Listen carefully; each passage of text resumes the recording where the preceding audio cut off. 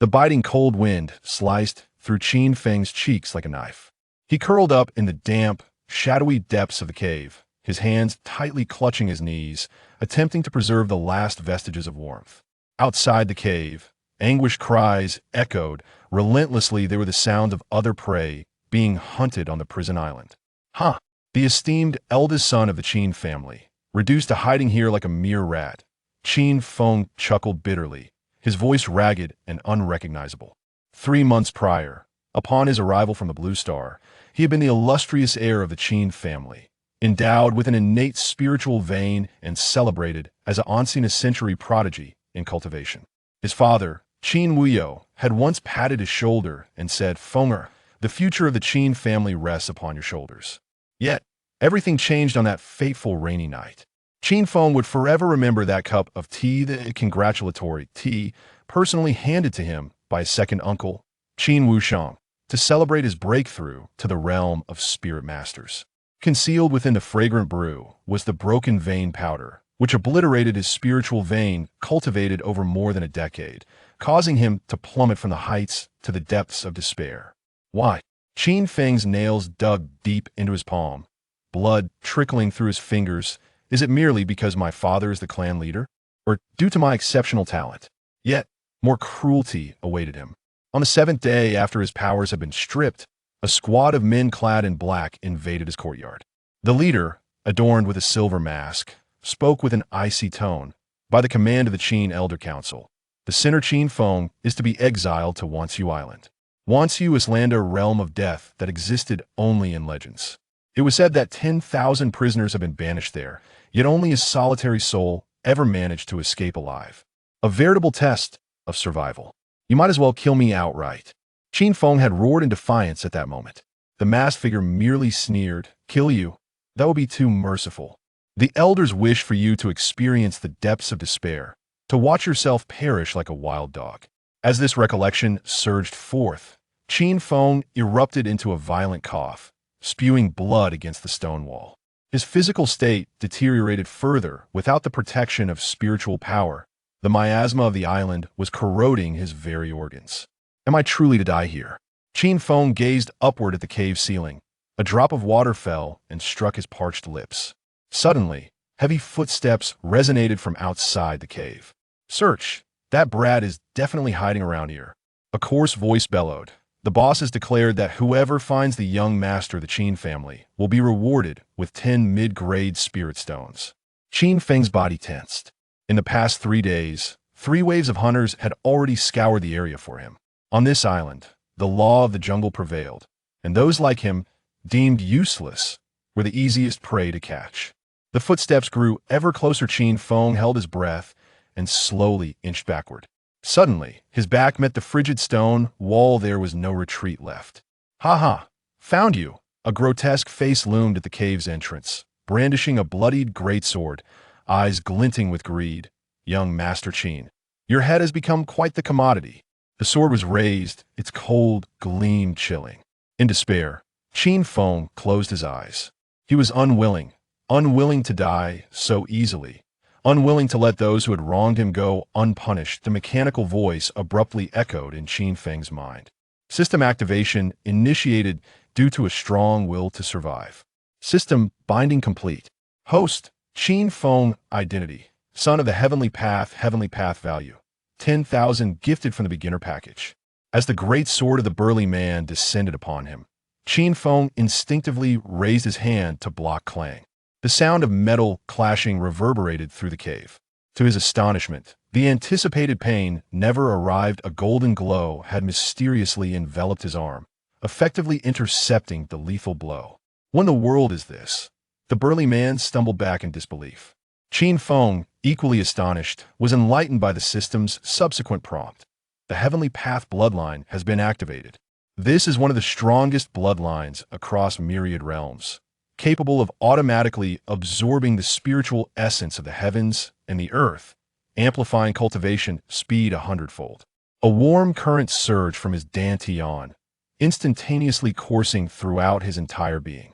Qin Feng felt as though countless ants crawled through his meridians, not in agony, but rather The fractured spiritual veins were astonishingly reassembling at an incredible pace. Ah! The burly man swung his sword once more, this time enveloped in a pale green spiritual energy, evidently employing a martial technique. Instinctively, Qin Feng retaliated with a punch. Boom! Golden light erupted, sending both man and sword flying over 10 meters, crashing violently against the stone wall outside the cave, leaving a deep dent in his chest, resulting in instant demise. I did that. Qin Feng stared incredulously at his own fist. Beginner package distributed. Heavenly Path Bloodline 1. Heavenly Path value 10,000. Random Celestial Grade Martial Technique 1. Storage Ring 1. An ancient bronze ring materialized on Qin Feng's finger. Simultaneously, a torrent of information flooded his mind, unveiling a cultivation technique known as the Heavenly Path Formula. Trembling, Qin Feng caressed the ring, and with a mere thought, he saw a space of 10 cubic meters. Neatly arranged within were several vials of elixirs and a large black rod. System, is this my fortune? Qin Feng murmured, tears uncontrollably streaming down his face. The despair, pain, and anger accumulated over the past 3 months transformed entirely into the joy of rebirth in that moment. Son of the Heavenly Path trait activated. The fortune of the Heavenly Path bestows upon you continual serendipity. As if to validate the system's words, Qin Feng bent down and picked up an unremarkable gray stone at his feet, gently squeezing it to reveal a translucent spiritual stone core beneath its surface. High-grade spiritual stone. Qin Feng's eyes widened in disbelief. During his time in the Qin family, such quality spiritual stones were reserved solely for elders. He took a deep breath, feeling a refreshing surge of spiritual energy flow through his nostrils into his body, converging within his dantian. The sensation of automatic cultivation was utterly unfathomable. Ding! Host detected to be in peril. Issuing first task. Survive for 1 second on the island of 10,000 prisoners. Reward. Heavenly Path value, 5,000. Random earthly grade martial technique, 1 ding. Congratulations, host, for completing the task. Surviving for 1 second on the Isle of 10,000 prisoners. Reward. Heavenly Tao value, 5,000. Earth Deer martial skill rage eruption. Qin Feng wiped away his tears, his gaze gradually hardening as he began to comprehend the true purpose of this system. He approached the cave entrance, squinting as the sunlight pierced his vision. In the distance, a group of people was on the hunt for prey. In the past, I could only hide and await death. Qin Feng clenched his fists, feeling the surging power within him. But now, the roles of hunter and prey shall be reversed. He bent down to pick up the large blade dropped by a burly man, a cold smile curling at the corners of his mouth. Qin Wushang, esteemed elders, you had better pray for my demise on this island otherwise. The day I return will mark the beginning of your nightmares. At that moment, Qin Feng noticed a humble blade of grass on the ground, shimmering with a faint golden light under the sun. The system promptly provided a notification. Rare spiritual herb discovered. Golden sungrass. Can be consumed directly to enhance spiritual purity. A smile spread across Qin Feng's face. Indeed, is this the treatment reserved for the favored child of the heavenly Tao? From this moment forth, he shall make the world taste suffering. Chapter 2 All completed the task again. Qin Feng's eyes sparkled with a flicker of brilliance as he focused on the system prompt. With a mere thought, the system interface unfurled before him. Current task, survive for 1 second on Wantu Island. Repeatable, completion reward. 5,000 Heavenly Tao points, random Earth Tier Martial Skill 1, confirmed task completion. Qin Feng silently intoned within his mind. Ding. Congratulations to the host for completing the task, surviving for 1 second on Wantu Island. Rewards have been dispatched. Ding. New task generated. Survive for 1 second on Wantu Island. A subtle smile graced the corners of Qin Feng's lips. This system can indeed be manipulated? He confirmed the task 10 times in succession, the system's notifications echoing in his mind like a rapid-fire barrage. In an instant, his heavenly Tao points surged from 10,000 to 60,000, and he acquired 10 Earth-tier martial skills.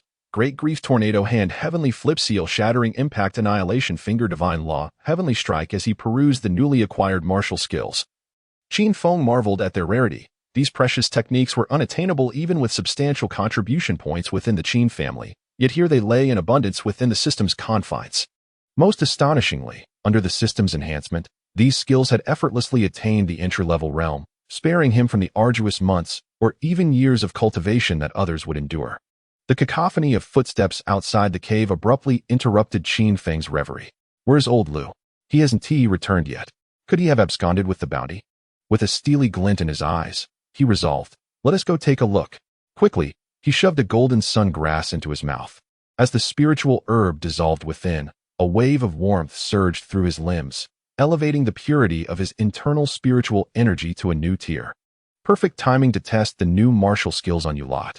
Qin Feng tightened his grip on the large blade, a cold gleam flickering in his gaze. 3 burly men stormed into the cave. The one with a scarred face halted abruptly upon seeing the corpse of his comrade on the ground, his expression shifting dramatically.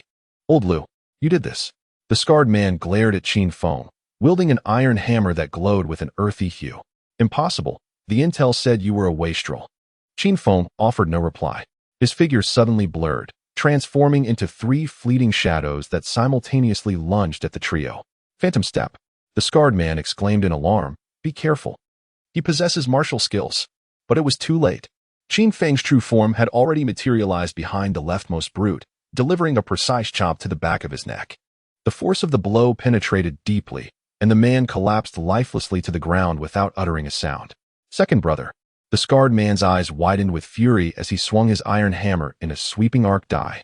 Qin Feng, unperturbed, let his right hand shimmer with golden light, meeting the attack head-on with a forceful punch. Intentional devastation punch. Boom. The iron hammer shattered upon impact, sending the scarred man hurtling backward, crashing against the stone wall and spitting blood. Terror gripped him as he stared at Qin Feng. Why you're not crippled? This power is at least that of a spirit master. Qin Feng advanced slowly, looking down at the scarred man from his elevated position. Who sent you? Humph. Do you think defeating us will allow you to leave once you island alive? The scarred man grinned menacingly, confident that the Blood Hand gang would not let him off easily. Before he could finish his words, Qin Feng's finger pierced through his brow. Such excessive chatter. The last of the hulking men, now utterly terrified, turned to flee. Qin Feng picked up a shard of stone from the ground and casually hurled it. Thud. The stone struck precisely at the man's back, sending him crashing to the ground. Lifeless. Ding. Defeated 3 spirit realm enemies, earning 3,000 heavenly Dao points. Ding. Host has killed for the first time, receiving an additional reward, 1 Shantir armor. Ding. Congratulations. Host has ascended to the 9th level of Spirit Realm. A silver soft armor materialized in the system space. Qin Feng donned it. Feeling the armor conform seamlessly to his body, light as gossamer yet remarkably resilient. System, check my attributes, Qin Feng commanded. Host, Qin Feng Realm, 9th level Spirit Realm, recovering, Bloodline, Heavenly Dao Bloodline, Beginner, Technique, Heavenly Dao Formula, Heavenly Tier, Martial Skills, 12 Earth Tier Martial Skills including Great Despair Wind Rending Hand Heavenly Dao Points, 63,000. Qin Feng furrowed his brow. How could I already be at the 9th level of Spirit Realm? Wasn't I rendered useless? The Heavenly Dao Bloodline is currently reconstructing the host's spiritual veins. Expected to complete in 12 hours. Upon completion, the host will directly break through to the Great Spiritual Master Realm. Great Spiritual Master? Qin Feng was taken aback. In the Qin family, the number of young individuals who could attain the Great Spiritual Master Realm was exceedingly rare, typically reserved for elites over 30. He had labored for over a decade before his incapacitation, barely reaching the 3rd level of Spirit Realm. This system is simply extraordinary. Qin Feng scavenged the belongings of the 4 men, uncovering over 20 low-grade spirit stones and some rations. The most valuable find was a blood-red token from the scarred man's waist, engraved with the words Blood Hand. As Qin Feng toyed with the token, he recalled the man's final words, realizing that there were indeed organizations at play on this island. Emerging from the cave, the sunlight was blinding. For the first time in 3 months, he stood not as prey, but as a hunter beneath the sun. Qin Feng resolved to find a safe place to absorb the system's rewards. Utilizing the Phantom Step, he effortlessly scaled a cliff and discovered a concealed cave. Let me test the effects of my cultivation. Qin Feng sat cross-legged and activated the Heavenly Dao Formula. In an instant, spiritual energy surged like a tidal wave, forming a visible vortex above his head within a 100-foot radius. Remarkably, he did not need to consciously guide it. The energy flowed into his body. automatically following the most efficient path, 10 times more effective than ordinary techniques. This is the heavenly tier technique, Qin Feng marveled. The most profound techniques of the Qin family barely reached the high Xian tier and required specific spiritual vein attributes for cultivation. Yet the heavenly Tao formula seemed suitable for any physique, with no barriers to entry. As he cultivated, Qin Feng noticed his breathing rhythm becoming extraordinarily profound. With each inhale and exhale, his spiritual power grew effortlessly, requiring no deliberate effort. The system claimed that even breathing could enhance spiritual power, and it proved true. Qin Feng felt a surge of joy. Upon taking a breath, the host felt a slight enhancement in his spiritual energy. What? Qin Feng was momentarily taken aback. The system appeared to be more formidable than he had anticipated. He exchanged some resources through the system, acquiring a bottle of spirit gathering pills and a bottle of body refinement pills. The former accelerated the accumulation of spiritual energy, while the latter strengthened the physical form. Qin Feng consumed one of each, and instantly felt a surge of energy within him, his muscles and bones emitting faint cracking sounds. 3 hours later, Qin Feng opened his eyes, a flash of golden light momentarily flickering in his gaze. He sensed that his spiritual energy had reached the pinnacle of a spirit master, poised to break through upon the completion of his bloodline reconstruction. Checking his tasks, Qin Feng focused his thoughts. Current task: survive for 1 second on Wansu Island. Repeatable. Completion count: 3,273 times. Cumulative heavenly Tao points: 999999. Earth level martial techniques: 3273. Qin Feng's lips twitched. During his cultivation, he subconsciously kept checking the tasks, unaware that he had completed them over 3,000 times. With heavenly Tao points exceeding 1 million and an accumulation of martial techniques akin to a mountain, he pondered, system, with so many martial techniques, I cannot possibly master them all. Is there a way to optimize? Heavenly Tao points can be consumed to fuse martial techniques, generating advanced skills. Every 100,000 heavenly Tao points allows the fusion of 10 earth-level martial techniques into 1 heaven-level martial technique. Chapter 3. A dream of comprehending the duality of ice and fire. Without hesitation, Qin Feng chose to fuse. As golden light shimmered, 30 earth-level martial techniques vanished, replaced by 3 tomes radiating formidable energy. Acquired. Low-level heaven-level martial technique, the Stick of Annihilation. Acquired. Low-level heaven-level movement technique, Void Step. Acquired. Special martial technique, Fate Viewing Technique. Allows the observation of others' fortunes. Elated, Qin Feng immediately began to learn these 3 techniques. The Stick of Annihilation concentrated all his spiritual energy into a single strike, while the Void Step enabled him to violently teleport over short distances. The Fate Viewing Technique was particularly remarkable, allowing him to visually perceive the aura of fortune surrounding others. Testing the Fate Viewing Technique on himself, Qin Feng discovered a thick golden beam of light shooting skyward from above his head, surrounded by vibrant, multicolored clouds. This was the manifestation of the Sun of Fortune across the realms. Qin Feng marveled at the sight. Exiting the cave, he surveyed the entire island. Wansu Island was larger than he had imagined, with distant forests, lakes, and even mountains. Glimmers of fortune flickered throughout the island, some faint as fireflies, others bright as torches. Suddenly, Qin Feng noticed a blood-colored area to the northwest, its fortune twisted and malevolent. That must be the stronghold of the Bloodhand Gang. Narrowing his eyes, he thought, since they seek to kill me, I shall strike first. However, before taking action, he recognized the need for more intelligence and resolved to capture a tongue for questioning. Utilizing the heaven-level movement technique, Void Step, Qin Feng glided through the forest like a specter. Soon, he stumbled upon a hunting party of 5, engaged in the assault on an armored rhinoceros. 2 were at the 7th level of spiritual mastery, while 3 were at the 5th, employing the Fate Viewing Technique. Qin Feng assessed the 5 individuals. Their fortunes were all gray, indicating they were of ordinary prowess. He approached silently, and when the last individual was isolated, he casually picked up a wooden stick and swiftly subdued him with a single blow, dragging him into the thicket. If you wish to live, do not utter a sound, Qin Feng said coldly, tightening his grip around the man's throat. The man nodded in terror. Qin Feng slightly loosened his hold. What is the Bloodhand Society? Why do they seek to kill me? You are Qin Feng. The man recognized him, his fear intensifying. It's not my business. I am merely an outer member. The Bloodhand Society is one of the 3 major forces on the island. The leader, Bloodhand, is a formidable practitioner of the 9th tier of spirit cultivation. A bounty of 100 high-grade spirit stones has been placed on your head. Who has issued the bounty? I don't know. Only the leader is aware. The man trembled as he spoke. I heard it is a prominent figure from outside the island. A cold light flickered in Qin Feng's eyes. It seemed that someone from the Qin family was determined to see him dead. Who are the other two major forces besides the Bloodhand Society?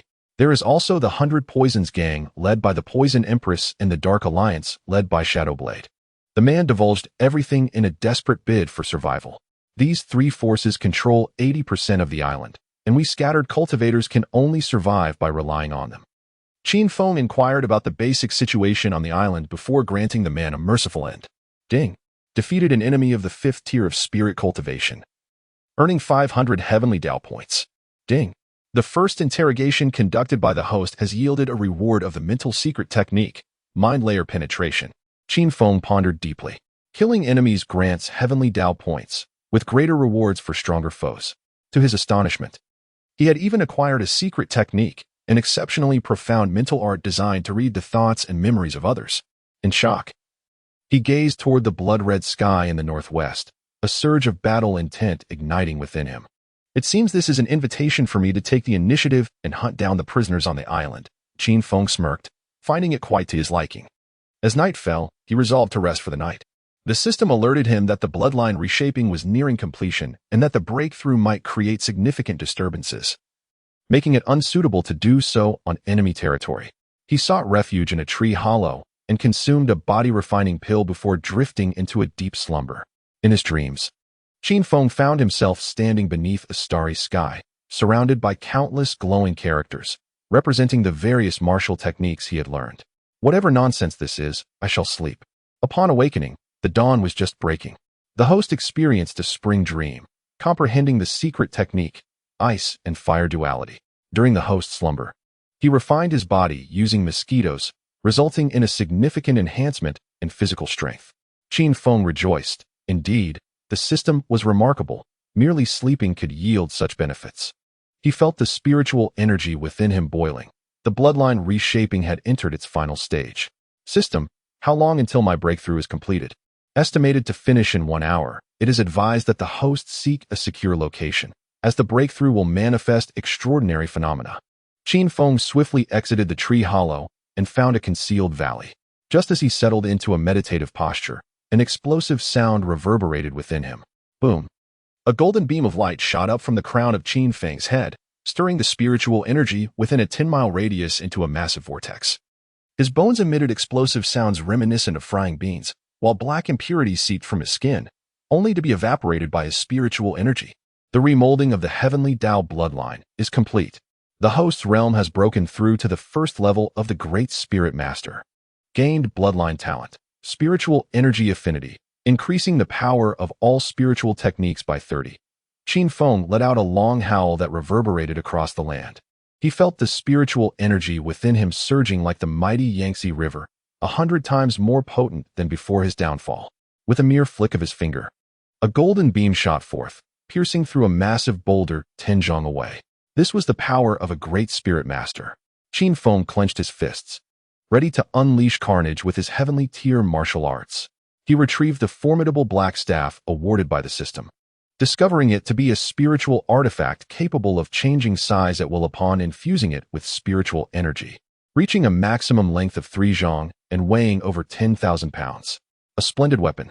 Qin Feng swung it a few times, the wind howling around him, and thus named it the Great Black Staff. Prepared, Qin Feng set forth towards the Bloodhand Gang stronghold. Along the way, he deliberately released his aura, attracting numerous hunters. It's Qin Feng, a bounty of 100 top-grade spiritual stones. Let's take him down together. Qin Feng welcomed all challengers, employing void steps in conjunction with earth-tier martial arts to unleash a tempest of fury, resulting in near-total annihilation. In the rare instances he encountered formidable foes, he wielded the Great Black Staff, smashing both foes and their weapons into a pulp with a single blow. Ding. Defeated an 8-fold Spirit Master enemy, earning 800 Heavenly Dao points. Ding. Defeated a 9-fold Spirit Master enemy, earning 900 Heavenly Dao points. In merely half a day, Qin Feng had slain over 20 hunters, catapulting his Heavenly Dao points by more than 20,000. Even more splendidly, He scavenged a wealth of spiritual stones and resources from these foes. System: assess my current strength. Host: Qin Feng. Realm: first level of the Great Spirit Master. Bloodline: Heavenly Dao Bloodline. Beginner. Cultivation method: Heavenly Dao Technique. Heavenly Tier. Martial techniques: Fury Eruption, Obliteration Strike, etc. Heavenly Dao points: 999, 999. Qin Feng nodded in satisfaction. In just one day, he had transformed from a dying wastrel into a formidable force. Such rapid growth would be met with disbelief if spoken aloud. By evening, Qin Feng finally arrived at the periphery of the Bloodhand Gang's stronghold. It was a wooden fort surrounded by watchtowers, with 8 guards stationed at the entrance. Instead of launching a reckless attack, Qin Feng activated his observation technique. In the center of the fort stood a crimson beam of light, presumably belonging to the Bloodhand himself. In addition, there were 3 presences of spirit masters, 1 at the 9th level and 3 at the 3rd level. Evaluating the balance of power, Qin Feng deemed a frontal assault too perilous. Chapter 4. You wouldn't want to cultivate dually with me, would you? Qin Feng decided to employ cunning. Disguising himself in the garments of a slain Bloodhand Gang member, he staggered towards the gate, feigning injury. Help me, Qin Feng called out weakly. That guy is too strong. The guards, falling for his ruse, hurriedly opened the gate. As they drew near, a cold glint flashed in Qin Feng's eyes. With a series of precise strikes from his desolation finger, he pierced the foreheads of the 4 guards, causing them to collapse lifelessly to the ground. The remaining 4, caught off guard, were swiftly reduced to mere pulp by the blunt force of his staff. An alarm rang out from the watchtower, an enemy attack, no longer concealing his presence. Qin Feng unleashed the void step, his figure gliding into the encampment like a specter. The ordinary members stood no chance against him, wherever he passed. The ground was strewn with corpses. Impudence. A furious roar erupted from the central tent, followed by a blood-red blade slicing through the fabric, aimed directly at Qin Feng's throat. Without flinching, he met the attack head-on with his desolation finger, the golden beam colliding with the crimson blade, unleashing a tremendous shockwave that sent nearby structures flying. As the dust settled, a towering figure, 2 meters tall with hands drenched in crimson, glared at Qin Feng. You dare to rampage in the territory of Bloodhand? You are Bloodhand, Qin Feng retorted coldly. Your men have hunted me for a day. I have come to seek an explanation. Bloodhand narrowed his eyes. Qin Feng. Impossible.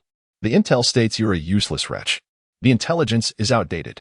Qin Feng dismissed the conversation, executing the void step to appear behind Bloodhand in an instant.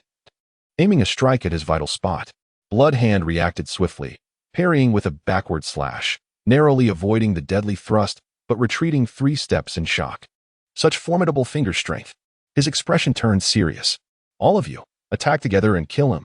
3 sub-leaders, each at the 3rd tier of spiritual mastery, launched their assault, enveloping Qin Feng in a flurry of blades. Unperturbed, Qin Feng skillfully maneuvered through their onslaught, utilizing the void step in conjunction with his explosive fury, inflicting injuries with each thrust of his desolation finger. The battle raged for 10 minutes, and Bloodhand grew increasingly alarmed. Despite his 9th tier prowess alongside 3 3rd-tier spiritual masters, they struggled to subdue the so-called useless wretch. No, if one still considered Qin Feng a mere fool, they would be truly deluded. Blood Fiend Blade Technique. Bloodhand unleashed his ultimate move, his dual blades transforming into a whirlwind of crimson. Qin Feng's eyes gleamed with anticipation. This was the moment he awaited. He feigned a weakness, allowing Bloodhand's blades to strike his shoulder. Clang. The profound great armor absorbed most of the force, leaving him with only a minor injury. Meanwhile, his desolation finger was primed and ready, striking at Bloodhand's vital point. With a gasp, Bloodhand spat blood, incredulously staring down at the gaping wound in his chest. You. Farewell. Qin Feng delivered a final thrust, piercing through his forehead. Notification. Defeated an enemy of 9th tier spiritual mastery, earning 9,000 heavenly Dao points. Notification. First time defeating an enemy of a higher tier. Additional reward. Heavenly grade defensive martial art eternal indestructible body. The remaining 3 sub-leaders, witnessing the death of their leader, lost all will to fight and turned to flee. Qin Feng would not let them escape. He activated the heavenly grade technique of the void step, swiftly pursuing them and dispatching each one with a single blow, collecting their lives effortlessly. The Bloodhand faction has been obliterated. Qin Feng rummaged through Bloodhand's storage pouch, uncovering over 300 high-grade spiritual stones and a manual on the Blood Fiend Blade technique. The most precious possession is a small wooden box, within which lies a blood-red token inscribed with the character for Qin. Indeed, it belongs to the Qin family. Qin Feng's gaze turned icy. Uncle, you are ruthless. Just as he prepared to depart, a woman's cry for help suddenly echoed from behind the village. Following the sound, Qin Feng ventured to the rear of the village and discovered a young girl, shackled by iron chains in a dungeon. The girl, around 17 or 18 years of age, was tattered in attire, yet her delicate beauty could not be concealed. Most strikingly, a silver mark adorned her brow. "Help me," she implored weakly, lifting her head to reveal her extraordinary violet eyes, her lips silently pleading for rescue. Qin Feng, employing his ability to sense fortune, was astonished to see a silver beam of light emanating from above her head, surrounded by starlight glimmers, distinctly different from the fate of an ordinary person. "Who are you? Why are you imprisoned here?" Qin Feng inquired cautiously instead of immediately liberating her. In a place like Wanjiao Island, any anomaly could very well be a trap. The girl struggled to raise her hand, pointing to the iron ring encircling her throat. "The silence ring. Remove it." Qin Feng then noticed the metal ring adorned with intricate runes constricting her neck. After a moment's hesitation, he decisively severed the iron ring with precision. The girl coughed violently a few times, her voice suddenly transforming into a melodious and clear tone. "Thank you. I am MOU. Captured by the Bloodhand Society 3 months ago." She flexed her wrist, the chains clinking ominously. "The Bloodhand discovered my unique constitution and intends to use me for their nefarious dual cultivation. Can you help me free these chains?" Qin Feng refrained from immediate action, narrowing his eyes. "Dual cultivation, you say? No wonder your fortune is so peculiar." A flicker of surprise crossed MOU's violet eyes. "You can see fortunes? You don't intend to engage in dual cultivation with me, do you?" She then offered a wry smile. "But you don't seem like that kind of person, otherwise. Why would you come to my aid?" "Really?" Qin Feng chuckled. "I am certain," MOU nodded. At her words, Qin Feng ceased his jesting. "Who exactly are you? You do not resemble an ordinary individual. This island houses only the most heinous criminals. How is it that a mere girl like you finds herself here?" She took a deep breath. "I am indeed not a prisoner. Rather, I infiltrated Wanjiao Island intentionally. I know the way to escape." This revelation caused Qin Feng's pupils to constrict. For 3 months, he had sought a means to flee the island, yet all efforts had been in vain. It was said that only the last 3 survivors on the island would be granted the chance to leave. "Prove it to me," Qin Feng said in a low voice. MOU nodded gently, then suddenly drew her nail across her wrist, allowing a drop of silver blood to fall to the ground. To his astonishment, upon contact with the earth, the blood transformed into a swirling mist, forming a rudimentary map in the air. "This is the full layout of Wanjiao Island." MOU pointed to a red dot at the center of the map. "This is the teleportation array, which opens only once a year. The next activation is in 3 days."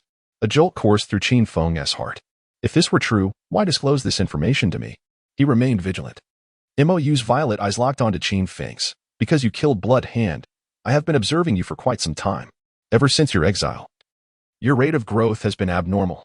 She paused momentarily. "Moreover, I require your assistance. Blood Hand is merely a minor character, and there exist far more terrifying entities on this island. How could this woman, imprisoned here, have been observing me?" Qin Feng pondered for a moment, but ultimately resolved to rescue this enigmatic maiden. He swiftly severed her chains, and MOU weakly collapsed onto the ground. "You are injured." Qin Feng furrowed his brow. MOU managed a bitter smile. "Bloodhand extracted my blood daily, and even implanted a devouring spirit worm within me." She loosened her collar to reveal a grotesque black insectoid mark beneath her collarbone. "This worm continuously consumes my spiritual energy. In 3 days, I shall perish from depletion." Qin Feng employed his observation technique, and indeed, he discerned a black worm-like shadow meandering within her, leaving a trail of lost spiritual energy in its wake. "System, is there a way to dispel the worm?" he inquired mentally. "Devouring spirit worm detected. 5,000 heavenly Dao points required to exchange for a dispel worm pill." Qin Feng glanced at his 999 heavenly Dao points and resolutely decided, exchange. Chapter 5, Black Widow. A verdant pill materialized in his palm, exuding a refreshing medicinal aroma. "Take this." Qin Feng offered the pill to MOU. She gazed at it in astonishment. "Is this the dispel worm pill? How do you possess it?" "No questions, just consume it," he interrupted. MOU regarded him earnestly before tilting her head back, and swallowing the pill. Moments later, she trembled violently and expelled a mouthful of black blood, within which writhed a hair-thin black worm in a frenzy. Qin Feng crushed the worm beneath his foot, and Mo's complexion instantly brightened. "Thank you," she said sincerely. "In return, I shall guide you off Wantiu Island, but before that, we must join forces against the other two major factions." Qin Feng raised an eyebrow. "Why?" "Because the teleportation array can only transport 10 individuals at a time." Mou stood, brushing off the dust from her attire, and the three major factions have already seized 9 spots. Qin Feng scoffed. "Then we shall eliminate everyone until only the 2 of us remain." Mou shook her head. "It is not that simple. Poison Mistress and Shadowblade are both at the pinnacle of grand spiritual mastery, and—" she lowered her voice, "they have external forces backing them. As Wantiu Island itself serves as a trial ground for a significant power." This speculation sent a jolt through Qin Feng. If that were true, then his exile here was likely not merely his uncle's doing. "We must leave this place," Qin Feng resolved. "News of Bloodhand's demise will spread swiftly. We need to prepare."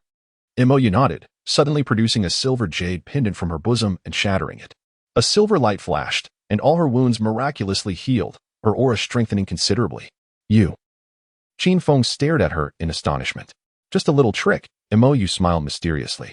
"Now, I possess the strength of a 5th-tier spiritual master and will not be a burden to you." Qin Feng regarded her intently. The secrets that enveloped this maiden were far more numerous than he had anticipated. As the two emerged from the dungeon, Qin Feng was suddenly seized by a pang of anxiety, swiftly pulling Mou back with him. Whoosh! Dozens of poison needles struck the very spot where they had stood. The ground instantly corroded into a multitude of dark holes. Not bad reflexes, a sultry voice floated from the woods.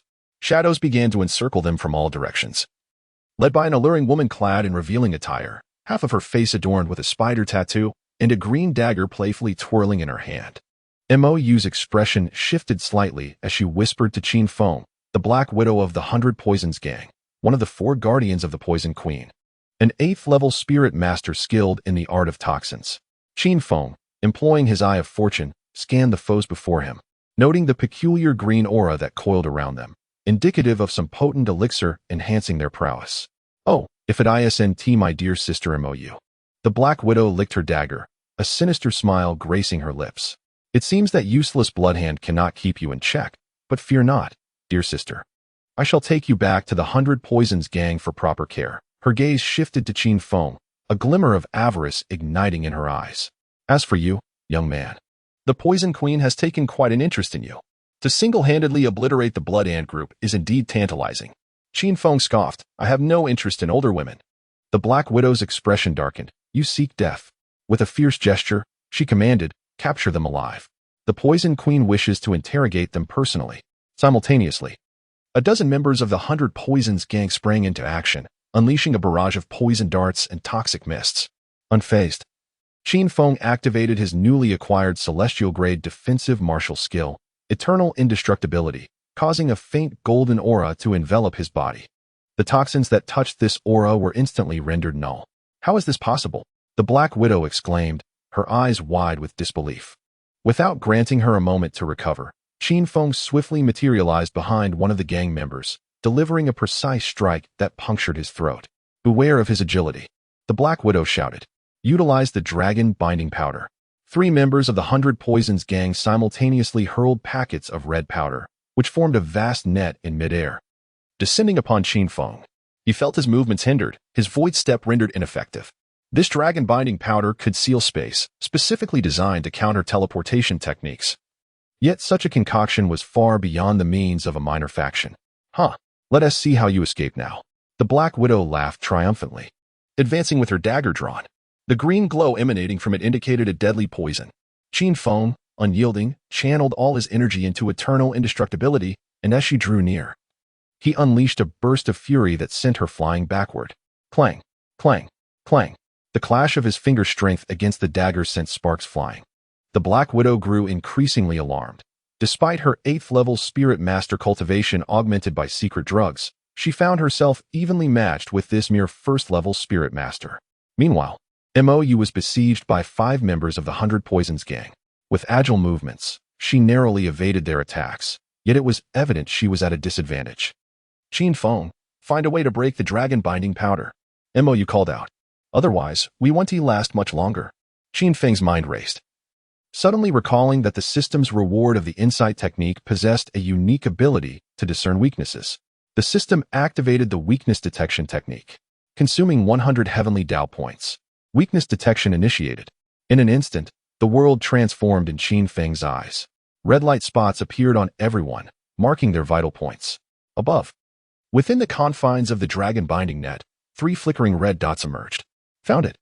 A glint of brilliance flashed in Qin Feng's eyes as he produced the great black staff, unleashing a series of powerful strikes. Thud, thud, thud. The dragon binding net shattered, and the spatial confinement was lifted. How is this possible? The Black Widow gasped in shock.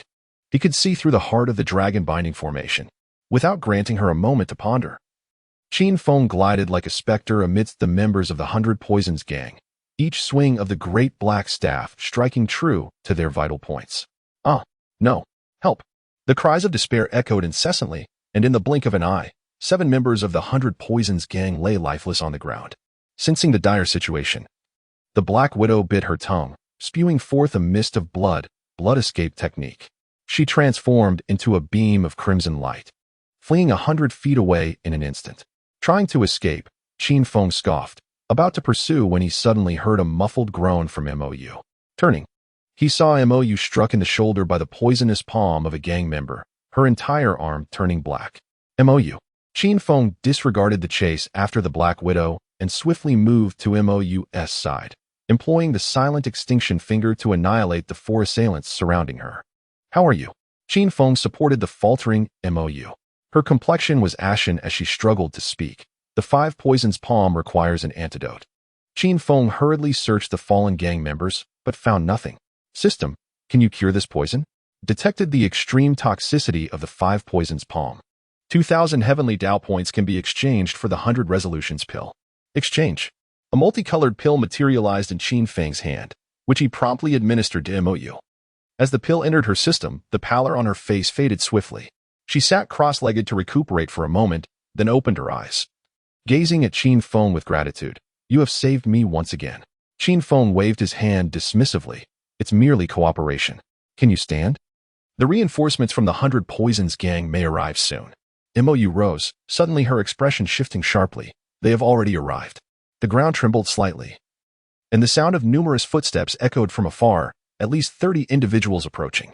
It's the personal guard of the Poison Mistress, MOU said solemnly. We are outmatched and must flee at once. Qin Feng nodded, preparing to retreat with MOU when a sharp whistle pierced the air. Chapter 6. Defying Heaven. Breaking through in sleep whoosh. Green flames ignited in all directions, forming a circle that trapped them in the center. This is bad. It's the signal from the 100 Poisons gang, MOU said, her face pale. They were already prepared. Qin Feng narrowed his eyes. Then let us carve a path of blood. He retrieved the earthquake staff, readying himself for a fierce battle. Just then, MOU suddenly grasped his arm. Wait.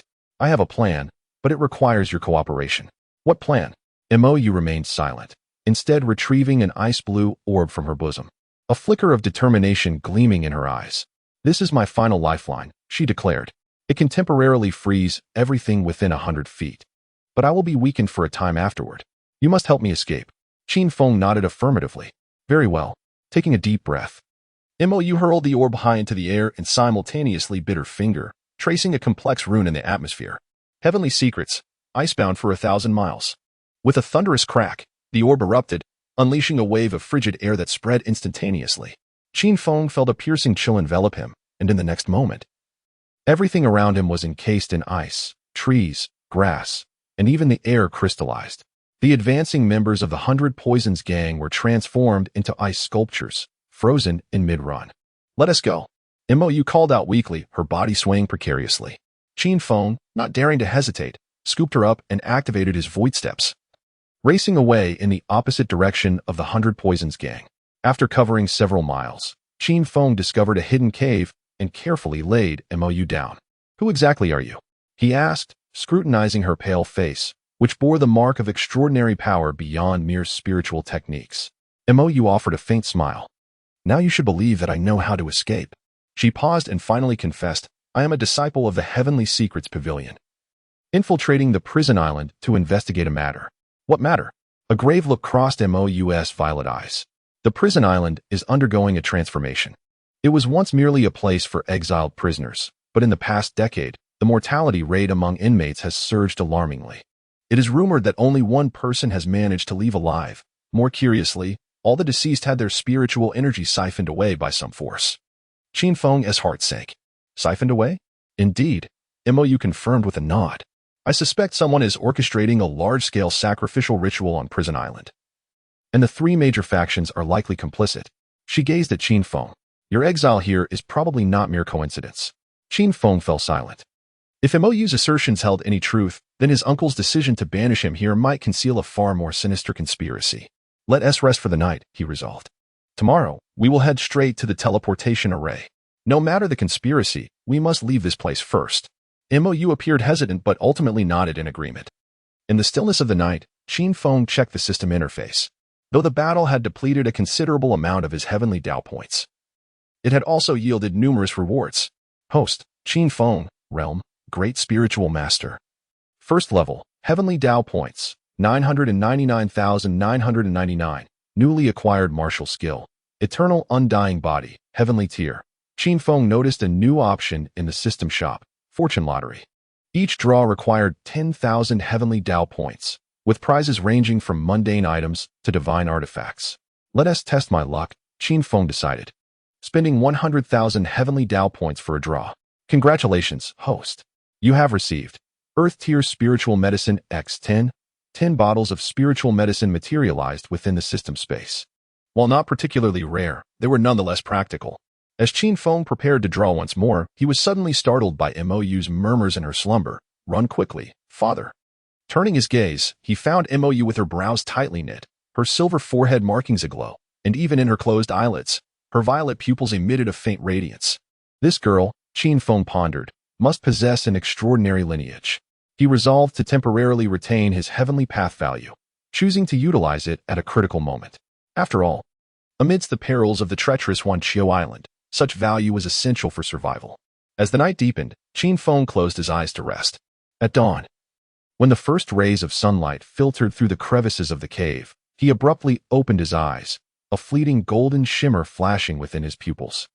He felt a surge of spiritual energy within him, more potent than the day before. Now several times stronger, he had ascended to the second level of the Grand Spiritual Master. Notification. The host experienced an intensely furious nightmare, achieving the perfected state of the Earth-level martial technique, Rage Eruption. Notification. The host's accumulated breathing count during sleep reached 10. Absorbing the spiritual energy of heaven and earth, breaking through to the second level of the Grand Spiritual Master. Qin Feng couldn't help but smile broadly. This system was truly extraordinary. To achieve breakthroughs even in slumber, if those old practitioners who had toiled for decades only to barely advance were to learn of this, they would surely be infuriated to the point of spitting blood. He stretched his limbs, the joints of his body popping like firecrackers. Overnight, not only had his cultivation soared, but the earth-level martial skill of Rage Eruption had also reached perfection. He felt confident that he could contend even with early-stage spirit kings. Suddenly, his stomach growled in protest, reminding him that since fleeing with Mou the day before, neither of them had eaten. If only there were some roasted meat, he muttered instinctively. No sooner had he spoken than a rustling sound came from outside the cave, followed by heavy footsteps and labored breathing. Qin Feng raised an eyebrow and stealthily approached the cave entrance, where he beheld a wild boar, weighing over 100 pounds, foraging for food not far away. The creature was cloaked in gray bristles, its tusks the length of an arm, glimmering ominously in the morning light. Amused and bewildered, Qin Feng realized his thoughts had summoned this very beast. The wild boar, sensing danger, abruptly raised its head, crimson eyes locking onto Qin Feng's. With a furious roar, it pawed the ground and charged towards him. Its massive body shook the ground as it barreled forward, tusks aimed directly at Qin Feng's chest. Perfect timing to test a new technique. Remaining calm, excitement flickered in Qin Feng's eyes. Just as the boar was about to collide with him, his spiritual energy surged violently, and the Rage Eruption technique activated in an instant. Boom! A visible wave of crimson energy erupted from Qin Feng, sending the wild boar flipping through the air before crashing heavily to the ground, blood streaming from its orifices as it perished. Notification. Wild boar slain. 50 heavenly path values acquired. Qin Feng shook his wrist, quite pleased with his newfound strength. He dragged the wild boar to the stream, skillfully utilizing his spiritual energy to skin and clean it, selecting the most succulent hind legs and tenderloin, and gathering some herbs and wild fruits for seasoning. Upon returning to the cave entrance, Qin Feng constructed a rudimentary grill from stones and concentrated a spark of fire energy to ignite the pile of wood. Soon, the sound of sizzling grease echoed, and the rich aroma of meat wafted through the air. Almost done, Qin Feng remarked as he turned the roasting meat. Watching as golden fat formed a tantalizing crust on its surface, he sprinkled crushed herbs and wild fruits over it, elevating the fragrance to a whole new level. Ding! The dormitory has successfully started a fire, learning the fire-based earth-level martial technique, flame-breaking wave stick. Shoo, keep it down, and don't be too ostentatious, he admonished himself. Just as Qin Feng prepared to indulge, he heard a faint rustling behind him. Turning around, he found Mou had somehow propped herself up, her petite nostrils flaring as her violet eyes fixated hungrily on the roasted meat, resembling a little fox that had spotted its prey. You're awake, Qin Feng said, tearing off a perfectly roasted piece of elbow meat and offering it to her. Give it a try. Chapter 7. An Encounter with an Acquaintance. Cheng Kuan Mou accepted the roasted meat, first sniffing it cautiously before tentatively taking a small bite. The next moment, her violet eyes sparkled with delight, and she could no longer maintain her composure, devouring the meat voraciously as if she were a refugee starved for 3 days. Slow down, no one is competing with you. Qin Feng chuckled, cutting a large piece of tenderloin for her. At this rate, you hardly resemble a disciple of the Heavenly Mechanism Pavilion. With her mouth stuffed full of roasted meat, Mou mumbled in a barely intelligible manner. Do you know how much energy the spirit-eating insect consumes? I haven't had a full meal in 3 months. As she spoke, she suddenly choked, clutching her chest and rolling her eyes in distress. Qin Feng hurriedly handed her the water pouch, shaking his head in exasperation. I told you to take it slowly. After gulping down several large swigs, Mou finally caught her breath, a faint blush appearing on her cheeks. Thank you. That was truly delicious. Morning light filtered through the trees, casting dappled shadows on the girl's face, her lips glistening with remnants of meat. Impulsively, Qin Feng reached out and gently wiped the grease from the corner of her mouth with his thumb. Both of them froze momentarily. My apologies, Qin Feng stammered, retracting his hand. Just a habit of mine. Mou tilted her head in curiosity. What kind of habit? In the Qin family. Qin Feng's gaze darkened briefly before he resumed his composure. I used to care for a little sister who would always end up with food all over her face. Mou, perceptive to the shift in Qin Feng's mood, wisely chose not to pry further. She took small bites of the roasted meat before suddenly stating, Your cultivation has improved again. Qin Feng nodded. I'm now a second-level Great Spirit Master. What? Mou nearly choked again, astonished. Wasn't it just yesterday that you were? I broke through after a good sleep. Qin Feng shrugged nonchalantly, as if commenting on the pleasantness of the weather. A glimmer of astonishment flashed in Mou's violet eyes, followed by a contemplative expression. It seems my suspicions were correct. You possess great fortune. She set down the gnawed bone and said earnestly, Let us depart once we finish. Only 2 days remain until the teleportation array activates. We must reach the central area before the 100 Poisons gang and the Shadow Blade. Qin Feng swiftly finished off the remaining roasted meat and extinguished the fire pit with soil. Let us go. Please elaborate on the situation regarding the teleportation array along the way. As Mou stood up, her legs suddenly weakened. Quick as a flash, Qin Feng supported her. What's wrong? I'm fine, Mou replied, shaking her head. The poison has just cleared, and my spiritual energy has yet to fully recover. Frowning, Qin Feng did not hesitate to crouch down. Get on. I'll carry you. Isn't that a bit inappropriate? Less chatter, Qin Feng retorted with a glare. Do you wish to delay our journey? Mou bit her lip and, blushing, finally climbed onto Qin Feng's back. The girl's delicate form bore almost no weight, and a faint fragrance enveloped his senses, starkly contrasting with the sanguine atmosphere of the prison island. Hold on tight, Qin Feng reminded her, activating the void step technique and propelling himself like an arrow into the depths of the jungle. Mou gasped and instinctively tightened her grip around his neck. The fierce wind rushed at them, compelling her to bury her face in Qin Feng's shoulder, where the sounds of howling wind and his steady heartbeat mingled. Hey! Her voice emerged softly amidst the wind. Thank you for the roasted meat. Qin Feng's lips curled into a slight smile, yet he offered no reply, merely slowing his pace to ensure the girl on his back was more comfortable. In the morning light, Their figures swiftly vanished into the depths of the jungle, advancing towards the most perilous central region of the prison island. In the heart of the prison island, dense fog enveloped the area. Qin Feng and Mou concealed themselves within a crevice of rock, observing the teleportation array 100 feet away, just as Mou had indicated. The area surrounding the array was besieged by members of the 100 Poisons Gang and the Shadowblade, with at least 30 spirit masters patrolling back and forth. There are more guards than I anticipated. Qin Feng squinted, using his divination technique to discern the blood-red malevolent energy coiling around the guards. Seasoned warriors who had seen countless battles. Mou nodded gently.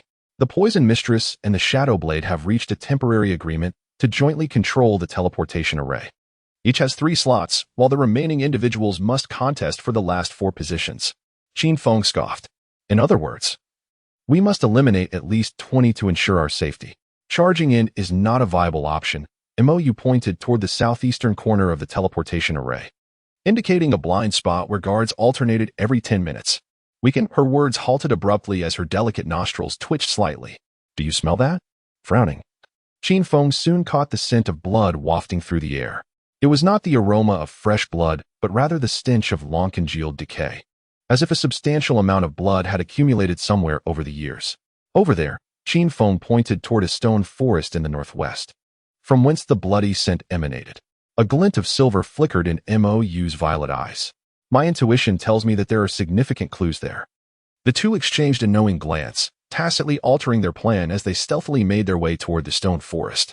As they drew nearer, the scent of blood intensified, mingled with screams and maniacal laughter. As I traversed the final stone crevice, the scene before me caused Qin Feng's pupils to constrict sharply.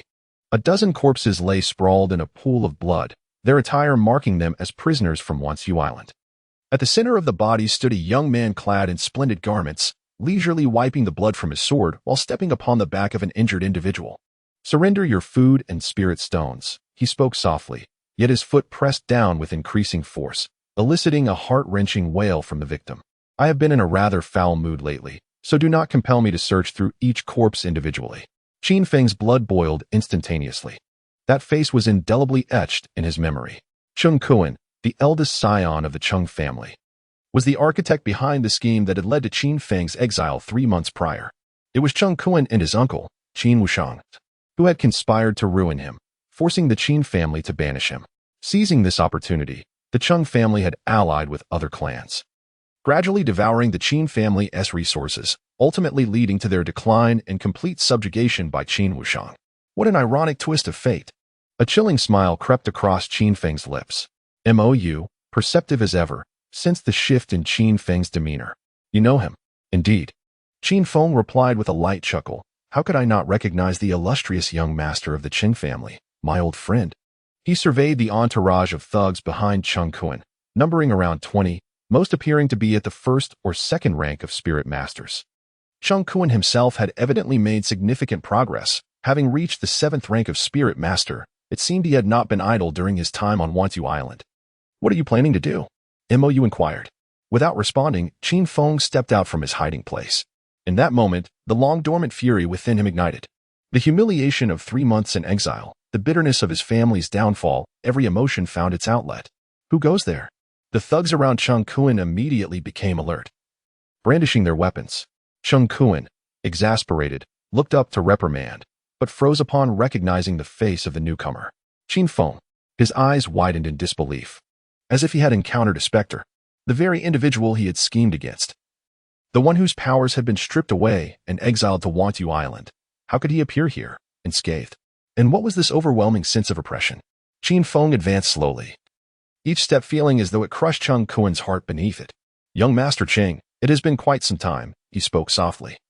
Yet his words sent a chilling wave through all present. Chapter 8. Cheng Kuan's egg shattered like a fragile shell. Cheng Kuan's complexion shifted dramatically, ultimately feigning calmness. Qin Feng, what are you doing here? As soon as the words left his mouth, he regretted his utterance, realizing their utter foolishness. Evidently. Qin Feng smiled, a smile that sent shivers down the spine. My presence here is, in no small part, due to the efforts of your esteemed Cheng family.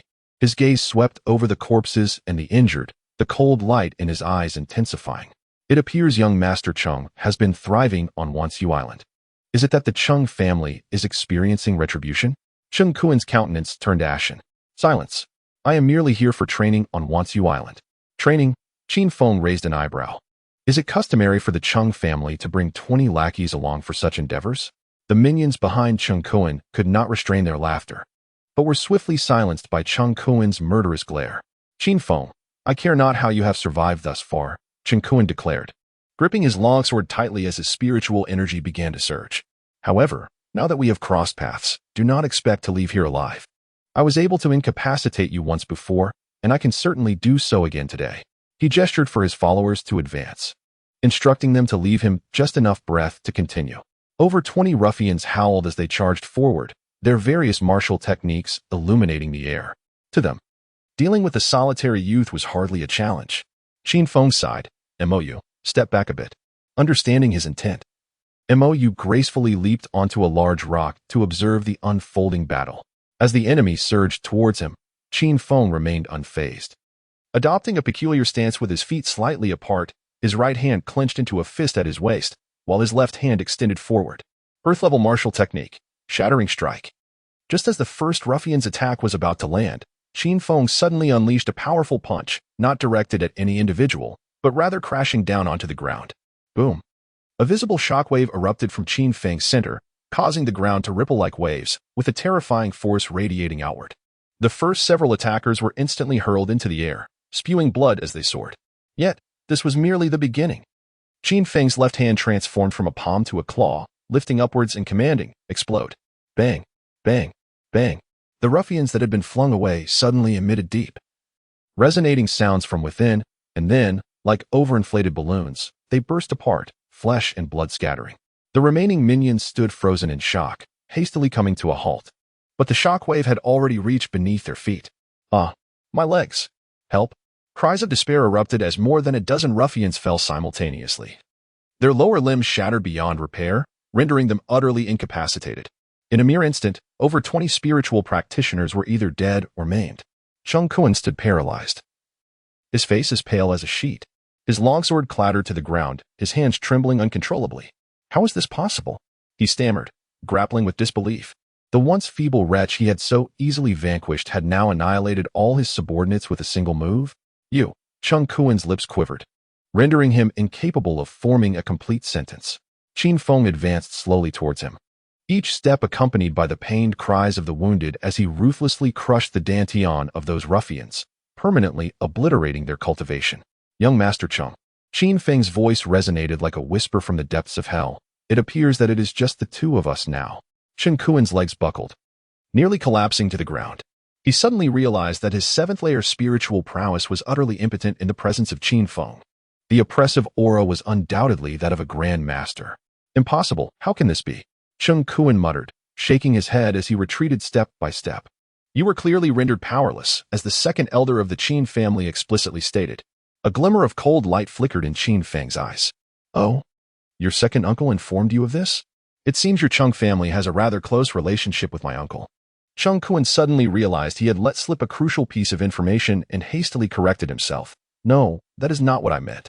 At that moment, Qin Feng abruptly halted, his tone becoming eerily calm. Do you know why I kept you until the end? Chung Kuan swallowed hard, unable to respond. Because death would be far too merciful for you, Qin Feng remarked with a chilling smile that sent shivers down Chung Kuan's spine. I intend to make you experience true despair.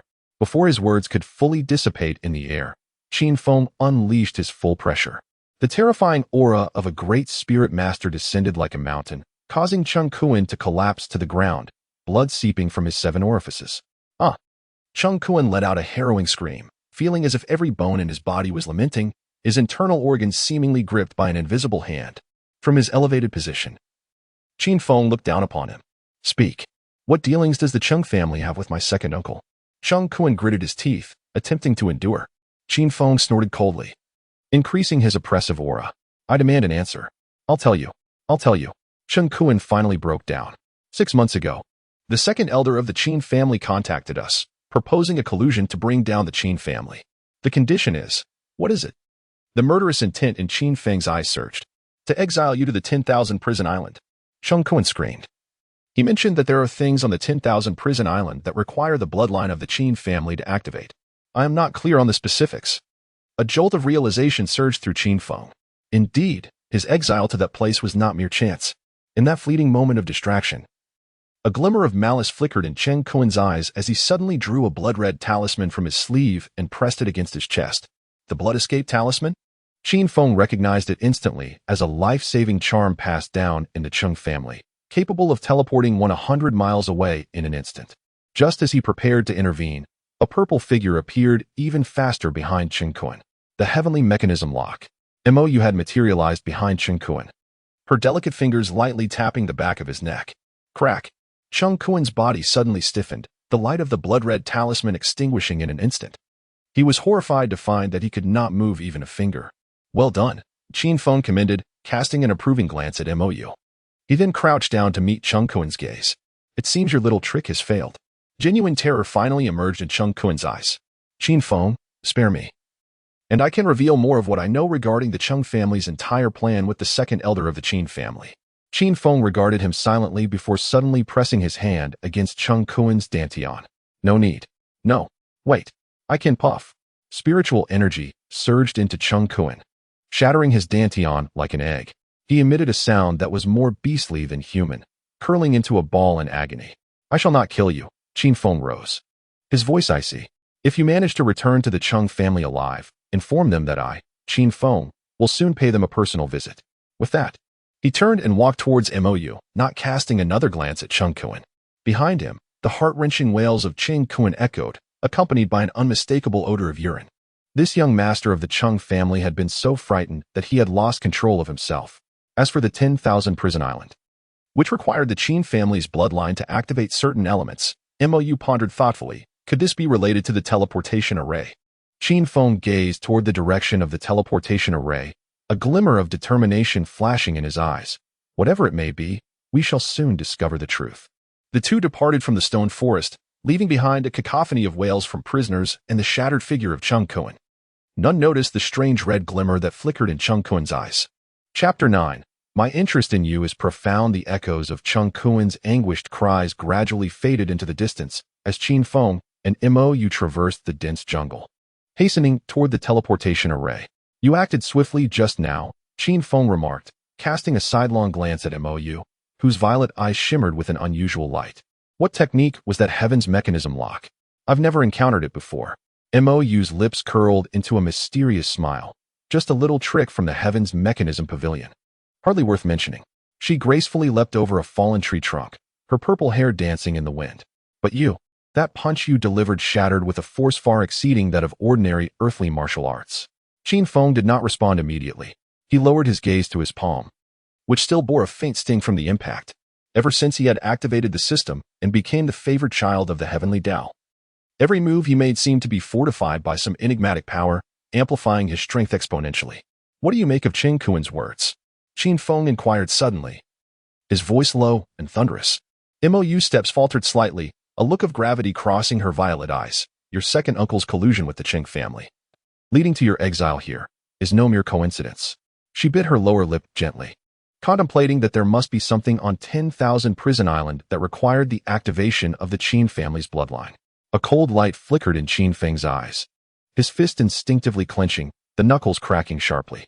For the past 3 months, he had relived in nightmares that rainy night when his uncle Qin Wushang offered him the cup of congratulatory tea, which had shattered his spirit vein cultivated over 15 arduous years. Had he not activated the system, he would likely be dead by now. Qin Wushang. Qin Feng spat out the name through gritted teeth, the suppressed fury in his voice causing the surrounding air to thicken. I will make him pay in blood for his transgressions. MOU keenly sensed the turmoil within Qin Feng and gently pressed her hand on his arm. Calm down. Anger will cloud your judgment. A silver glint flashed in her violet eyes. Our immediate concern is to uncover the secrets of the teleportation array. Taking a deep breath, Qin Feng forced himself to regain his composure. MOU is right. This was not the time to let hatred cloud his mind. The teleportation array requires a special bloodline to be activated, MOU suddenly stated in a hushed tone. After infiltrating 10,000 Prison Island, I discovered that in recent years, all those who have been teleported away share a common trait. Qin Feng raised an eyebrow. What common trait? They all possessed the bloodline of ancient families, Imoyu stated. Her violet gaze fixed intently on Qin Feng, particularly the Qin family. Qin Feng's pupils constricted. The Qin family had produced several formidable figures in ancient times, their bloodline harboring unknown powers. This was why the once mighty Qin family had stood resilient in the eastern domain for centuries amidst a throng of powerful adversaries. Yet, it seemed that in recent years, this bloodline had become neglected. Are you implying that? I suspect you are the key, Imoyu concluded. Imoyu interrupted him, his voice grave. Qin Wushang has likely exiled you here to exploit your bloodline to awaken a certain power. A jolt coursed through Qin Feng's heart. If Imoyu's conjecture held true, then everything from his loss of cultivation to his banishment to Wanqiu Island was a meticulously crafted trap.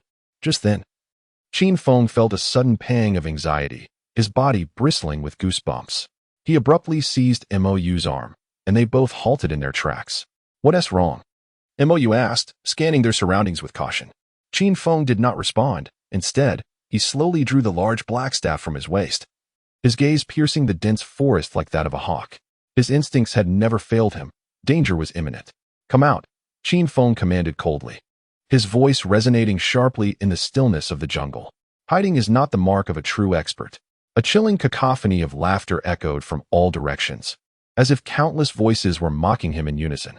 Truly, this little fellow was capable of single-handedly annihilating the Bloodhand gang, with keen perception indeed. The rustling leaves heralded the emergence of a beguiling figure from the shadows of the trees. It was a scantily clad woman, half her face adorned with a spider tattoo, none other than the Black Widow who had escaped yesterday. Behind her, dozens of members of the 100 Poisons gang surrounded them from all sides, each wielding weapons that glimmered with a green hue, evidently laced with deadly poison. The Black Widow smirked, her crimson lips glistening. You were fortunate enough to escape yesterday, but today, luck is not on your side. Before she could finish, an overwhelming pressure suddenly descended from above. Qin Feng felt as if struck in the chest, letting out a muffled groan as he stumbled back 3 steps to regain his footing. Imoyu fared worse, collapsing to one knee, pain flickering in his violet eyes. Peak Grand Spirit Master. Qin Feng gritted his teeth, beads of sweat forming on his forehead. A green figure appeared like a specter before the Black Widow. She was an extraordinarily beautiful woman, draped in a flowing emerald gown that accentuated her alluring figure, her features exquisitely crafted, and her eyes were as cold as ice, devoid of warmth, sending shivers down one's spine. Poison Mistress. Imoyu struggled to rise, a silver glimmer flashing in his violet eyes. So it is you. With a slight curl of her crimson lips, the Poison Mistress revealed a sinister smile. The little girl from the Heavenly Secret Pavilion. I did not expect you to still be alive. Her gaze shifted to Qin Feng, surprise flickering in her eyes. I certainly did not foresee that you would find such an intriguing companion. Qin Feng tightened his grip on the black staff, his inner spiritual energy surging wildly as he resisted the Poison Mistress's overwhelming aura. This was the power of a peak Grand Spirit Master? Merely the pressure was enough to leave him breathless. You are currently enduring tremendous pressure. Your realm has temporarily been elevated to peak Grand Spirit Master. So, you are the Poison Mistress, Qin Feng thought with a surge of elation, straightening his posture and allowing a cold smile to grace his lips. I have heard you wish to meet me. Now that we are face to face, what insights do you have to offer? A flicker of surprise glinted in the eyes of the Poison Mistress, soon replaced by a light chuckle. An intriguing little fellow. She advanced slowly, each step amplifying her oppressive aura. To maintain levity under my pressure, you were the first. Initially, Qin Feng felt as if his very bones were lamenting. Yet at this moment, he felt remarkably at ease. Nevertheless, he clenched his teeth, feigning an unwavering resolve to not retreat a single step, hoping to lull her guard. While Qin Feng remained unscathed, Imoyu was not so fortunate. Her violet eyes shimmered with a radiant silver, conjuring an invisible barrier that slightly mitigated the oppressive force before them. Oh, the Poison Mistress raised an eyebrow, glancing at Imoyu. The Heavenly Mechanism Barrier? It seems you hold a significant position in the Heavenly Mechanism Pavilion. Suddenly, she raised her hand, unleashing a bolt of green light. Be careful. Qin Feng abruptly shoved Imoyu aside, brandishing the formidable black rod before his chest. Bang! The green light collided with the black rod, producing a deafening explosion. Qin Feng felt an immense force propel him backward, sending him crashing into a large tree, yet his body remained unscathed. Qin Feng, Imoyu gasped, about to rush forward, only to be encircled by the Black Widow and her allies. The poison mistress approached Qin Feng with deliberate steps, her eyes glinting with a dangerous allure. Little one, I find you exceedingly fascinating. Chapter 10. My young cowherd. She leaned down, her icy fingers lifting Qin Feng's chin. Tell me, how did you transform from a mere waste into this formidable being in just 3 months? If I laugh with you, will I also gain your bloodline power? The poison mistress's pressure surged like a relentless tide, causing Qin Feng to kneel on one knee, veins bulging on his forehead. The black rod firmly embedded in the ground for support. His knuckles turned pale from the strain, and he forced a trickle of blood from his lip, stark against his pallid complexion. Wasn't it just a moment ago that you were so arrogant?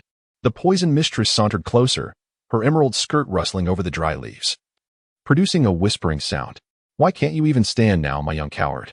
The Black Widow stood beside her, her crimson tongue licking the edge of a dagger, eyes gleaming with a sadistic delight akin to a cat playing with a mouse. Sister, how about I sever his tendons first? Let us see if he can still. Silence. The poison mistress interrupted coldly, her gaze unwaveringly fixed on Qin Feng. This young man was peculiar. Mo struggled against 3 members of the 100 Poisons gang holding her down, her silver-tinged violet eyes flickering with urgency, yet she could not break free. Desperately, she looked towards Qin Feng, only to notice a barely perceptible smile curving at the corner of his downturned mouth. Was he smiling? The poison mistress abruptly halted, her willow-like brows knitting together. She keenly sensed an incongruity. While Qin Feng appeared on the verge of collapse, his breathing remained remarkably steady, and the tremors of his muscles seemed overly deliberate. Are you pretending? The poison mistress's voice turned icy, her fingertips glowing with a ghostly green light. Qin Feng slowly lifted his head, the expression of anguish on his face ebbing away like a receding tide, replaced by a disquieting calm that sent shivers through the air.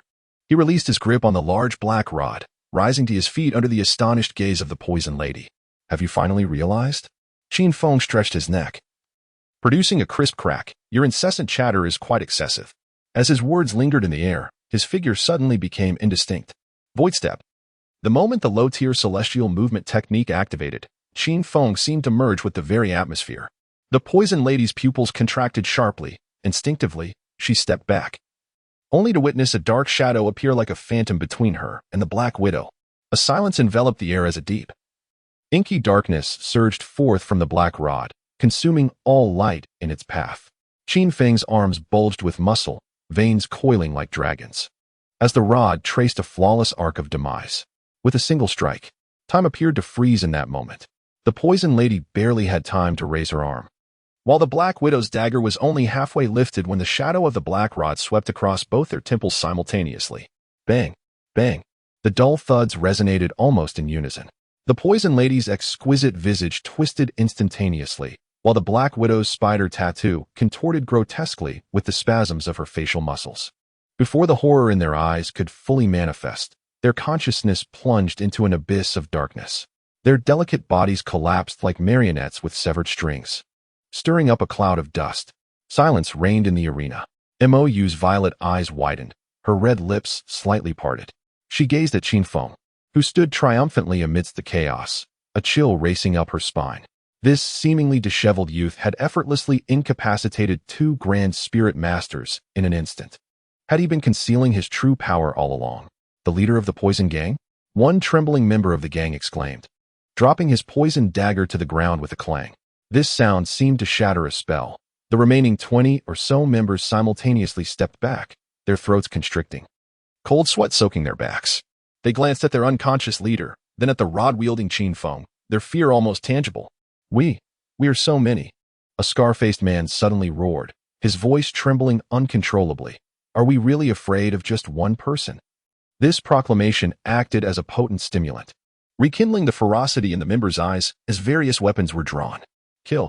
Over 20 of them surged forward simultaneously, poison mist, hidden weapons, and flashes of blades intertwined to form a net of death. Yet, Qin Feng merely let out a cold laugh, his right foot stamping heavily on the ground. Quake. The earth rippled like waves. A visible shockwave erupted from Qin Feng's center. The first 3 assailants were sent flying, their rib cages caving in. The middle row lost their weapons, howling in agony as they clutched their twisted arms. Those at the back, caught unawares, were slammed against the trees by the oncoming ground wave, blood spewing from their mouths. 3 breaths later, none stood upright. Qin Feng relaxed his stance, gently brushing away non-existent dust from his sleeves. He turned to regard Mou, still restrained. While the three henchmen were already terrified beyond belief. Get lost. Qin Feng uttered a single word. The three individuals, as if granted a reprieve, fled into the jungle in a frantic scramble, devoid of even the courage to glance back. Regrettably, Qin Feng was not one to allow a tiger to return to its mountain. Without hesitation, he executed the technique of the 3 fingers of silence, causing the trio to spurt blood and collapse, akin to lifeless dogs. Mou rose to her feet, her violet hair slightly disheveled. She regarded Qin Feng with a complex expression. You had this planned all along? Feigning weakness to strike when least expected, Qin Feng advanced towards the 2 unconscious women. His voice eerily calm, silently reflecting, the cultivation bestowed upon me by my celestial father must be put to good use. He crouched before the poison mistress, placing his left hand atop her head, while simultaneously pressing down on the Black Widow's skull with his right. A soft golden light emanated from his palms, representing the newly acquired ability of Mind Layer, capable of reading memories in an instant. What are you planning to do? Mou approached swiftly. I wish to discern what they know. Qin Feng closed his eyes, concentrating, as the golden light flowed from his fingertips into the women's foreheads. In an instant, a torrent of fragmented memories surged forth, an altar inscribed with eerie runes in a shadowy underground chamber. A figure in a black robe turned, revealing a visage that caused Qin Feng to open his eyes abruptly, the golden light dissipating. His complexion turned as pale as parchment, beads of sweat forming densely upon his forehead, his hand trembling slightly upon the women's heads. What is it? Mou steadied him by the shoulder. What did you see? Taking a deep breath, Qin Feng's astonishment lingered in his gaze. My second uncle, it is not just him. His voice was hoarse. The ancestral figure of the Chung family, and he suddenly fell silent, scanning the surroundings with heightened vigilance, communicating through a whisper. The Tianji Pavilion has involvement. Mou's body stiffened, her silver eyes reflecting intense fluctuations. That is impossible. Qin Feng scoffed, pointing to the memory image of the poison mistress, the figure standing at the center of the altar, adorned with the Tianji jade at their waist. Mou staggered back, as if struck by lightning. She was well aware that the Tianji jade was a token reserved for elders within the pavilion. Now, Qin Feng rose, shadows cloaking his stern profile. Is it not time for you to reveal your true identity? The esteemed Miss Mou of the Tianji Pavilion? At these words, Mou's complexion turned ghostly pale.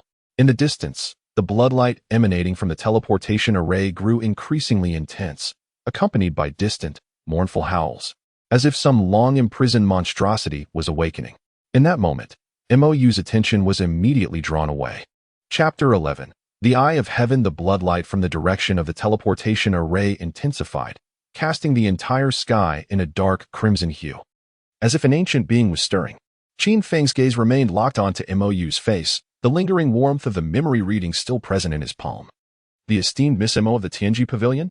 His voice was low, laced with a hint of dangerous intrigue. Or should I refer to you as the Saintess? Mou's violet eyes narrowed sharply, her delicate fingers unconsciously clutching her garment, her hands tightening involuntarily. Her lips quivered slightly, as if she wished to defend herself. Yet she fell silent under Qin Feng's frigid gaze. You knew all along. Stepping closer, Qin Feng emanated an aura as profound as the abyss, causing the very air to stagnate. You approached me for the altar, did you not? Mou suddenly lifted her head, her violet eyes shimmering with a surge of silvery light. No. Her voice, tinged with an unusual urgency, proclaimed, I did conceal my identity, but I never intended to exploit you. Prove it to me, Qin Feng replied coldly. Otherwise, I would not hesitate to eliminate another member of the Tianji Pavilion. Mou inhaled deeply, her eyes swirling with silvery light, as if countless stars were being born and extinguished within them. She slowly raised her right hand, revealing a resplendent silver rune in her palm. That was the unique mark of the Saintess of the Tianji Pavilion. My ability is to foresee the future 3 seconds ahead. Her voice was as delicate as mist, yet it carried an undeniable strength. Qin Feng mused inwardly. Foreseeing 3 seconds into the future? No wonder she possesses silver fortune. Indeed, she is not an ordinary person. He then narrowed his eyes at Mou. So, you have always been able to see through my movements? No. Mou shook her head, the silvery light dancing in her gaze. Your future is quite exceptional. Exceptional? I cannot perceive it. She gazed intently at Qin Feng, a hint of confusion flashing in her violet eyes. Every time I attempt to foresee your actions, all I see is a chaotic void. Unable to glimpse even half a second, Qin Feng's lips curled slightly. Yet there was no mirth in his eyes. What about the altar in the memory of that venomous woman? How much do you know? Mou's expression stiffened. That is not an ordinary teleportation array, but a sealing altar of an ancient prison. Her voice lowered. It requires two bloodlines to activate, the Qin family bloodline and the Tianji bloodline. Thus, your second uncle colluded with the Chung family to exile you here, intending to use your blood to unlock the prison. She paused, and there are those within the Tianji pavilion who wish to use my blood in conjunction with yours. Qin Feng's eyes flashed with a cold glint. Who? I do not know, Mou replied, but those who can manipulate the Tianji jade are at least of elder rank. Just then, a system notification suddenly echoed in Qin Feng's mind. Ding. Host detected to be heading towards the blood altar, triggering an urgent mission. Reach the altar. Reward: 5,000 heavenly Dao points, the eye of the heavenly Dao to perceive all weaknesses, and a brief state of extreme calm. A flicker of intrigue crossed Qin Feng's gaze. The eye of the heavenly Dao? This ability might allow him to discern the flaws of the altar. Suddenly, a cacophony of footsteps emerged from the distance. The remnants of the 100 Poisons gang were not yet extinguished and had gathered dozens of men, surrounding them with murderous intent. Kill them. Rescue the leader. The scarred-faced man at the forefront bellowed. Mou's violet eyes gleamed with silver light as her foresight activated. In 3 seconds, 3 men on the left will throw poison darts, 5 on the right will charge forward, in the rear, however, before she could finish her sentence. Qin Feng's figure had already vanished from the spot. Your future is entirely mine. His voice echoed in her ear, laced with a hint of mockery. Unfortunately, my movements are forever beyond your anticipation. In the next instant, the heavens trembled. Qin Feng's right index finger pointed skyward, an overwhelming surge of celestial energy coursing through him. The destructive force of the Oblivion finger harmonized flawlessly with the shockwave of the shattering palm, manifesting as a visible jet-black finger strike, piercing through the crowd like a falling star. Boom. Where the strike passed, the air warped, the ground cracked, and dozens of members of the 100 Poisons gang were crushed as if by a mountain, their meridians shattered, blood spewing as they flew backward. With a single finger, annihilation ensued. Mou's pupils constricted sharply. Her precognitive abilities had utterly failed to track this onslaught. Had he merged 2 martial arts? This, perhaps, was the might of a high-level celestial technique? At this moment, she was visibly shaken, having previously failed to notice Qin Feng standing poised, his gaze still icy. Now, take me to the altar. He turned to Mou. Since you are the saintess, you should know how to destroy it. Mou paused for a moment in silence, then finally nodded. Follow me. She turned and walked towards the epicenter of the blood-red light, her hair billowing in the wind, silver glimmers dancing in her eyes. The two soon arrived at the heart of the sanguine altar. Dark red runes writhed like twisted living beings, exuding a suffocating discomfort. Qin Feng and Mou stood at the altar's edge, the ground trembling beneath their feet, as if the entire prison island heaved with the breath of some ancient entity. This island is not merely a place of exile. Mou's violet eyes sparkled with silver, her voice quivering.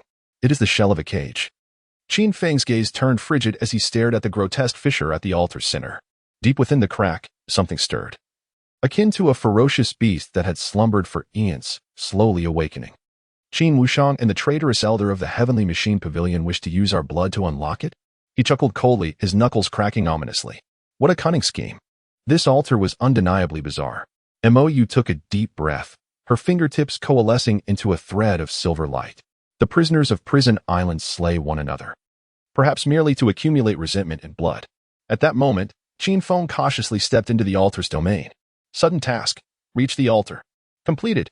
Reward: 5,000 celestial points. Eye the celestial path, insight into all weaknesses, and a brief state of extreme calm. In an instant, a vast power surged into Qin Feng's body. His pupils dilated sharply. The whites of his eyes transformed into pure darkness, while his irises glimmered with resplendent gold. The eye of the celestial path awakened. The world became extraordinarily vivid in his sight. Every rune on the altar, every flow of energy, even the faint tremors of spiritual power in the air, were as discernible as patterns in the palm of his hand. The weakness at the altar's core stood out like a candle flame in the night, blinding and unmistakable. Found it. Qin Feng's voice was cold and devoid of emotion, as if even his anger had been suppressed by the eye of the celestial path's power, leaving only absolute rationality. Mo also reached out to touch the altar, where the silver radiance of the heavenly bloodline intertwined with the golden light of the heavenly path emanating from Qin Feng. In an instant, a resounding roar echoed as the altar trembled violently, fissures suddenly widening. Aha! At last! At long last, this moment has arrived. A chilling laugh pierced the air as the space warped, and two figures emerged. Qin Wushang and the avatar of the ancestral patriarch of the Cheng family. My dear nephew, you have not disappointed me, Qin Wushang's avatar sneered, his countenance dark and his eyes glinting with avarice. Your blood is even purer than I had imagined. The avatar of the Cheng patriarch grinned menacingly at Mou, the saintess of heavenly secrets. Perfect, we shall offer you as a sacrifice too. You are now facing two peak spirit kings. Your level has been temporarily elevated to peak spirit king. However, Qin Feng, plunged into an absolute state of calm, showed no sign of agitation. Noisy, he raised his hand, and the great black rod thundered forth. Chapter 12, The Obsidian Giant Hand, a Devastating Strike. Qin Feng's blow was so swift that it left no trace of an afterimage. Qin Wushang's avatar barely had time to react before the ethereal form was pierced by the shadowy rod, exploding with a thunderous crash. This blow avenges your exile. Qin Feng's roar resounded through the heavens, while the Cheng patriarch's expression shifted dramatically. As he attempted to retreat, he found Qin Feng's figure closing in like a specter. Boom. Another strike. The protective spirit energy of the Cheng patriarch shattered like paper, his chest caving in, the entirety of his avatar reduced to fragments. No, it's impossible. He gaped in disbelief, unable to fathom that even his avatar, possessing the strength of a peak spirit king, could not withstand a single blow. Then, just as Qin Feng prepared to utterly destroy the altar, crack, a massive hand, as dark as ink, suddenly emerged from the fissures of the altar, rumbling. The entire prison island trembled violently, as countless prisoners emitted harrowing wails, their eyes blood-red, as if controlled by some malevolent force, surging madly toward the altar. The whispers of the otherworldly demons. Mou's face turned pale, her form swaying. It is inciting the frenzy of the prisoners on the island. Qin Feng's eye of the heavenly path remained operational, allowing him to see clearly that deep within the altar, a pair of scarlet, colossal eyes were slowly opening. Let us go. He grasped Mou's wrist, his voice cold and resolute. The teleportation array. Mou gritted her teeth, nodding, and the two transformed into streaks of light, racing towards the teleportation array. However, the path ahead was already blocked by the frenzied prisoners. Kill. Hundreds of prisoners at the Spirit Master level surged forth like a tidal wave, their eyes filled with bloodthirsty madness. The golden light in Qin Feng's eyes flared, and the great black rod swept out wide, shattering 1,000 waves. Boom. The earth cracked, and shockwaves surged like a tsunami, tossing hundreds of Spirit Master foes aside like chaff, the sound of shattering bones echoing in unison. Defeating an enemy of the Spirit Master realm. Qin Feng acquired 3,000 heavenly Dao points. Soon after, another enemy fell, granting him 2,800 points, followed by a further 2,200 points with yet another victory. The system's notifications echoed incessantly, as Qin Feng's heavenly Dao value surged at an astonishing pace. Yet, more adversaries continued to pour in. The assassins of the Shadow Blade organization finally sensed the disturbance, emerging from the shadows, their blades striking at Qin Feng with the swiftness of venomous serpents. Seeking death. Qin Feng sneered, his eyes gleaming with golden light as the eye of the heavenly Dao swiftly pinpointed the weaknesses of his foes. The massive black staff swept through the air like the scythe of death. With a series of splattering sounds, 3 Shadow Blade assassins had their throats pierced, collapsing lifelessly to the ground. Mou swiftly followed, her violet eyes shimmering with silver light. Her precognitive abilities barely allowed her to keep pace with Qin Feng's relentless slaughter. 30 steps to the left, their S in ambush. She urged urgently. Qin Feng chuckled coldly, his steps unyielding as he swung the black staff overhead. With a thunderous crash, the hidden assassins concealed within the treetops were obliterated into a mist of crimson as they fought their way through. Qin Feng's heavenly Dao value had soared past 800,000 by the time they reached the teleportation array. However, behind them, the entire prison island was crumbling. From the fissures in the altar, a massive, pitch-black hand emerged, its blood-red eye fixated on Qin Feng, emitting a deafening roar that echoed like the wails of countless souls. "You human brat," it growled, its voice deep and hoarse. Qin Feng turned back, locking eyes with the crimson giant from afar. "Next time we meet, I will crush you myself," he declared coldly, grasping MOU's hand as they stepped into the teleportation array. In a flash of light, their figures vanished in an instant. Boom. The entire prison island sank into an endless sea of blood. As the disorientation of teleportation gradually subsided, Qin Feng slowly opened his eyes, squinting against the blinding sunlight. Before him lay a desolate expanse, overgrown with weeds, while distant mountains rose and fell like the spines of a great beast, and a few solitary vultures circled overhead. This forsaken place, Qin Feng muttered under his breath, glancing down at his attire. His clothes had been torn to shreds by the chaotic turbulence of the teleportation. With large rips at the cuffs and pant legs, resembling a beggar fleeing from calamity. Where's MOU? He scanned the surroundings. But the familiar figure clad in purple was nowhere to be seen, causing his brow to furrow in concern. Yet soon, the sound of wheels rolling in the distance interrupted his thoughts. A caravan was approaching along the dirt path, comprised of about 7 or 8 horse-drawn wagons. Flanked by mounted guards, evidently a party belonging to some noble family. Shaking off the dust from his clothing, Qin Feng strode towards the caravan. Hey, you there. A man at the forefront of the caravan, riding a brown horse, raised his whip upon seeing Qin Feng approach, his face twisted in disgust. Get lost, filthy beggar. Don't block the way.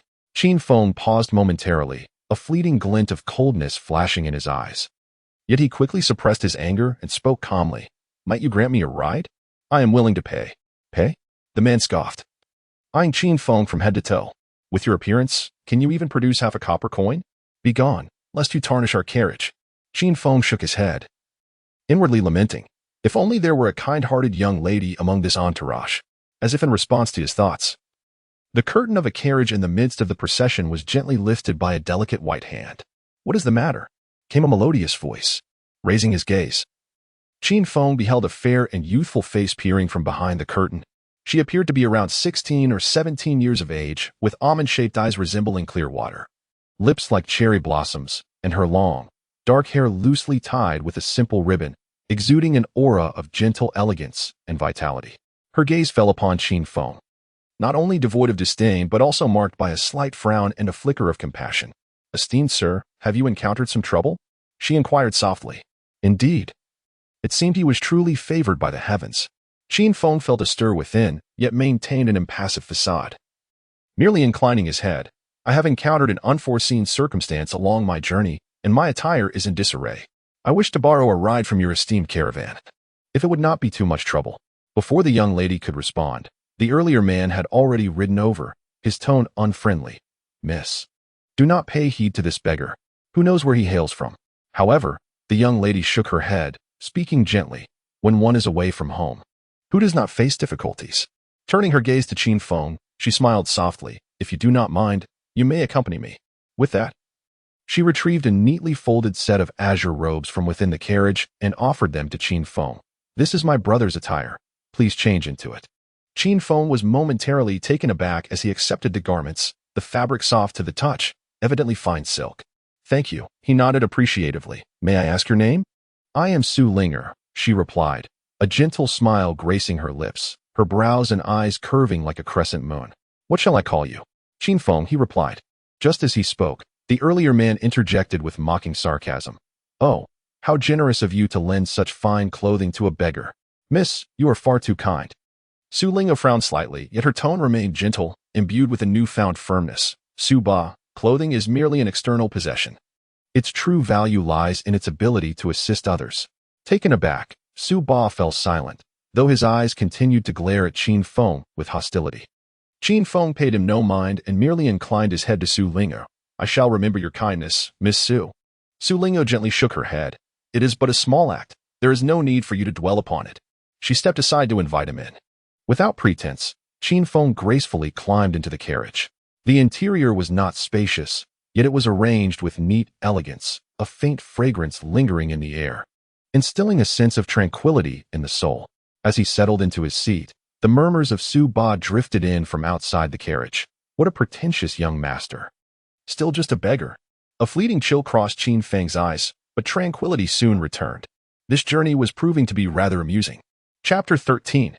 From mad dog to house pet inside the carriage, as Qin Feng got comfortable, the system's notifications echoed in his mind.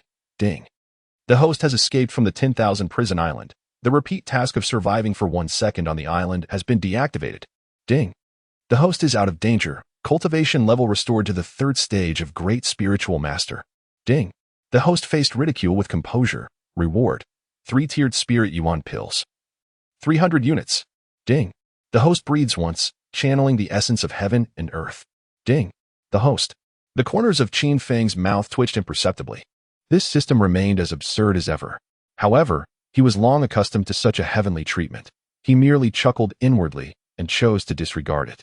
After all, he was invincible. Lying back was the way to go. Turning to his side, he noticed Su Ling'e seated quietly, her delicate fingers nervously fiddling with the hem of her garment.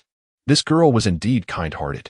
A thought crossed Qin Feng's mind as he recalled the mocking remarks from the guard named Su Ba. A glimmer of mischief sparkled in his eyes.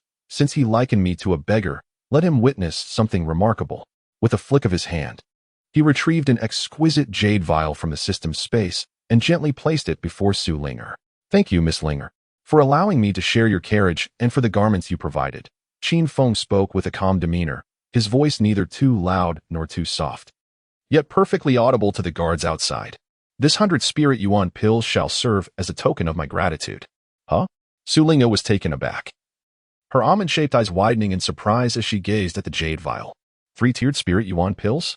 Instinctively, she reached out to accept it, uncorking the vial. A rich medicinal fragrance instantly filled the carriage. Upon glancing down, she saw the vial neatly crammed with over 100 lustrous pills, each radiating a faint spiritual glow indeed. They were 3-tiered Spirit Yuan pills. Su Ling'e's fingers trembled slightly, her eyes brimming with disbelief. 100 Spirit Yuan pills? It was important to note that even within a prestigious family like the Su clan, Spirit Yuan pills were considered exceedingly precious resources for cultivation. Ordinary disciples were fortunate to receive 2 or 3 in a month, yet Qin Feng had casually produced 100 to gift away. Outside the carriage, Su Ba, who had been whispering scornfully about Qin Feng, suddenly perked up, his face freezing in shock. 100 Spirit Yuan pills? He muttered, his eyes widening in disbelief. Impossible. Instinctively, he tightened the reins, startling the horse beneath him, which reared up on its hind legs. Caught off guard, Su Ba tumbled off the horse and crashed heavily to the ground, his mouth striking the earth. Ouch! He cried out in pain but paid no heed to his injuries. Scrambling towards the carriage to fix his gaze intently on the jade vial in Su Ling'e's hands, his voice had shifted in pitch. Is this truly a Spirit Yuan pill? Su Ling'e was also taken aback by his reaction, yet she nodded. Indeed, it is a spirit essence pill, and of exceptional quality. Su Ba's countenance transformed dramatically, first displaying shock, followed by skepticism, and finally morphing into a profound jealousy and disbelief. Is this a trick? How could this lad possibly produce 100 spirit essence pills at will? He fixed a penetrating gaze on Qin Feng, his eyes brimming with incredulity. Who exactly are you? Qin Feng cast a languid glance at him, a faint smile gracing his lips. What? Am I no longer referred to as a beggar? Su Ba's face flushed crimson, momentarily rendering him speechless. Observing this, Su Ling'e hastily interjected, Young Master Qin, this gift is far too extravagant for me to accept. Qin Feng waved his hand dismissively. A mere 100 pills, of little consequence to me. A mere 100? Su Ba nearly choked on his own outrage, his mind raging as he thought, these are 3rd-grade pills. The entire Su family might not have such a stockpile in a year. He clenched his fists tightly, his eyes radiating jealousy and resentment. Yet at that moment, he dared not utter a word of mockery. What exactly is this young man's background? Inside the carriage, Su Ling'e hesitated for a moment before ultimately returning the jade vial to Qin Feng. Young Master Qin, I appreciate your kind intentions, but these pills are far too precious for me to accept. Observing her earnest expression, Qin Feng felt a subtle shift in his heart, thinking, this girl is genuinely not greedy. He chuckled softly, refraining from reclaiming the pills, and merely stated, since I have gifted them to you, they are yours. Su Ling'e wished to decline once more, but seeing Qin Feng's resolute demeanor, she could only sigh softly and carefully stow the jade vial away. Then, I thank you. Young Master Qin, she said gently, her eyes filled with gratitude. Qin Feng nodded slightly, yet his gaze drifted through the carriage window, peering into the distance. Surely, MOU has been safely transported from the prison island by now. It is time to attend to more pressing matters. Outside the carriage, Su Ba remained rooted in place, his expression fluctuating between gloom and brightness, turmoil raging within him. The setting sun resembled blood, its last rays sinking below the horizon, and the night enveloped the landscape like ink. The Su family's caravan set up camp in a desolate clearing, the crackling of the bonfire resonating through the air. Its orange glow illuminating the faces of those gathered, revealing smiles all around. Qin Feng sat cross-legged beside the fire, clinking his wine bowl against those of several guards before tilting his head back to drink deeply. The strong liquor burned as it flowed down his throat and ignited a warmth in his stomach, prompting him to exhale a blissful breath. Young Master Qin, another bowl. Su Ba beamed with a smile, eagerly presenting the wine jar. The man who had been so arrogant during the day now bent nearly to the ground, his face awash with obsequiousness. One cannot deny that wealth indeed holds immense power. Su Ba's demeanor had shifted dramatically because Ji Ge had generously gifted each member of the caravan 3 spirit essence pills earlier that day. Moreover, he had bestowed 10 upon Su Ba, who had previously looked down upon him and even insulted him as a beggar. Consequently, not only the burly guards of the caravan, but also the accompanying attendants treated Qin Feng with the utmost respect. Su Ba, having received a generous share, was particularly obsequious, almost transforming into Qin Feng's devoted servant, serving him wine and grilled meat. He carefully filled Qin Feng's cup, taking care to wipe the rim with his sleeve, boasting that this was the treasured fiery brew of the Su family, a rarity for most. Qin Feng cast a sidelong glance at him, amused yet unperturbed by the blatant flattery. Reflecting on the immediate effect of the 10 spirit essence pills, this sycophant had swiftly become his most loyal follower, reminiscent of a rabid dog turning into a household pet. Young Master Qin is truly magnanimous, exclaimed a burly guard with a bushy beard, slapping his thigh in mirth. In my lifetime, I've never encountered a noble who casually gifts third-tier pills. Indeed, others chimed in, their gazes towards Qin Feng brimming with eagerness. 3 spirit essence pills equated to their half-year salary. The atmosphere by the bonfire grew increasingly boisterous, with drinks flowing and camaraderie blossoming as they embraced one another like brothers. Though Qin Feng spoke little, his incisive comments elicited hearty laughter from the crowd. This long-lost sense of ease left him momentarily dazed.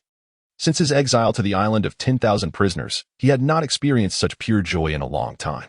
Amidst their laughter and banter, the tent flap at the center of the camp was gently lifted. Chapter 14. I once studied divination. A slender figure stepped gracefully into the moonlight, silver rays illuminating her as if draping her in a delicate veil. Su Lingao had changed into a light azure gown, her long, ebony hair cascading down to her waist, the ends swaying lightly with her movements.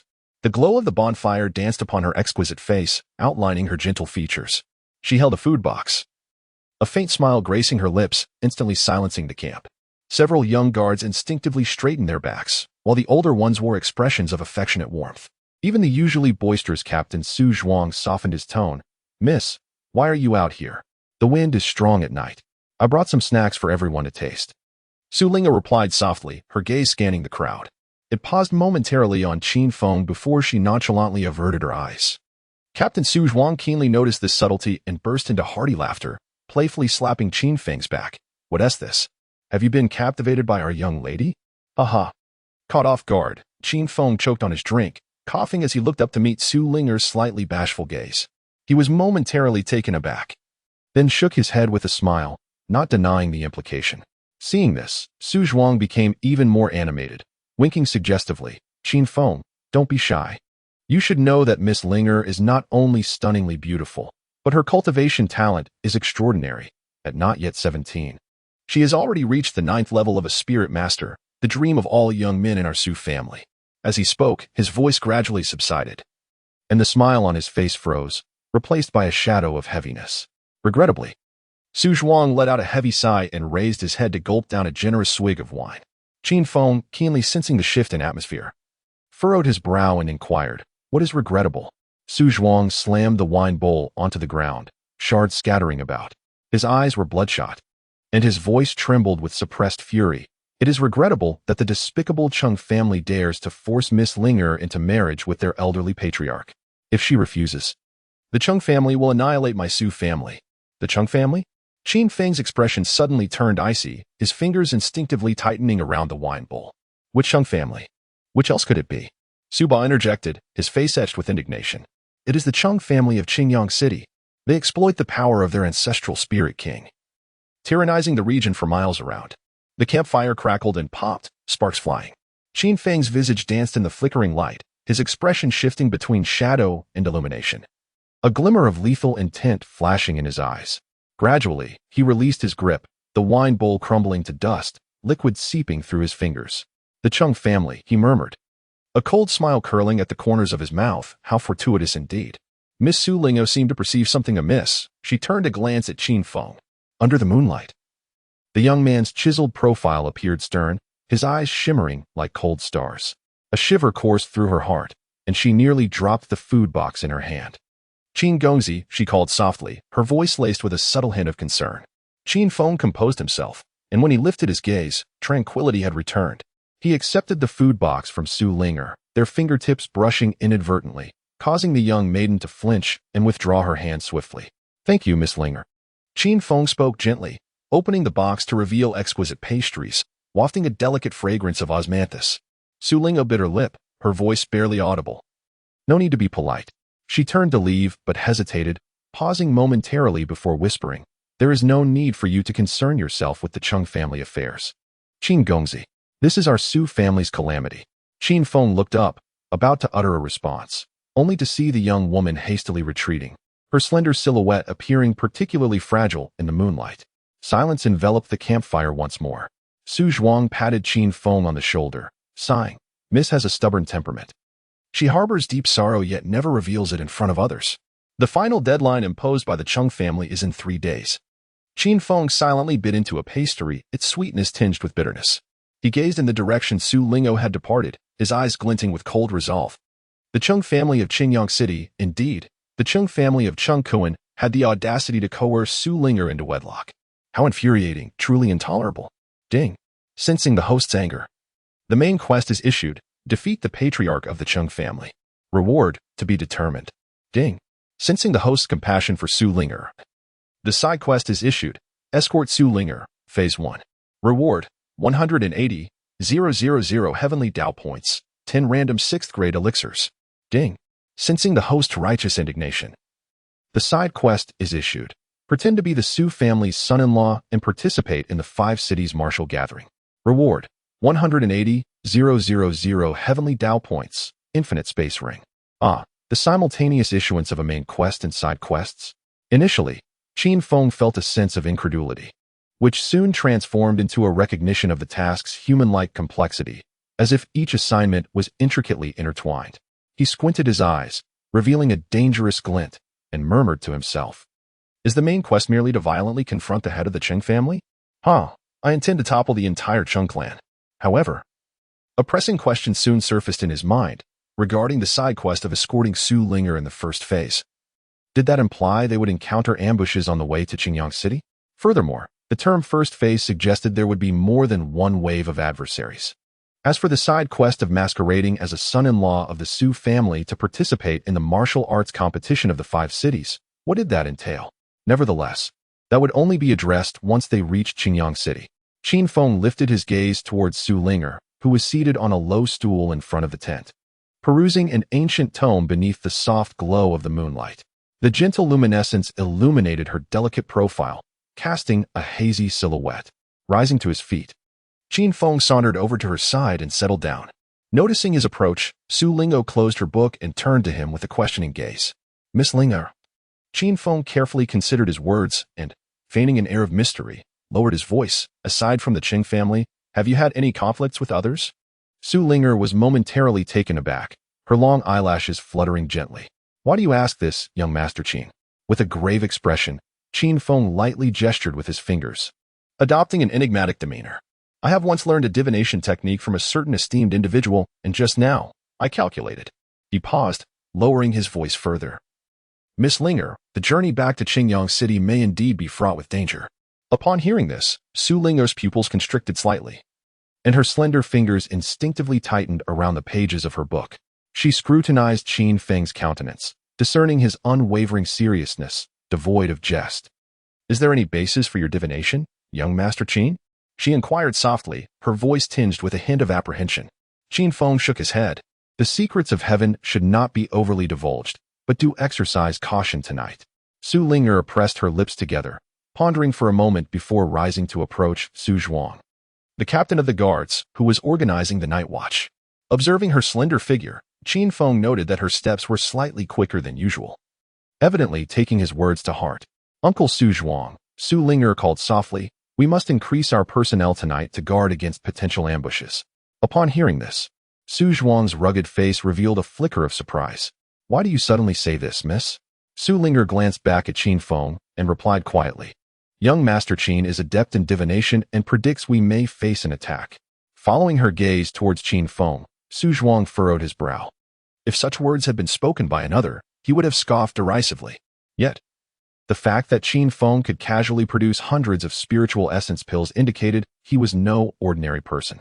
After a moment of contemplation, he nodded decisively. "Very well. I shall personally oversee the watch tonight with 4 guards." Hearing that Su Zhuang would take the night watch himself, Su Ling'er's taut shoulders relaxed somewhat. As a first-level Great Spirit Master, Su Zhuang was the strongest among the Su family's convoy, and his presence significantly heightened their safety. Once arrangements were made, Su Ling'er returned to Qin Feng's side and softly remarked, "Everything has been arranged. Thank you for your reminder, young Master Qin." Observing her facade of calmness, Qin Feng felt a stir within him. Beneath the moonlight, the young woman's fair visage bore a hint of unease, yet she endeavored to maintain her composure. After a moment's contemplation, he said, "Miss Ling'er, please try not to stray too far from me tonight." His words were uttered lightly, yet carried an undeniable firmness. Startled by his statement, Su Ling'er met Qin Feng's profound gaze. His eyes shone brightly in the nocturnal darkness, as if they could penetrate all illusions.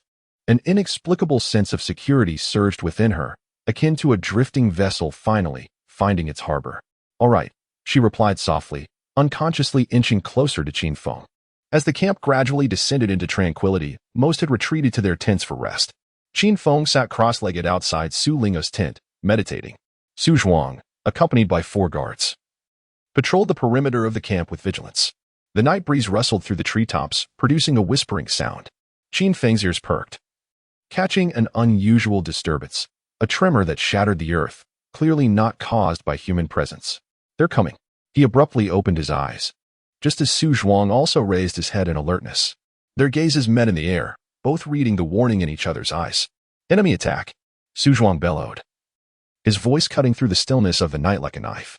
Simultaneously, a cacophony of piercing wolf howls erupted from the darkness, as if the gates of hell had been violently torn asunder. Nearly 100 crimson-eyed demon wolves surged from all directions, their scarlet eyes glimmering ominously in the shadows, drool dripping from their savage fangs.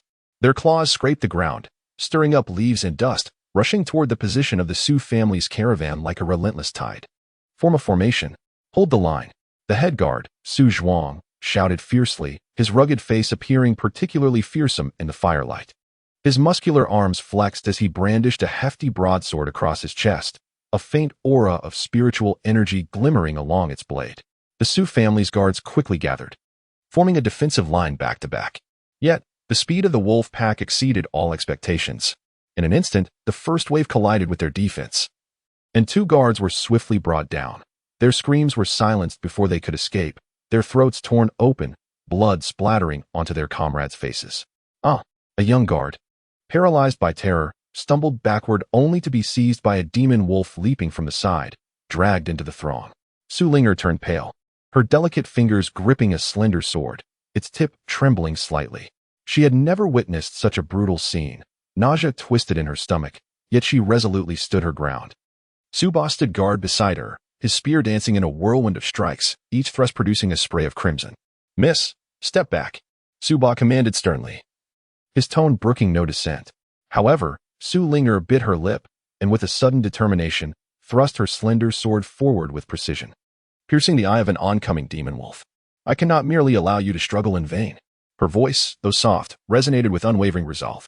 Just as the defense was on the verge of collapse, 2 earth-shattering roars echoed through the forest.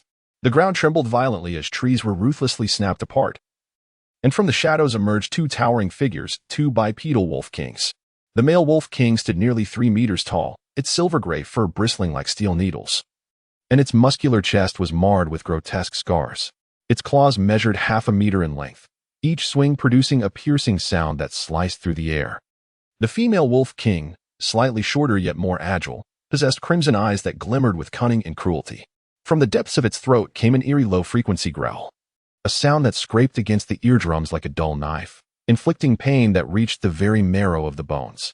A mid-tier magical beast of the 3rd rank, Su Zhuang's complexion changed dramatically, his grip on the knife trembling slightly. These creatures were equivalent to cultivators of the 5th or 6th level of the Great Spirit Master. The female wolf king's growl suddenly escalated, its sound waves rippling outward. The pupils of nearly 100 crimson-eyed demon wolves constricted sharply, saliva dripping uncontrollably as their muscles swelled visibly, their fur standing on end in a frenzy. This is bad. Su Ba swung his spear, forcing back one of the attacking demon wolves, only to see another, now frenzied, wolf crash through the spear shaft, its claws lunging toward his face. Su Ling'er's pupils contracted, her slender sword darting forth like a viper, barely managing to repel the wolf, yet her grip was shattered, blood dripping down the sword's hilt. She glanced around, realizing the defense had completely crumbled. The guards were either dead or wounded, the stench of blood thick enough to suffocate. Uncle Su. Su Ling'er suddenly called out, her voice piercing through the chaos with remarkable clarity. We will hold off those 2 wolf kings. Allow young Master Qin to lead the others to safety. Su Zhuang paused, then comprehended her intent, a flicker of pain crossing his eyes, yet he nodded firmly. All right. Su Ling'er turned to look at Qin Feng, her eyes reflecting resolve and pleading under the moonlight. Young Master Qin, please take the remaining people and flee. Go as far as you can. Qin Feng stood still, his dark eyes deep as a chasm. He gazed at Su Ling'er's pale yet determined face. Noting her willingness to protect others even in despair, a pang of sorrow struck his heart. He recalled the Qin family, a clan that would turn against its own for profit, a family that had stripped him of his cultivation and exiled him to die. How ironic.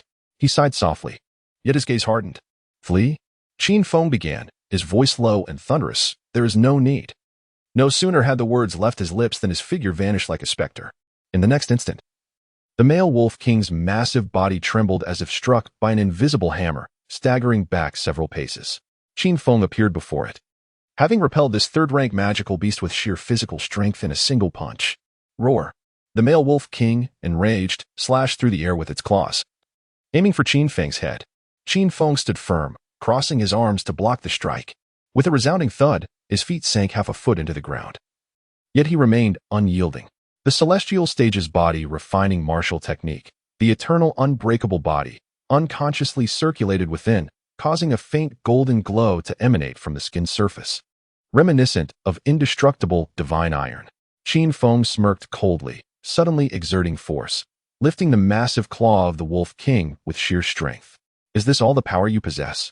Chapter 16. The hidden hand. Upon witnessing her mate's injury, the she-wolf king was momentarily struck with horror, her crimson eyes flashing with alarm. Before unleashing a piercing howl that sent sound waves, as tangible as substance, hurtling toward Qin Feng. He furrowed his brows slightly, feeling a sharp pain in his eardrums. Yet this did not hinder his movements. With a whip-like motion, he unleashed his right leg, delivering a heavy kick to the Wolf King's abdomen, propelling it over 10 meters and crashing through several large trees. Miss Su Ling'er stood frozen in place, nearly dropping the delicate sword in her grasp. She had never anticipated that the seemingly languid Qin Feng could unleash such terrifying physical power. In fact, she had once entertained the notion that he might merely be a young master with slight background and resources. Su Zhuang's eyes widened in disbelief, his grip on the sword loosening unconsciously. How could one possibly suppress a 3rd-tier magical beast with bare hands? Yet, despite these beasts not being human, the she-wolf king, witnessing her partner's injury, though momentarily shocked, was consumed by rage, darting toward Qin Feng like a bolt of lightning. She sought to rescue her beloved wolf, her claws glowing with a sinister green light, evidently laced with venom. Qin Feng merely snorted in disdain, the formidable black staff appearing in his hand unbeknownst to him. The staff, known as the Silent Annihilation, suddenly turned as dark as ink, devouring the very light around it. As the she-wolf king's claws made contact with the black staff, she was struck as if by lightning, her forelimb twisting grotesquely. With a resounding thud, the black staff came crashing down upon the she-wolf king's head, producing a sickening crack of bone. She let out a wretched howl, her massive form collapsing to the ground, blood oozing from her mouth and nose, her limbs convulsing uncontrollably. The Wolf King, struggling to rise, emitted a heart-wrenching wail and charged recklessly at Qin Feng. In a flash, Qin Feng activated his Void Step, appearing instantaneously behind the Wolf King. The black staff swung once more, this time producing a distinct crack as the Wolf King's spine shattered, his colossal body collapsing like a ragged sack. In the blink of an eye, both the male and female Wolf Kings lay half dead. The remaining crimson-eyed demonic wolves, witnessing this, felt their frenzied state recede like a tide, instinctual fear surfacing in their eyes. It was uncertain which wolf first emitted a whimper. But soon the entire pack fled like lost dogs, vanishing into the dark forest in an instant. This exemplified the adage, capture the thief by first capturing the king. The retreating wolves underscored the notion that when the tree falls, the monkeys scatter. Once the wolf tide dissipated, the camp was left strewn with corpses. The encampment of the caravan lay in eerie silence, save for the occasional crackle of the campfire. The delicate sword in Su Ling's hand clattered to the ground, her legs buckling as she nearly collapsed. Su Zhuang hurriedly supported her, only to discover that he too was utterly drained, his back drenched in cold sweat. Qin Feng sheathed the black staff and turned to face the onlookers. Under the moonlight, his silhouette stood resolute like a war deity, with a flicker of complex emotions glimmering in his dark eyes. At that moment, his mind was inundated with system notifications. Ding! Host has destroyed the Songlong King, rewarding the host with a dual realm advancement. The host has now transcended to the 5th level of Great Spirit Master. Ding! Due to the host's invincible resolution in vanquishing the wolf tide, the host is rewarded with the Songlong King's innate skill, Group Frenzy, Heavenly Dao Limited Edition. Ding! The host has slain the head beast, acquiring Heavenly Dao points. Ding! Owing to the host's valor, reminiscent of a paternal figure of the Heavenly Dao, the host is granted a commendation. What is this? A mere commendation? In his mind, Qin conjured an image of clouds in the heavens forming a thumbs up under the influence of the Heavenly Dao's might. Qin, young Master Qin. Concurrently, Su Ling's voice trembled with shock and gratitude. Thank you for saving everyone. Qin Feng shook his head, his gaze sweeping over the desolation before finally resting on the blood-stained sleeve of Su Ling. Are you gravely injured? Instinctively, Su Ling covered her arm and shook her head. It's just a superficial wound. Su Zhuang staggered over, suddenly dropping to one knee, clasping his fists. Young Master Qin, your immense kindness shall be eternally remembered by the Su family. Qin Feng reached out to assist him to his feet, replying coolly, there is no need for such formality. The captain of the guards, Su Zhuang, regarded Qin Feng with a mixture of awe and confusion. Brother Qin Feng's, what kind of body refinement technique do you practice that enables you to confront third-tier magical beasts unarmed? Qin Feng offered no reply, merely gazing toward the horizon as the sky began to lighten. Daybreak approaches. Let us tidy up and prepare to depart. Su Ling looked at his profile, a myriad of questions swelling within her, ultimately dissipating into a soft sigh. She bent down to retrieve her slender sword and turned to check on the other injured. Meanwhile, Qin Feng suspected that the wolf pack's attack was too peculiar to be coincidental. It was anything but random. He swiftly appeared before the two nearly lifeless Songlong Kings, his expression icy. Crouching, he placed his palm on the scarred forehead of the male wolf king, his fingertips emanating a ghostly blue light. Mind layer penetration. Mental energy surged into the chaotic depths of the wolf king's memories. Fractured images flashed in Qin Feng's mind, dim caverns, and the sudden influx of psychic force caused the Wolf King's pupils to constrict, its consciousness plummeting into an abyss. Indeed, it was as he suspected. Qin Feng withdrew his hand, his brows knitted tightly. He repeated the process to probe the memories of the female Wolf King, discovering similar signs of manipulation. It appeared to be a bizarre mental imprint capable of distorting the instincts of magical beasts, reducing them to mere instruments of slaughter. Young Master Qin, have you uncovered anything? Su Ling approached, dragging her injured arm, concern etched on her pale face. Qin Feng rose, his eyes glinting with cold resolve. These two wolf kings have likely been controlled by someone, deliberately incited to attack the caravan. Could it be the Beastmaster sect? Suddenly, Su Ling had a moment of clarity, but soon she spoke softly. However, my Su family has never had enmity with the Beastmaster sect, so this should not be the case. At that moment, Su Ba, who had remained silent since the wolf tide receded, finally uttered his first words. It is the second master, Su Shao. He tightened his grip on the long spear, his knuckles turning white, and the fury in his eyes seemed ready to burst forth. Su Ling trembled slightly. Second uncle? Why? Su Ba took a deep breath, his voice deep and thunderous. There are 3 reasons. He raised a thick finger. First, the family head is gravely ill, and the second master has long desired to seize power. If the young lady were to perish on the road, he could rightfully take over the Su family. Su Ling's complexion turned pale instantly, her delicate fingers unconsciously twisting the hem of her garment. Qin Feng noticed that her fingertips quivered slightly. Yet she stubbornly bit her lip to stifle her tears. Secondly, Su Ba raised a second finger, a flash of pain crossing his eyes. The engagement between the young lady and the Cheng family. The second master has secretly colluded with the Cheng family, intending to swallow our Su family's assets through this alliance. However, you refuse to comply. If you were to survive an attack and return to the Su family wounded and weakened, he could easily manipulate you into the Cheng family. Impossible. Su Ling'e suddenly lifted her head, her eyes glistening with unshed tears. But he has always cared for me the most after my father. Su Ba let out a bitter laugh, raising a third finger. Thirdly, his son, Su Jiu, is a disciple of the Beast Master sect. Chapter 17. The Celestial Dragon whelp. While Su Ling'e and Su Ba were conversing, the system's voice echoed in Qin Feng's mind. Ding. Side quest. Escort Su Ling'e Phase 1 has been completed. You have received the reward. Heavenly Dao Value 180,000, Random 6 Rank Elixirs X10. With the completion of the first phase of the escort quest, Qin Feng was immensely pleased with the rewards. The 180,000 Heavenly Dao value could be exchanged for a variety of useful items and could be preserved for enhancing combat power at critical moments.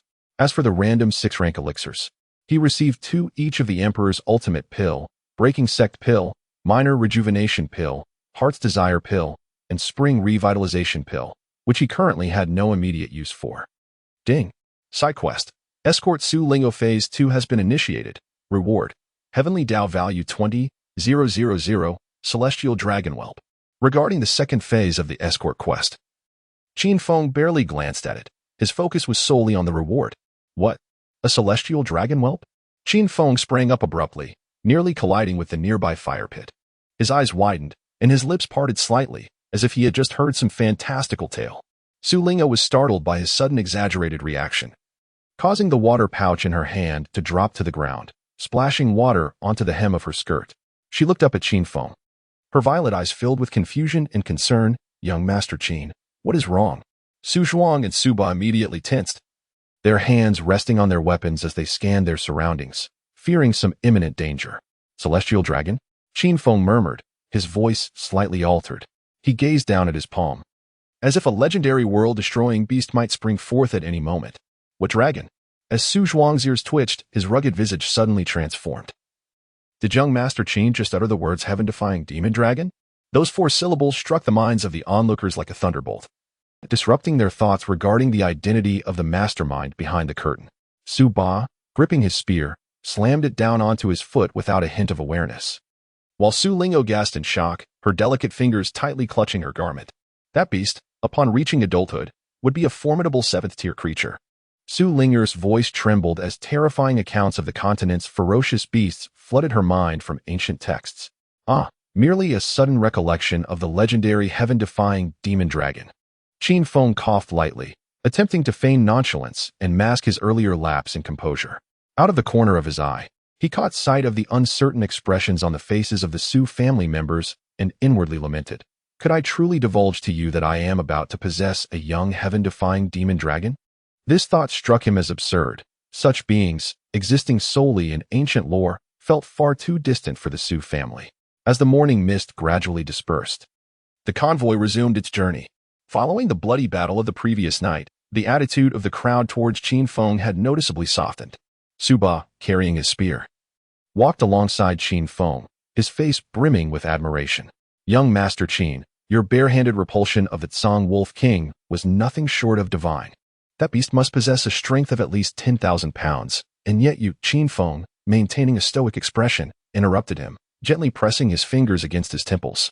Throughout the journey, Su Ba had recounted the details of last night's battle countless times, even specifying the precise number of trees that Tsang Wolf King had shattered upon being thrown. Su Ling'e walked on Qin Feng's other side, the hem of her white dress swaying gently with each step. She subtly raised her eyes to observe Qin Feng's profile in the morning light. His chiseled features appeared exceptionally profound, and the fierce aura between his brows made her heart race involuntarily. Young Master Qin, Su Ling'e hesitated for a moment before finally speaking. What are your plans upon reaching Qingyang City? Without breaking stride, Qin Feng's gaze remained fixed ahead. Annihilate the Cheng family. Those 4 simple words caused Su Ling'e to abruptly halt, her violet eyes widening in disbelief. Her slender fingers unconsciously twisted the sleeve of her garment as a flurry of thoughts raced through her mind. Annihilate the Qing family? Is it truly for my sake? This notion sent a rush of warmth to her ears, and her youthful heart galloped like a wild stallion. He is so handsome and powerful. If it were indeed for me, I could willingly offer myself in return. Miss, are you all right? Su Ba's perplexed voice suddenly intruded, as he leaned closer to Su Linger's flushed face. Why is your face so red? Are you unwell? And no. Su Linger, jolted from her reverie, hurriedly shook her head, her violet hair cascading like a waterfall. Stealing a glance at Qin Feng, she noticed he remained focused ahead, seemingly oblivious to her unusual demeanor, and breathed a sigh of relief, forcing herself to maintain composure. It's just that the weather feels a bit warm.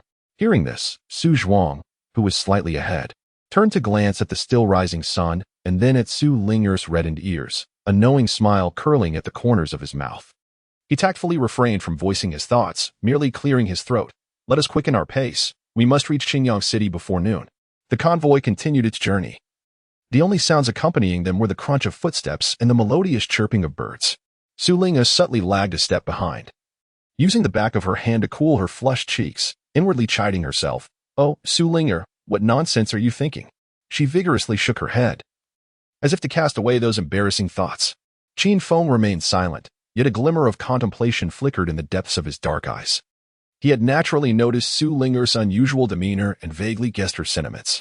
However, at this moment, his mind was solely occupied with one matter. The Cheng family must answer for their misdeeds. As for the impending acquisition of the legendary demon dragon hatchlings, a subtle smirk graced Qin Feng's lips.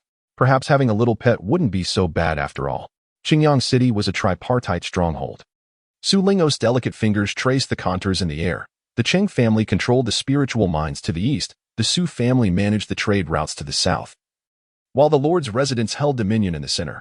She spoke before suddenly covering her mouth with a chuckle, adding, "But the most intriguing is the black market to the west. I heard someone was selling a talking turtle there recently." Qin Feng's lips curled in amusement, ready to respond when a robust voice from the front of the convoy interrupted. "We have arrived at Qingyang City." The towering city walls glimmered with a bronze hue in the sunset, while the gates bustled with a flow of carriages and horses. Suddenly, Qin Feng came to an abrupt halt as a system notification resonated in his mind. Side quest.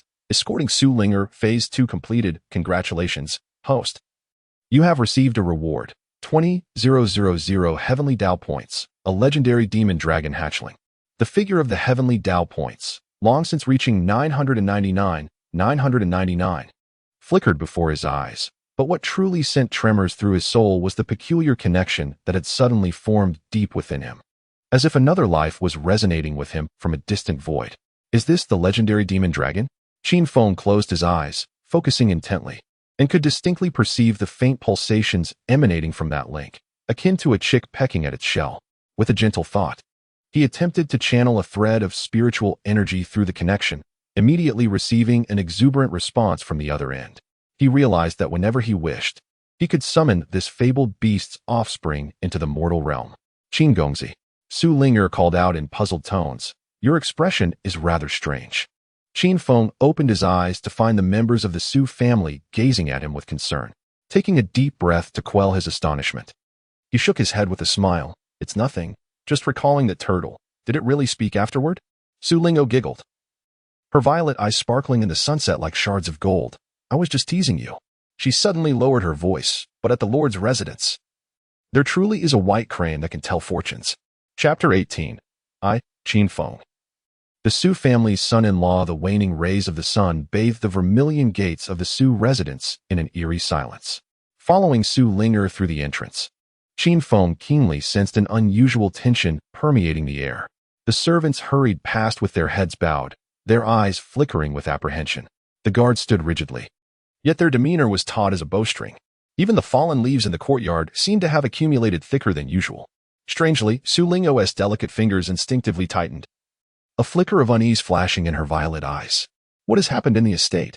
Before she could finish her thought, a small, frail figure suddenly darted out from behind a column. It was a tear-streaked servant, who fell to his knees before Su Linger with a thud. Miss, you have finally returned. His voice was hoarse, as if he had cried throughout the night. The master, the master. Su Linger's slender body trembled violently, and the embroidered handkerchief slipped from her grasp. What has happened to my father? Her voice rose sharply, filled with a piercing intensity that Qin Feng had never heard before. The servant bowed deeply, his forehead touching the cold stone floor. Last night, the master passed away. What? Su Ling'er's complexion instantly turned pale as paper, her fragile form swaying as if she might collapse at any moment. Qin Feng, quick to react, steadied her shoulder, feeling her entire body quaking violently. Impossible! She abruptly broke free from Qin Feng's grasp, her purple skirt fluttering like butterfly wings as she dashed toward the inner courtyard. Qin Feng furrowed his brow and followed closely behind. As he passed the servant, he keenly detected a fleeting look of fear in the servant's eyes, not sorrow for the master's demise, but rather a deeper, primal fear of death itself. The white lanterns in the inner courtyard had already been hung, casting a dim and bleak glow in the twilight. Just as Qin Feng stepped over the threshold into the morning hall, he heard Su Ling'er's heartrending cries. "Father!" The young woman knelt before the coffin, her slender fingers gripping the edge of the casket with such force that her nails nearly embedded into the wood. Her sobs were stifled and fragmented, as if someone had grasped her throat.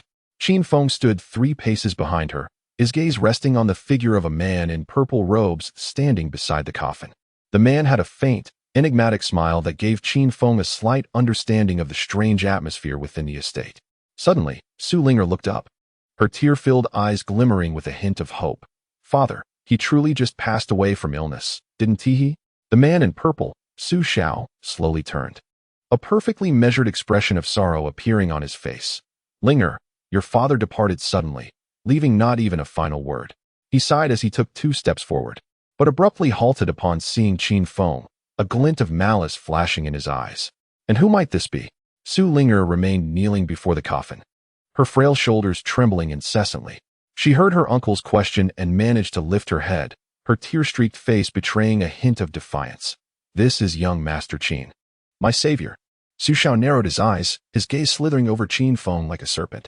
The fingers hidden beneath his purple robes curled slightly, revealing an unnatural pallor. "Oh?" He elongated the syllable, a significant smile curling at the corners of his mouth. To be held in such esteem by Ling'er, it seems young Master Qin is indeed extraordinary? Qin Feng met the gaze with an impassive expression, a cold glimmer flashing in the depths of his dark eyes. He could distinctly sense the chilling aura emanating from the man, along with an underlying intent to kill. "Second Master." Su Zhuang suddenly strode forward, his rugged face etched with fury. "The Master's remains had barely cooled, and yet you dare." Su Xiao's voice cut through, his purple robe billowing without wind, commanding. "Mind your place." His gaze swept over the pallid attendees within the morning hall, before shifting to a mask of sorrow. "My elder brother departed unexpectedly, and Ling'er is soon to wed into the Chung family. The Su household requires my stewardship." At this, Su Ling'er abruptly lifted her head, a flicker of astonishment dancing in her violet eyes.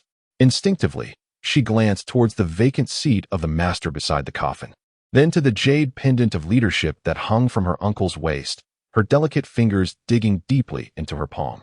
"Miss," a frail voice suddenly called from the shadows. Qin Feng turned to see an elderly servant kneeling in the dim light, tears brimming in his murky eyes. This old servant has something to say. Su Zhao's expression shifted dramatically. "Seize this old fool," he commanded. With a wave of his purple robe, 2 guards advanced immediately. "Hold," Qin Feng interjected, stepping forward to shield the old servant. His voice, though soft, compelled the guards to halt abruptly. The air within the hall seemed to freeze. A glint of murderous intent flashed in Su Zhao's eyes, yet he observed Qin Feng bending to assist the elder. "Good sir, speak freely." The old servant trembled as he produced a blood-stained handkerchief from his bosom. "The master entrusted this to me before his passing." Su Ling'er staggered forward, her trembling fingers unfurling the handkerchief, which bore 3 blood-stained words scrawled in a hasty hand. "Beware of Xiao." In that instant, memories of their ambush on the return journey surfaced, and Su Ba's words resonated within her.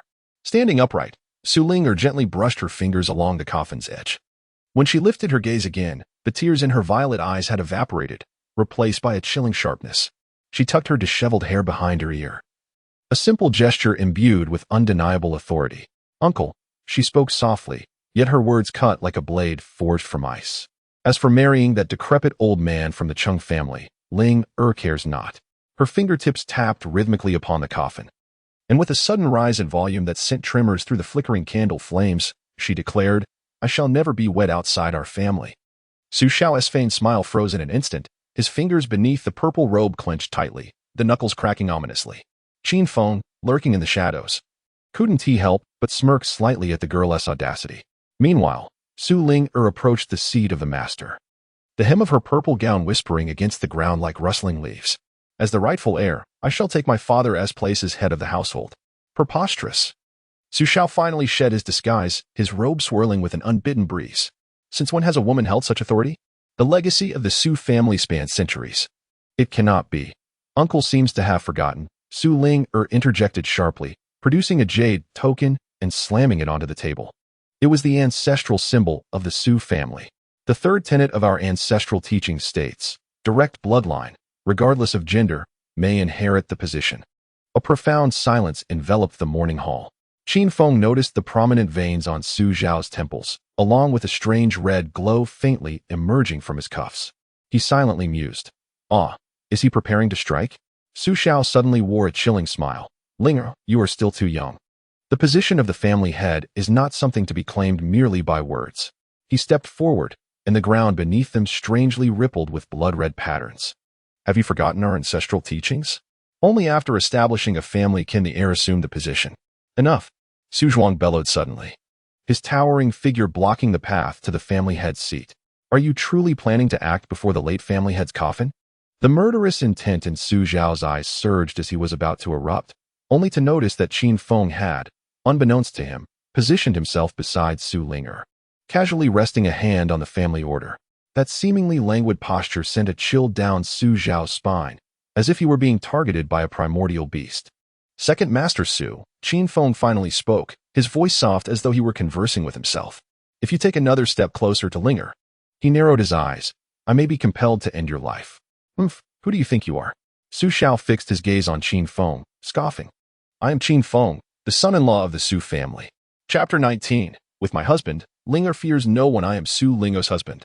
Qin Feng's words, uttered so casually, detonated like thunder within the morning hall. Wow, is being a son-in-law such a source of pride? Su Zhuang's steel knife clattered to the ground, while the old steward stood with his mouth agape, large enough to fit an egg. Even the servant kneeling in the corner forgot to weep, staring blankly at this astonishing young man. Qin. Young Master Qin. Su Ling-er felt her ears flush crimson, her delicate fingers unconsciously clenching the hem of her garment. She looked up to meet Qin Feng's profound gaze, where a glimmer of mischief sparkled in his dark eyes, and she instantly understood his intention. Indeed, Su Ling-er straightened her back, her voice clear and sharp as a sword song. Qin Feng is my husband. She lifted her chin, her violet eyes flashing with defiance. According to our ancestral teachings, a married legitimate daughter possesses the qualifications to inherit. Su Xiao's countenance darkened instantly, his eyes flashing with a sinister light. Preposterous. To claim a random man as your husband? Do you think the Su family is filled with fools? The air in the morning hall seemed to freeze, everyone holding their breath as they witnessed this intense standoff. The candle flames flickered violently in response to Su Xiao's wrath, casting distorted shadows of the onlookers. Just as the tension reached its peak, Qin Feng moved. He strode towards Su Ling-er, seated in the family head's position, his black robes slicing through the candlelight in a sharp arc. Before Su Ling-er could react, she felt a warm hand gently cradling the back of her head. And then, amidst the gasps of the crowd, Qin Feng leaned down and kissed her soft lips. Su Ling-er's eyes widened, her violet gaze reflecting the handsome face mere inches away. She could distinctly feel his warm breath and the irresistible force of his lips. The kiss was both domineering and fleeting, yet it rendered the entire morning hall utterly silent. As Qin Feng straightened, Su Ling-er's face had already turned as red as a ripe apple. Her lips tingled slightly, and her heart raced as if it might leap from her chest.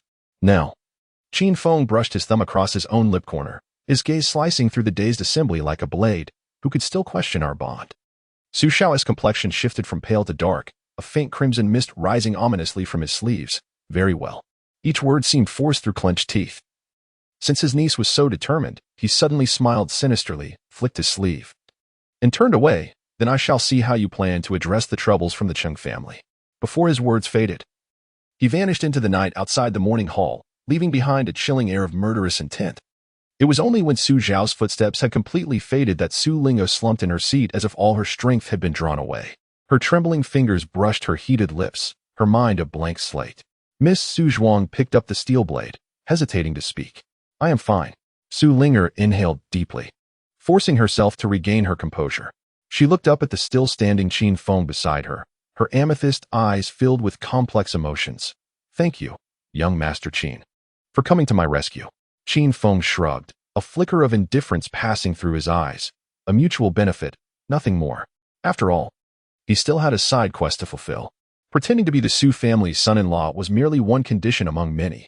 He gazed in the direction Su Xiao had departed, his voice low. However, your uncle likely will not let this matter rest easily. Upon hearing this, Su Ling'er revealed a determined smile, with my husband by my side. I am not afraid. The words flowed naturally, surprising even herself.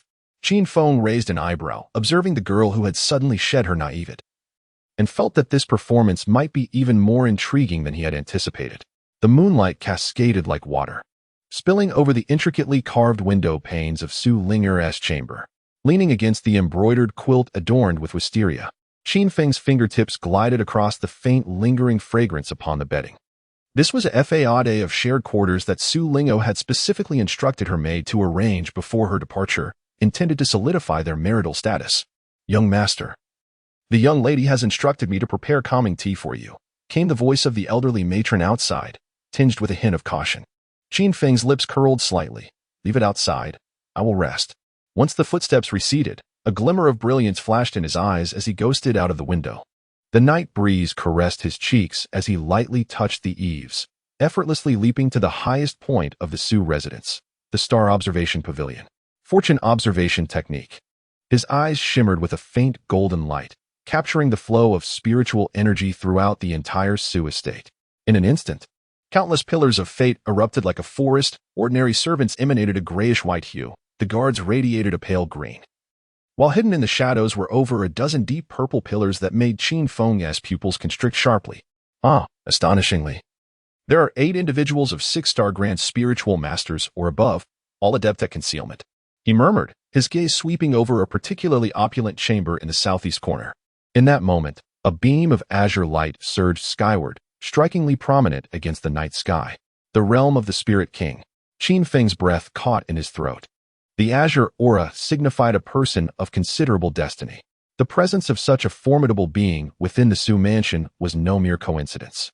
His fingers instinctively caressed the sturdy black staff, as images of Su Ling'er, forcing herself to appear composed before her departure, flashed through his mind. That girl likely remained oblivious to the perilous path she was treading. The night breeze suddenly intensified, tugging at the strands of hair on Qin Feng's forehead. He gazed toward the direction Su Ling'er had departed, aware that the violet-eyed maiden was likely maneuvering within the abode of a loyal minister.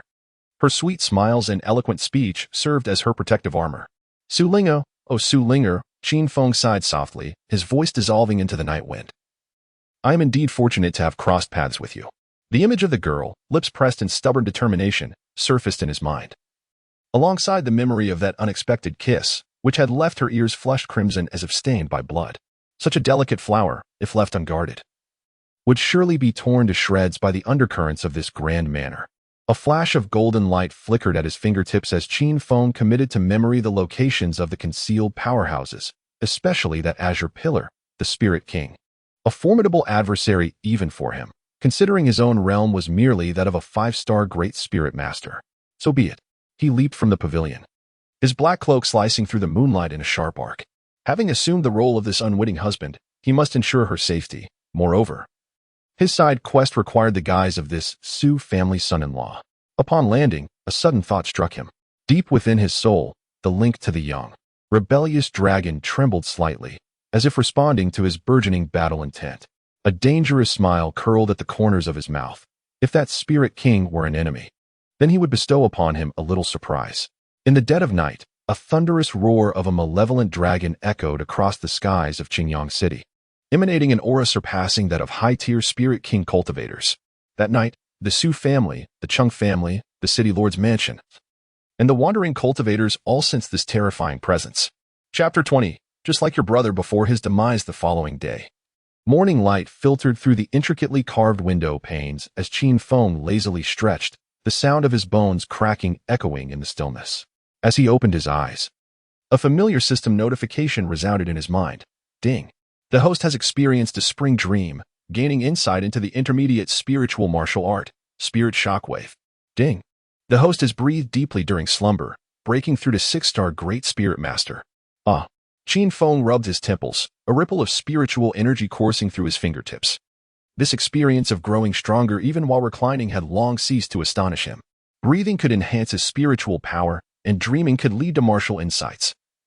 If those old-timers who toiled for decades were to learn of this, they would likely be infuriated to the point of spitting blood. He stepped barefoot onto the floor. The silk quilt still faintly imbued with the unique fragrance of Su Ling'er. It seemed that the girl had not returned home throughout the night. She was likely preoccupied with her efforts to inherit the position of family head. Qin Feng casually grasped the black robe hanging on the screen, when suddenly, a thunderous sound of drums and gongs reverberated from outside. The jarring noise seemed almost capable of uprooting the very roof, interspersed with the clamor of the crowd. Qin Feng furrowed his brow, and as he pushed open the intricately carved wooden door, blinding sunlight and the cacophony rushed towards him. The front courtyard of the Su residence was adorned with vibrant lanterns, where 18 bare-chested men hoisted 9 gilded redwood boxes, their lids ajar, revealing an array of shimmering betrothal gifts within.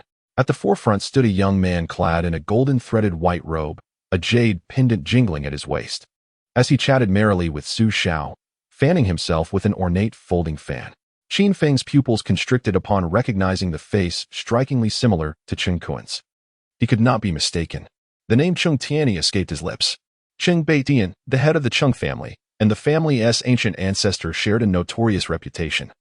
With numerous wives and countless offspring, yet he favored this youngest son above all, even overshadowing his legitimate eldest son, Chen Kuan. Otherwise, it would have been Cheng Tianyi he encountered on the island of 10,000 prisoners, not the scapegoat, Chen Kuan. Thus, it became evident that the one who conspired against him, designed by his uncle Qin Wushang, was not Chen Kuan but rather the favored younger brother, Cheng Tianyi. Lord Su. I come with utmost sincerity, Cheng Tianyi declared, closing his fan and gesturing towards the foremost box, a pair of Millennium Blood Ginseng, 10 South Sea Luminous Pearls. And he deliberately raised his voice, a handwritten copy of the ancestral high-level technique, the Xianin Ju. The crowd instantly erupted in astonishment. Qin Feng narrowed his eyes. Observing the glint of greed that flashed in Su Xiao's gaze, the Xianin Ju was indeed a rare gem of a technique for the Su family. Your nephew is quite thoughtful. Su Xiao laughed heartily, then suddenly turned to his steward, barking, "Why aren't you quickly summoning the young lady?" "No need," came a cool voice from the corridor. Su Ling'er appeared in a simple white mourning attire, her purple eyes emanating a chilling demeanor. Behind her trailed the grim-faced Su Zhuang and several clan elders, evidently having just emerged from a fierce debate. Cheng Tianyi's eyes brightened, and he unfurled his fan. "Sister Ling'er, after 3 years, you have blossomed even more beautifully. Master Cheng, please conduct yourself with decorum," Su Ling'er coldly interrupted. "My father has just passed. I cannot entertain guests." Cheng Tianyi, undeterred, took a step closer. "Precisely because of your father's passing, the Cheng family ought to look after the orphan daughter." His words were laden with double meaning. After all, some storms are beyond the delicate wisteria's endurance. Before he could finish, a shadow swiftly interposed itself before Su Ling'er. "Storms?" Qin Feng remarked with a smirk, brushing off his sleeves. "How fortunate, for I particularly relish breaking the hands of those who bring umbrellas." The atmosphere froze instantly. The moment Qin Feng appeared, Cheng Tianyi's narrowed eyes widened in shock, the white jade crown atop his head tumbling due to his sudden movement. Trembling fingers pointed at Qin Feng, his lips quivering like dry leaves in the wind. Qin Feng?" His voice suddenly escalated. "Weren't you supposed to be stripped of your bloodline and cast away to the island of 10,000 prisoners?" This proclamation struck like thunder, plunging the entire Su residence courtyard into a profound silence. All eyes were fixated on Qin Feng, and even the sound of breathing was distinctly audible. A guard from the Su family, wielding a long spear, dropped it with a clatter, his complexion as pale as a sheet. The infamous Wanqiu Island, a place of death that many dared not mention, housed countless ruthless criminals. And it was a veritable hell where one could only escape by treading upon the corpses of thousands. Su Xiao's purple robe fluttered without wind. And the fear he felt last night when Qin Feng locked his gaze onto him finally found its answer. He swallowed hard, instinctively taking a step back. Who among those who emerged alive from Wanqiu Island was not a reincarnation of a killing god? Su Ling'er's violet eyes quivered slightly, her fingertips unconsciously clutching the sleeve of her mourning attire. She suddenly recalled Qin Feng's tattered clothing upon their first encounter. The ferocity with which he had torn apart the Wolf King with his bare hands, and the occasional glimmer of coldness in his eyes that was far from normal. Now, it all made sense. It seemed that young Master Cheng was not well informed. Qin Feng chuckled softly, crushing the white jade hairpin that had fallen from Cheng Tiany's grasp beneath his boot. The sharp crack echoed painfully in the silence. 3 months, he stated softly. Yet his words sent a chill down everyone's spine. Indeed, I have taken many lives on the island. He leaned closer to the ashen-faced Cheng Tiany, adding, including your brother, Cheng Kuan, and the dozens of hunters dispatched to protect him. Cheng Tiany trembled violently, a wet stain suddenly spreading in his trousers. Oh, by the way. Qin Feng straightened up, casting a sweeping glance at the silent crowd. I am now the husband of Su Linger. May I inquire if anyone intends to present a betrothal gift? Su Shao swallowed hard, his fingers discreetly forming a seal beneath his purple robe. However, when he caught the glint in Qin Feng's eyes, a gaze reminiscent of a beast stalking its prey, the spell dissipated instantly. Su Lingo took a deep breath and stepped forward to clasp Qin Feng's arm. She felt the muscles beneath her palm tense momentarily before relaxing again. Husband, she said, lifting her face to him, her violet eyes shimmering with an unusual light. We should pay respects to my father. This title caused Qin Feng's brows to arch slightly. He looked down at the young woman, who feigned calmness yet trembled slightly, and found it amusing that she dared to approach him. Fully aware that he had clawed his way out of hell. Very well, he responded, intertwining his fingers with her icy ones, displaying to his father-in-law just how competent a son-in-law he was. As their figures disappeared at the end of the corridor, Cheng Tiany finally dared to emit his first sob. Meanwhile, Su Shao stared at the puddle of urine on the ground, realizing for the first time that perhaps the position of head of the family was not so easily attained. Oh, I almost forgot something. Qin Feng's voice echoed abruptly through the courtyard like a specter. Before anyone could react, he had darted like lightning in front of Cheng Tiany. You, Cheng Tiany. His pupils dilated in terror, and his scream was stifled before it could escape. Bang! A heavy fist struck him squarely on the nose, blood gushing forth in an instant. Qin Feng moved with such speed that only an afterimage remained, his punches and kicks raining down like a torrential storm. The sound of bones cracking echoed incessantly as Cheng Tiany was sent sprawling like a rag doll. This kick was for Su Linga. With a swift kick, Qin Feng struck Cheng Tiany's knee, twisting the bone into an unnatural angle. A guttural scream escaped Cheng Tiany, akin to that of a slaughtered pig. His face smeared with a gruesome mix of snot, tears, and blood. Qin Feng seized him by the throat, locking eyes with him. Now you resemble your elder brother in his final moments. His voice was as soft as discussing the weather, yet it sent shivers down the spine of everyone present. He casually tossed the mangled Cheng Tiany onto the bridal gift box, looking down upon him with disdain. Of course. I shall spare your life. However, a cruel smirk danced on his lips. Return and inform that old dog of yours that I, Qin Feng, will personally claim his head. Chapter 21. Surrounded by enemies. Bower. My dear Bower. Cheng Baishan's roar reverberated throughout the Qing residence, even causing the glazed tiles on the eaves to rattle.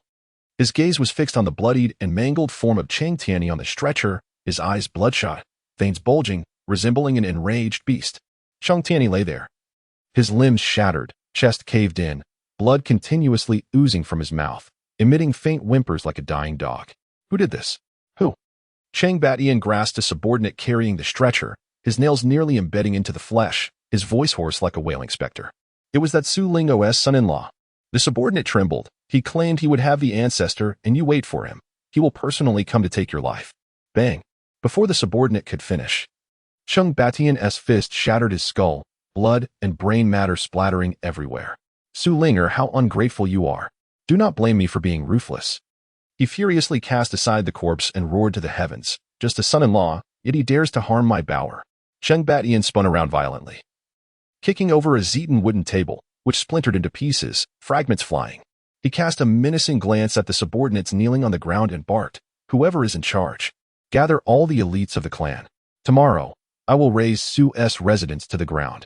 I want that dog's bones crushed one by one. Let him kneel before my son and beg for mercy. A loyal confidant, trembling, cautiously raised his head and said, head of the family, with such a commotion, what will the city lord's residents think? The city lord's residents? Cheng Batian sneered, his eyes filled with murderous intent. I care not for them. Anyone who harms my Bower must die. I refuse to believe that old dog from the east dares to declare war on the Cheng family. He slammed his palm against a nearby stone pillar, shattering it, the debris scattering as the entire hall trembled. He coldly glared at everyone, enunciating each word. Prepare for tomorrow. I shall make all of Qingyang City aware of the consequences of crossing the Qing family. The subordinates fell silent, hastily bowing their heads and retreating. Fearful of inciting the wrath of this furious beast, Qing Batian slowly approached his son Qing Tian, trembling as he caressed the pale visage of the boy. Tears of blood mingled in his eyes, yet his voice emerged low and ominous like a whisper from the depths of hell. Rest assured, my dear. I shall ensure that beast suffers a fate worse than death. As the night draped itself in inky darkness, the Su residence lay enveloped in silence. Save for a lavish chamber in the southeast corner that flickered with dim candlelight, Su Xiao, clad in a purple robe, moved with a spectral grace. Halting before the door to rap 3 times, 2 light, 1 heavy. Enter, came a hoarse, guttural voice from within, akin to metal scraping against stone, sending shivers down the spine. Upon entering, the flickering candlelight revealed a figure cloaked in black, their back turned, wielding a beast-headed curved blade that glimmered with a chilling light. The figure slowly turned, revealing a face that was a grotesque amalgamation of man and beast. The left side bore strange beastly tattoos, while the right side was marred by a deep, bone-exposing claw mark, as if once ravaged by a ferocious creature. Lord Emo Zhang, Su Xiao greeted respectfully, producing a delicate storage pouch from his sleeve and presenting it with both hands. This is the 102nd tier beast cores I promised you. Emo Zhang, a core disciple of the Beastmaster sect and the elder brother of Su Jiu, deftly beckoned with his fingers, and the storage pouch flew into his palm. Weighing it in his hand, a cold smirk curled at the corners of his mouth. The second family head is indeed a man of his word. Before the words had fully left his lips, the blade in his hand flashed suddenly, its edge pressed menacingly against Su Xiao's throat. A frigid gleam piercing him to the core. Su Xiao froze, cold sweat instantly soaking his back, yet he dared not move an inch. The fact that Qin Feng had left Wantu Island alive signified he was no foe to be trifled with. Emo Zhang narrowed his eyes, his voice slithering like a serpent's hiss. Given Su Jiu and these 100 beast cores, I may be inclined to lend you my hand. Are you certain you wish for me to act in person tomorrow? Suppressing the terror that surged within him, Su Xiao replied in a hushed tone. Precisely for this reason do I require Lord Emo Zhang's assistance. My son Su Jiu has greatly benefited from your care in the Beastmaster sect, and now, with the Su family situation in turmoil, only you can offer me the support I need.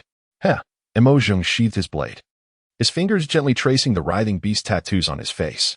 Fear not, with my junior absent from the residence, I, as the elder brother, shall naturally oversee the family affairs. He gradually lifted his gaze, a glint of bloodlust flashing in his eyes. Tomorrow, I shall take action. By noon the following day, the Su residence was adorned with festive decorations, the courtyard filled with a grand banquet.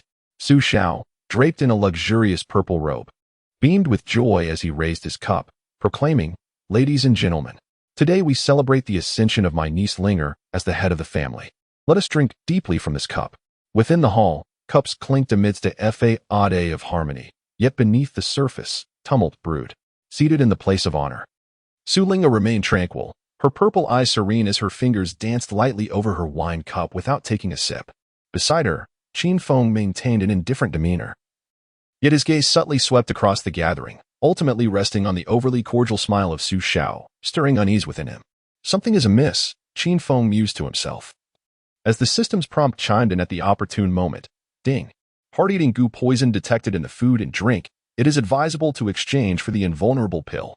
A faint smile graced Qin Feng's lips as he discreetly crushed a golden pill beneath the table, its power silently diffusing to dissolve the goo poison in Su Lingo's cup. At that moment, boom, the grand door was suddenly flung open by a tempestuous force, and a figure clad in black strode in, leaving behind burning claw imprints in the ground with each step. Emo Zhang of the Beastmaster sect had come to offer his congratulations. The oppressive aura of the Spirit King cascaded down like a mountain, causing dishes to shatter and weaker guards to collapse to the floor, their faces ashen. Su Xiao rose in alarm. Lord Emo Zhang? How could you? Emo Zhang's cold gaze swept across the room, finally landing on Qin Feng, a cruel smile curving his lips. I have heard that a distinguished guest from Wanqiu Island has arrived at the Su family. I am here to exchange a few moves. Su Linga suddenly slammed her hand on the table, exclaiming, "Uncle, is this what you call a family banquet?" The facade of a smile on Su Xiao's face shattered, revealing a sinister glint in his eyes. "My dear niece, do you think that by relying on a desperate outlaw, You can secure the position of family head? He shattered his wine cup with a forceful blow, the poisoned wine splattering onto the ground, releasing wisps of corrosive smoke. Today, you will either obediently marry into the Chung family, or what? Qin Feng slowly rose, blood surging in his eyes as his spiritual power erupted. Mo Zheng's pupils constricted, his beast pouch suddenly convulsing violently, the heart-eating goo mother within screeching in terror. How is this possible? He staggered back a few steps, black blood seeping from the beast patterns on his face. You can actually dispel my goo. Qin Feng smirked, lightly tapping the table with his fingertips. Those are the Beastmaster sect. Instead of properly taming beasts, resort to such despicable tricks. Truly beneath contempt. Before his words could settle, the courtyard wall crumbled with a thunderous crash, and a furious voice reverberated through the air. Su family's son-in-law, come forth and face your demise. Chapter 22. The initial display of the demon dragon's might. Chung Baishan's figure descended upon the Su residence like a deity of destruction, unleashing the oppressive aura of a spirit king that cracked the ground beneath him, causing the ornamental rocks and pavilions to collapse in an instant.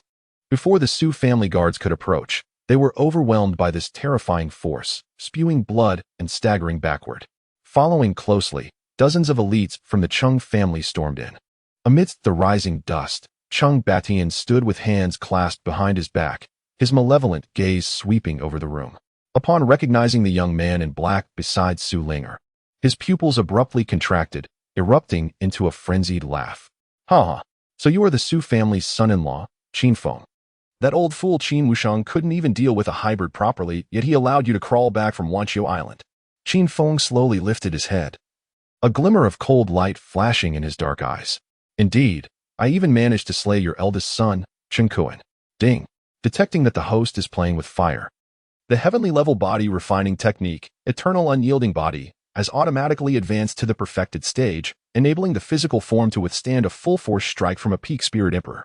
Simultaneously, the host's heavenly Tao Father has instructed me to convey without alteration, as my son, you may recklessly stake your claim. Upon hearing this, Qin Feng first felt a surge of joy, then discreetly shielded Su Ling'er behind him, his voice chilling as if forged from ice. So it seems that the Chung family is quite deeply entwined with my uncle, isn't it? Ha! Chung Batian smugly stroked the jade pendant at his waist. It's merely a matter of mutual benefit and utilization. The old man held a considerable amount.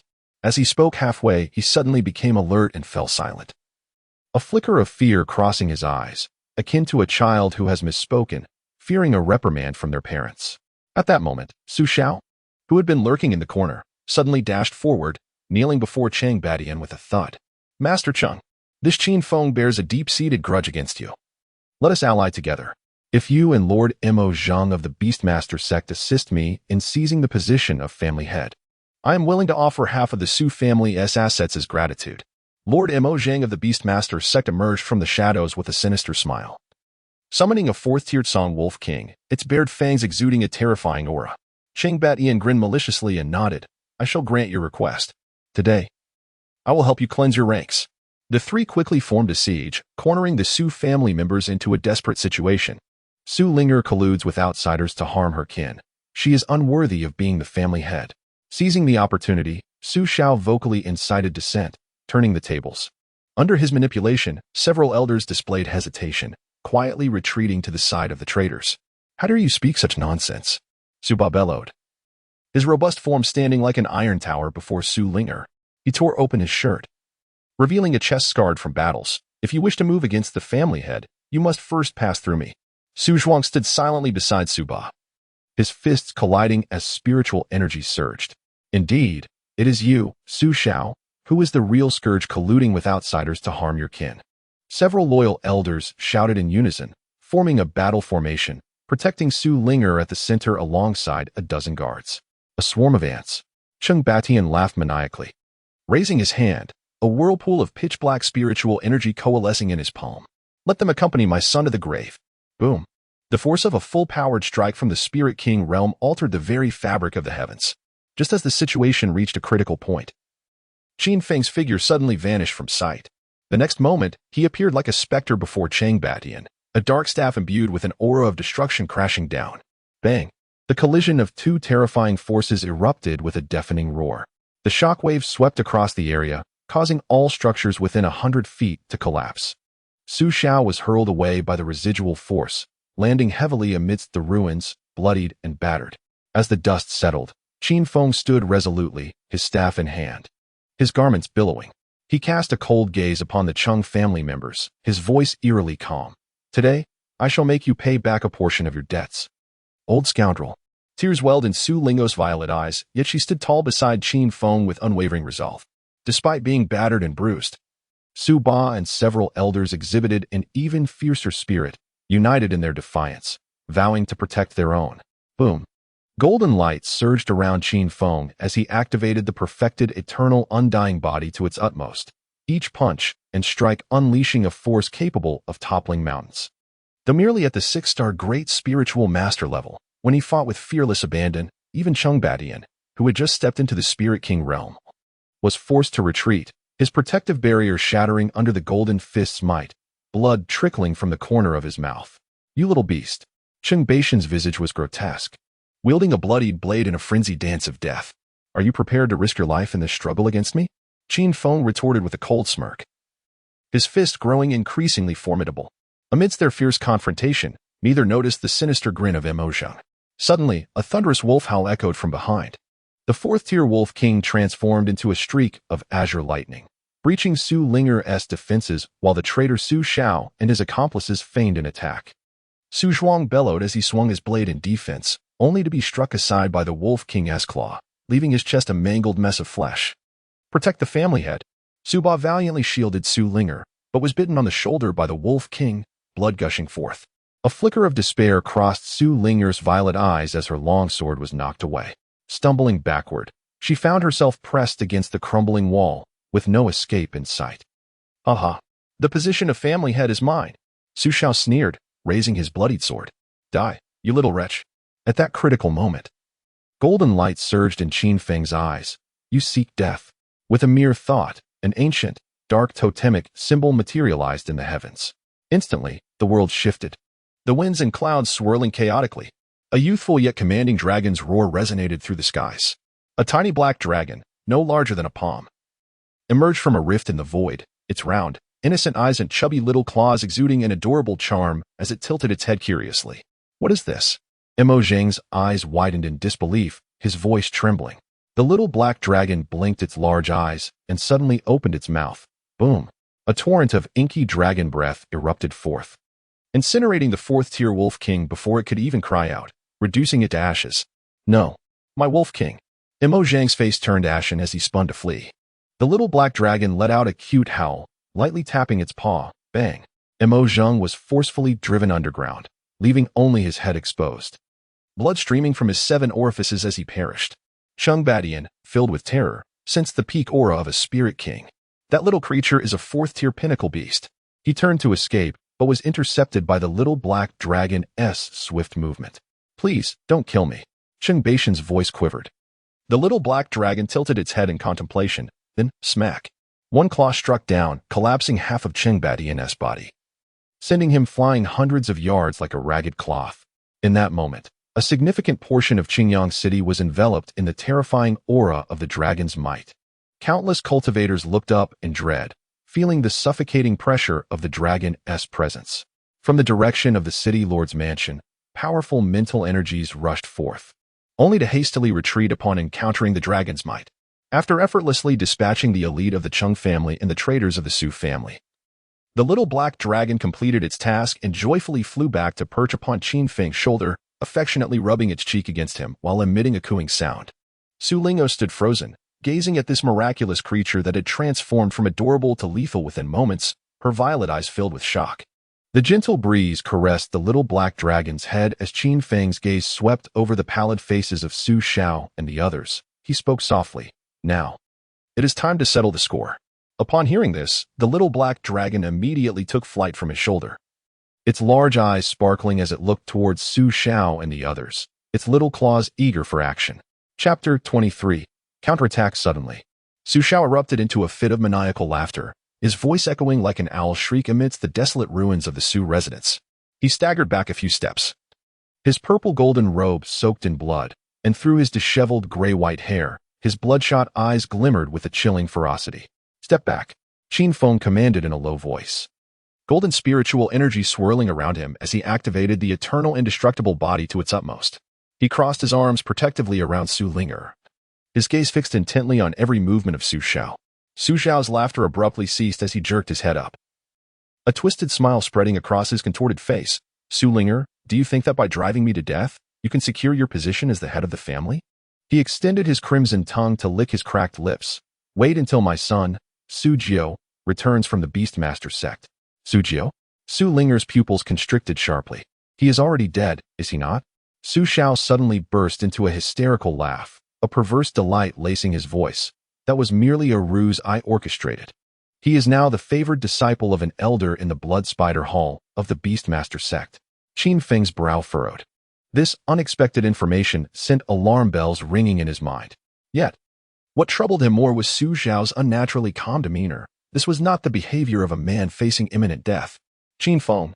Su Xiao suddenly turned to him, his eyes glinting with madness. Do you think that by killing Imo Zheng, everything is resolved? You are finished. You are utterly finished, he repeated frantically, drool trickling down the corner of his mouth. Imo Zheng is my son's master. The Blood Spider Hall will make you understand what true suffering is. Before his words had fully settled, Su Xiao violently tore open his shirt. There, on his pale chest, a grotesque blood-red pattern emerged, writhing as if alive. The pattern resembled the dark, colossal hand that had appeared during their escape from the island of eternal captivity. This is... Qin Feng's pupils dilated. Visions of the final battle on the island of eternal captivity flashing through his mind, where that monstrous hand loomed ominously. The markings on the hand were identical to the one now etched upon Su Xiao's chest. Let us descend into hell together. Su Xiao cackled madly, striking his chest with both palms. The blood-red pattern erupted in a blinding radiance, his body visibly swelling as if something sinister writhed beneath his skin. Boom. Amidst the earth-shattering explosion, a blood-colored mushroom cloud ascended into the sky, its diameter stretching several tens of meters. The terrifying shockwave pulverized the remnants of walls and ruins within a radius of dozens of feet, vaporizing several of the Chung family guards who could not escape in time, leaving not even a trace of ash. In a moment of dire urgency, Qin Feng's body radiated a brilliant golden light as he pushed the eternal indestructible body to its limits. He crossed his arms in front of him, bracing himself against the devastating self-detonation. With a crack that sent shivers through the bones, Qin Feng's arms twisted unnaturally. Yet he did not falter, using his body to form a golden barrier for Su Ling'er and the others behind him. As the dust settled, all that remained was a deep, charred pit. Su Xiao had long since been reduced to nothing but bones, the blood-red spectral lines slowly dissipating in the air, emitting an eerie, chilling sound. Young Master Qin. Su Ling'er stumbled forward, her violet eyes brimming with tears. She reached out with trembling hands, but hesitated to touch Qin Feng's bloodied and mangled arms. Qin Feng slowly exhaled a breath of murky air. Amidst the shimmering golden light, his distorted arms began to visibly heal at an astonishing pace. Ding! In recognition of the host's act of shielding his friends and enduring the self-detonation damage with his flesh and blood, your heavenly Tao Father grants you passive skill, unmarked healing. Unmarked healing, when sustaining damage, the host can automatically recover by absorbing the spiritual energy of heaven and earth without needing to form seals. He gazed in the direction where the blood-red lines had vanished, a glint of cold light flickering in his eyes. The Blood Spider Hall of the Beastmaster sect. The little black dragon peeked out from Qin Feng's collar, vigilantly observing the sky and emitting a low growl, seemingly sensing the lingering malevolence of the dissipating blood-red lines. Su Zhuang clutched his injured shoulder, his expression grave. Master, if Su Jiao truly comes to the Beastmaster sect, one will be killed if they come, and two will be killed if they arrive together. Qin Feng interrupted coldly, his voice eerily calm. He turned to survey the ravaged Su residence and said in a deep tone, First, let's clean up the aftermath. In the distance, waves of spiritual energy emanated from the direction of the city lord's residence, evidently stirred by the recent explosion. Are you all right? Qin Feng approached slowly, the little black dragon fluttering its wings to land on his shoulder. He gently tousled Su Ling'er's hair, his tender gesture contrasting sharply with the bloodshed moments ago. Su Ling'er tilted her face upwards, her violet eyes glistening with tears, her slender fingers tightly gripping Qin Feng's sleeve. When Su Xiao self-detonated just now, I thought you. Her voice choked, unable to utter the last words. Thought I was dead? Qin Feng raised an eyebrow with a smile, deliberately exaggerating as he moved his arms. See, I'm perfectly fine. He flexed his wrist with agility and playfully made a face. This left Suba with wide eyes, his jaw nearly dropping to the ground. He distinctly remembered Qin Feng's arms being bloodied and twisted moments ago, yet now they appeared as good as new, with not a single scar in sight.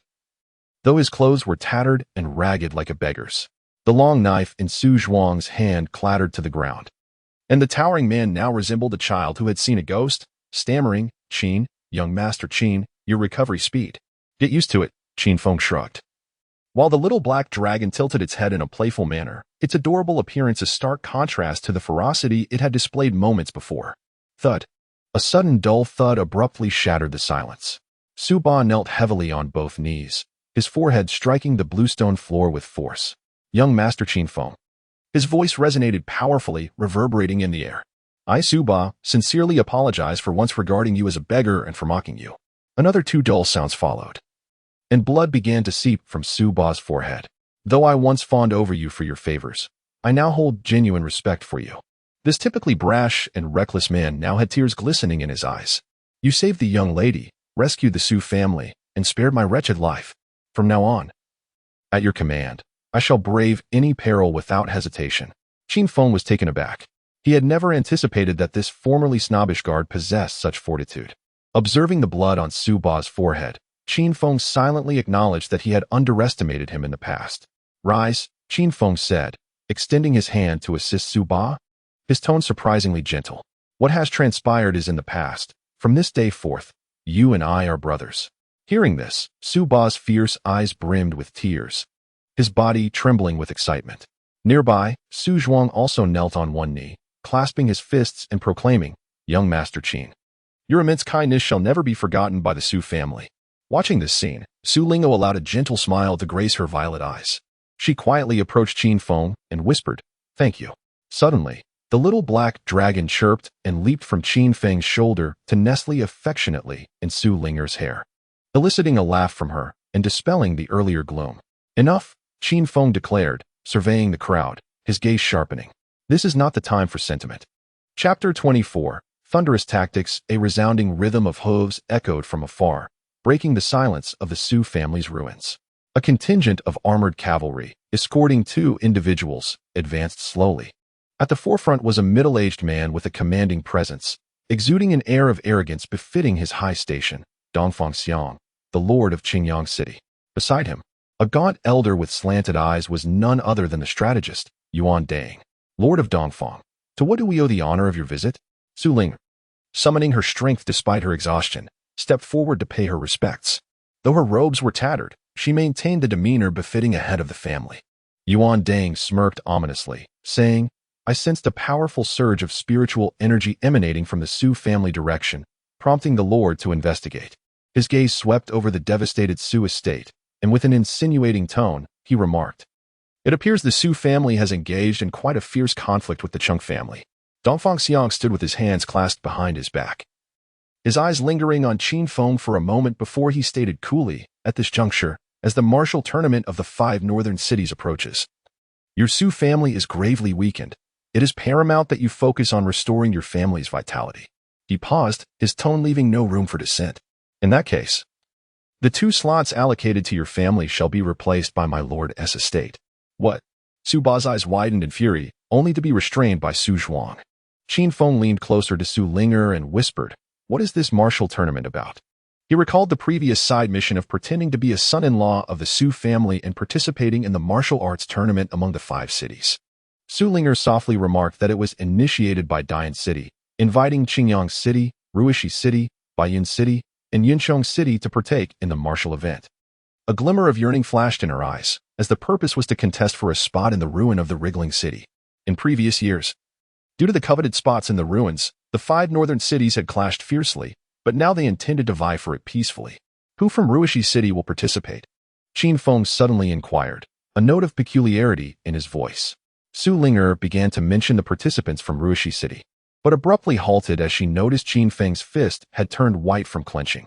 "The Qin family of Ruishi City," he spoke in a chilling tone, his eyes swirling with a hint of crimson.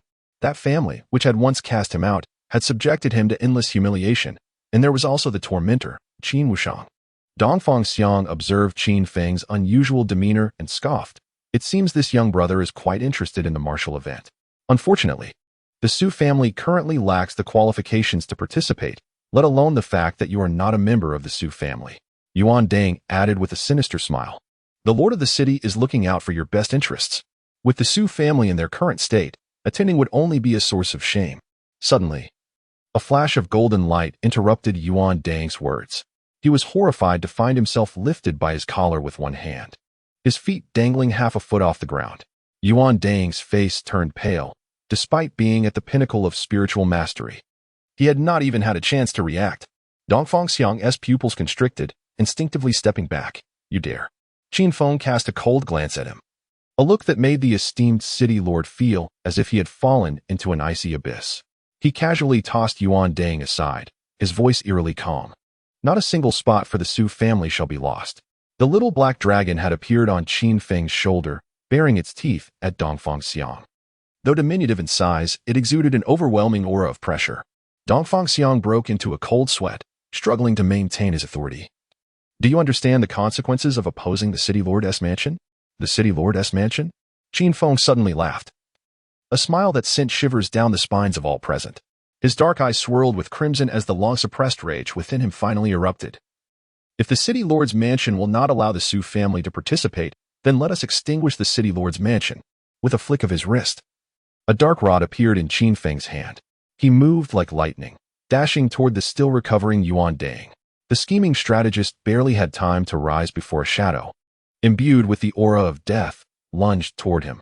In Yuan Dang's eyes, the approaching dark rod grew ever closer, and the expression of terror on his face became permanently frozen.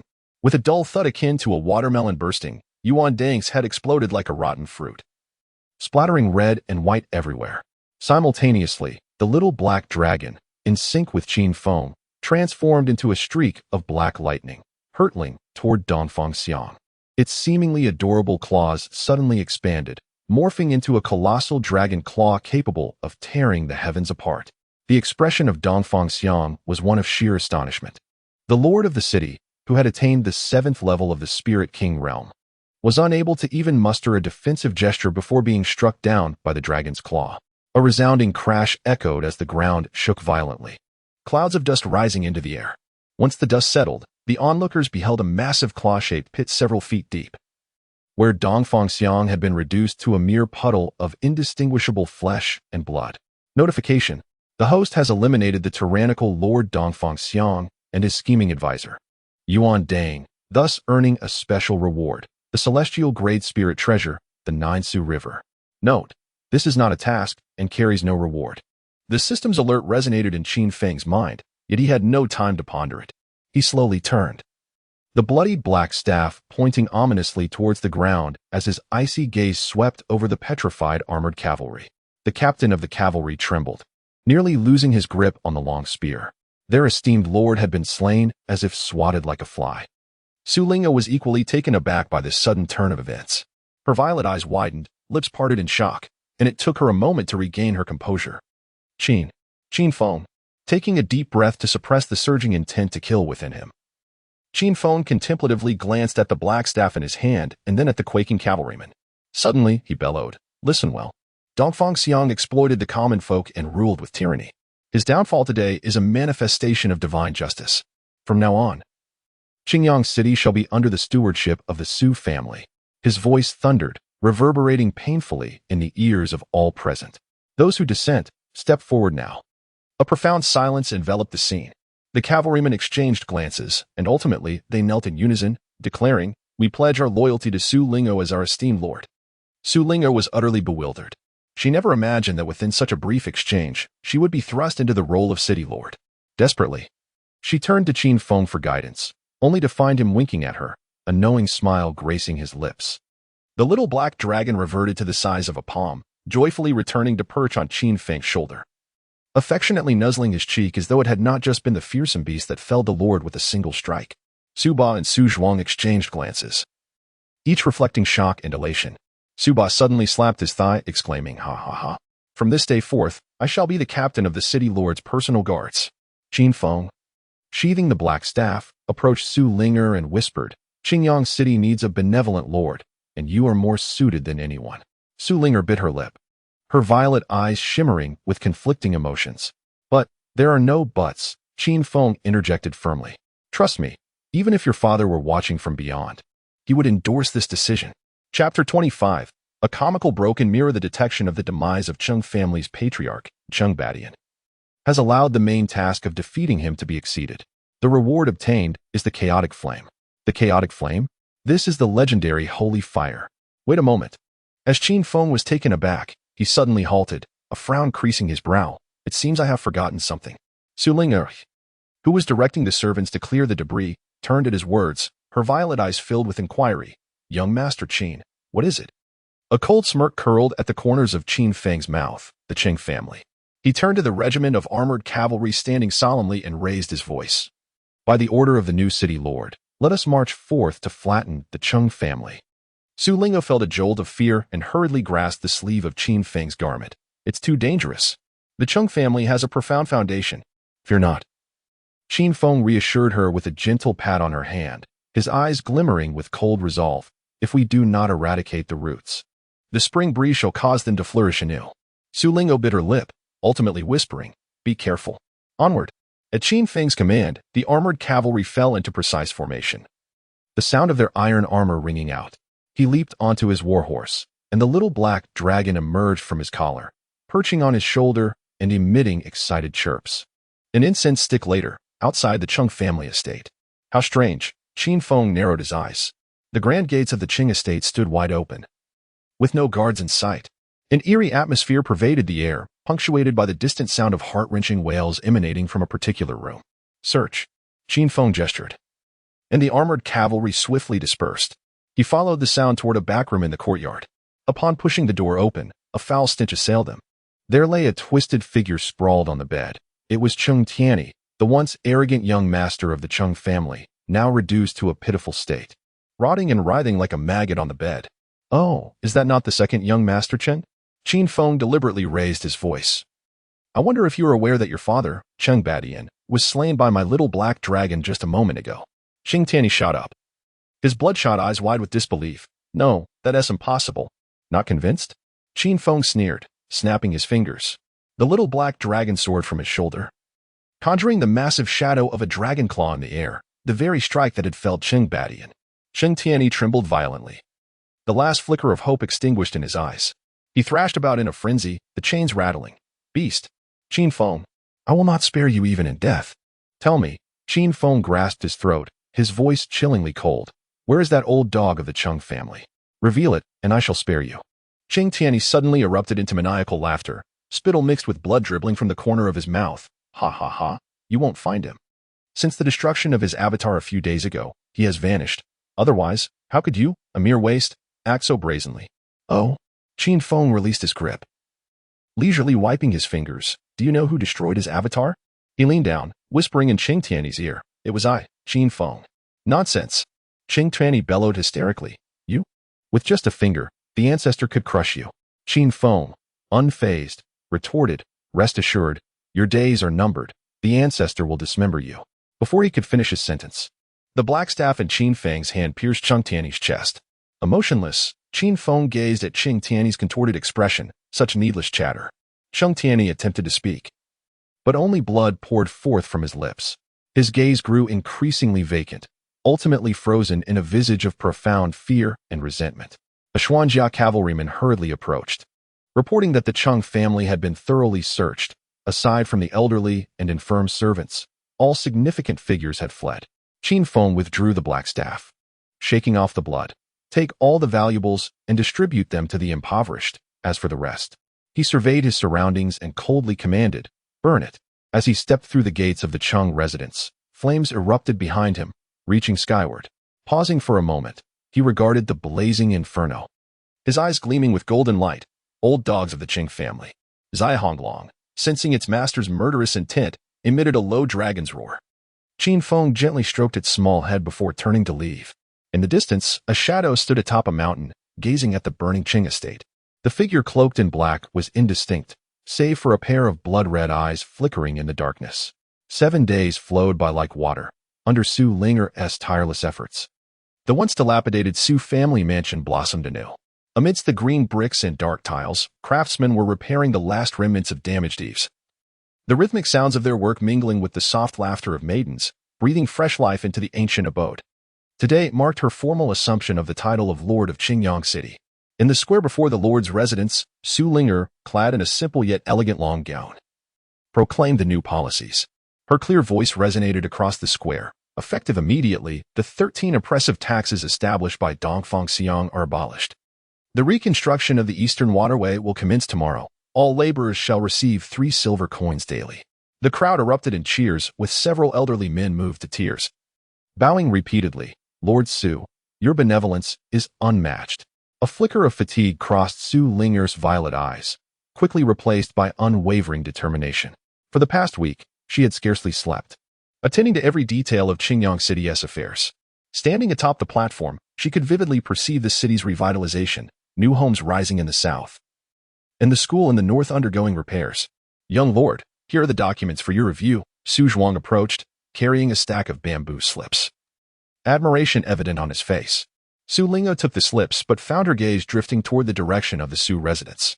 In contrast, Qin Feng appeared to be idly indulging himself over the past few days, either savoring delicacies in taverns or listening to storytellers in tea houses, occasionally retreating to the hot springs on the outskirts of the city for relaxation.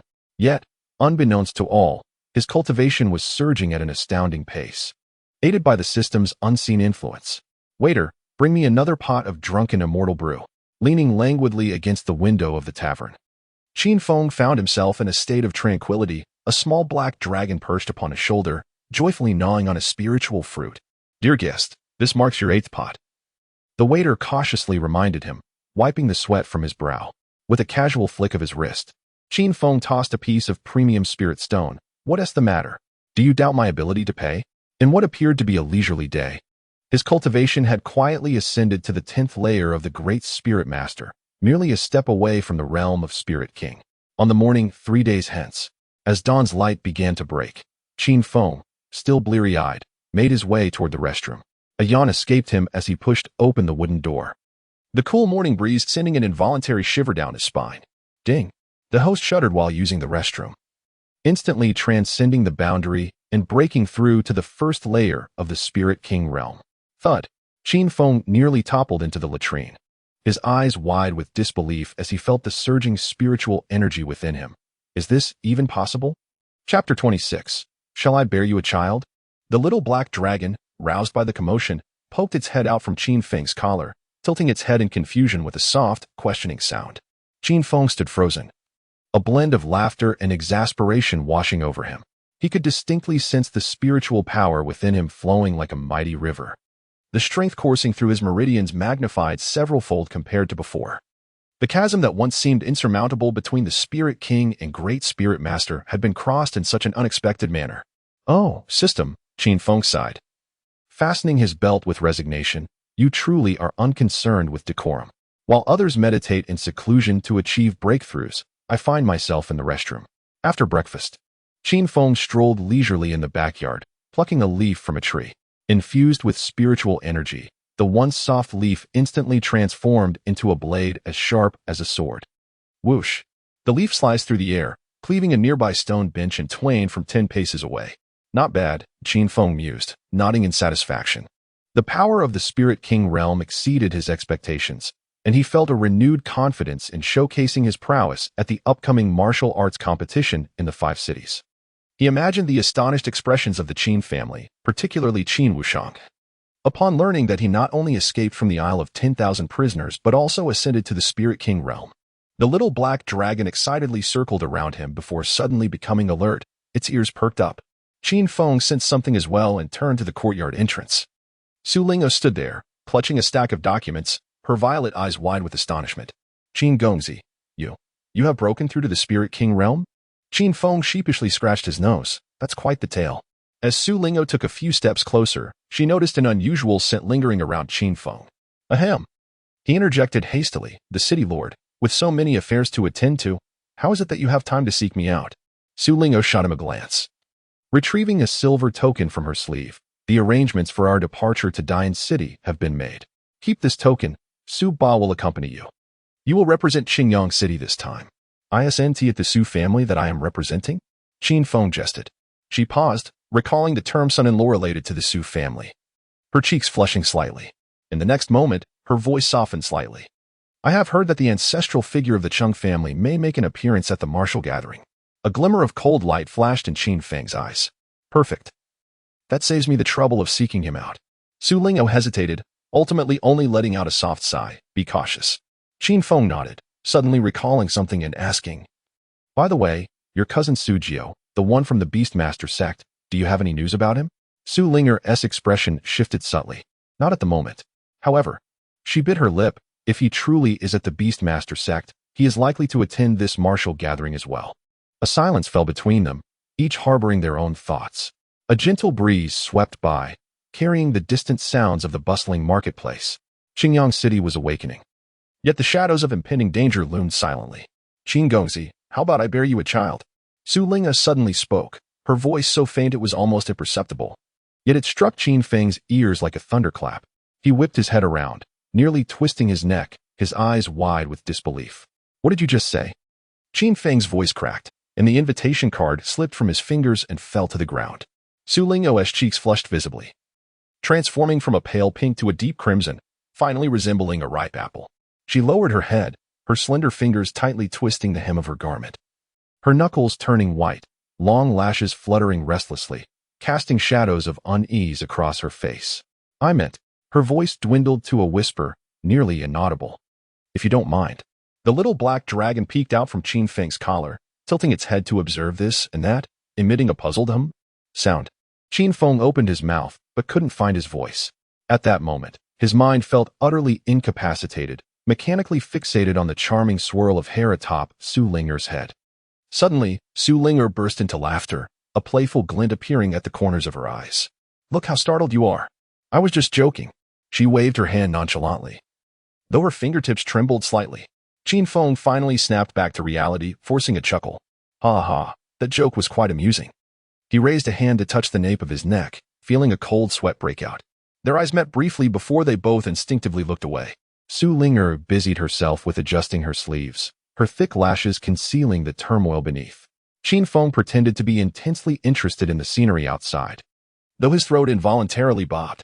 Qin Feng, why are you? He internally berated himself, usually quite eloquent. The little black dragon tilted its head, glancing around, then suddenly sneezed, releasing a few sparks. This perfectly timed interruption caused both to share a knowing laugh, the once stagnant air now flowing freely again. Yet, within that laughter lingered an ineffable quality. Half a day later, 5 pitch-black Starfield warhorses galloped down the official road, their hooves kicking up a dark purple starry glow in their wake. This first-order beast is renowned for its endurance, with bony spines protruding from its back glistening coldly under the sun. Qin Feng leads the charge, his black attire billowing in the wind. He leans slightly forward, attuned to the rhythmic movement of the beast's muscles, the sound of the rushing wind filling his ears. Behind him, for cultivators selected from Qingyang City deliberately maintained their distance from this formidable figure who had incapacitated Cheng Tianyi with a single strike, instinctively feeling a sense of trepidation. Young Master Qin, at this pace, we shall reach Dian City by noon tomorrow, Su Ba urged, coaxing the beast to close in half a position. Excitement coloring his rugged face, the newly acquired token from the Lord's manner jingling at his waist as they jostled. Qin Feng nodded slightly, his gaze fixed upon the distant, undulating mountains. Since departing from Qingyang City, he had not spared a glance at the so-called geniuses behind him. That Wang Ting, a 5th-tier spirit master, cast furtive glances filled with jealousy and fear, which grew increasingly irksome. Ding. The host maintains an aloof demeanor and gains the special skill Silence. Note: activating the silence skill against an enemy can forcibly interrupt their energy manipulation for 1 second, rendering them unable to perform martial techniques or secret arts. Qin Feng's pupils constricted suddenly, almost causing him to tighten the reins. What absurd skill had this system bestowed upon him? He instinctively stroked his chin, realizing that maintaining an air of detachment might not be such a disadvantage after all. After a moment, in the withered grass by the roadside, a woman clad in white curled her body, her shoulders stained with glaring blood. Her pale lips trembled as she emitted a faint whimper. Help me. There is an injured person. Wang Ting was the first to rein in the starry steed, dismounting swiftly. The 3 cultivators behind him hurriedly followed, their faces alight with a sense of justice. A fleeting glimmer of gold flashed in Qin Feng's eyes, a cold smile curling at his lips. Through his heavenly eye, he discerned that the blood within the woman surged and boiled, showing no signs of injury whatsoever. She was clearly a ferocious beast masquerading as prey. Stop! Qin Feng's voice was not loud, yet it froze the air. If you wish to die, then go ahead. Wang Teng paused, turning to glare at him. Qin Feng, how can a cultivator stand idly by in the face of death? He deliberately raised his voice, casting a sidelong glance at his companions. Some among us are heartless, but we cannot act in such a manner. Indeed, a lanky cultivator echoed, casting a disdainful glance at Qin Feng. What kind of cultivator disregards basic morality? Chapter 27. Bad news. Suba's forehead pulsed with veins, ready to erupt, but Qin Feng raised a hand to halt him. The black-robed youth regarded them with an enigmatic smile. If they seek death, let them have it. Wang Ting snorted coldly and strode towards the woman. Just as he bent down, the woman suddenly lifted her head, and her pale face split open into 4 sections, revealing a mouth full of jagged teeth. Be careful. The lanky cultivator's warning barely escaped his lips before 3 lines of blood shot forth from the woman's sleeves. Wang Ting's hastily erected energy shield was pierced as if it were made of paper, and his right shoulder erupted in a spray of blood. Blood fiend Sex Demonis. Suba bellowed, drawing his long knife from its sheath. Yet swifter than he was the figure of Qin Feng, cloaked in black, darting like a specter. His ebony staff emitting a piercing sound as it struck toward the crown of the woman's head. Bang! The ground erupted, creating a pit 3 yards deep, leaving no trace of the woman. Only a writhing mist of blood retreated rapidly, reconstituting itself into human form midair.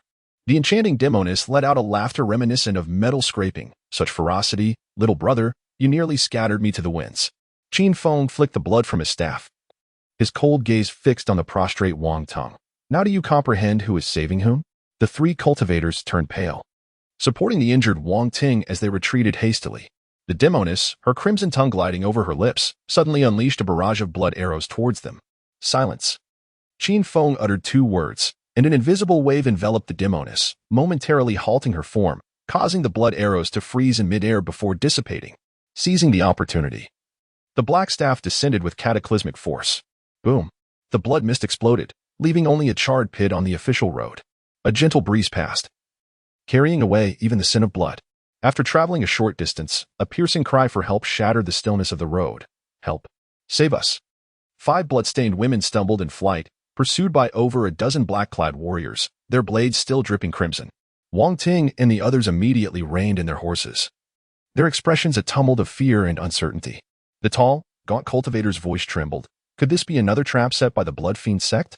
Qin Feng's previously indifferent gaze suddenly fixated on the face of a woman in blue ahead, illuminated by a familiar glimmer in the sunlight. Qin Yao, my cousin. The starry steed let out a piercing whinny, and Qin Feng's internal energy erupted, surging forth like black lightning. Suba only caught a fleeting glimpse as the dark figure shot forward several dozen yards. Young Master Qin. Suba hastily urged his horse to follow. Qin Yao staggered and fell to the ground, raising her head to meet Qin Feng's reddened eyes. A look of disbelief and joy spread across her bloodied face. Little Feng? Is it truly you? Do not speak. Qin Feng's voice was hoarse as he swung his staff, cleaving through the first 3 black-clad pursuers, their blood raining down, staining his stern visage crimson. Wang Ting and the others stood frozen, witnessing this scene. The fiend who had previously observed the injured with cold indifference was now a whirlwind of fury, charging through the enemy ranks. With every swing, a black-clad warrior met their demise. You little rascal, roared the leader of the black-clad men. You dare to ruin our plans. Qin Feng's eyes flared with golden light as he met the attack head-on with his staff, producing a resounding clash. The leader's blade shattered into fragments, and he was sent hurtling backward like a broken sack, crashing through 3 ancient pines before coming to a halt. Cousin, hold on tight. Qin Feng gently scooped up the weakened Qin Yao, his voice imbued with an unprecedented tenderness. In a concealed cave, Qin Feng carefully placed a 3rd-grade healing pill, acquired with his Dao value, into Qin Yao's mouth. The medicinal pill dissolved instantly upon entry, and Qin Yao's pale complexion regained its color at a visibly rapid pace. Her long eyelashes fluttered momentarily as she slowly opened her eyes. Upon recognizing the figure before her, her pupils constricted sharply, and her slender fingers trembled as they brushed against Qin Feng's cheek. Fenger, is it truly you? She exclaimed, before suddenly throwing herself into his embrace. tears instantly soaking his garment. Where have you been for the past 3 months? Do you have any idea how worried I've been? Qin Yao jiaed his eye. Qin Feng replied, clasping her icy hand with a voice tinged with tension. Fenger has endured considerable hardship during these months. At that moment, Qin Yao's voice was choked with emotion, barely able to articulate her thoughts. Her fingers clutched tightly to Qin Feng's sleeve, as if fearing that he might vanish should she loosen her grip. Qin Feng gently patted her back, yet he keenly sensed the rigidity in her body. He gradually released her from his embrace, furrowing his brow as he inquired, "Why are you suddenly being pursued? Cousin, what has transpired?" This question struck like a dagger, piercing through the facade of calm that Qin Yao had constructed. Her complexion drained of color, and her lips trembled uncontrollably. The tears that had been stilled surged forth once more, this time laced with fear. It's the second uncle," she managed to utter with difficulty, her nails digging painfully into her palm. He seeks a blood sacrifice of the entire clan." The cave's light was abruptly shrouded by dark clouds, plunging them into a murky gloom. Only the glimmer of despair in Qin Yao's tear-filled eyes shone through the darkness. After hearing her account, the stone in Qin Feng's hand shattered with a loud crack, his palm reddening from exertion. His pupils constricted sharply, his breath growing ragged, and the veins on his forehead bulged like worms. Qin Wushang, that old dog of the Chung family. Each word escaped his lips with a venomous hatred. Qin Yao's tears fell silently as she trembled, clutching Qin Feng's wrist. He has lost his mind. The agonizing memories twisted her delicate features. The day the Chung family's patriarch visited, the following day, the entire Qin family was enveloped in the crimson aura of a blood sacrifice array. Her nails dug deeply into Qin Feng's arm, yet she remained oblivious. "Your father fought desperately to tear open a corner of the array to push me out." At this point, she suddenly choked on her words, tears cascading heavily onto their clasped hands. But he was consumed by the backlash of the array. Qin Feng's body began to tremble uncontrollably, the golden light in his eyes flickering ominously. The little black dragon anxiously emerged from his collar, gently nudging his chin with its head. "Chuang Di," Qin Yao suddenly broke down, covering her face. He was only 12 years old. Even the second uncle did not spare his own son. Boom. Qin Feng's fist collided with the cave wall, causing the entire mountain to quake. Amidst the flying debris, his knuckles were bloodied and mangled, yet he felt no pain. A tender visage, always trailing behind him calling Brother Feng, surfaced in his mind, and his chest felt as if a piece had been forcibly excised. Why would they do this? Qin Feng's voice emerged, hoarse and filled with despair. Qin Yao raised her tear-filled eyes, shaking her head in confusion. Suddenly, Qin Feng's voice faltered, his pupils contracting to the size of pinpricks. He abruptly stood up, his complexion paling to a ghastly white. "This is bad. We must return to Qingyang City at once." Chapter 28. Blood Sacrifice. Qin Feng's sudden transformation left both Qin Yao and Su Ba in stunned silence. Tears that had yet to dry clung to Qin Yao's lashes, her lips trembling slightly. "Fenger, what is wrong?" "Su Ba." Qin Feng had already dashed out of the cave, his voice laced with an unprecedented urgency, to Qingyang City. Immediately, without a moment's hesitation, Su Ba seized his long blade and followed suit, determination etched on his bronzed face. "Let us go." Yet, his thick brows furrowed in concern. What was happening? There's no time for explanations. Qin Feng exclaimed, violently severing the reins of the starry wild horse, his eyes glowing with a fierce golden light. At that moment, Wang Tung and the others sauntered over leisurely, the tall, slender cultivator scoffing. "Young Master Qin, the 5-city martial assembly is only 3 days away. Isn't it foolish to turn back now?" In an instant, a shadow flickered past, and Wang Ting felt a sharp pain in his chest as he was sent flying, crashing heavily into the muddy ground. He looked up in terror, only to meet Qin Feng's eyes, which shimmered with a golden glint. "You." Just as Wang Tung was about to unleash his fury, he was paralyzed by the chilling intent in Qin Feng's gaze, which sent shivers down his spine. Qin Feng effortlessly lifted Qin Yao onto the starry wild horse, his voice as frigid as ice. "Each person has their ambitions. There is no need for compulsion."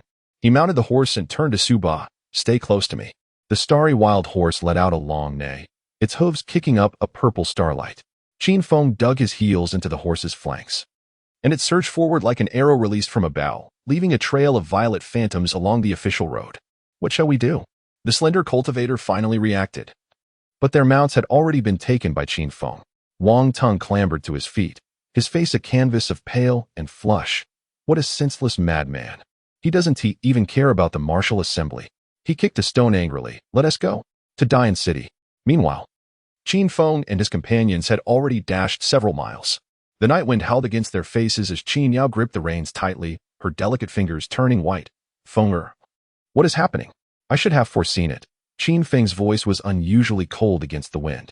Since Qin Wuxiang and the old dog of the Qing family dare to perform a blood sacrifice on the Qin family, it is highly likely that their next target lies in Qing's domain, Qingyang City. As the trio raced through the night, a blinding crimson light illuminated the direction of Qingyang City, staining half the night sky with a sanguine hue, causing Qin Feng's heart to plummet to the depths of despair. Faster! He urged the wild horse onward, his golden gaze nearly materializing with intensity. The little black dragon emerged from his collar, emitting an anxious cry. Su Ba's expression darkened palpably as he spurred his mount desperately, yet he found himself falling behind Qin Feng.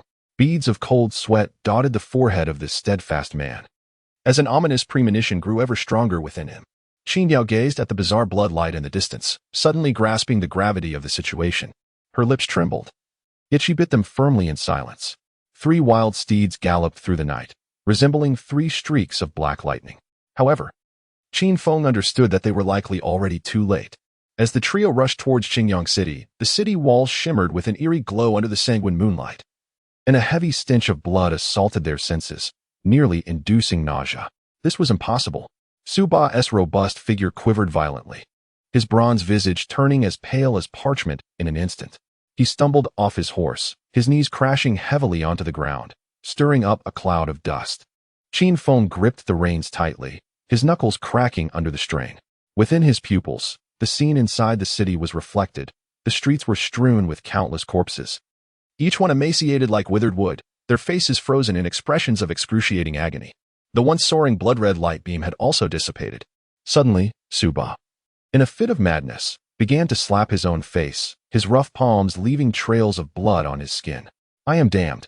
I am doomed. His wailing echoed painfully through the desolate city. Qin Yao covered her mouth, her stomach churning violently. She had believed the blood sacrifice of the Qin family to be the epitome of malevolence, yet this scene shattered her understanding entirely. Tears blurred her vision as she trembled, grasping Qin Feng's sleeve. Fenger, these people are innocent. Qin Feng remained silent, recalling Su Linger's earlier words. Let me bear you a child, his heart sinking. In the next moment, he slapped his own face, invoking the eye of heavenly Tao, entering a state of absolute calm. As his mind began to connect all the clues at an astonishing pace, from being poisoned and cast onto Wansu Island, to encountering Mou, facing the Bloodhand Gang and the Wan Poison Gang's pursuit, and finally escaping as Qin Wuxiang and the ancestor of the Chung family appeared, culminating in that colossal, shadowy hand obscuring the sky. Ding!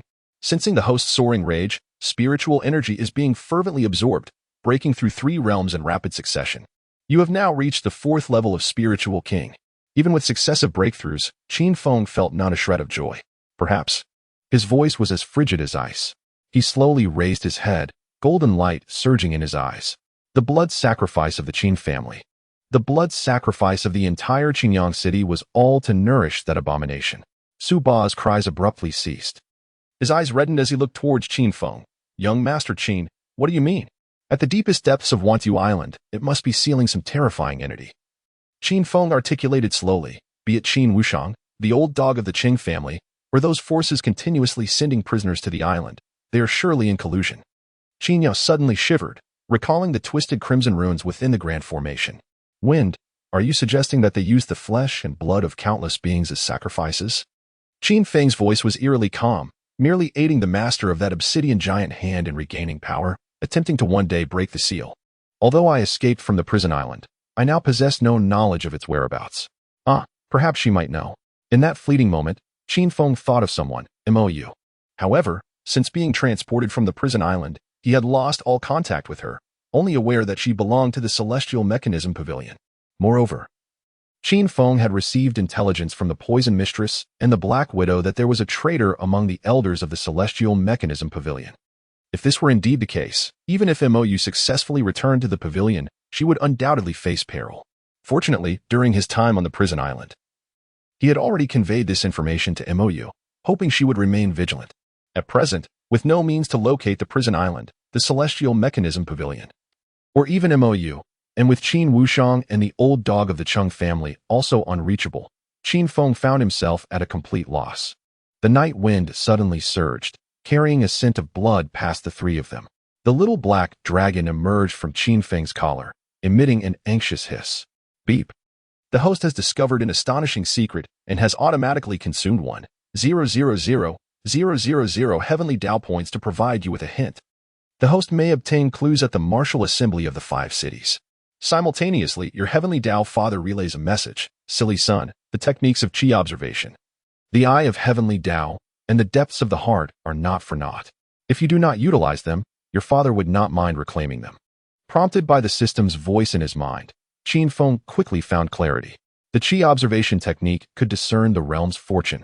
The eye of heavenly Dao maintained absolute composure to perceive weaknesses, and the depths of the heart could be employed to interrogate and probe memories. Just then, Su Ba suddenly rose, unsheathing his long blade. Young Master Qin, we are heading to the great Yin city. Qin Feng mounted his horse, his gaze filled with palpable murderous intent, ready to participate in the martial assembly. Chapter 29. How can this even be called the Flame Emperor? In the great Yin city, the central square was a cacophony of voices, a congregation of formidable individuals. Various flags fluttered in the wind, and the elite from the 5 great cities gathered here. The air thick with an atmosphere of tension. Brother Qin, the rules for this martial assembly are quite simple, Su Ba said in a lowered voice. A rare seriousness etched upon his rugged features. Each of the 5 cities will send 6 representatives for a wheel battle to determine victory. The final rankings will decide the allocation of spots for entering the ruins. He gestured towards several imposing figures in the distance. The information I have gathered suggests that those participating are all formidable young talents. Qin Feng listened expressionlessly, his gaze continuously scanning the crowd. He held no interest in the battle itself. His sole desire was to uncover any clues related to the blood sacrifice. Upon arriving at the Qiang city seating area, Wang Teng and the others promptly rose to greet them, each sporting bruised faces, clearly having endured a beating. However, Su Ba suddenly froze in place. His bell-like eyes fixated on a figure within the crowd, a young man with a sinister countenance, bearing a striking resemblance to the deceased Su Shao. Su Jiao and Su Ba squeezed the name from between their clenched teeth, their fists cracking ominously.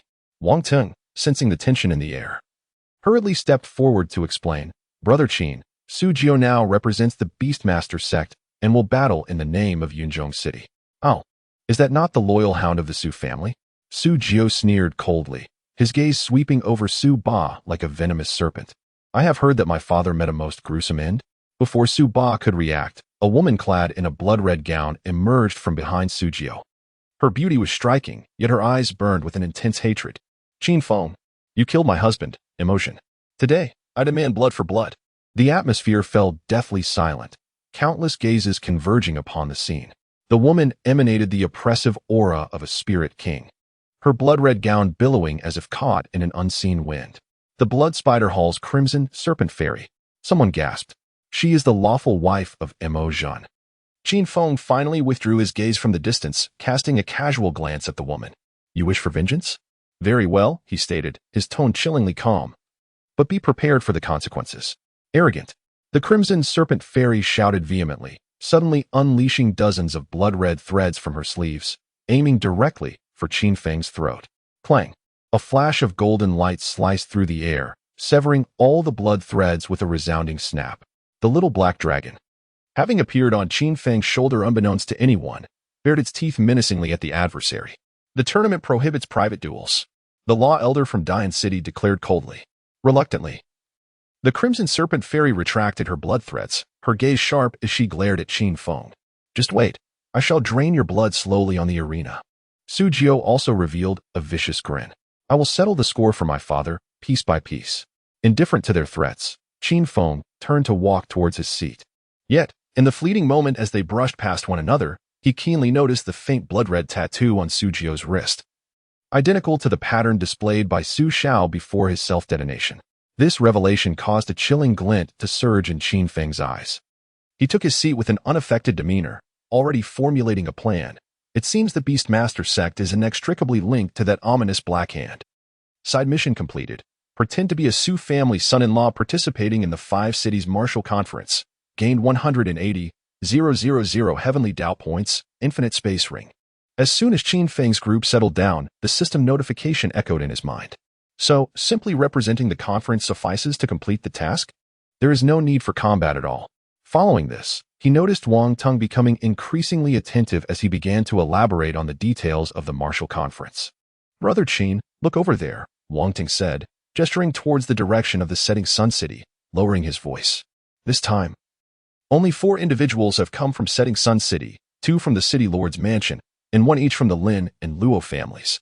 They are said to possess the strength of around the 10th layer of the Great Spirit Master. Lifting his gaze, Qin Feng beheld 4 young men seated at the Setting Sun City table. The foremost among them, clad in an inky robe, possessed a countenance as sharp as a blade. It was none other than Lin Xiao, the young lord of Setting Sun City. Beside him stood a young man in white, elegantly wielding a folding fan, and in his eyes lay a hidden sharpness. Luo Qing, the heir of the Luo family. Are there only 4 participants? Suba could not help but inquire, his rugged visage etched with confusion. Wang Tung smiled enigmatically. "I have heard that the Qin family has recently encountered a significant upheaval." A fleeting glint of coldness passed through Qin Feng's eyes. He was well aware of what that so-called upheaval entailed, the blood sacrifice of the entire clan. Yet at this moment, he maintained his composure, merely shifting his gaze towards the direction of Baiyun City. This time, all 6 representatives from Baiyun City hail from the City Lord's mansion. Wang Tung continued, his tone laced with reverence. "That one is the young City Lord, Qin Fan. 5 years ago, he was merely a frivolous scion, but after an accidental leap from a cliff, he acquired an ancient legacy and has since made remarkable progress." Following Wang Tung's indication, Qin Feng's eyes fell upon a solitary figure seated in black upon the Baiyun City platform. The youth's countenance was as hard as stone, exuding a suffocating aura of oppression. Unlike the other participants engaged in lively discourse, Qin Fan remained in tranquil meditation, seemingly detached from the surrounding clamor. With the aid of the Qi observation technique and the Eye of Heaven's path, Qin Fan's realm was laid bare before Qin Feng. He assessed quietly, indeed. The strength of this Qin Fan was commendable, positioned at the 3rd stage of the Spirit King realm. Suddenly, a stir arose within the square. The crowd parted like a tide, revealing a procession of youths clad in crimson battle armor.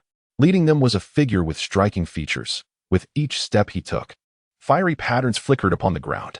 "It is Wang Yin," Wang Tung exclaimed, his voice trembling with excitement. "The Flame Emperor of the Wang family from Dian City. A pinnacle among the young generation of the 5 northern cities." Qin Feng narrowed his eyes. Despite being merely 23 or 24 years of age, Wang Yin already possessed the cultivation of the 5th stage of the Spirit King realm. More astonishingly, the flames encircling him were no ordinary spiritual energy but the legendary 9 nether fiery flames. Wang Yin's power was likely far greater than it appeared, nearing that of some ancestral figures from ancient families. Nevertheless, Qin Feng could not shake the feeling that he was a fool, solely because of his moniker as the Flame Emperor. Does he truly deserve to be called the Flame Emperor? Qin Feng murmured, his tone rife with disdain. As the crowd buzzed with speculation, another group approached from the direction of Yincheng City, led by Su Jiao and the Red Serpent Fairy, who had previously clashed with Qin Feng. Following them were 3 disciples of the Beastmaster sect, each accompanied by a fearsome magical beast. Why are there so many from the Beastmaster sect in Yincheng City? And they have even dispatched the 3 poison envoys, someone exclaimed. Qin Feng's gaze sharpened. The trio was commanding a green-scaled python, a blood-eyed wolf, and a purple-winged bat, all fierce beasts of the 4th tier. What was even more alarming was the blood-red markings on their wrists, identical to those of Su Xiao. "Little Feng," Qin Yao gently tugged at Qin Feng's sleeve. Her eyes filled with concern. Qin Feng patted the back of her hand in a gesture of comfort, yet a tempest of tumult surged within him. The connection between the Beastmaster sect and the ominous Black Hand was now glaringly evident. But what troubled him further was the question of how many among the participants were privy to the truth. How many individuals are, in fact, complicit in this grand conspiracy? The resounding chime echoed throughout the square as the contestants from the 5 great cities rose in unison. The Lord of Dian City, stepping into the void, proclaimed in an authoritative voice that reverberated in every corner. The martial assembly of the 5 cities is officially underway. In the first round, Daybreak City shall face Cloud City. Qin Feng took a deep breath, suppressing the tumultuous thoughts swirling in his mind. Regardless of the schemes concocted by the puppeteer lurking in the shadows, this martial assembly would serve as the initial step toward unveiling the truth. He gently patted the small black dragon on his shoulder, his eyes shimmering with a golden light. It was time to seek out the faintest traces of evidence. Chapter 30. The task of playing the part. The war drums thundered as the barriers surrounding the central arena gradually rose. Luo Qing of Daybreak City elegantly fanned himself with a folding fan, exuding charm as he ascended the stage, yet his eyes flickered with a fierce intensity. Opposite him, Su Jiao emerged with a sinister smile, his narrow eyes brimming with cunning. Luo Cheng of Daybreak City, I seek your guidance. Luo Cheng performed a respectful salute, snapping his fan shut with a decisive clap. Su Jiao licked his lips. Su Jiao of the Beast Master sect shall ensure your demise is anything but graceful. At the judge's command, Luo Qing launched the first strike. The fan unfurled, releasing dozens of razor-sharp wind blades that whistled through the air with a piercing shriek. Su Jiao clumsily evaded, deliberately allowing a wind blade to slice through his sleeve, leaving a trail of blood. Is this all you can muster? Luo Qing scoffed, his form a blur as he swiftly closed the distance to Su Jiao. Su Jiao retreated in haste, suddenly biting his finger and etching a blood mark upon the ground. Soul-corroding wolf, arise. With a chilling howl, a massive wolf, entirely black with blood-red eyes, materialized from thin air, its sharp fangs dripping with a foul drool. Luo Qing's expression shifted as he wielded his fan, the wind blades colliding with the wolf's claws, sparking bright flashes. In the audience, Qin Feng's pupils constricted, with the eye of heavenly Dao quietly activated. He discerned that the blood dripping from Su Jiao's fingertips was no mere embellishment. It was meticulously inscribing a bizarre formation upon the ground. What was even more alarming was that, amidst the spiritual energy fluctuations ignited by the clash between Luo Qing and the soul-corroding wolf, the blood formation was absorbing some invisible energy. Qin Feng's heart jolted. The energy being absorbed was undeniably infused with negative emotions such as fear and pain, reminiscent of the blood sacrifice formation. On the arena, Luo Qing was gradually losing ground. Each strike from the soul-corroding wolf carried the power to corrode the soul, and his movements began to slow. Be cautious, Luo brother. Lin Xiao from Daybreak City could not help but shout a warning. Su Jiao grinned ominously, suddenly biting his tongue and spraying a mouthful of essence blood onto the blood formation. Feast of Fear. In an instant, the entire arena was enveloped in crimson. The audience, gripped by terror, beheld countless twisted and eerie phantoms materializing around the perimeter of the arena, their anguished wails piercing the eardrums. As negative emotions surged toward the blood formation like a tidal wave, Qin Feng sprang to his feet, his eyes ablaze with golden light. He clearly saw that Su Jiao was harnessing the energy of fear from death to augment his own power. The blood formation was complete, and Su Jiao's aura surged explosively, reaching the realm of a spirit king. He grinned menacingly as he waved his hand, the soul-eroding wolf transforming into a streak of black light that pierced through Luo Qing's chest. Blood gushed from Luo Qing's mouth as he incredulously gazed down at the gaping wound on his chest, slowly collapsing. Luo Qing. Lin Zhao's eyes were filled with fury, ready to rush onto the stage. In the arena of life and death, each accepted their fate. Su Jiao licked the blood from his hands, casting a chilling glance at Qin Feng, wondering who would be next. The referee's announcement of Su Jiao's victory was drowned out by the gasps of the audience. Qin Feng fixed his gaze on the increasingly vibrant blood-red tattoo on Su Jiao's wrist, his suspicions confirmed. The Beast Master sect was likely the puppet master behind it all. Xiao Feng, Qin Yao, with a pale complexion, clutched his sleeve. Qin Feng took a deep breath, suppressing the boiling intent to kill. He gently patted Qin Yao's hand, his voice chillingly calm. Sister Yao, do not worry, I am fine. Now, he wished to observe whether others from the Beastmaster sect shared Su Jiao's traits. On the stage, Su Jiao reveled in the fear of the crowd, but suddenly met Qin Feng's icy gaze. That look was like a blade, seemingly capable of cleaving him in two. A tremor ran through Su Jiao's heart, involuntarily causing him to take a step back. In the second match, Qin Fan from Baiyun City faced the Crimson Serpent Fairy from the Beastmaster sect. The referee's voice echoed across the square, and the previously raucous crowd fell silent. All eyes were fixed on the white-clad man rising slowly. Qin Fan's features were as sharp as a chiseled statue, each step he took crystallizing the ground with tiny eye shards. The third level of the Spirit King realm. Qin Feng narrowed his eyes, the eye of heaven quietly opening, hoping to endure longer to gain more opportunities for observation. The Crimson Serpent Fairy slithered onto the stage, her waist undulating like a water snake, her red lips curling into a bewitching smile. Young Master Qin, do take care of the delicate. Qin Fan remained expressionless, slowly drawing the long sword from his waist. its snow-white blade emanating a chilling aura. He coldly replied, "Make your move." Boom. The moment the war drum sounded, Qin Fan transformed into a white shadow. Wherever the sword's edge passed, the air seemed to freeze, leaving a trail of ice crystals in its wake. So swift, truly worthy of the Spirit King realm, gasped someone from the audience. The Crimson Serpent Fairy hurriedly dodged, her red dress torn by the sword's energy, revealing her snow-white thigh. Yet, instead of anger, she smiled, a hint of pink light flashing in her eyes. "Young Master Qin, how brutish you are." Unyielding, Qin Fan's offensive continued, his swordplay as fierce as a blizzard. However, gradually, his movements began to slow. Through the eye of heaven, Qin Feng clearly observed wisps of pink mist seeping from the Crimson Serpent Fairy's fingertips, silently infiltrating Qin Fan's 7 orifices. Something was amiss. Qin Feng furrowed his brow. On the stage, Qin Fan abruptly halted his assault, his gaze becoming vacant. What he saw was no longer the arena but the scene from 5 years ago, amidst a sea of corpses that changed his life, his master, bloodied. Extending a hand towards him, "Fanner, run, master." Suddenly, Qin Fan knelt to the ground, his sword clattering to the floor. He frantically clawed at his own face, blood streaming down between his fingers. "I am the one who harmed you. It is I." A wave of astonishment rippled through the audience. The people of Baiyun City suddenly rose. "Young lord, wake up." The Scarlet Serpent Fairy approached with a light laugh, her crimson lips nearly brushing against Qin Fan's ear. "Yes. Let the pain consume you."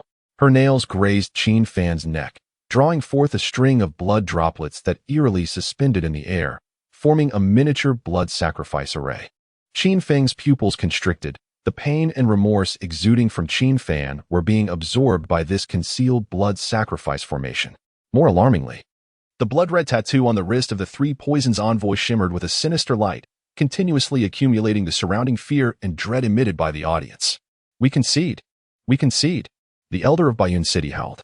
By the time the referee announced the victory of the Scarlet Serpent Fairy, Qin Fan had collapsed to the ground, his eyes vacant, foam pooling at the corners of his mouth. The Scarlet Serpent Fairy, relishing the moment, licked the blood from her fingertips and cast a triumphant glance towards the seat of the Beastmaster sect. The subsequent matches were even more harrowing. The 3 Poisons envoy took turns. The Azure Scale envoy commanded a serpent as thick as a water barrel, crushing opponents to bones. The Blood Eye envoy unleashed feral wolves to tear at the limbs of adversaries. The Purple Wing envoy's bats stimulated opponents' brains with ultrasonic waves. The murmurs of the audience gradually transformed into a fearful silence, broken only by the raucous laughter of the Beastmaster sect echoing across the square. Qin Feng's fingers dug deeply into his palm. Through the eye of heaven, he perceived everything with clarity. Each match had undoubtedly morphed into a meticulously orchestrated torture ritual, designed to elicit negative energy from the opponents.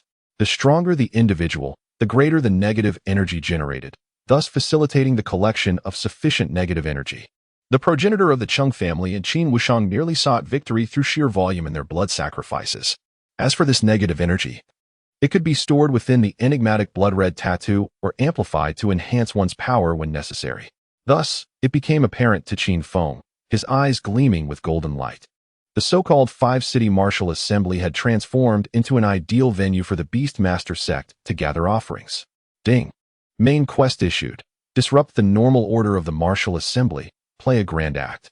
Reward. Array-breaking book. Chapter 31. Next, it is your turn. The little black dragon on his shoulder emitted a low growl, its scales standing on end. Qin Yao's complexion turned pale. They are simply inhumane. Su Ba's eyes glowed crimson. These beasts. Qin Feng restrained the enraged Su Ba, his voice chillingly calm. Do not rush. Let them continue their performance. He cast a knife-like gaze towards the departing Purple Wing envoy. Soon, it would be my turn to take the stage. In the distance, on the high platform, Wang Yin contemplated the direction of the Beastmaster sect, the flickering 9 nether fire dancing at his fingertips. Meanwhile, the judges from Dayan City remained oblivious to it all. When the final match of the Beastmaster sect concluded, Qin Feng's heart was already clear. This was no mere martial arts tournament, but rather a meticulously orchestrated blood sacrifice ritual. In the upcoming battle, Qin Feng from Qingyang City would face the Crimson Serpent Fairy of Yunzhong City. The referee's voice resonated throughout the square, silencing the previously raucous audience. All eyes were fixed upon the young man in black, who slowly rose from his seat, adjusting his sleeves. The small black dragon perched upon his shoulder let out an eager low growl. The moment had finally come. A golden glint flickered in Qin Feng's eyes. His voice cold as ice. The crimson serpent fairy undulated onto the stage like a water serpent, her crimson lips twisting into a cruel smile. Qin Feng, I shall make your demise far more excruciating than those worthless fools before you. For the death of my brother Mo Zheng, I will ensure you pay in blood. She deliberately elongated her words, her fingertips caressing her ruby-red lips. Qin Feng stepped forward, appearing like a specter in the center of the arena. His black robe billowed without wind, revealing faint golden patterns that began to shimmer around him, with the thunderous beat of the war drums. The crimson serpent fairy's eyes glowed with a pink hue. Gaze into my eyes, she commanded, as I demonstrate my exquisite skills. Qin Feng scoffed. The eye of heaven suddenly unveiling, his pupils transformed into a pure gold, plunging him into an absolute state of calm. The crimson serpent fairy gasped, stumbling back 2 steps. A trickle of blood escaping her lips. Her seductive technique had backfired. How could this be? Wiping away the blood, her expression shifted dramatically. Without granting her a moment to recover, Qin Feng's hand clawed through the air. Heaven-level martial skill, Dragon Devour. A resounding roar erupted as ethereal energy coalesced, morphing into a 5-zhong golden dragon that lunged at the crimson serpent fairy with its gaping maw. In a frantic attempt, she unleashed dozens of blood-red threads. But they were incinerated the instant they met the dragon's breath. Blood spider shield. With a shriek, the crimson serpent fairy tore open her garment, revealing a grotesque blood-red spider tattoo. The tattoo suddenly animated, taking corporeal form to shield her from the impending doom. Boom. The golden dragon collided with the blood spider, the shockwave toppling the nearest spectators. Amidst the swirling dust, the crimson serpent fairy knelt awkwardly on one knee, her once resplendent red dress now tattered and torn. Is this all you can do? Qin Feng advanced steadily, with each step revealing a golden array on the ground. Has your master not taught you the art of killing? Suddenly, the crimson serpent fairy let out a sinister laugh. Do you think this is the end? She viciously bit her tongue, spraying her essence onto the blood spider. Blood sacrifice, thousands of spiders, myriad poisons. Instantly, the arena was shrouded in crimson, as countless fist-sized poisonous spiders erupted from fissures in the ground. Even more terrifying, the previously defeated contestants in the audience began to writhe in agony. Their negative energy was being forcefully extracted. Qin Feng, beware of those threads. Qin Yao cried out from below. The crimson serpent fairy's fingers unleashed a flurry of nearly transparent threads, each one connecting to the temples of the onlookers. Using the suffering of others as her weapon? In Qin Feng's eyes, a surge of murderous intent intensified. You are far more despicable than I had imagined. He formed hand seals, and golden patterns surrounding him suddenly radiated with brilliance. Heavenly stage martial technique, purification of the world. At that moment, Qin Feng realized that the numerous heavenly stage martial techniques he had acquired from the Wansu Island card were now proving invaluable. A dazzling golden light erupted from him, engulfing all the venomous spiders in its radiance, reducing them to ashes. The threads connecting the spectators snapped one by one, and those who had their energy siphoned from them crumpled to the ground. No, this is impossible. The Scarlet Serpent Fairy shrieked in a frenzy. This is the secret art bestowed by the master. How could you, master?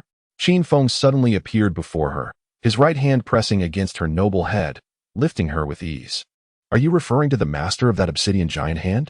The Scarlet Serpent Fairy's pupils constricted. How do you know? Leaning close to her ear, Qin Feng's voice turned icy and piercing. Let me share a secret. Mo Zheng wore the same expression before his demise. He then utilized his psychic ability to delve directly into the Scarlet Serpent Fairy's memories. The elder of the Beast Tamer sect's Blood Spider Hall had precious little memory available, yet it provided him with information that brought him closer to the truth. Subsequently, he transformed his left hand into a blade and plunged it directly into the Scarlet Serpent Fairy's blood spider tattoo on her chest. Ah! The Scarlet Serpent Fairy emitted a scream that was far from human. The blood spider tattoo writhed violently, yet it gradually disintegrated under the suppression of the Heavenly Tao's power. In the spectators' area, all members of the Beast Tamer sect stood up. The 3 poison envoys' face turned ashen, and Sujio trembled uncontrollably. He can actually destroy the Master's mark. But it was not over yet. Qin Feng cast the barely breathing Scarlet Serpent Fairy to the ground, clasped his hands together, and invoked the Heavenly Tao's judgment. The firmament suddenly split open, and a beam of light composed entirely of golden runes descended with a thunderous crash, enveloping the Scarlet Serpent Fairy completely.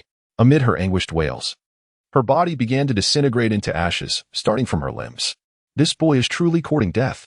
In the Yunjiang City seating area, an old man in a black robe stared intently at the center of the arena, his gaze shrouded in shadows. As the dust settled, only Qin Feng remained standing in the arena, hands clasped behind his back. The Scarlet Serpent Fairy had been reduced to nothingness, leaving not even a trace behind. The Beast Tamer sect is nothing but this.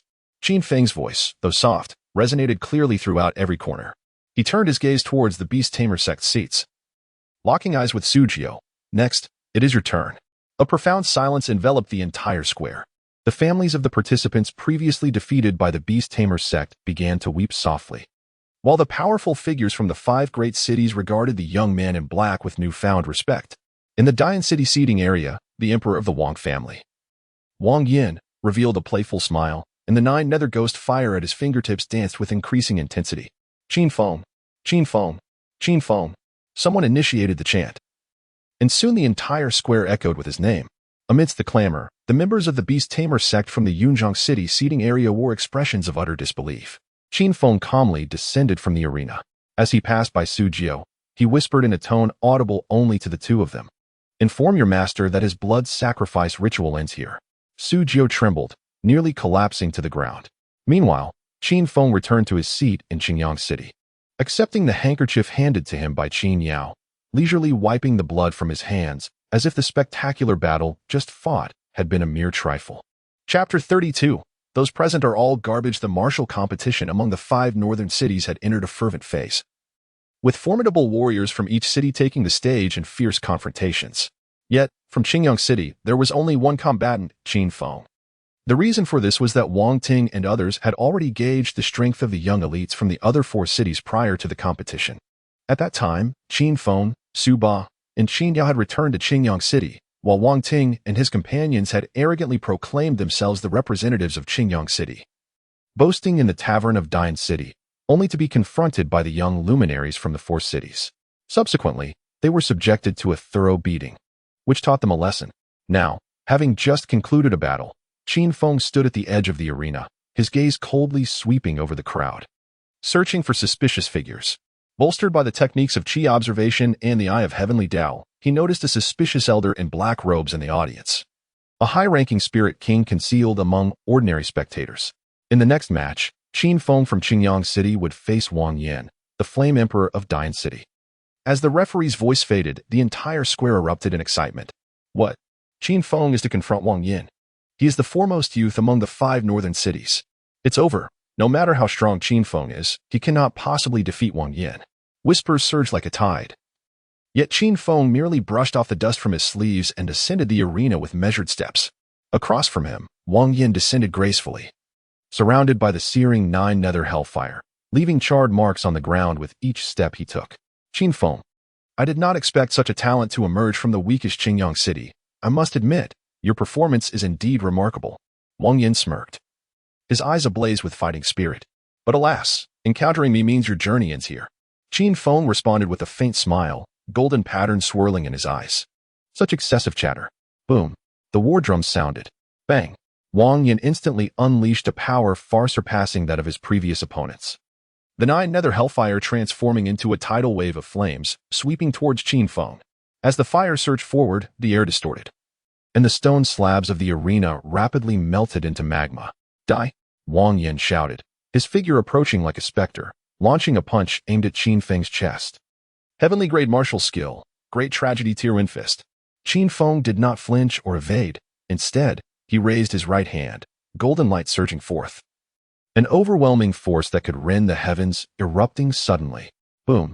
The clash of golden light and hellfire caused the entire arena to shatter. A violent shockwave surged forth, toppling numerous spectators in the audience. As the dust settled, everyone gaped in disbelief. Wang Yin had been defeated, half kneeling on the ground, blood trickling from the corner of his mouth. His eyes were filled with incredulity. How could this be possible? Qin Feng looked down at him from a position of dominance, his gaze icy. The foremost individual of the northern 5 cities? Merely so. A profound silence enveloped the arena. No one anticipated that Qin Feng could vanquish the Emperor of Flames, Wang Yin, with but a single move. Yet, even more astonishing was that Qin Feng did not relent. Instead, he pressed his hand upon Wang Yan's head. Mind probe. His consciousness instantly infiltrated Wang Yan's memories, searching for clues regarding the blood sacrifice and the ominous dark hand. However, apart from some cultivation opportunities and an illicit affair with a distant aunt, Wang Yan's recollections held no anomalies. It appears you are not involved in this matter. Qin Feng withdrew his hand and turned to leave. Wang Yan let out a muffled groan before slipping into unconsciousness. With a thunderous crash, Lin Xiao, the young lord of Sunset City, fell heavily at the edge of the arena, marking yet another victory for Qin Feng from Qingyang City. Once acquainted with Qin Feng on several occasions, Lin Xiao had no expectation that mercy would be shown. At this moment, nothing was more paramount than unearthing clues and ensnaring the big fish. Another move leading to defeat. The arena fell into silence. Countless eyes wide with shock and throats tightening. Qin Feng stood with his hands clasped behind his back, his robes billowing. His gaze sharp as a blade sweeping across the surroundings, ultimately landing in the direction of Dian City. Such contests are exceedingly dull. There is not a single worthy opponent present. His voice, though not loud, resonated like thunder. Pardon my frankness, but all of you present are worthless. An uproar erupted in the arena. Arrogance! Has he lost his mind? Several elders from Dian City turned pale, taken aback by this brazen display. What do you propose to do? Just then, Wang Ba, the lord of Dian City, suddenly shattered the armrest of his seat, a cold glint flashing in his eyes. He had intended for his son, Wang Yin, to make an appearance at this martial gathering and, in turn, secure a spot for the relics. However, with Wang Yin dispatched by Qin Feng in an instant, there was no harm in letting the martial event collapse. A slight smirk graced Qin Feng's lips as he raised his hand, pointing directly towards Yunjiang City, his voice cold and clear. I, Qin Feng of Qingyang City, hereby challenge the Beastmaster Sect's 3 poison envoys of Yunjiang City. Wang Ba rose and spoke. As you wish, it is permitted. In the direction of Yunjiang City. The 3 poison envoys, Bai Lin, Shuetong, and Zi simultaneously stood, their eyes ablaze with murderous intent. Let us engage together, to spare us the waste of time, Qin Feng said icily. Seeking death. Bai Lin's fury erupted into laughter as the massive emerald-scaled python coiled within his sleeve hissed menacingly. A mere individual dares to be so arrogant? Shuetong's eyes glimmered with bloodlust, his blood-eyed wolf growling beside him. Since you were so eager to meet your demise, Zi said with a chilling smile, the purple-winged demon bat taking flight, we shall oblige you. The 3 leaped onto the arena simultaneously, summoning 3 4th-tier magical beasts with the Beastmaster Sect's signature prowess, a terrifying aura engulfing the entire venue. Qin Feng merely raised his hand gently, golden light swirling in his palm. His provocative demeanor was driven by 2 motives. First, to disrupt the normal order of the martial gathering as part of his main quest. Second, to extract further information regarding the blood sacrifice and the Dark Lord of the Colossal Stone, luring in greater prey. A cold smile crept across Qin Feng's face, with murderous intent surging in his eyes. How dare the 3 ants of the Beast Tamers sect boast? Qin Feng, you have slain my fellow disciple. Today you shall meet your demise. The Azure Scale envoy roared, summoning a 4th-tier Azure Scale giant python that opened its massive maw, spewing forth a cloud of toxic mist. Boom. In the next moment, the might of the heavenly path erupted, transforming the entire arena into a hellish battlefield. Silence, you noisy mutt. With a single wave of his hand, Qin Feng unleashed a golden palm imprint that descended like a celestial monument, manifesting another tier of heavenly martial arts. Boom. The Azure Scale envoy, along with his python, was crushed into the ground, bones shattered into dust. Once more, Qin Feng enacted his heart layer dive, seeking to extract memories. Yet found, akin to the Scarlet Serpent Fairy, only a fervent devotion to their master, utterly worthless. Useless. Qin Feng clenched his palm, instantly extracting the soul of the Azure Scale envoy, bringing about his demise. Witnessing this, the Blood Eye envoy and the Purple Wing envoy charged in a frenzy, only to be obliterated by Qin Feng's overwhelming force. Heart layer dive. Heart layer dive. After 2 attempts, still no fruitful results. In that case, your existence is no longer necessary. Qin Feng's gaze turned frigid as golden light flickered in his palm. Boom. Boom. The Blood Eye envoy and the Purple Wing envoy were instantly reduced to blood mist. The audience was left in shock. All 3 poison envoys of the Beast Tamers sect had been annihilated. Meanwhile, in the spectator section of Cloud City, only Su Jiao remained, trembling uncontrollably, devoid of his previous arrogance. At this moment, he harbored no desire to participate in the competition nor seek vengeance for his father, Su Xiao. Qin Feng. Suddenly, a thunderous roar erupted from the audience. A figure clad in black robes shot into the sky, a terrifying aura causing the entire square to tremble. The elder of the Beast Tamers Sect's Blood Spider Hall, a high-tier spirit king, was upon them, Evil Spider. Little beast, you seek death. The evil spider's eyes glowed crimson. A swirling mist of blood enveloping him, as a massive blood-red spider phantom coalesced behind him, its 8 scarlet eyes fixated fiercely on Qin Feng. Qin Feng raised his head, golden light flaring in his eyes, a chilling smile curving his lips. Finally, he had hooked the big fish. With confirmation in hand, he deemed all else irrelevant.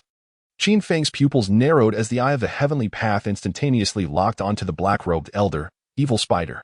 Indeed, it is you, old fool. Qin Feng's voice was frigid to the bone, his murderous intent slicing through the air like a blade. The evil spider chuckled sinisterly, his withered fingers slowly rising. The tips entwined with strange black-red spider silk. It appears you are quite eager to meet your end. A wicked grin spread across Qin Feng's face. Little black dragon. Roar. A thunderous dragon's roar erupted, sending the crowd in the spectator section into a panic, scattering in terror. The black dragon that had originally been resting on Qin Yao's shoulders suddenly swelled, transforming into a colossal beast of Tianzhong. Its obsidian scales glimmered with a chilling luster, and its crimson eyes fixated intently on the evil spider. Take him down, Qin Feng coldly commanded. Just ensure he breathes. With a thunderous roar, the little black dragon surged forth, its claws tearing through the air as it aimed a crushing blow at the evil spider. Wretched creature. The evil spider cried out, its sleeves billowing as countless blood-red threads erupted, weaving into a massive net in an attempt to ensnare the black dragon.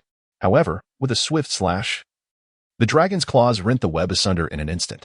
The evil spider's expression shifted drastically as it retreated swiftly, but the little black dragon was swifter still. With a sweeping tail, it sent the creature flying several zhang. Gushing blood, the evil spider's eyes filled with horror. Could this beast truly possess the power of a peak spirit king? Ignoring the creature's shock, Qin Feng executed a phantom step, gliding like a specter through the audience. Instantly appearing beside Qin Yao. Suba, he called out sharply. Rest assured, brother Qin. Suba's muscles bulged, forming an impenetrable wall before Qin Yao. Nodding. Qin Feng's gaze fixated once more on the evil spider, his murderous intent boiling. I've awaited your arrival for too long, old fool. With another swift step, Qin Feng materialized above the evil spider, his right fist radiating golden light as the power of heavenly principles surged within him. Heavenly path, crumbling mountains. Before the fist even descended, the oppressive force caused the ground to cave in. The evil spider hastily raised its hand, frantically weaving its blood-red threads into a shield. Yet, with a resounding crash, the golden fist smashed down, shattering the spider's shield with terrifying ferocity. Immediately following, the little black dragon struck again, its claws tearing through the air. The evil spider's arms shattered, and it plummeted to the ground like a broken sack, blood spraying forth. How is this possible? The evil spider gasped. Its face smeared with blood, fear finally dawning in its eyes. Qin Feng stepped on its chest, leaning down with a cold smile. A high-level spirit king? Merely this. The evil spider howled in agony. Qin Feng, if you kill me, not only will the Beastmaster sect not spare you, but my master will ensure you suffer a fate worse than death. Enough, Qin Feng replied icily, raising his foot and stomping down hard. Crack. The chest bones shattered. The evil spider let out a wretched scream, losing consciousness on the spot. Silence enveloped the arena. Suzhou's face turned ashen, while the audience was rendered speechless by the sudden brutality. Slowly, Qin Feng raised his head, his gaze sweeping over the Cloud City seats. His voice as chilling as the frost of the netherworld. Suzhou, are you not fleeing? His voice pierced to the bone, as though emanating from the depths of hell. Suzhou trembled, his complexion as pale as a sheet. He watched helplessly as the Crimson Serpent Fairy was reduced to ashes, the Three Poisons Master was torn to shreds. And even his greatest reliance, the evil spider, had its ribcage shattered by Qin Feng's fist, lying on the ground like a lifeless dog. And no, please don't kill me. Suzhou's legs turned to jelly as he collapsed to the ground, fervently bowing his head, his forehead battered and bloodied. Qin Feng, please, spare my life. I was coerced. Qin Feng did not even spare him a glance, coldly uttering a single word, scram. Suzhou, as if granted a reprieve, scrambled away in a hurried retreat. However, after just a couple of steps, The tail of the small black dragon struck the ground before him with a resounding crack, creating a deep chasm. I told you to scram, not to leave. Qin Feng's voice echoed ominously. Trembling, Su Jiao immediately prostrated himself on the ground, curling up and rolling away like a dog. In the audience, countless spectators were left dumbfounded. Was the Beastmaster sect truly finished? Qin Feng was terrifying, ignoring the surrounding murmurs. Qin Feng directly pressed down on the head of the evil spider, delving into its memories. Boom. The memories of the evil spider surged into Qin Feng's mind like a tidal wave. A blood-red altar, countless wailing sacrifices, a colossal black hand tearing through the void. And the members of the Beastmaster sect kneeling, fervently calling for the Dark Lord. Qin Feng's pupils constricted. Indeed, the entire Beastmaster sect was merely pawns of that dark entity. They had used the martial event as a fade to gather negative energy, preparing to break the seal for the dark being. Even more terrifying was that the malevolent force on the island of 10,000 prisoners was about to break free from its seal. Qin Feng's eyes snapped open. A surge of murderous intent swelling within him. It seemed that none from the Beastmaster sect could be spared. Rising slowly, his gaze swept towards the fleeing Su Jiao. A chilling smirk curling at his lips. Small black dragon. Roar. The black dragon let out a thunderous roar, its might reverberating through the air. Eliminate Su Jiao. Chapter 34. The Land of Nurturing Demons, the Beastmaster sect, main quest completed. Disrupted the normal order of the martial event, achieved a great feat, reward, array-breaking manual. The trial quest to annihilate the Beastmaster sect has now been unlocked. Reward, bloodline enhancement. Due to the host's realm being too low, your realm has been elevated to the pinnacle of Spirit Emperor. The system's notification resonated within Qin Feng's mind, and in an instant, an unprecedented surge of power erupted from within him. Boom. Golden light erupted around Qin Feng, a terrifying spiritual pressure sweeping across the venue like a tsunami, cracking the ground inch by inch, and distorting the very air under this immense force. The pinnacle of Spirit Emperor. At that moment, Qin Feng felt as though he could tear apart the heavens with a mere gesture and shatter the earth with a stomp. Was this the power of a Spirit Emperor? He clenched his fist, his eyes glowing like the blazing sun. The small black dragon sensed its master's change in aura and let out an excited low growl. Its form expanding once more, the demonic runes on its scales flickering ominously, hinting at a potential breakthrough. Qin Feng wasted no time, his gaze like lightning, directly locking onto the city lord of Dian City, Wang Ba. City Lord Wang, he began, his voice not loud, yet it resonated like thunder in everyone's ears. In Xingyang City, there is only one slot available to enter the wriggling city. Do you agree, or do you refuse? Silence enveloped the entire venue. Everyone held their breath, their eyes fixed on Wang Ba. The city lord's expression darkened, a flicker of anger flashing in his eyes. He had initially intended for his son, Wang Yan, to secure merely one quota, yet now, Qin Feng had the audacity to threaten him openly before everyone. Qin Feng, do not be so arrogant, Wang Ba uttered coldly, asserting that the allocation of quotas followed established rules and could not be dictated by a single individual. Bang! Before he could finish his words, Qin Feng's figure appeared before him like a specter, delivering a powerful punch. Boom! Wang Ba had no time to react as he was sent hurtling backward like a cannonball, crashing into a wall dozens of yards away. Dust and debris soaring into the sky. The entire assembly was struck with astonishment. A single punch that sent a formidable Spirit Emperor flying. Qin Feng retracted his fist, his gaze icy as it swept towards the directions of Sunset City and White Cloud City. For Xingyang City, we require but one quota, he stated calmly. The remainder may be distributed among you as you see fit. Is that unreasonable? The cultivators from Sunset City and White Cloud City trembled, afraid to voice any dissent. Not at all. Not at all. Young Master Qin is absolutely correct. Moreover, given your strength, you are more than capable of obtaining one. They hastily concurred, fearing they might share Wang Ba's fate. Qin Feng nodded in satisfaction, then it is settled. He then casually produced a bag of spirit essence pills and tossed it to Su Ba.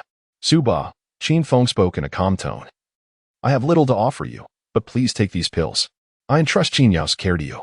Su Ba accepted the pills, his eyes glistening with emotion as he nodded earnestly. Rest assured, Brother Qin, as long as I, Su Ba, draw breath, no one shall lay a finger on the young lady. Qin Feng turned his gaze to Qin Yao, a rare softness flickering in his eyes. Sister, await my return. Qin Yao's eyes brimmed with tears, and she nodded vigorously, suppressing her emotions. Be careful. Without further words, Qin Feng pivoted and stepped forward, his feet trembling the void as he ascended into the sky. The little black dragon let out a piercing roar, its dragon form soaring closely behind. Gazing ahead, Qin Feng's spirit surged with intent to annihilate. Today, they would face obliteration. Boom. His form transformed into a streak of golden light, tearing through the air as he raced toward the gates of the beast-taming sect. Half a day later, before the gates of the beast-taming sect, a chilling wind howled, shrouded in black mist. Qin Feng stood suspended in the air, his aura at the peak of the Spirit Emperor level, overwhelming the atmosphere within 100 miles. The little black dragon circled him, its crimson eyes glinting, arcane patterns shimmering on its scales, emanating an oppressive ferocity. Something felt amiss. Qin Feng furrowed his brow and activated the Eye of Heaven, his golden pupils piercing through the black fog, peering deep into the mountain gates. He beheld the entire beast-taming sect enveloped in an eerie blood-red barrier, with demonic energy surging within. Faint wails echoing as if countless ferocious beasts were tearing each other apart. Was this truly a breeding ground for demons? A chilling light surged in Qin Feng's eyes as he clenched his right fist tightly, gathering golden energy. Break for me. Boom. A punch was unleashed, the golden fist energy plummeting like a meteor, crashing down upon the gates of the beast-taming sect. Crack. The protective formation shattered instantaneously, the gates exploding into a shower of debris. As the smoke dissipated, the scene before Qin Feng caused his pupils to constrict sharply. Corpses littered the ground, and rivers of blood flowed freely. The disciples of the Beastmaster sect had long lost their humanity. Their skin was infested with black demonic patterns, their eyes a blood-red hue, and fangs protruded from their mouths as they wandered like soulless husks. The magical beasts they commanded had succumbed entirely to corruption, their bodies grotesquely swollen, exuding a stench of decay and blood. A three-eyed demonic wolf spotted Qin Feng and immediately lunged at him with a ferocious howl, the fetid wind assaulting his face. With a cold glint in his eyes, Qin Feng raised his hand and swept it aside. Whoosh. A golden sword aura sliced through the air, cleaving the wolf in two, dark blood splattering everywhere. Strangely, the creature's carcass melted rapidly, transforming into a pool of black water that seeped into the ground.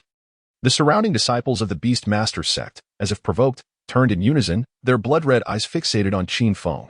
The minions of the otherworldly fiends indeed deserved extermination. Qin Feng sneered coldly, no longer hesitating. He flashed forward, plunging deep into the heart of the Beastmaster sect. Whoosh!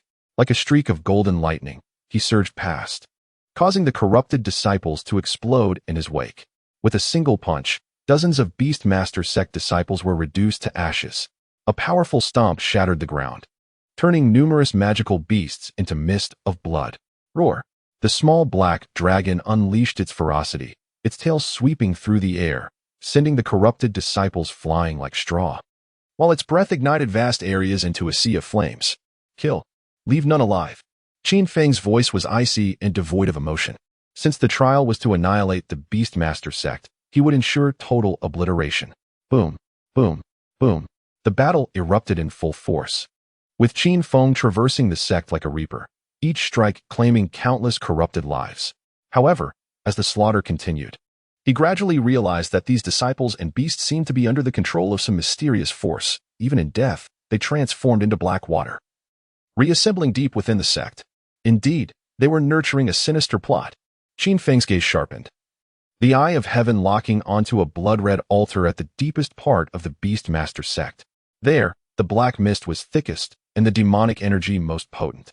Small black dragon, clear the area. Roar. The black dragon let out a mighty roar, its dragon might shattering hundreds of corrupted disciples in an instant.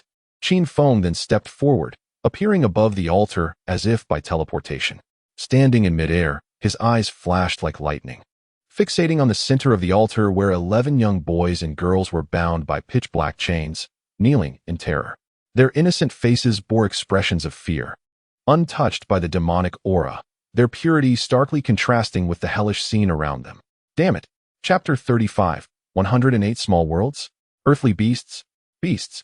The murderous intent in Qin Feng's eyes surged, his right fist gathering golden light. The celestial martial technique, Heavenly Tao Breakthrough, erupted instantaneously. Boom.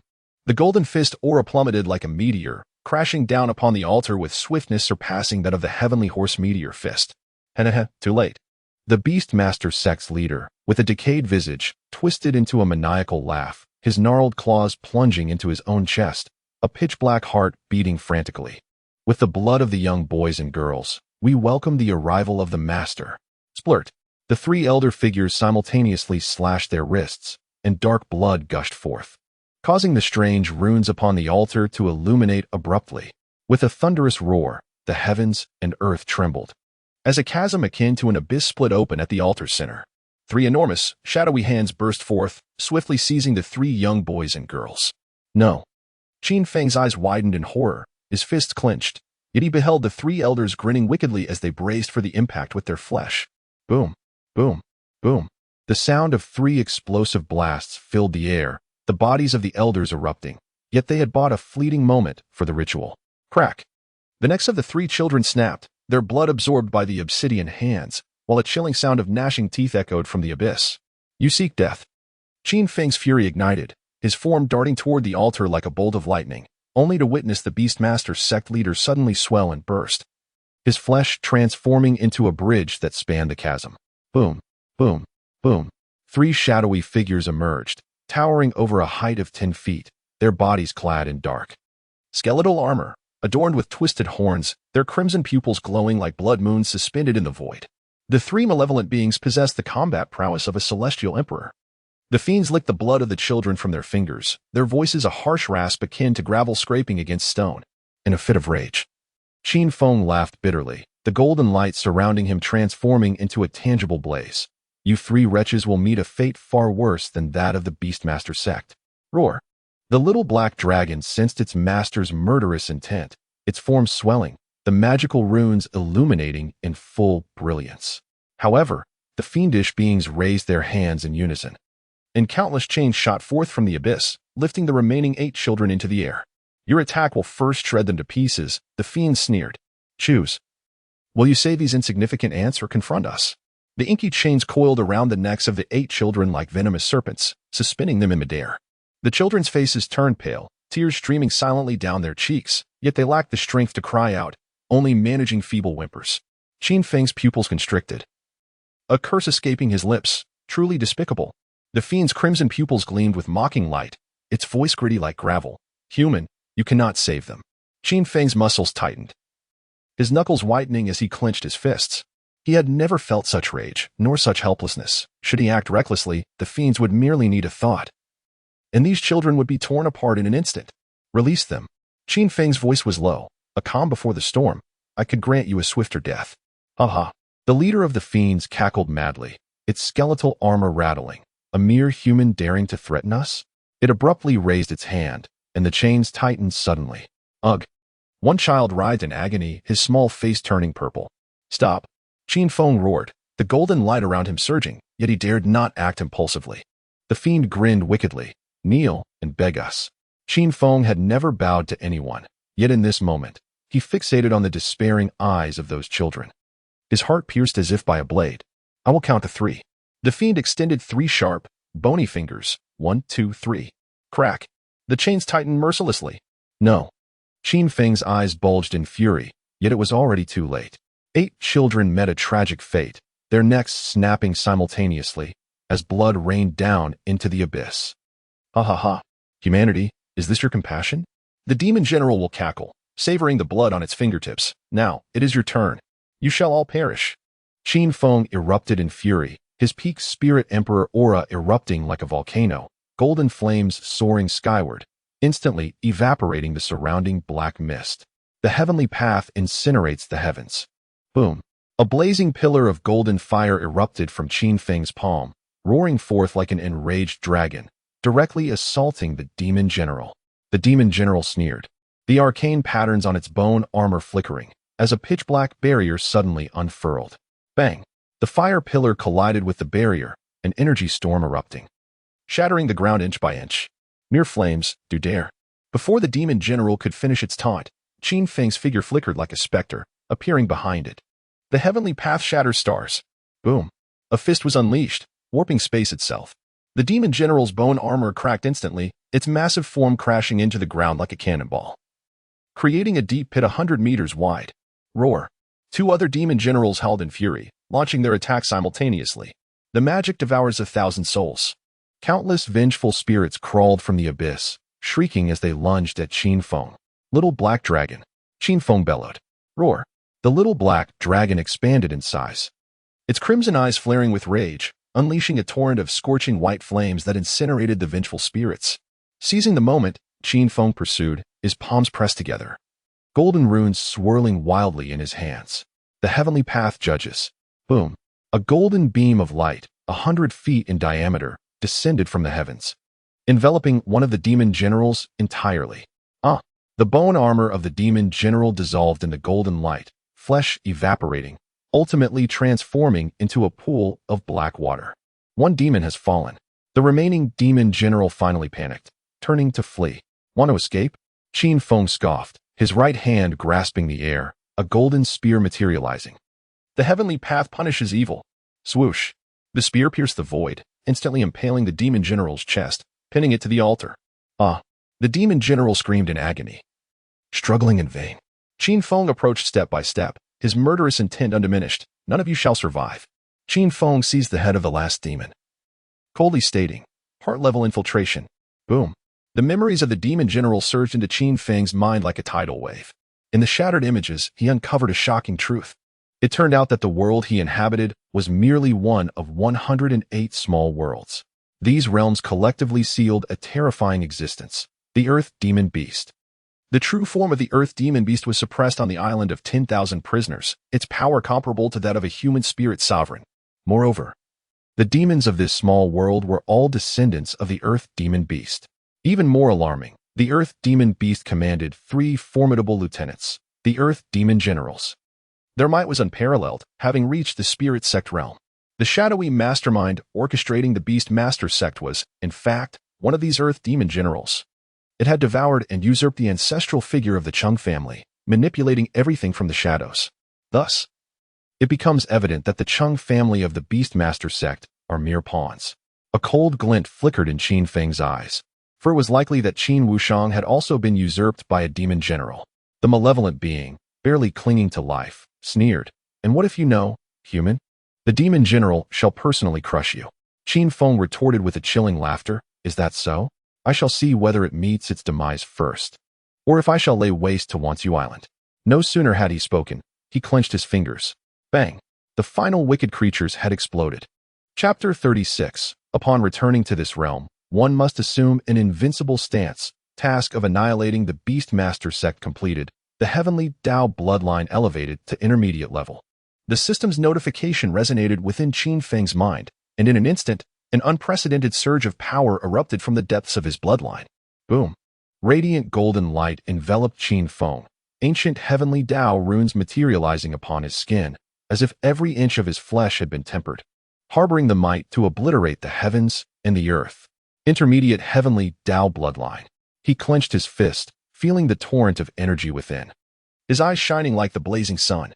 Yet, this exhilaration was soon extinguished by the chilling reality, the combat prowess of the demon beast spirit sovereign. Here he stood, merely relying on the system and the blessings of his heavenly Dao father, barely managing to attain the pinnacle of the spirit emperor. Even the 3 generals under the demon beast might prove formidable adversaries. Damn it! Qin Feng gritted his teeth, a flicker of unwillingness crossing his gaze. He lifted his eyes towards the sky, as if he could pierce through the clouds and gaze directly upon the fabled Wanyu Island. I am still far from sufficient.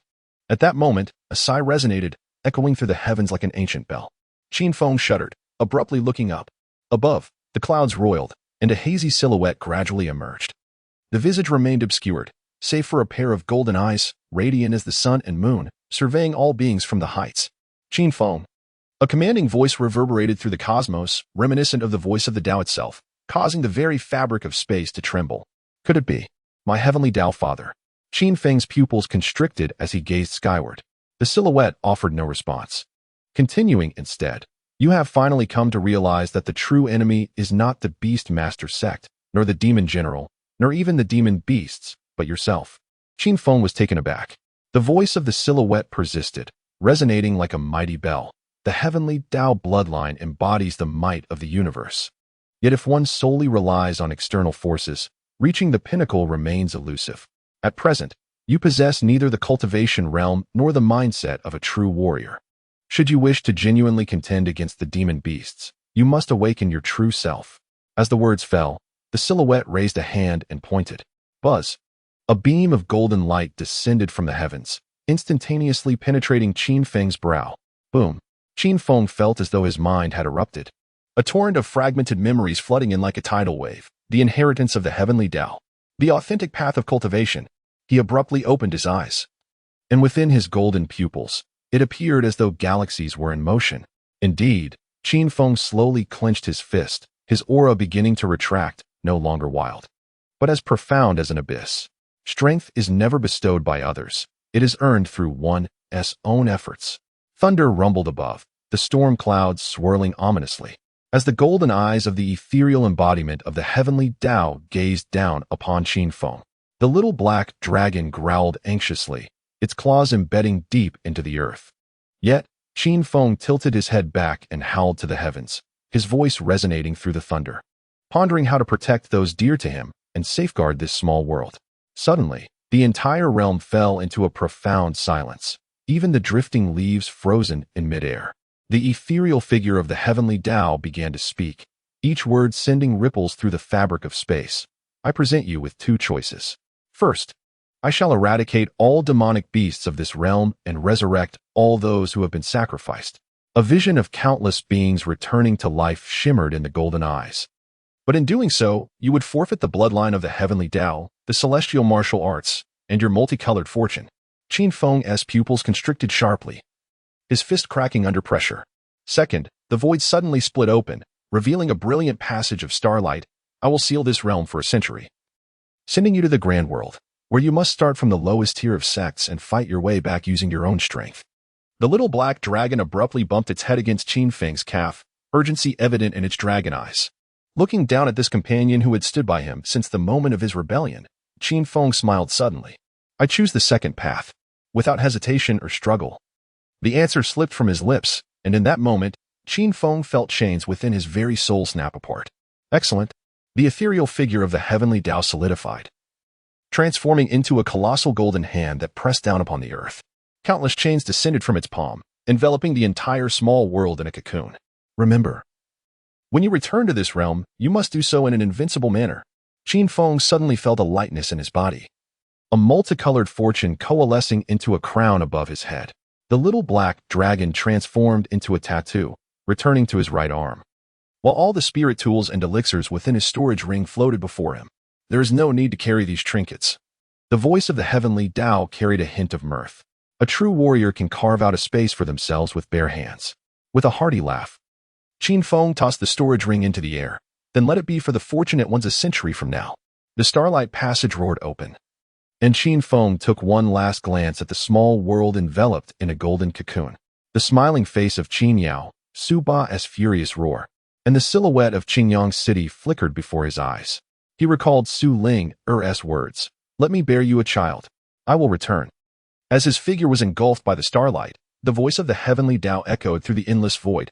As you venture into the grand world, remember that there are realms beyond this one.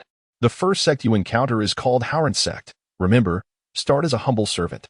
In a certain part of the grand world, the rift in space silently sealed, and Qin Feng fell from the void, crashing heavily into the depths of a shadowy forest. Towering ancient trees shield the sky from the sun, casting dappled shadows that filter through layers of leaves, while the air is imbued with the earthy scent of damp soil mingled with the fragrance of an unknown herb. He struggled to lift himself, leaning against a tree so immense that 3 men could barely encircle its trunk, gasping for breath. His garments were tattered, exposing skin marred by countless tiny fissures. With a cough, he expelled a mouthful of congealed blood, and Qin Feng felt the nearly depleted essence of his spiritual power within. Yet, the bloodline of the heavenly Tao continued to circulate, each heartbeat reviving the dormant strength within him. Lowering his gaze to his battered form, Qin Feng was astonished to witness his wounds healing at a visibly rapid pace. The bloodline of the heavenly Tao surged with each heartbeat, akin to molten lava, and the myriad of heavenly martial techniques filled his mind with clarity as before. The black dragon tattoo on his right arm emanated a familiar resonance of soul energy. Suddenly, Qin Feng erupted into laughter, his voice reverberating through the ancient trees surrounding him, truly worthy of my heavenly Tao progenitor. However, the only shortcoming was that his cultivation level remained at the first stage of the Spirit King realm. Ding! A new main quest has been added. Join the Howren sect as a disciple. Reward, random, subject to dynamic adjustment based on process and outcome. Thankfully, the system is still operational. Qin Feng patted his chest, feeling a modicum of relief. What use would it be to traverse as a protagonist devoid of a system? Thus, he resolved to gradually grow stronger within this vast world. At that moment, a thunderous explosion reverberated from a nearby cliff, and a blood-soaked figure was sent flying through the smoke, crashing heavily before Qin Feng. It was a youth of about 18. His left arm drenched in blood and entwined with a peculiar azure flame. I never expected the once illustrious genius, Xiaoyan, to cough up blood. His singular eye filled with unwillingness, destined to perish here. Chapter 37. The Talented Youth of Golden Fortune. Xiaoyan's 7 or 8 shadowy figures flitted through the air like wraiths, surrounding and pursuing the bloodied Xiaoyan, whose clothing was already soaked with sweat as he fled desperately. Xiaoyan, how could you provoke our young master Yi? The leader of the black-clad figures sneered, his blade shimmering with a ghostly blue poison. If you surrender now, we can leave your corpse intact. Begone, lackey. Xiaoyan spat out a mouthful of blood, abruptly turning to leap off the cliff. Qin Feng narrowed his eyes. With the eye of the heavenly Tao, he instantly perceived the hidden, terrifying flame within this beleaguered youth.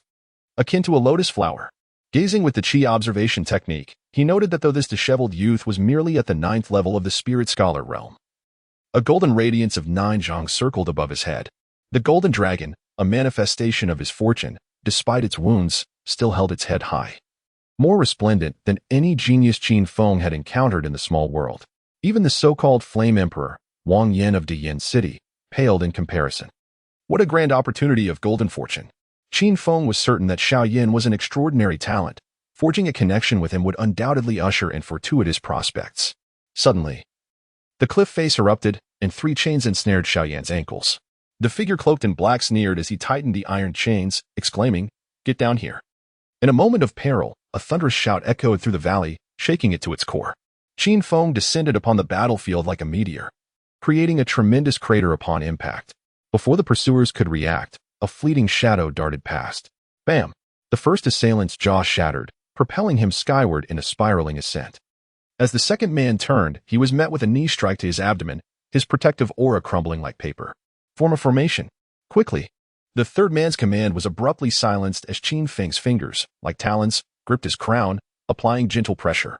Crack. The sound of breaking bones rang out, and the man crumpled to the ground like a sack of mud. The remaining 5, their spirits crushed, turned to flee. Qin Feng chuckled coldly, his right foot striking the ground to unleash 5 waves of energy, precisely impacting their knees. Amidst their cries of anguish, the pursuers found themselves kneeling and sliding, leaving 5 streaks of blood in their wake before Xiaoyan. With wide eyes, Xiaoyan beheld this sudden harbinger of doom, only to witness him effortlessly sever the chains binding his feet, grinning as he inquired, "Brother, how shall we deal with these wild dogs?" "The decision is yours." Crack, crack. Xiaoyan, wielding a blade in his right arm, decisively severed the tendons of several pursuers, blood splattering onto his pale face, yet failing to conceal the compassion in his gaze. "Leave. Do not let me see your evil deeds again." Leaning against a tree with his arms crossed, Qin Feng smirked, amused by the fact that this young man possessed the ability to kill yet chose to spare them. "Brother, I thank you for saving my life." Xiaoyan turned, clasping his fists in gratitude. "I wonder from whence you come and to where you are bound?" Qin Feng brushed off his sleeves and suddenly sang, "I come from the serendipity of existence, like a speck of dust." Boom. Xiaoyan trembled violently, a golden aura surging from above, transforming into countless points of light that flooded into his being. His pores expelled scorching steam as his power surged. Spirit Master Level 10, Spirit Master Level 1. Until it finally plateaued at Spirit Master Level 5. What the hell? Qin Feng's tattooed arm widened in astonishment. Is this even possible? This rivals my own endowment of heavenly bloodlines and multicolored fortunes. When Xiaoyan opened his eyes, they shimmered like galaxies in motion. He bowed deeply to Qin Feng, saying, "Thank you, brother, for your enlightenment. It is clear to me now that all beings are but dust, and the way of the Tao is natural. I have comprehended." Stop. Stop, stop. Qin Feng quickly waved his hands. I was merely singing a casual verse, internally cursing the eccentricities of geniuses in this vast world. He was interrupted by the little black dragon, who chuckled in his mind. Master, you've stumbled upon a treasure. This foolish lad is undoubtedly a reincarnated great being. Clearing his throat, Qin Feng attempted to shift the topic. By the way, I intend to join the Howren sect as a servant disciple. What? Xiao Yin nearly choked on his own saliva. Brother, with your level of power, why would you settle for being a servant? Qin Feng gazed skyward at a 45-degree angle, contemplatively stating, even sweeping the floors is a form of cultivation. Boom. Xiao Yin experienced yet another epiphany, breaking through to Spirit Master Level 6. He excitedly grasped Qin Feng's sleeve, exclaiming, I understand. You aspire to emulate the ancient sages and experience the myriad facets of existence. Qin Feng, with a sigh of resignation, remarked, your right arm, adorned with a tattoo, trembles with laughter. Master, this lad possesses an imagination even more vivid than yours. Let us proceed. As Qin Feng rubbed his temples, he thought, if we continue this conversation, I fear you might inadvertently ascend to the Spirit King realm. Under Xiao Yan's guidance, Qin Feng arrived before a grand mountain gate. The entrance to Howren sect was shrouded in mist, with 9,000 stone steps reaching toward the heavens. Gazing at the tightly sealed protective array, Qin Feng's lips twitched. Brother Xiao, are you certain this is the Howren sect that welcomes geniuses at any time? Xiao Yin scratched his head. Logically, the mountain gate should be perpetually open. Before he could finish, a voice from the formation's core reprimanded. The recruitment period has ended. Uninvited guests, begone. Qin Feng squinted. The gatekeeper was a middle-aged cultivator with slanted eyes, adorned with an outer sect deacon's jade token, disdainfully regarding them. Suddenly, Qin Feng grinned like a sunflower. Conjuring a dull stone from behind his back as if performing magic, I found this little trinket on the way. Could you take a look? Scram. What rubbish. The deacon's words were abruptly cut short. Under the sunlight, the stone shimmered with a radiant spectrum. This was indeed a high-grade spirit stone. Before he could recover from his astonishment, Qin Feng produced a wilted wild herb. Oh, and this. Is that Dongji grass? The deacon's eyes nearly bulged out. The stalk bore 10 golden veins, unmistakably a rare treasure with a century of medicinal age. The little black dragon within his consciousness exclaimed in disbelief, Master, you're cheating. Even picking up trash leads to treasures. Outwardly respectful, Qin Feng smirked inwardly. Earlier, he had employed the Qi observation technique and the Eye of Heaven to discern the greed-laden red aura entwined with the gray mist surrounding the deacon's head. Naturally, he intended to exploit this to his advantage. Clearing his throat, the deacon swiftly accepted the gifts, his expression stern. The sect's rules cannot be broken. But Dazhu Peak is in need of a woodchopper as a menial servant. Thank you, brother. Qin Feng bowed deeply, and as he turned, he winked at Xiao Yan, who was staring in astonishment at his performance, giving him a thumbs up. Parting ways, Qin Feng successfully joined the Howren sect as a menial disciple of Dazhu Peak. Main quest completed, joined Howren sect, and became a menial disciple. Due to heroic deeds on the way to Howren sect, saving the talented youth Xiao Yan, you have gained points. This time, your reward is Earthgrade Weapon, Millennium Shin Iron Staff. So, my celestial father has confiscated my large black staff, only to bestow upon me an even mightier one? Qin Feng's mind was in a whirl, and he found himself momentarily perplexed by the intricacies of it all. If this was truly intended for self-cultivation and refinement, would it unfold this way? Chapter 38. Who practices staff techniques with a woodchopper? On Dazhu Peak. Leaves rustled in the breeze. Qin Feng, clutching a broom, stood at the mountain gate, surveying the desolate scene before him, his lips twitching. Is this truly Dazhu Peak of the Howren sect? 3 days had passed, 3 whole days. Aside from the occasional wild bird flying by, not a single soul had been sighted. Menial disciple? Huh. It seems more akin to being a mountain guard. Having interacted with the other disciples at the peaks, Qin Feng learned that only Elder Xiao Se and his wife and daughter resided on Dazhu Peak. Elder Xiao Se, despite holding the title of an elder, was but a shadow of his former self, rendered powerless by a match many years ago. Consequently, he had been relegated to the desolate Dazhu Peak for years. On the morning of the 4th day, as Qin Feng leisurely swept the fallen leaves from the stone steps, he was suddenly alerted by the sound of light footsteps approaching from behind. Who are you? What brings you to Dazhu Peak? Turning around, Qin Feng beheld a girl of about 15 or 16, clad in a green robe, with exquisite features, tilting her head curiously at him. A jade token hung at her waist, inscribed with the character Xiao. I'm a new servant disciple, Qin Feng, he replied with a slight smile, returning to his task. Servant disciple? Xiao Qinghe blinked, murmuring softly, when did our peak recruit servant disciples? How come I am unaware of this? Qin Feng's ears perked up, but he feigned ignorance, secretly amused by the peculiarities of Daju Peak. Never mind, since you're here, come with me. Xiao Qinghe quickly dismissed her doubts, waving him over. I will take you to meet my father. Your father is? The master of Daju Peak, Elder Xiao Sei. Her tone was unassuming. Yet it sent a jolt through Qin Feng. He followed Xiao Qinghe through the bamboo forest to a quaint bamboo cottage.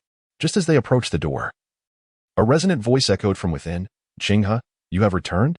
Inside the cottage, the aroma of tea wafted through the air. Qin Feng straightened his back and gazed calmly at the elder in a gray robe before him. Elder Xiao Sei's visage was gaunt, etched with the lines of time, and his once sharp eyes were clouded with a murky haze. What astonished Qin Feng most was the chaotic spiritual energy within the elder. As a sinister injury had festered in his meridians, having eroded his dantian for 18 years. Elder Xiao, Qin Feng greeted respectfully. I am Qin Feng, a newly admitted servant disciple of Daju Peak. With a self-deprecating smile, Elder Xiao Sei tugged at the corner of his mouth, his frail fingers caressing the teacup.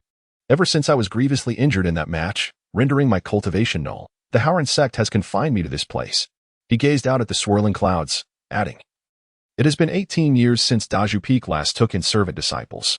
A shiver ran through Qin Feng. No wonder the peak was so desolate. Young brother, it seems you have been deceived by some steward, Elder Xiao Sei sighed. They often exploit the guise of servant disciples to amass wealth, accepting bribes without fulfilling their duties. That is impossible. Qin Feng furrowed his brow, retrieving a jade token from his bosom. I offered a high-grade spirit stone and a century-old Dongji herb. That steward explicitly stated he would arrange for my arrival at Daju Peak. Elder Xiao Sei took the token, his fingertips trembling suddenly. On the back of the token were inscribed the characters Duanda. You have indeed been deceived, Elder Xiao Sei coughed abruptly. His gaze toward Qin Feng now tinged with a hint of regret. Young friend, the spiritual energy on Daju Peak is sparse, and without guidance from a mentor. I do not wish to impede your future. A brief silence enveloped the bamboo cottage. The withered, frail fingers caressed the rim of the teacup. Murky eyes scrutinizing the young man before him through the mist of tea.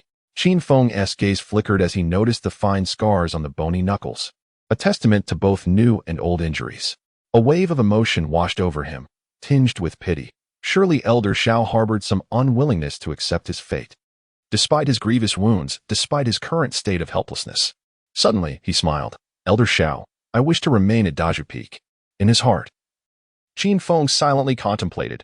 I possess the bloodline of the heavenly path, enhanced by the blessings of colorful fortune, and am further supported by an extraordinary system. Thus, staying at Daju Peak would pose no hindrance. Moreover, since I am to commence my cultivation journey from a small sect in the vast world, the primary focus is the tempering of one's character, and so Daju Peak shall be my chosen abode. Bowing respectfully to Elder Xiao, he expressed, Disciple believes that the essence of cultivation lies in the refinement of the heart, and Daju Peak's tranquility is perfectly suited for such endeavors. A fleeting glimmer of clarity sparkled in Xiao Sei's murky eyes, yet it quickly faded back into serenity. So be it, he gestured dismissively, his voice hoarse. Qinghe, take him to the side room. That evening, the bamboo cottage was filled with the long-lost aroma of a home-cooked meal. Come, try this, urged Madame Xiao, a gentle middle-aged woman, as she diligently served Qin Feng. This is the spiritual bamboo shoot from the back mountain, freshly dug by Qinghe this morning. Xiao Qinghe secretly observed this peculiar servant disciple, whispering, Father, he is eating. In a rare moment, Xiao Sei retrieved a long-sealed wine jar and poured himself half a cup. The amber liquid shimmered softly in the candlelight, and his hand trembled slightly as he raised the cup. Qin Feng noticed that when the wine flowed down his throat, a flicker of lucidity crossed Xiao Sei's murky gaze. Meanwhile, Madame Xiao discreetly turned her face aside, wiping the corner of her eye with her sleeve. Master. Qin Feng suddenly changed his tone, lifting his teacup. I toast to you. Inside the bamboo cottage, the candlelight flickered gently. As Xiao Sei set down his wine cup, Qin Feng distinctly saw the corners of the old man's mouth rise ever so slightly. It was the first laughter Daju Peak had heard in 18 years. The following day, as the morning light streamed through the bamboo windows, Qin Feng abruptly opened his eyes, his pupils swirling with the remnants of intoxication. Ding! The host has entered a drunken slumber last night, gaining insight into the spiritual technique Drunken Dream of 3000. Drunken Dream of 3000, a middle-grade Earth-tier spiritual technique. Driven by mental power, immersing enemies in a hallucinatory state of drunkenness and oblivion. Mysterious runes surfaced in his consciousness, and a smile curled at the corners of Qin Feng's lips. A middle-grade spiritual technique of the Earth tier. This system continues to be remarkably effective. In the bamboo courtyard, Xiaosei was chopping firewood. His emaciated arms swung the axe with precision that was almost alarming, each strike landing on the most vulnerable rings of the wood, as if he could see through the life of the timber. Master, Qin Feng greeted respectfully. Without lifting his head, Xiaosei commanded, "Take hold of the axe." A yellow-tier middle-grade jade slip of the mountain-splitting stick method was casually tossed over. As Qin Feng scanned the contents with his consciousness, he nearly burst into laughter. This crude method of exerting force was inferior even to the most basic Earth-tier martial arts he remembered. Moreover, who practices stick techniques with an axe? However, as he grasped the axe, he suddenly fell into a stupor. With slender, weathered fingers, he pressed against the pulse at his wrist. Spiritual energy coursed through the Shaoyang meridian, 3 shallow and 1 deep. Qin Feng said little, harboring no disdain for the martial technique's rank, and, adhering to the guidance of his mentor, he channeled his spiritual energy through the Shaoyang channel, 3 shallow and 1 deep. Boom! The unremarkable chop suddenly erupted in a blast of energy, causing the bluestone 3 yards away to split cleanly in two, its surface as smooth as a mirror. Cough. Cough. Clearly astonished by Qin Feng's innate talent, Xiaosei coughed, yet wore a look of satisfaction, saying, "This is how the lumberjacks on Dazhu Peak practice." In the distance, Xiao Qinghe covered her mouth in disbelief. It was the first time in 18 years that her father had actively taught anyone martial arts. Suddenly, Qin Feng drove the axe into the bluestone, and under Xiaosei's astonished gaze, he closed his eyes in concentration. Within his consciousness, thousands of advanced martial techniques began to chaotically reorganize. "Master, how about this?" The axe transformed into a blur, and 9 cleaving marks on the bluestone formed a perfect star pattern. Most terrifyingly, each mark was of identical depth. Xiaosei's coughing abruptly ceased. In his murky eyes, for the first time in 18 years, a spark ignited. Chapter 39. Bullying a young girl brings wrath from the heavens. Witnessing Qin Feng's extraordinary talent, not only his immediate comprehension of the mountain-splitting stick technique, but also his enhancement and refinement of it, filled Xiaosei with joy. He quietly entered the bamboo hut. While outside, Qin Feng and Xiao Qinghe heard the sound of hearty laughter. The laughter from within the hut was suddenly cut short, replaced by a heart-wrenching cough. Xiao Qinghe's fingers tightened around the hem of her garment, her slender fingers turning pale from the grip. It had been a long time since her father had laughed like that. The girl's voice was as soft as bamboo leaves in the wind, her eyelashes casting trembling shadows in the sunlight. Since that incident 18 years ago, she suddenly bit her lip, swallowing the latter part of her sentence. Qin Feng gazed at the gently swaying curtain of the bamboo hut, momentarily envisioning another version of himself, a boy with shattered meridians, discarded upon the rocky shores of a deserted island, watching the waves repeatedly wash over his wounds. "Qinghe," Qin Feng spoke suddenly, his voice heavy and profound. "Do you know what it feels like to have your entire meridian system crushed bit by bit?" The girl abruptly lifted her head, colliding with Qin Feng's abyss-like gaze, the pain reflected within causing her breath to catch. "I understand," she replied. Qin Feng gathered a wisp of golden spiritual energy at his fingertips and gently tapped it onto the wood. The timber that required chopping instantly turned to dust. Yet in the next moment, it restored to its original form. Some superficial wounds had healed, but the internal bleeding persisted. Witnessing this miraculous scene, Xiao Qinghe covered her mouth, refraining from further inquiries. As sunlight bathed the bamboo treetops, Qin Feng tightened the axe at his waist, leaning against the doorframe. Xiao Qinghe nervously twisted the hem of her garment. "I'm going to take a stroll in the back mountain," Qin Feng said casually, as if discussing dinner plans. "I've heard that some special spiritual herbs grow in the cliff crevices." The girl suddenly looked up. Shadows from the bamboo danced across her face, and something flickered in her almond-shaped eyes before swiftly vanishing into the dusk. "All right."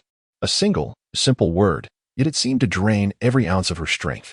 Her chin trembled slightly as she nodded emphatically, and as she turned, her flowing hair brushed against Qin Feng's arm, carrying the fragrant scent of bamboo leaves. Qin Feng gazed at her rigid silhouette and suddenly smiled. The weathered yet upright Xiaosei, the kind and bashful Xiao Qinghe, and the virtuous Madame Xiao truly embodied the blissful home he had longed for. The mountain breeze stirred the fallen leaves, scattering the girl's stifled sobs deep within the bamboo grove. In the distance, the sound of a hatchet cleaving through thorns startled a flock of dark crows. The setting sun elongated the shadows of the bamboo, and Qin Feng's figure appeared at the foot of the stone steps. He casually carried several radiant spirit herbs, their roots still coated in fresh soil. Is this a century-old ginseng? Madame Xiao's bamboo basket clattered to the ground, trembling with her voice. And there's blood spirit fungus? Where did you find these on the back mountain? Qin Feng flicked the dew off the ginseng, as if shaking off a few stray weeds. Madame Zhao's expression abruptly changed as she grasped his wrist tightly. Child, stealing sect spirit herbs will result in the loss of your cultivation. Her nails nearly dug into Qin Feng's flesh, her eyes filled with terror. Gently, he pried her fingers apart, retrieving a piece of a shadow stone from his bosom, the image clearly showing the ginseng growing from a crevice in the cliff, surrounded by wild grass. You see, I truly found it. Madame Xiao suddenly covered her mouth, tears tracing through the lines of her face. Xiaofeng, thank you. She choked on her words, unable to continue, and could only gently pat Qin Feng's shoulder, causing the coarse cloth of his garment to crackle. I'll go prepare dinner. As dusk fell, the bamboo table's spirit bamboo shoot soup no longer steamed. Madame Xiao rose for the third time to glance around, her fingers unconsciously rubbing the rim of the bowl, which bore the mark of a fresh fingerprint. Usually, her voice before sunset was like a taut string. Xiao Sei echoed her concern, fretting. Qinghe won't encounter any trouble, will she? Sensing their worry for Xiao Qinghe's safety, Qin Feng volunteered. Master, mistress, I shall go look for Qinghe. You both enjoy your meal. No sooner had he spoken, he transformed into a streak of light and dashed out. As the dusk deepened, a golden gleam flickered in Qin Feng's eyes, revealing a cerulean aura on the distant mountain path entangled with several shades of gray. He sprang forward, bamboo leaves exploding into a green mist behind him.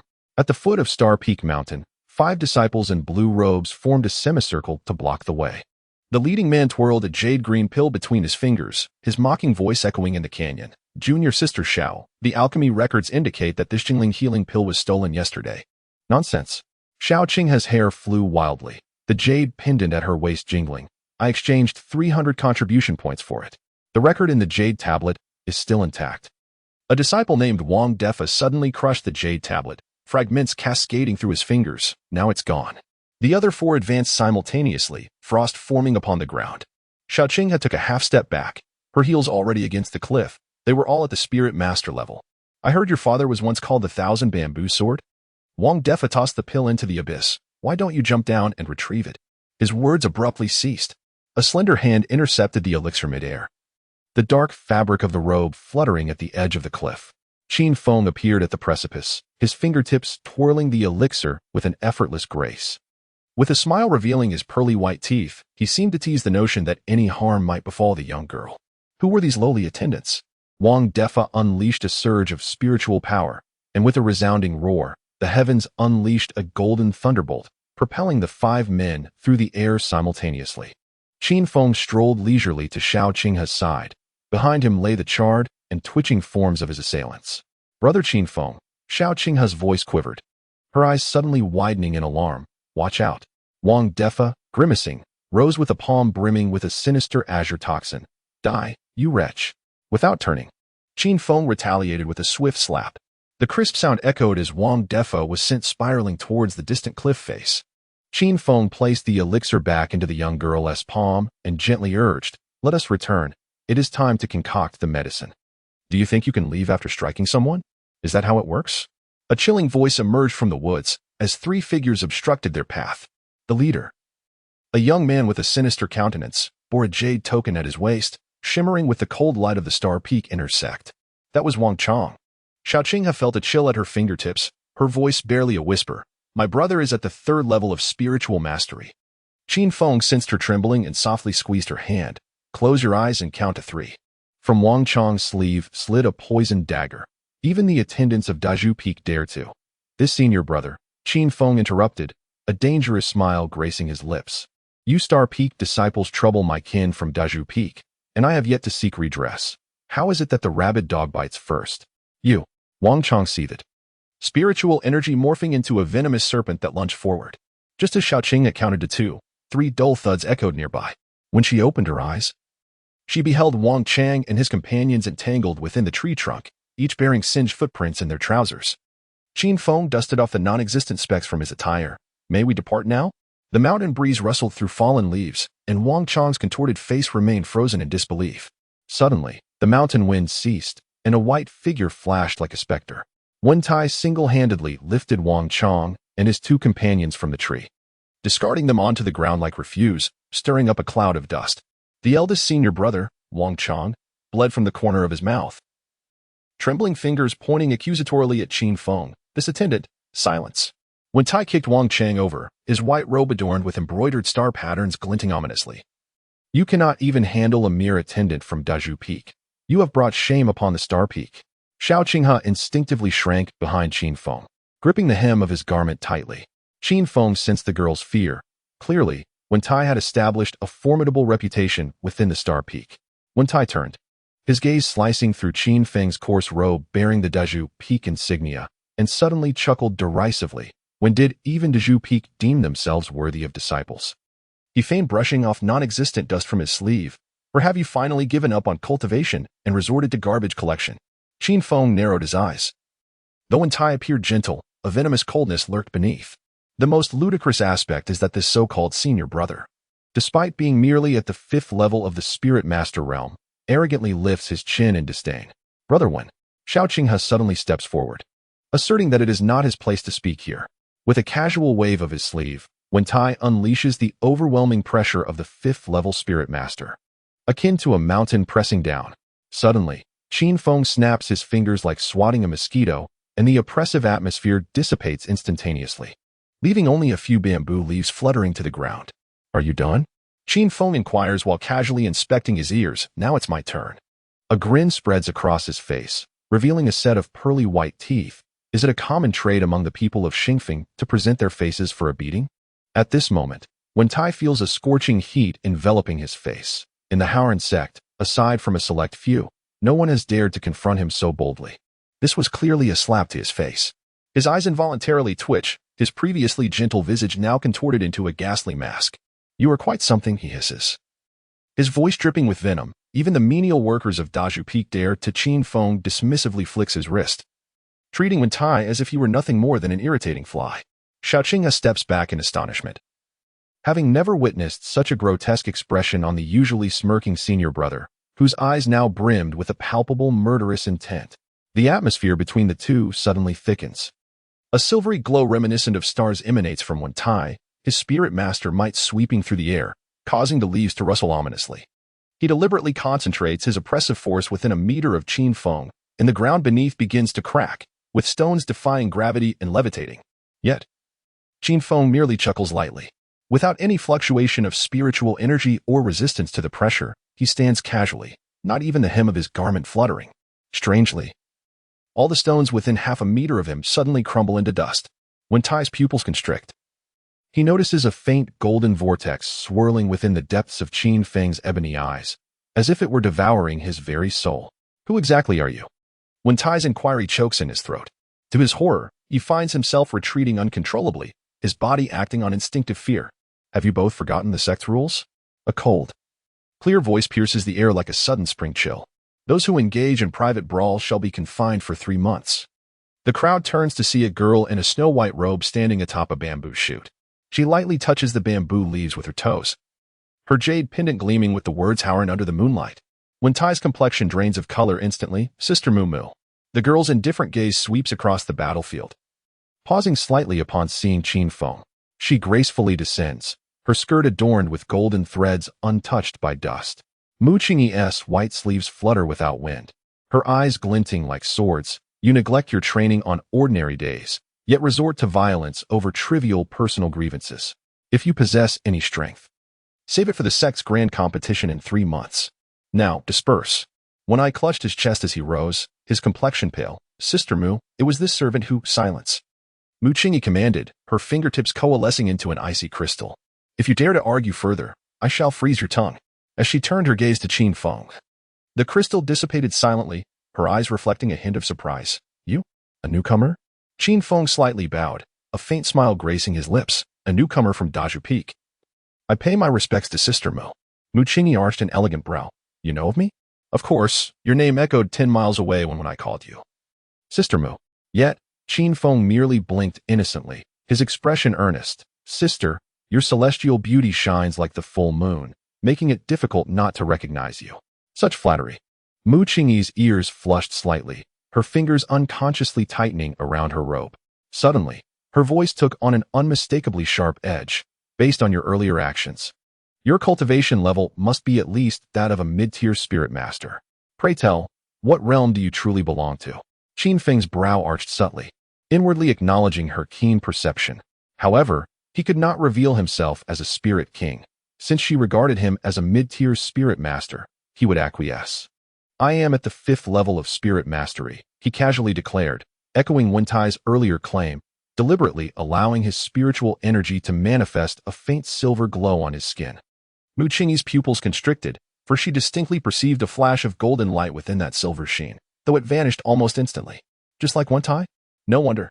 A mountain breeze swept a strand of her hair, drawing an invisible line between them. Just as Qin Feng turned to leave, Mu Qingyi called out suddenly, Sister Xiao. She flicked her finger, sending forth a crystal jade slip, stating that their father hoped Daju Peak could participate in the sect examination half a month hence.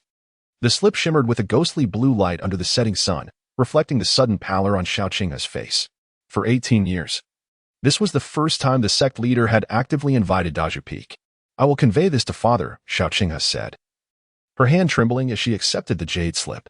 Noticing her quivering hand, Qin Feng gently enveloped it with his own, infusing warmth through his spiritual energy. Like a gentle spring breeze, I am here. Those 3 words bore the weight of 1,000 burdens. The frost upon the girl's eyelashes melted instantly. She inhaled deeply, straightening her back, allowing Qin Feng to lead her away. Mu Qingyi stood atop the bamboo grove, her snowy attire fluttering in the breeze. On the path back to Daju Peak, the moonlight was fragmented by the bamboo leaves. Suddenly, Xiao Qinghe grasped Qin Feng's sleeve, her fingertips trembling slightly. Her voice was scarcely above a whisper, as if it might dissolve into the wind. Could you please not tell my parents about today? Qin Feng looked down to see the glimmer of tears in her eyes. He nodded, gently plucking a withered leaf from her hair. Moments later, the warm glow of lanterns in the bamboo house atop the peak stood in stark contrast to the night. As they stepped through the courtyard gate, a shadowy figure stumbled out from the darkness, grasping the daughter's shoulders tightly. Where have you been? The elder's voice was weathered, his bloodshot eyes clouded with concern. Following closely behind was Madame Xiao, her apron dusted with unclean flour. Xiao Qinghe parted her lips, the calluses on her father's fingers causing her pain, while her mother's anxious expression made her throat tighten. Chapter 41. I feel as if I possess endless strength. Qin Feng gently tapped the back of her hand. Suddenly, Xiao Qinghe produced a jade vial, its 3rd-tier elixir illuminating the faces of the 3 with a brilliant azure glow. I went to the alchemy room and swapped it for the Qingling healing pill. Xiao Sei, struck as if by lightning, realized that she had returned late solely to procure medicine for him. The trembling hands of the middle-aged man reached for the vial but recoiled as if jolted by an electric shock. Nonsense. He coughed violently. This elixir costs at least 300 contribution points, which I exchanged for with the sword manual. Xiao Qinghe abruptly lifted her head, her tear-filled eyes transforming into steadfast sparks of defiance. The lower volume of the Qian bamboo sword technique. The bamboo leaves fell silent. Xiao Sei staggered back 2 steps. As if stripped of his backbone, it was the only inheritance he had left for his daughter. Qin Feng quietly retreated into the shadows. Beneath the moonlight, he observed Madame Xiao discreetly wiping her tears, while the embrace between Xiao Sei and his daughter straightened his posture slightly. Amidst the swaying shadows of the bamboo, Qin Feng leaned against the doorframe, a faint smile gracing his lips. The moonlight filtered through the window, elongating the silhouettes of the 3 entwined within the room. It is good to be back. Good to be back. Xiao Sei's voice was hoarse, his aged fingers repeatedly caressing the vial as if it were a fragile dream. When he turned to look at his wife, a long-lost sparkle ignited in his murky eyes. Madam, quickly prepare the rice. The oil lamp on the dining table crackled. Xiao Qinghe secretly pushed meat and vegetables into her father's bowl, only to be gently tapped on the back of her hand by Madame Xiao with her chopsticks. Eat for yourself. The 3 exchanged smiles, and the previous gloom seemed to dissipate in that moment, driven away by warmth. After dinner, Qin Feng slid a warm cup of water toward Xiao Sei. Master, why not take the Qingling healing pill? We cannot let Xiao Qinghe's good intentions go to waste. Xiaose's aged fingers traced the jade vial 3 times, still retaining the warmth of his daughter's palm. As he uncorked the vial, the azure light of the third-tier elixir illuminated the tense faces of the 4 gathered around the table. With a gulp, the moment the elixir slid down his throat, Xiaose's eyes widened in astonishment. The blockages that had lingered in his meridians for 18 years began to dissolve, akin to snow meeting the blazing sun. With a splatter, a jet-black blood arrow erupted onto the ground, corroding the surface into sizzling pits. The teacup in Madame Zhao's hands clattered to the floor, while Xiao Qinghe clamped her mouth shut tightly. My injury. Xiaose trembled as he stroked his chest, where the long-frozen agony was receding. My injury. He suddenly staggered to his feet, his aged body unexpectedly bursting forth with a long-forgotten wave of spiritual energy. The bamboo window opened unbidden, allowing the starlit sky to pour in, illuminating the tear-streaked face of the middle-aged man as if he were reborn. Father. Xiao Qinghe rushed to embrace her faltering father, only to be held even tighter in his grasp. Tears of melancholy cascaded through Xiaose's fingers, his voice choked with emotion. Qinghe's father is improving. Qin Feng silently retreated into the shadows, observing the tender scene before him, unwilling to intrude. As the morning light pierced through the bamboo window, casting mottled patterns on the bluestone floor, an early-rising Qin Feng noticed Xiaose in the courtyard, exhaling thick breaths. His fingertips coalesced into a wisp of pale, azure spiritual energy. My wounds, remarkably, have healed halfway, he murmured, disbelief trembling in his tone. When he raised his gaze, traces of unshed tears lingered in the creases of his eyes, yet the corners of his mouth lifted into a long-forgotten smile. Congratulations, master. Qin Feng leaned against the doorframe, the morning light adorning him with a golden halo. Previously, Xiaose had been enraptured by the newfound spiritual energy, only realizing Qin Feng's presence upon hearing his voice. Xiaose's voice bore the weight of age yet could not mask the joy within. Strangely, it seems that the gloom of these 18 years has dissipated since your arrival. Master, Qin Feng interjected with a smile, deftly catching 3 droplets of morning dew in his bamboo cup. There is always a way out of despair. He winked, adding, and fortune still lies ahead. Suddenly, the bamboo curtain was flung aside. Madame Zhao approached briskly, holding a ceramic bowl filled with a scarlet concoction that steamed with the essence of spiritual ginseng. While it's still warm, she said, her eyes glistening with unshed tears as she thrust the bowl into her husband's trembling hands. This is the remedy Xiao Feng desperately sought from the cliff on the back mountain. As the medicinal liquid entered his stomach, its potency surged through him. Xiaose felt every pore on his body erupt, a searing heat emanating from his dantian, intensifying tenfold compared to the previous day. His hunchback straightened abruptly, joints cracking like popping beans. With a spurt of black blood splattering against the bamboo wall, Xiaose tremblingly opened his palm. A wisp of azure sword energy coalescing into the shape of a bamboo branch, the very legendary Qian Zhu sword qi that once reverberated through the sect. He slowly lifted his gaze, his eyes, clouded for 18 years, now sparkling like a clear stream. My wounds have healed significantly. Madame Zhao suddenly covered her mouth, her voice filled with incredulous excitement. Segu, I feel an inexhaustible vigor within me. I am once again the Spirit King, Xiaose, overcome with joy. Xiaose laughed heartily toward the heavens, as if at that moment he could cast away the burdens of 18 years of hardship. During breakfast, Qin Feng exchanged glances with Xiao Qinghe, who continuously evaded his gaze. Left with no choice, he spoke up, Master. There is a matter of some importance I must address. Oh, what is it, Xiao Feng? Xiaose inquired, his tone brimming with excitement, lost in the joy of his recovering health. Just as Qin Feng was about to speak, Xiao Qing, he interjected. Mu Qing, he told me yesterday that the sect master hopes De Zhu Peak will participate in the upcoming sect assessment. The morning light reflecting off the jade slip momentarily blinded Xiaose, causing him to pause while serving his meal. This time, his eyes held no trace of evasion. Very well. The word was spoken with resolute finality, as Xiaose set down his bowl and chopsticks. A wisp of sword energy from his sleeve severed the falling bamboo leaves in two. It was time to show certain individuals that De Zhu Peak had not yet perished. Xiao Qing's chopsticks snapped with a crack. Is it just the two of us, me and Qin Feng? How can we compete with the 12 elites of Star Peak? She gestured toward the distant mountains, shrouded in mist, and added, not to mention the disciples of falling Sunset Peak, who were indeed formidable. Suddenly, Xiaose coughed. But this time it was not due to an old injury. He glanced at Qin Feng, who was engrossed in his meal, hesitating to speak. Ding! A mechanical voice erupted in Qin Feng's mind, startling him to the point of nearly spitting out his food. You have a new main quest. Secure first place in the sect assessment. Reward, random, dynamic rating based on performance. Suppressing a grin, Qin Feng wiped his mouth.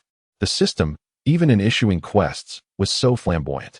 Master, he suddenly rose, the leftover grains of rice at the bottom of his bowl forming a crooked character. Let me broaden my horizons and represent Daju Peak in the assessment.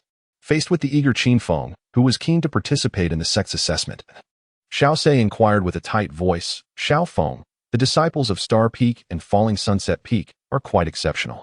Are you confident in securing a spot in the top 10? Despite his concerns, Xiao Se did not doubt Qin Feng. He simply lacked knowledge of Qin Feng's true strength. After all, only Qin Feng himself knew that he had long attained the Spirit King realm while feigning weakness. In response, Qin Feng smiled lightly. That's all right. I suppose I can just barely secure first place for Daju Peak. Chapter 42. The Phoenix's cry shakes the heavens under the blazing sun. Within the bamboo forest of Daju Peak's back mountain, shadows of swords flickered like lightning, and the sound of blades slicing through the air was incessant. Clad in a plain white outfit, Xiao Qinghe's bangs were soaked with sweat, clinging to her pale cheeks. She gritted her teeth, her long sword dancing in the air with extreme ferocity, yet the momentum faltered at the last moment, as if bound by invisible shackles. Once more, she cried, her sword tip pivoting as she attempted the seventh form of the thousand bamboo sword technique, bamboo shadows layering. However, as the sword energy surged forth, it flickered like a candle in the wind, ultimately dissipating. Damn it! She stomped her foot in frustration, causing bamboo leaves to cascade down. A flicker of unwillingness flashing in her eyes. Not far away, Qin Feng leaned against an ancient bamboo, arms crossed, his gaze profound. He had been observing for quite some time.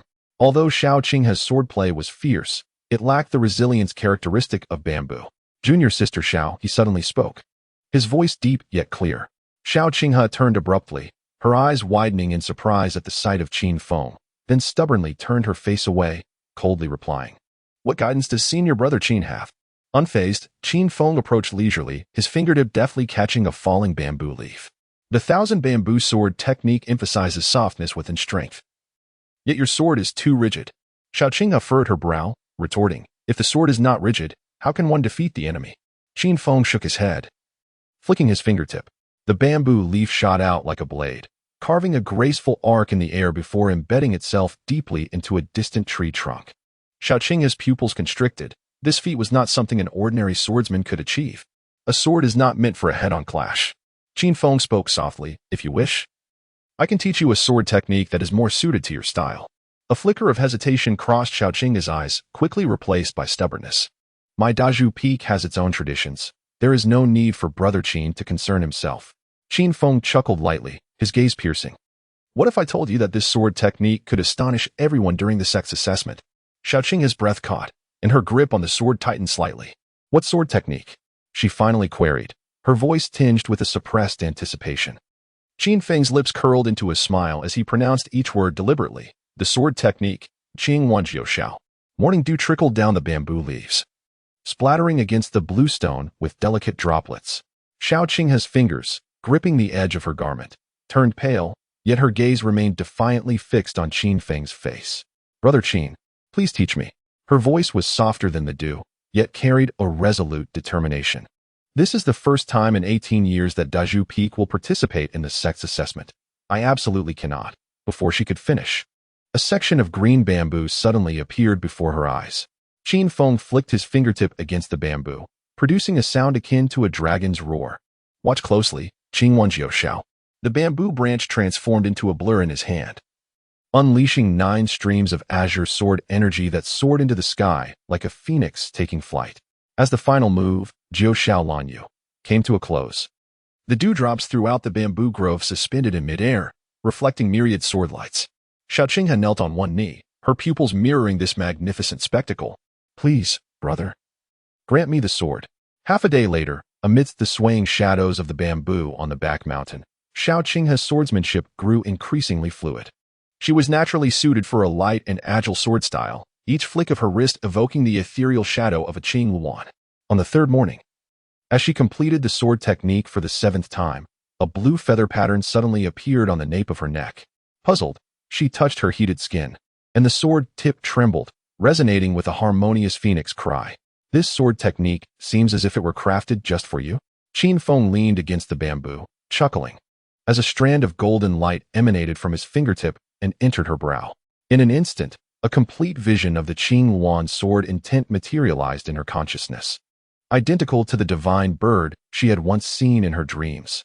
The bamboo leaves began to rustle without wind, and her sword energy began to evolve autonomously. The once obscure sixth move, Qing Yuhua Hong, now flowed forth as naturally as breathing. Where her sword energy passed, tender green shoots sprouted from the broken ends of the old bamboo. On the seventh evening, as Xiao Qinghe sheathed her sword, the entire bamboo forest resonated in harmony. She stared at her fingers, now as smooth and lustrous as jade. The arduous days of practice had even softened the calluses from years of wielding a sword. Brother Qin. She suddenly grasped his sleeve, her voice taut.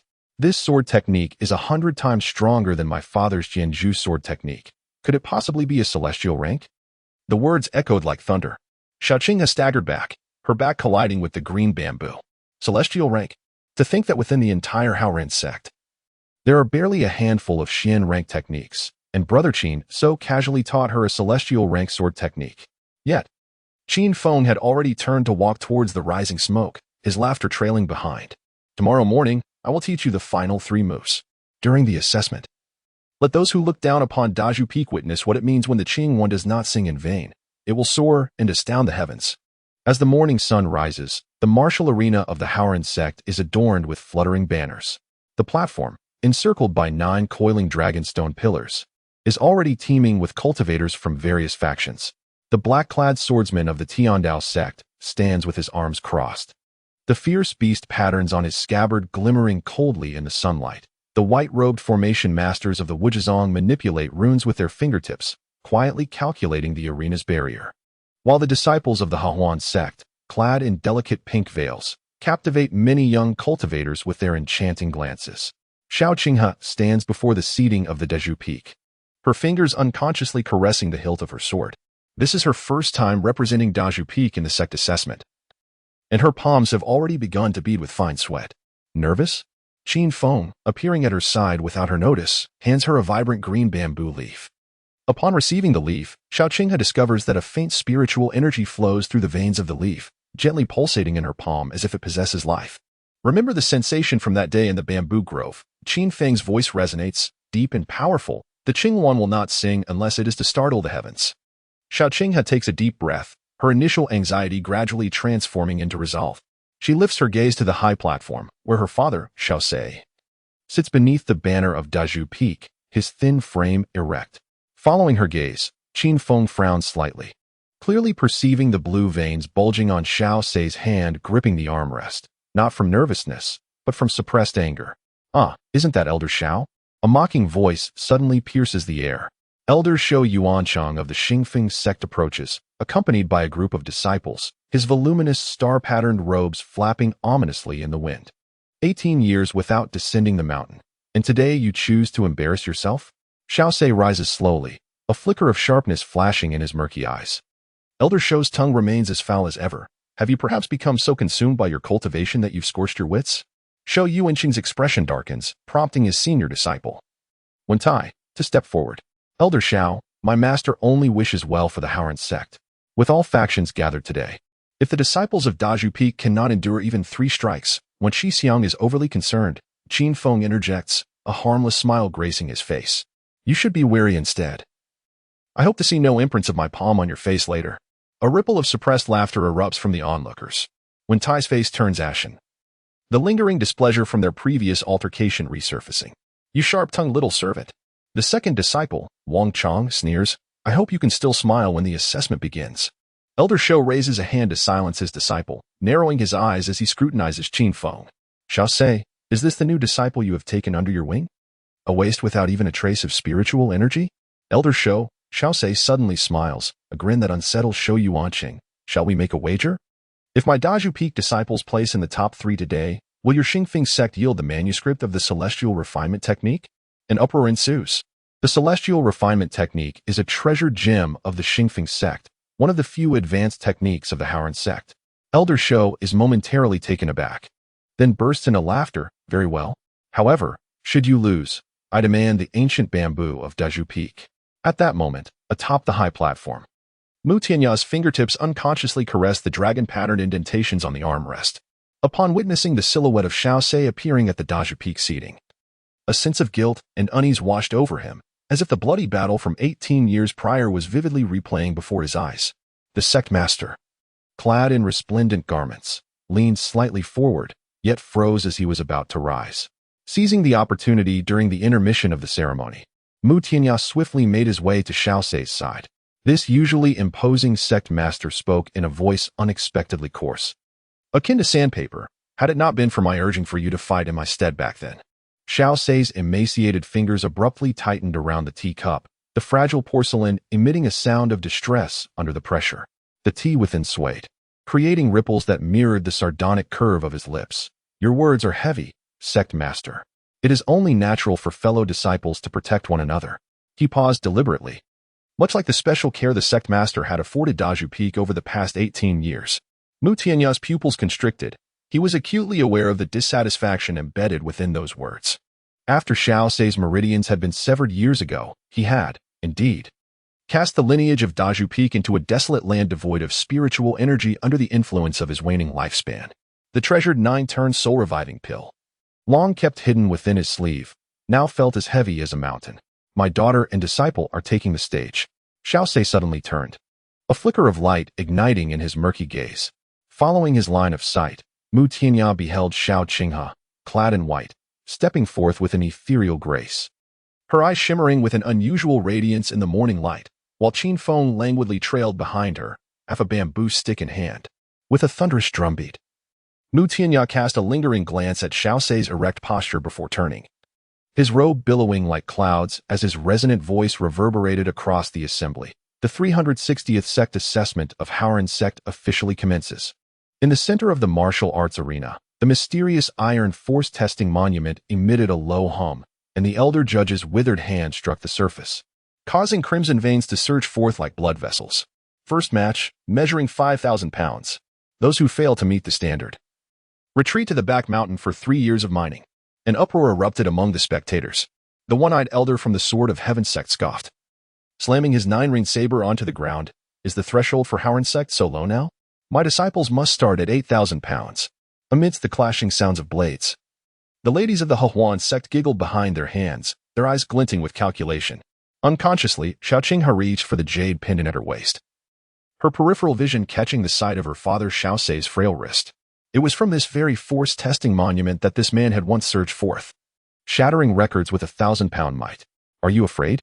Qin Feng suddenly pressed a jujube into her palm, advising her to take a bite for warmth in her fists.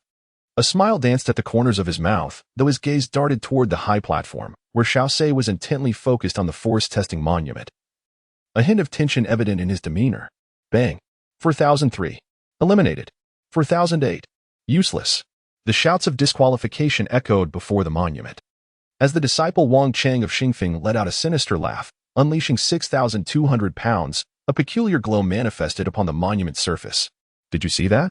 He made an obscene gesture towards Qin Feng, exclaiming, now, that is true strength. As Li Qi's impressive score of 5,900 pounds was announced, Shou Yuanqing immediately stroked his beard with a smile.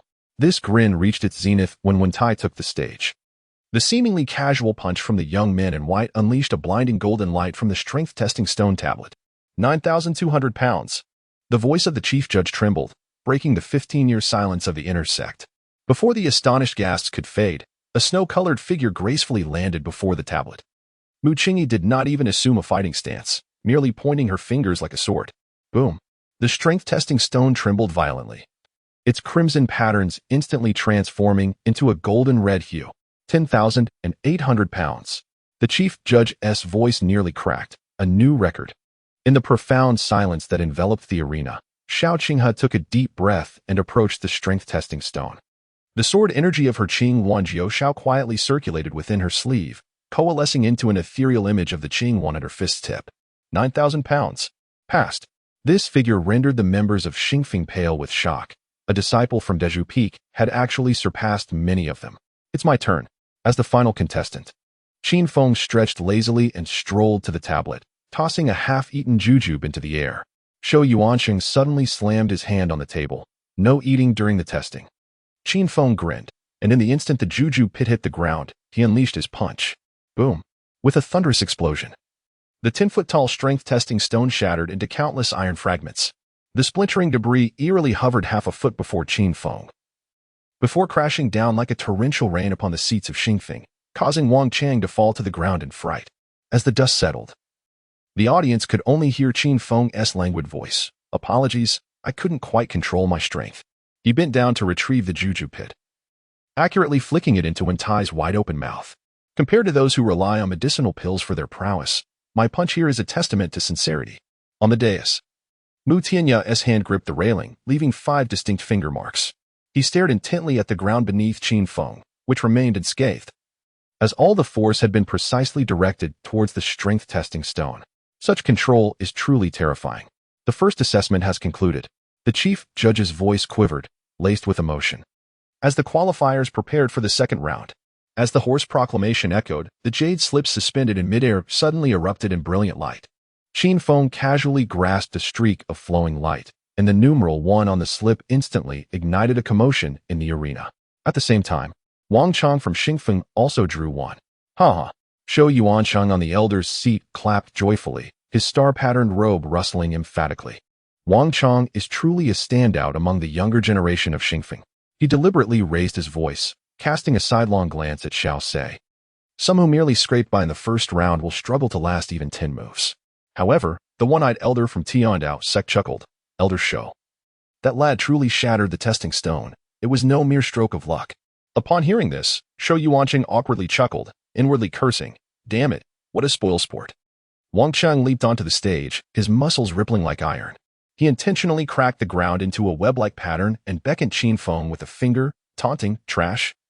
It's not too late to kneel and beg for mercy now. Laughter erupted among the disciples of the Heavenly Blade sect seated on the viewing platform. The ladies from the Harmony sect, dressed in pink, covered their eyes yet peeked through their fingers, eager to witness who would ultimately suffer in this spectacle. Chapter 44. Could it be a deficiency? Qin Feng strolled leisurely onto the arena, his coarse garments fluttering in the breeze. He even stumbled slightly on the steps, provoking raucous laughter from Wang Chang, who jeered, "You can't even walk steadily, you worthless trash." To this, Qin Feng merely smiled, choosing to ignore him. Indeed. The waist of Daju Peak dares not even retort? Wang Chang sneered, cracking his neck, the joints popping like roasted beans. Soon, he would show you begin. The hoarse voice of the elder referee abruptly halted the bravado. The last image imprinted in Wang Chang's mind was that of Qin Feng, staggering at the edge of the arena. In the blink of an eye, he suddenly felt a force as overwhelming as a mountain crashing down upon him. The figure that seemed unsteady transcended Tin Zhang in a mere fraction of a second, delivering a palm strike to his face accompanied by an afterimage. Crack! The sharp sound resonated like thunder. Wang Chang's robust body spun through the air as if it were a torn sack, 3 of his molars flying out, mingled with blood, tracing a crimson parabola. When he crashed heavily before the Star Peak seating, his right cheek was already swollen and gleaming, his mouth twisted, drooling. 1 strike. Qin Feng flicked his wrist, casting a harmless smile toward the elder seats. Elder Shou was right. Indeed, it couldn't last beyond 10 exchanges. In the profound silence, only the crisp laughter of Xiaoqing rang out distinctly. On the viewing platform, Wen Tai clenched his fists tightly, while Mu Qingyi revealed a hint of astonishment. Meanwhile, Elder Shou Yuan was gripping the armrest so tightly that 5 deep imprints marked his palm. Similarly, Xiao Sei's teacup cracked from the sudden exertion. As he gazed incredulously at Qin Feng, inwardly lamenting, is Qin Feng truly this powerful? At that moment, Qin Feng leisurely turned around and winked at the astonished elder referee. I suppose that means I've won. The victor is Qin Feng of Daju Peak. As the elder referee's hoarse declaration echoed, a cacophony of cheers erupted around the martial arts arena, akin to a tidal wave. On the viewing platform, the disciples of the Heavenly Blade sect, who had initially anticipated a farce, gaped in disbelief, while the pink-clad ladies of the Harmony sect covered their mouths, their eyes sparkling with excitement. Qin Feng, Qin Feng, Qin Feng. An unknown voice initiated the chant, which quickly evolved into a harmonious chorus. Xiao Qinghe leapt from her seat, waving her hands, causing her jade hairpin to tilt askew.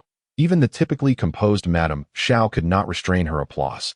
On the high platform, Mu Qingyi gazed at Qin Feng's figure, her ice crystal sword reflecting a spectrum of colors under the sunlight.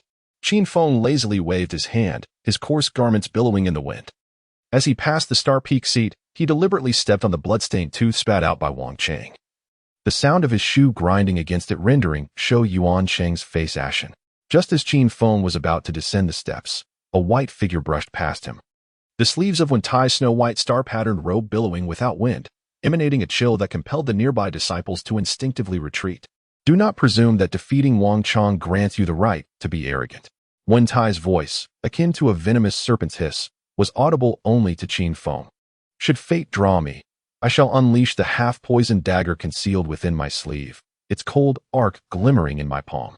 And I will make you crawl back to Dazhu Peak in a state of disability, just as you did 18 years ago. Qin Feng did not halt a stride. Nor did he glance back.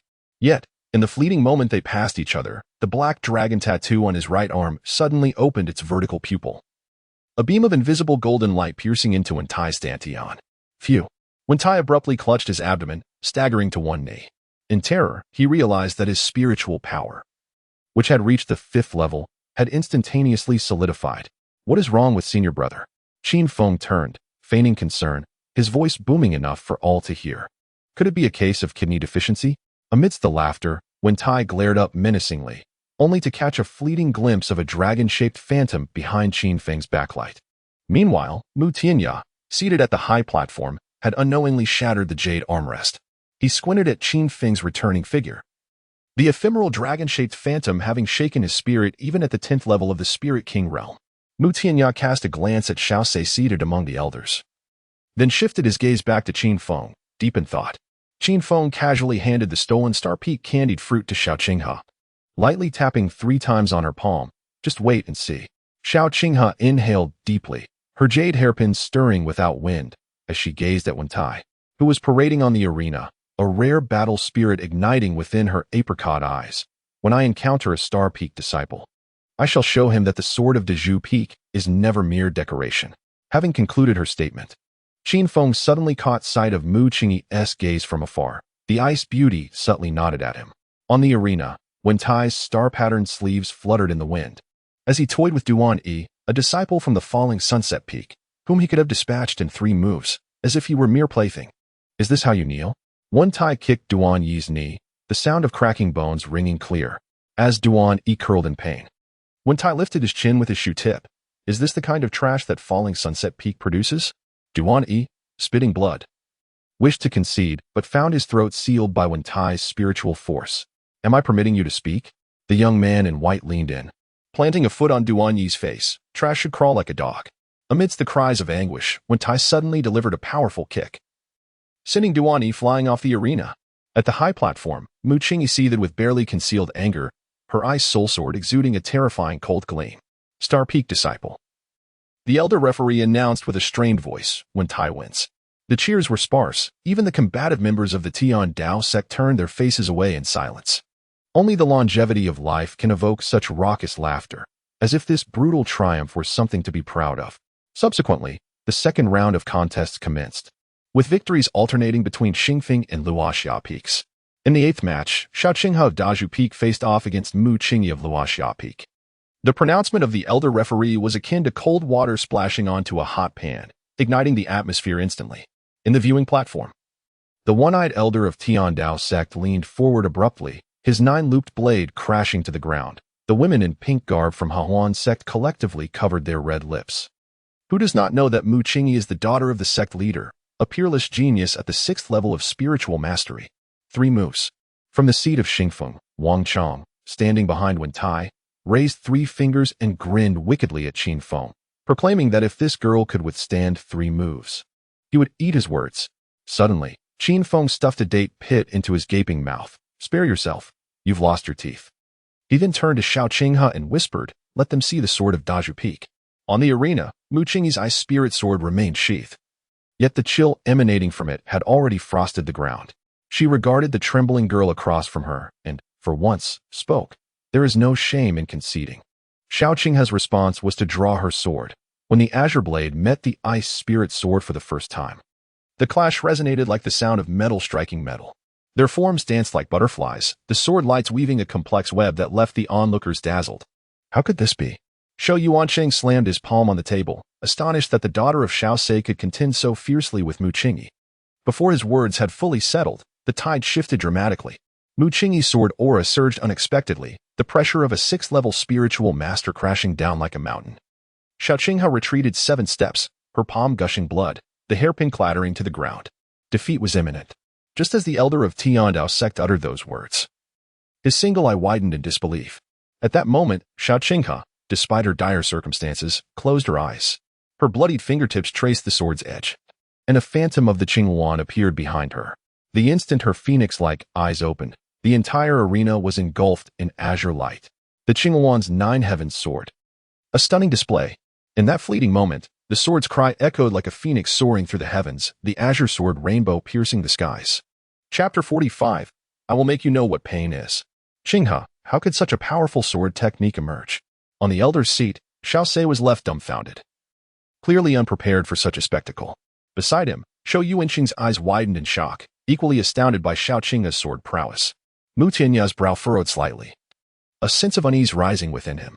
As the Qinghuan's phantom solidified behind Xiao Qinghe, the air in the martial arts arena seemed to freeze.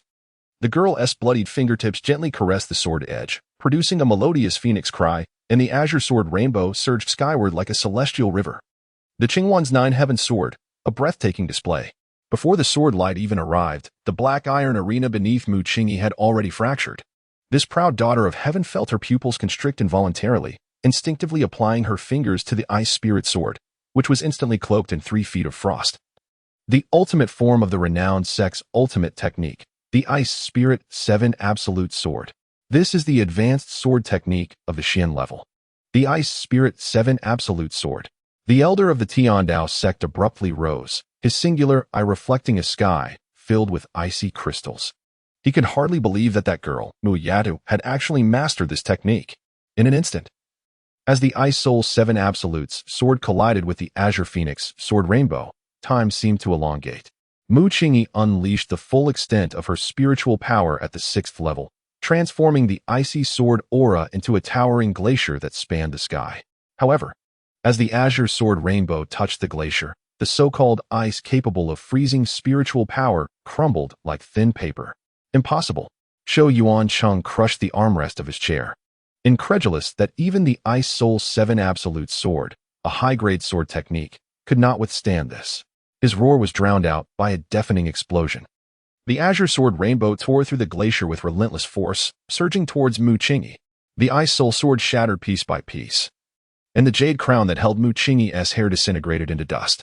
Her snow-white robe was rent asunder by the sword's aura, revealing the heart-protecting mirror within.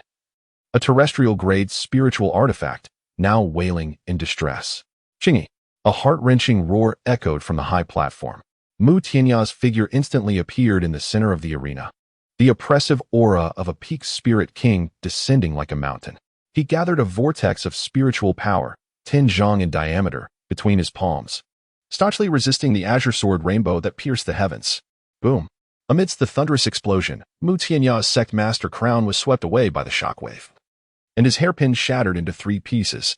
As the dust settled, the crowd was horrified to discover that this peak spirit king had actually retreated a full 7 steps. Though Mu Qingyi in his embrace was unharmed, blood had begun to seep from the corner of her mouth. Victory! Seeing the head elder's voice tremble uncontrollably, Mu Tianya declared in his stead, "The victor is Xiao Qinghe of Dazhu Peak." Silence. One could hear a pin drop, yet in the next moment, an uproar erupted that nearly toppled the dome. On the spectator platform, the elder of the Tiandao sect's 9-ringed blade clattered to the ground once more. The fairies of the Hehuan sect collectively lost composure and stood up. Meanwhile, the area of the Xingfeng seats descended into chaos, with the senior brother Wen Tai's face turning ashen, and elder Shou Yuancheng crushing a second chair in disbelief. As Xiao Qinghe collapsed to her knees from exhaustion, Qin Feng had already appeared by her side. The young man steadied the trembling shoulders of the young girl and, addressing the stunned audience, chuckled softly. Now, does anyone still doubt the swordsmanship of Dazhu Peak? On the arena, Mu Tianya, hair disheveled, fixated intently on Xiao Qinghe. His daughter suddenly grasped her father's sleeve, weak yet resolute, exclaiming, "Father, that sword technique is formidable." This statement caused the sect master's pupils to contract in shock, and he abruptly turned to gaze at the equally astonished Xiaosei in the distance. From the expression of that middle-aged man, it was evident he too was unaware of Xiao Qing's terrifying swordplay. As the commotion subsided, the draw for the second round of matches commenced. Let the second round of combat begin. The head elder's voice reverberated across the martial arena, his thin fingers pausing slightly above the draw cylinder, a barely perceptible golden gleam flashing from his sleeve. Qin Feng squinted, the eye of heaven effortlessly discerning the technique of star shifting and constellation swapping. In the first match, De Zhu Peak's Qin Feng faced off against the elder whose deliberately prolonged tones swept across the arena, his murky gaze scanning the crowd. Xiao Qinghe of De Zhu Peak. A wave of astonishment rippled through the audience. The one-eyed elder of the Heavenly Blade sect lightly tapped the stone table before him. Haha, how amusing. With 8 lots in the drawing tube, what a coincidence to draw fellow sect members against each other. The women in pink from the Harmony sect collectively sneered, their folding fans trembling slightly as they pointed towards the trembling hand of the judging elder. On the high platform, Mu Qianya furrowed his brows. Just as he was about to speak, Shou Yuancheng beside him chuckled, stroking his beard. Fellow disciples sparring truly showcases the grandeur of our Haoran sect. Xiaosei shot a cold glance at Shou Yuancheng, nearly unleashing a torrent of curses. It was evident to even the simplest observer that this was a rigged match.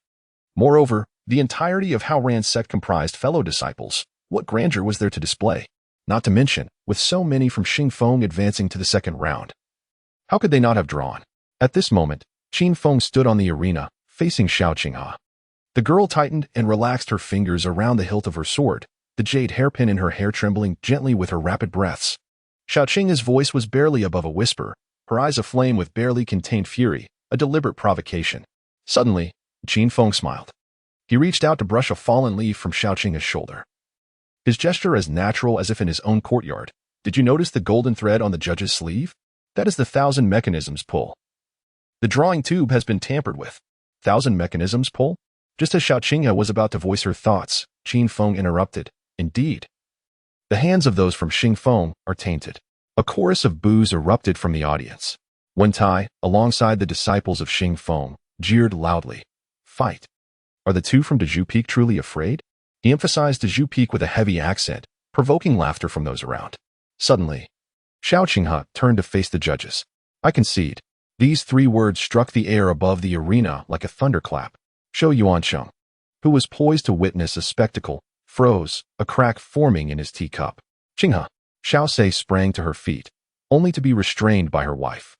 This gentlewoman shook her head lightly, her gaze fixed on their daughter's upright posture.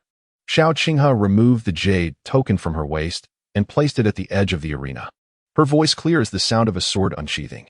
The honor of De Zhu Peak, my father's dignity. She turned to face Qin Feng directly. Her almond-shaped eyes seemingly ablaze with determination. I rely on you. Qin Feng did not respond immediately. He gazed into Xiao Qinghe's eyes, aflame with stubbornness and defiance, as if perceiving the boiling sword intent within her. That was the anger of being schemed against, a resolution to concede rather than harm a fellow disciple. Finally, he spoke slowly, his tone deep and resolute. Rest assured, I am here. Xiao Qinghe's tense shoulders relaxed slightly. A glimmer of relief crossing her eyes as she turned and leapt off the platform, her back straight as a sword, betraying no hint of despair. The arena fell silent. In the brief silence that ensued, Qin Feng's gaze suddenly turned icy, sweeping across the crowd like a razor's edge, ultimately fixing upon Shou Yuancheng and the members of Xingfeng. His voice, though not loud, pierced the air like falling ice, resonating clearly in every ear. In the upcoming matches, should I encounter any of you, I shall trample you one by one. I will make you understand the true meaning of suffering. Chapter 46. Elder Shou, why not step down and give it a try? At his words, the arena erupted in uproar. Wen Tai's face turned ashen, and he slammed his palm against the table, rising in indignation. Arrogant fool. A glint of cold light flashed in Shou Yuancheng's eyes as he crushed his teacup with a sharp crack, tea spilling through his fingers, utterly oblivious to the mess. Below the stage, the disciples of Xingfeng seethed with rage, shouting in unison. Qin Feng, who do you think you are? A waste from De Zhu Peak. How dare you speak so boldly?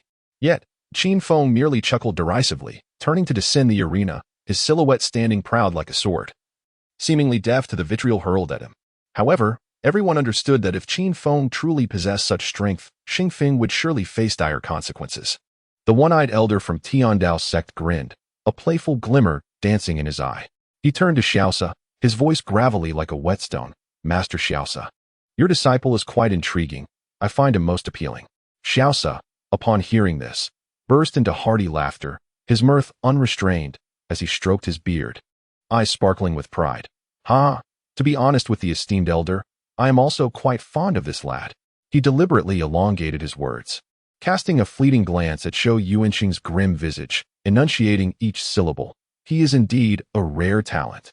The term talent was pronounced with particular emphasis, as if an invisible sword had sharply pierced the faces of those from Xingfeng. The one-eyed elder laughed heartily, clapping his hand on Xiaosa's shoulder, exclaiming, "Excellent. Should the opportunity arise, we must have this young man visit my Tiandao sect. The blades of Tiandao sect are not to be underestimated in comparison to your Haoran sect's swords." Xiaosa readily agreed, and the two exchanged smiles, the atmosphere warm and congenial, reminiscent of longtime friends. Nevertheless, this scene darkened Shou Yuanqing's countenance to a shade akin to that of a charred pot bottom. Clenching his fists, his knuckles turned white, nearly embedding his nails into his palms. The old coots from Tiandao sect had always been at odds with him. The members of Wuzhizong, a taciturn bunch, had yet to utter a word since the beginning. And as for Haoran sect, a group of frivolous women, he held them in utter disdain. Yet, at this moment, he found himself devoid of any allies to counter the dialogue between Xiaosa and the one-eyed elder. Frustration, fury, he slammed his hand on the armrest, coldly interjecting, "What an arrogant brat, who cannot boast grandly." His voice, though soft, was as chilling as a serpent's hiss. A mere disciple from Daju Peak dares to speak so presumptuously against Xingfeng? Ridiculous. As soon as his words fell, the disciples of Xingfeng below immediately echoed his sentiments, with Wentai leading the mockery. "Exactly. Qin Feng, who do you think you were to make such threats? I shall place my words here. Any individual from Xingfeng would not withstand a challenge." Qin Feng had originally stepped down from the arena when he halted abruptly upon hearing those words. He slowly turned around, his gaze sharp as a blade, piercing directly at Shou Yuanqing. "Elder Shou." His voice was soft, yet it rendered the entire venue silent in an instant. "If you do not believe me, why not descend and test it yourself? I, Qin Feng, do not mind trampling upon old dogs." Boom. The crowd erupted. Shou Yuanqing, furiously enraged, sprang to his feet, his spiritual energy surging violently, his robes billowing. Insolence. However, just as he was about to unleash his wrath, the elder of Wuzhizong, who had remained silent atop the platform, suddenly opened his eyes. They were devoid of emotion, as frigid as ice from millennia. "Elder Shou, do you wish to intervene in this dispute among the younger generation?" Shou Yuanqing's complexion darkened, veins bulging upon his forehead, yet he ultimately dared not bully the weak in the glaring eyes of the crowd. He could only grit his teeth and return to his seat, a palpable murderous intent glimmering in his eyes. Meanwhile, Qin Feng merely smiled coldly, turning to leave. "Those from Xingfeng shall await. I shall ensure that you kneel in regret. None shall escape." The second round of the competition concluded swiftly. In the first match, Qin Feng faced off against Xiao Qinghe from Daju Peak, who voluntarily conceded, allowing Qin Feng to advance effortlessly. The subsequent three contests were dominated by Xingfeng against Luoxia Peak. The strongest disciple of Luoxia Peak, Mu Qingyi, had already been defeated by Xiao Qinghe in the first round, and although the remaining disciples fought valiantly, they ultimately fell short against the profound heritage of Xingfeng. All three matches ended with Xingfeng victorious. Thus, in the third round, the final four consisted solely of Qin Feng from Daju Peak and three disciples from Xingfeng, including the esteemed senior brother, Wentai. At this moment, Wentai stood at the forefront of the Xingfeng disciples, a chilling smile gracing his lips, his gaze fixated on Qin Feng like a venomous serpent. "Qin Feng, are you not quite arrogant?" He began slowly, his tone dripping with unabashed mockery. "Now, you find yourself alone against the three of us. I am eager to see how you will trample us." The disciples of Xingfeng erupted into laughter, echoing in unison. "Ha! The waste from Daju Peak now knows fear. Does he? Weren't you quite boisterous just moments ago? Why the silence now? Qin Feng, you wouldn't dare to concede, would you?" In the face of their derision, Qin Feng remained unfazed, casting them a cold glance, a smirk subtly curling at the corners of his mouth. "Trample the three of you?" He shook his head, his tone dripping with disdain as if he had heard the most ludicrous jest. "No, it is a matter of torturing the three of you. None shall escape." The venue fell into an immediate hush. When Tai's smile froze upon his face, his murderous intent surging. Seeking death, he stepped forward with sudden ferocity, his aura surging violently. His robes billowing as if caught by an unseen wind, exuding a terrifying presence. Yet, Qin Feng merely cast a fleeting glance in his direction before turning away. Striding towards the arena with a proud silhouette akin to a sword, entirely dismissing the thready post. The third round of the draw commenced. The elder referee's voice resonated, capturing the attention of the entire assembly. In the first match, Dezhu Peak's Qin Feng faced off against Xing Peak's Wen Tai. A wave of astonishment swept through the crowd. The master brother of Xing Peak, the reckless disciple of Dezhu Peak. A long-standing rivalry, set to ignite at any moment. Wen Tai let out a sinister laugh, leaping onto the arena with a glimmer of cruelty in his eyes. Qin Feng, I shall make you understand the meaning of suffering worse than death. Qin Feng ascended the arena slowly, his gaze as cold as steel. Yet a mocking smirk played at the corners of his mouth. Such excessive chatter. I hope you will still be able to stand and speak when this is over. The battle was imminent. Chapter 47. Attempting to strike my disciple? With the thunderous sound of war drums, Qin Feng and Wen Tai simultaneously stepped onto the arena. Even before they clashed, the air crackled with the piercing resonance of spiritual energy.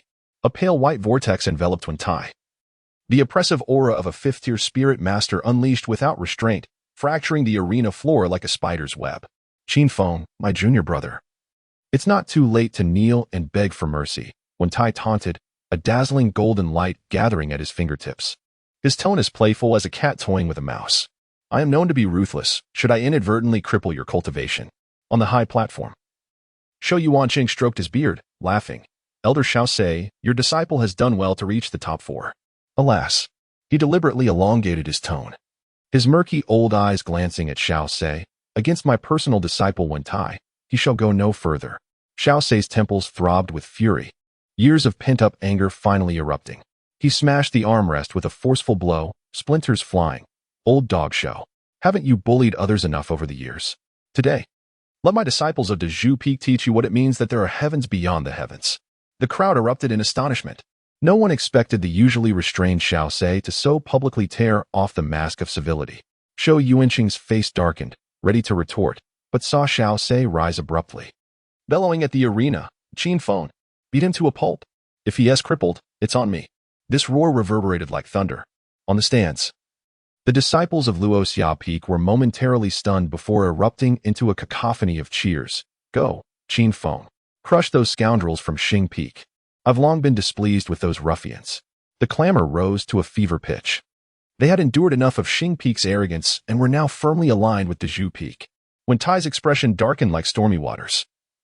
He hadn't anticipated that a mere waste from Dezhu Peak could incite such momentum. Seeking death, he sneered, forming a hand seal as a venomous short blade materialized into 9 razor-edged lights, intertwining in the air to create an arcane formation.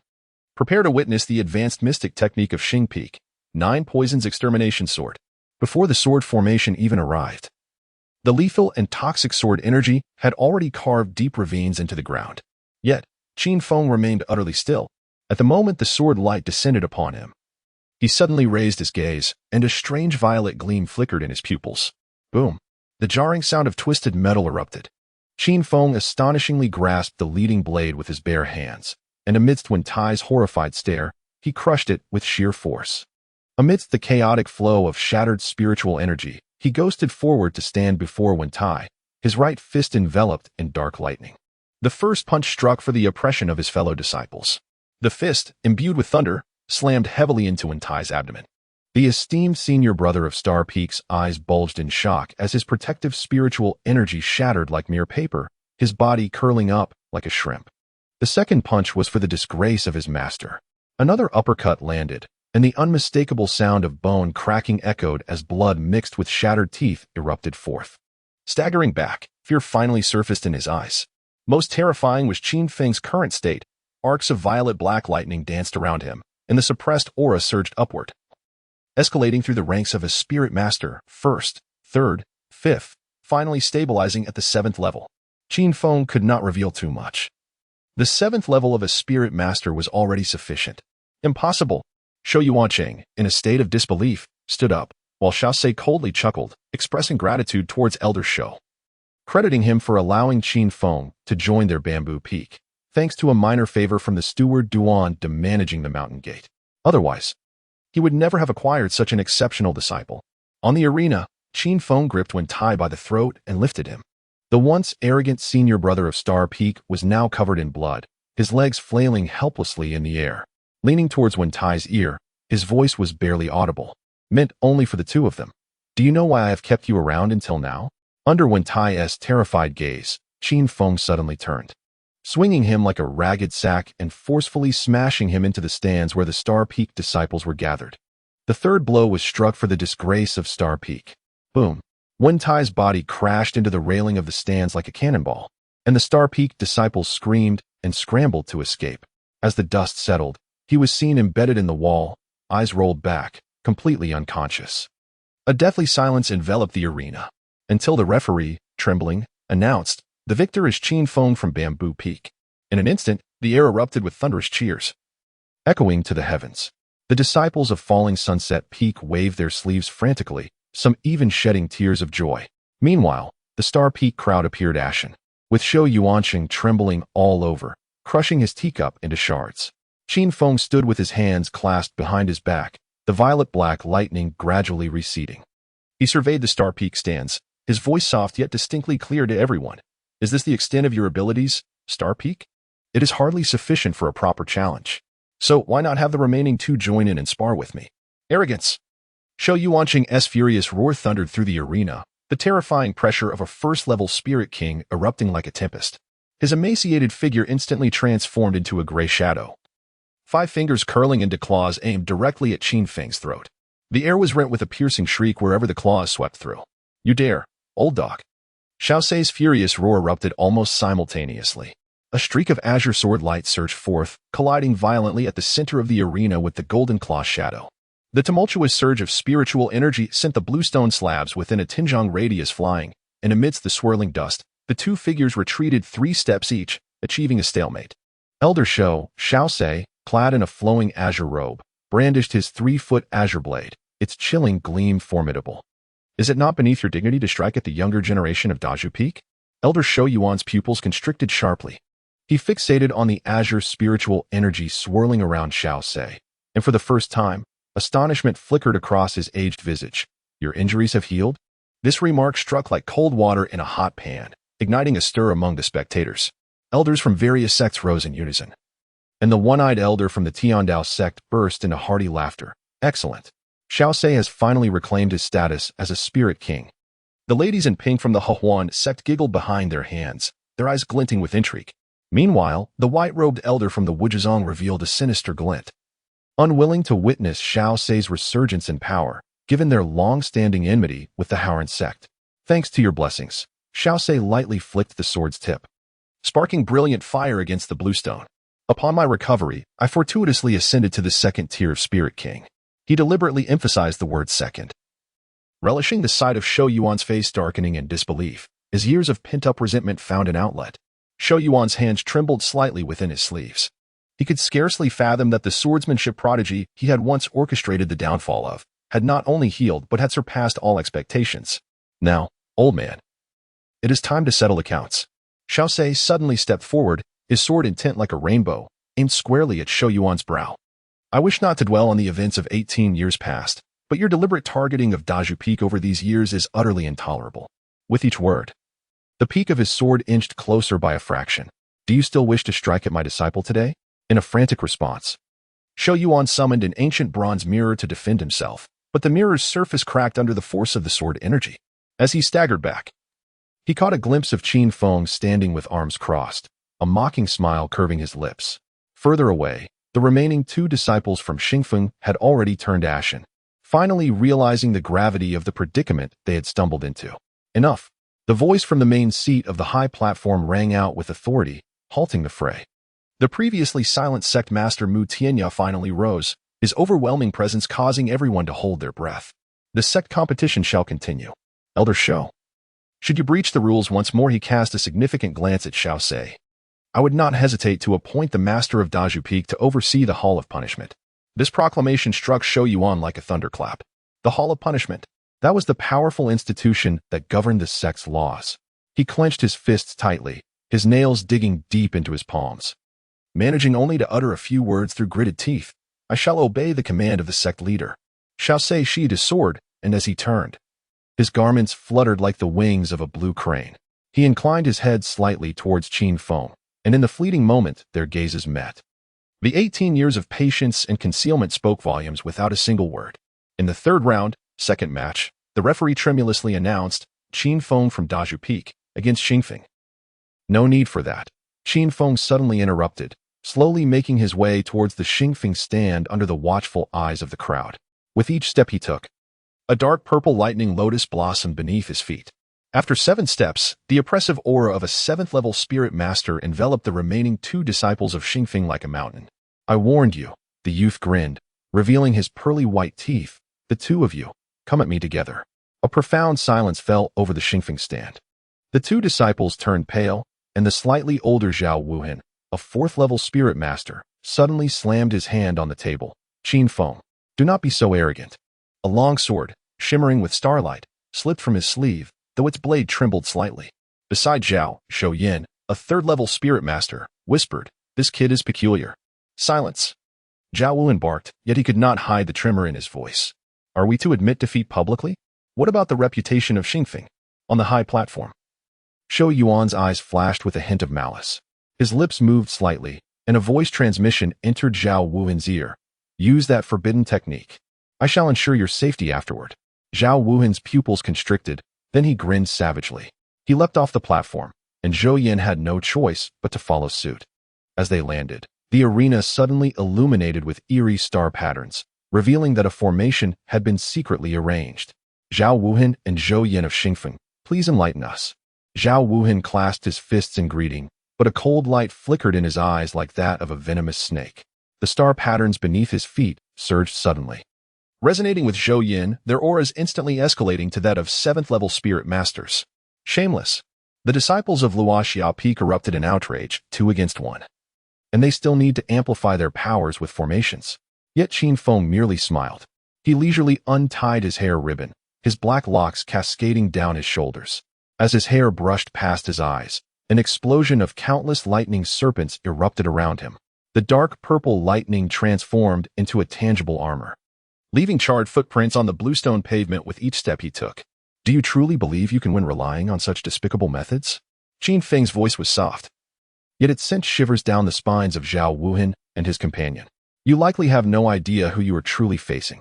As his words faded, his figure suddenly blurred. Boom.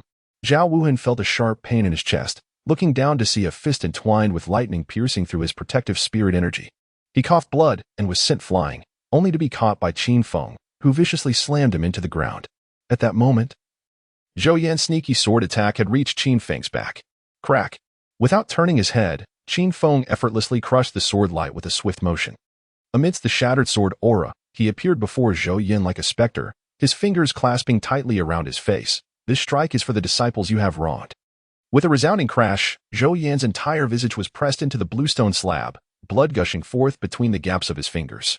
Just as Zhao Wuhan struggled to rise, he witnessed Qin Feng forming a single-handed seal, as torrents of thunder transformed into 9 fearsome thunder dragons. The advanced Earth-tier martial technique, 9 Dragon Thunder. Qin Feng, guiding the thunder dragons with a tearful hand, roared as they dove downward, shattering the star-patterned formation as if it were mere parchment. In despair, Zhao Wuhan raised his sword to block, yet amidst the lightning, he glimpsed Qin Feng's icy gaze.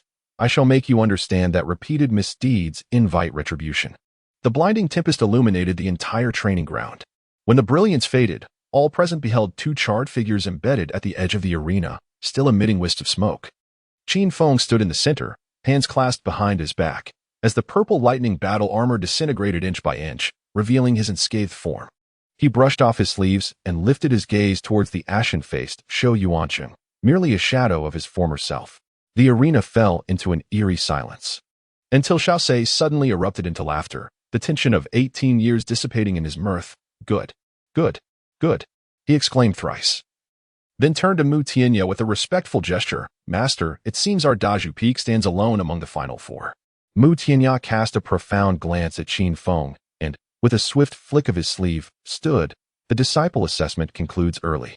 Tomorrow at dawn, all elders shall convene in the main hall. It was astonishing that Mu Tianya had directly declared the assessment over, despite the fact that a third round remained. Perhaps the incessant embarrassment had become too humiliating, a spectacle for outsiders to mock. As he passed by Shou Yuanqing, a beam of golden light shot forth from the master's sleeve, reclaiming his elder token on the spot. Shou Yuanqing staggered back, finally revealing the frantic demeanor of a defeated dog. Meanwhile, Qin Feng had returned to the Daju Peak camp, where Xiaoqing had silently offered a handkerchief, her eyes shimmering with unprecedented brilliance. "Senior brother," she whispered almost inaudibly, "thank you." The moment Qin Feng accepted the handkerchief, distant laughter erupted from the one-eyed elder of the Tiandao sect. "Xiaosei, that lad is mine." The female disciples of the Hehuan sect giggled and tossed countless fragrant pouches, the scene becoming a lively spectacle. Yet, in an unnoticed corner, a figure quietly departed. It was a member of the Wuzhizong, clutching a jade slip recording Qin Feng's battle, his eyes gleaming with malice. That night, at Daju Peak, candlelight flickered softly as the sweet aroma of spirit rice wafted through the bamboo house. The crimson bear paw, meticulously stewed by Madame Xiao, glistened in the green porcelain dish, while Xiaosei, flushed from drink, trembled slightly as he held the wine jug. "Qin Feng, do you know?" He slurred, his eyes reddening. "This is the first time in 18 years that I felt this exhilarated." Wine dripped from his beard, yet he remained oblivious. "Come, let us drink another jug." Madame Xiao playfully snatched the wine jug away, though she could not conceal the smile at the corners of her mouth. She delicately picked up a piece of translucent dragon carp and gently placed it in Qin Feng's bowl. "Eat more, for today you are our great hero." Qin Feng swallowed hard, the hot wine igniting a warmth in his chest. The warmth of being surrounded by family was more intoxicating than any elixir. Just as he was about to raise his cup, he heard Xiaosei suddenly slam his hand on the table. "It's decided." The old drunkard swayed unsteadily and pointed at his daughter. "Qing, he shall be betrothed to you as your wife." "Father." Xiaoqing, he dropped the jade chopsticks from her hand with a clatter onto the table. The tips of her ears flushed crimson, and in her fluster to retrieve the chopsticks, she nearly bumped her forehead against Qin Feng's chin. Under the candlelight, her cascading locks brushed against the back of Qin Feng's hand, akin to a cluster of searing flames. Qin Feng stood frozen in place, the moonlight in his cup rippling like water. He could distinctly see the corners of the girl's lips, hidden behind the bowl, subtly curving into a sweet smile. Chapter 49. Discussions and rewards. The following day, as the first light of dawn pierced through the clouds, the bronze candle holders in the hall of the Haoran sect still flickered with shark oil lamps. The sect leader, Mu Tianya, tapped the surface of the black jade table with his left fingertip, each crisp sound darkening the expression of Elder Shou Yuanqing. Recently, the Wuzhizong had been frequently mobilizing disciples at the borders.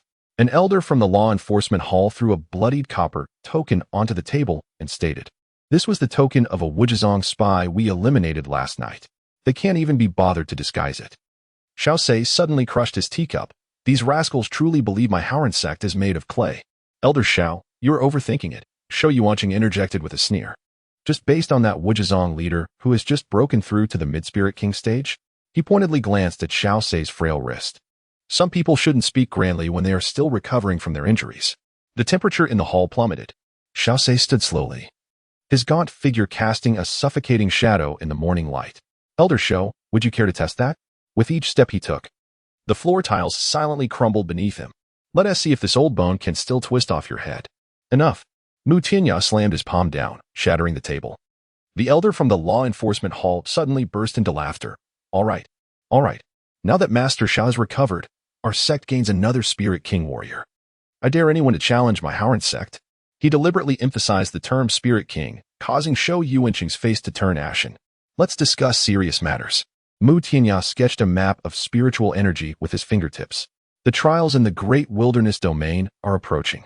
I propose we split into 3 teams. On the first team, we have Mu Qingyi, Ning Tian, and Zhu Yun from Wanxia Peak.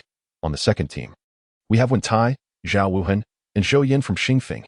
And the third team will consist of Qin Feng, Xiaoqing He, and Wang Cheng from Daju Peak." "I oppose." Shou Yuanqing erupted suddenly. "Why should the elite of Xingfeng be dispersed? Wang Chang must stay with Wen Tai." "Oh." Xiaosei leisurely caressed the teacup. "Wen Tai can be off the bed in a day. How wonderful." Upon seeing Shou Yuancheng momentarily speechless, he suddenly slammed the teacup down heavily. Then let us vote. Four hands were raised simultaneously. Shou Yuancheng glared menacingly at Xiao Sei, but saw the latter's lips curling into a cold smile. Elder Shou, do not forget the wager regarding the starry body refinement technique. The 5 characters of starry body refinement technique pierced through him like venomous needles, leaving him utterly deflated.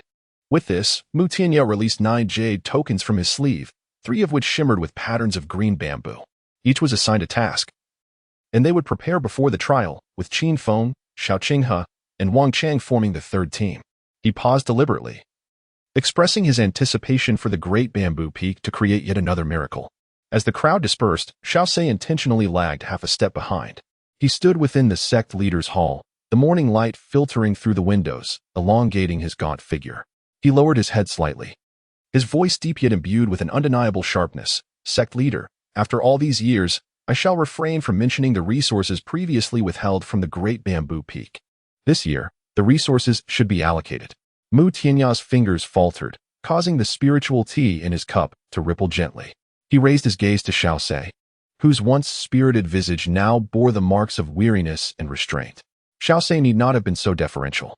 Had it not been for his intervention in that fateful battle, where he sustained significant injuries on Mu Tianya's behalf, the one seated in this leader's position would likely have been someone else. Yet, after Xiao Sei was gravely wounded, the Star Peak seized the opportunity to encroach upon the resources of the Great Bamboo Peak. Though Mu Tianya was aware, he refrained from intervening for the sake of maintaining balance within the sect. Now, however, Xiao Sei was no longer merely seeking retribution for himself.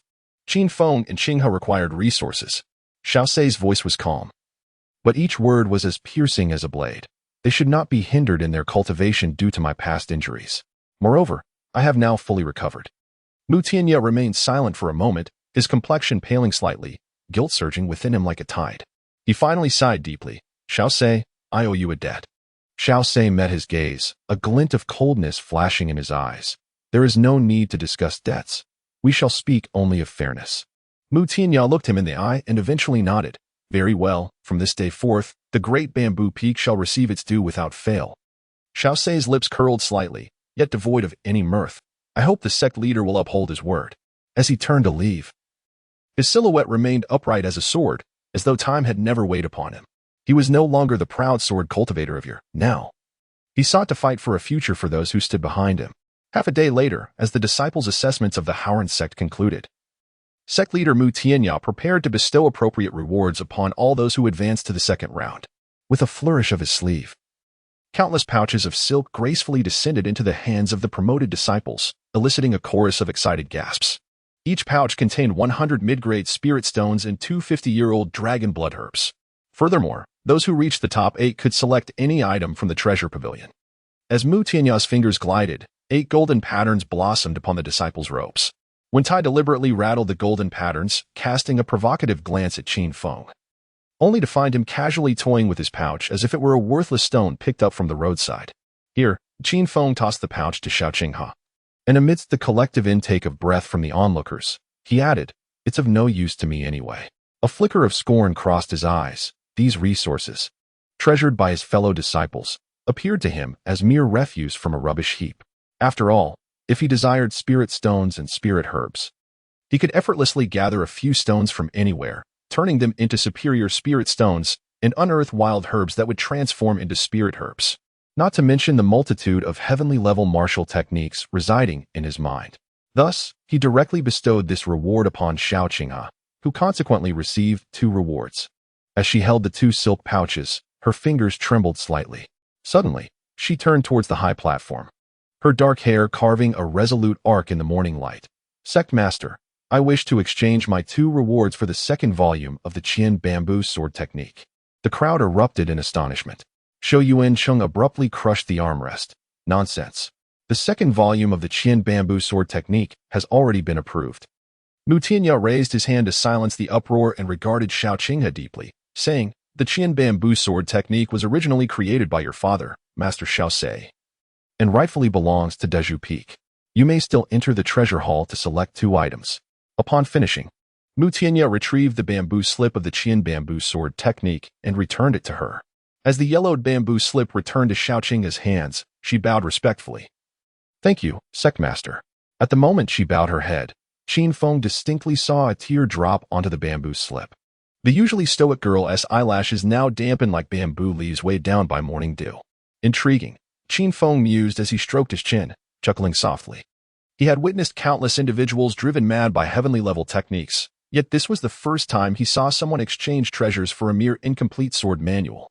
As the mountain breeze swept through his dark robes, an unprecedented interest ignited in his eyes. Compared to the readily available treasures, this stubborn girl, verging on foolishness, seemed far more intriguing to unravel. Chapter 50. Sweet Candied Hawthorn and Conflict. A fortnight passed in the blink of an eye. On a crisp morning, before the dew had even slipped from the bamboo leaves, Xiao Qinghe was already prepared for her journey. With a sword at her waist and a plain white ribbon wrapped around her wrist, she was set to attend the trading fair in Dahuang City for the first time alone. Her fingertips grazed the few spirit herbs in her storage pouch, and the young girl bit her lip. These would hardly suffice to exchange for even half a bottle of spirit liquid or the needed spirit medicine. Suddenly, a bark echoed through the bamboo grove. Xiao Qinghe followed the sound to find Qin Feng lazily reclining on a slab of green stone, his fingers playfully teasing an entirely white spirit dog. The pup was no larger than a palm, yet it fiercely clung to his sleeve, prompting the young man to chuckle. Qin Shixiao, Xiao Qinghe instinctively began, only to abruptly stop herself. She shouldn't interrupt, but was he going to Dahuang City? Without turning back, Qin Feng casually tucked the spirit dog into his embrace. The little pup immediately settled down, revealing only its glistening black eyes to observe her. Xiao Qinghe felt her ears warm. I was hoping to exchange for some supplementary cultivation items, if possible. Qin Feng leaped down, his garments fluttering as he startled a few bamboo sparrows. I too find myself rather bored. Nonchalantly, he kicked aside a stubborn stone at his feet, which rolled to Xiao Qinghe's side, cracking open to reveal a luminous purple spirit fungus within. Xiao Qinghe's pupils dilated in shock. This is the primary material for refining the Foundation Establishment pill, the purple spirit jade mushroom. Yet, before she could exclaim in surprise, Qin Feng had already bent down to pick it up and nonchalantly tossed it behind him into the bamboo grove. Let us go, the market will close soon. Watching the young man's carefree silhouette, Xiao Qinghe tightened her grip on the sword hilt and muttered, how can the market be closing so early in the morning? She did not notice the glint in Qin Feng's eyes when he turned, for if his offer was to be declined openly, then let this stubborn girl procure it herself. After a while, they arrived at the great wilderness city. As the bustling heart of the three sects, Haoran sect, Wuzhizong, and Hewan sect, Great Wilderness City was indeed a hive of activity, with crowds milling about. Stop! Suddenly, at the city gates, Xiao Qinghe grabbed the sleeve of Qin Feng's robe.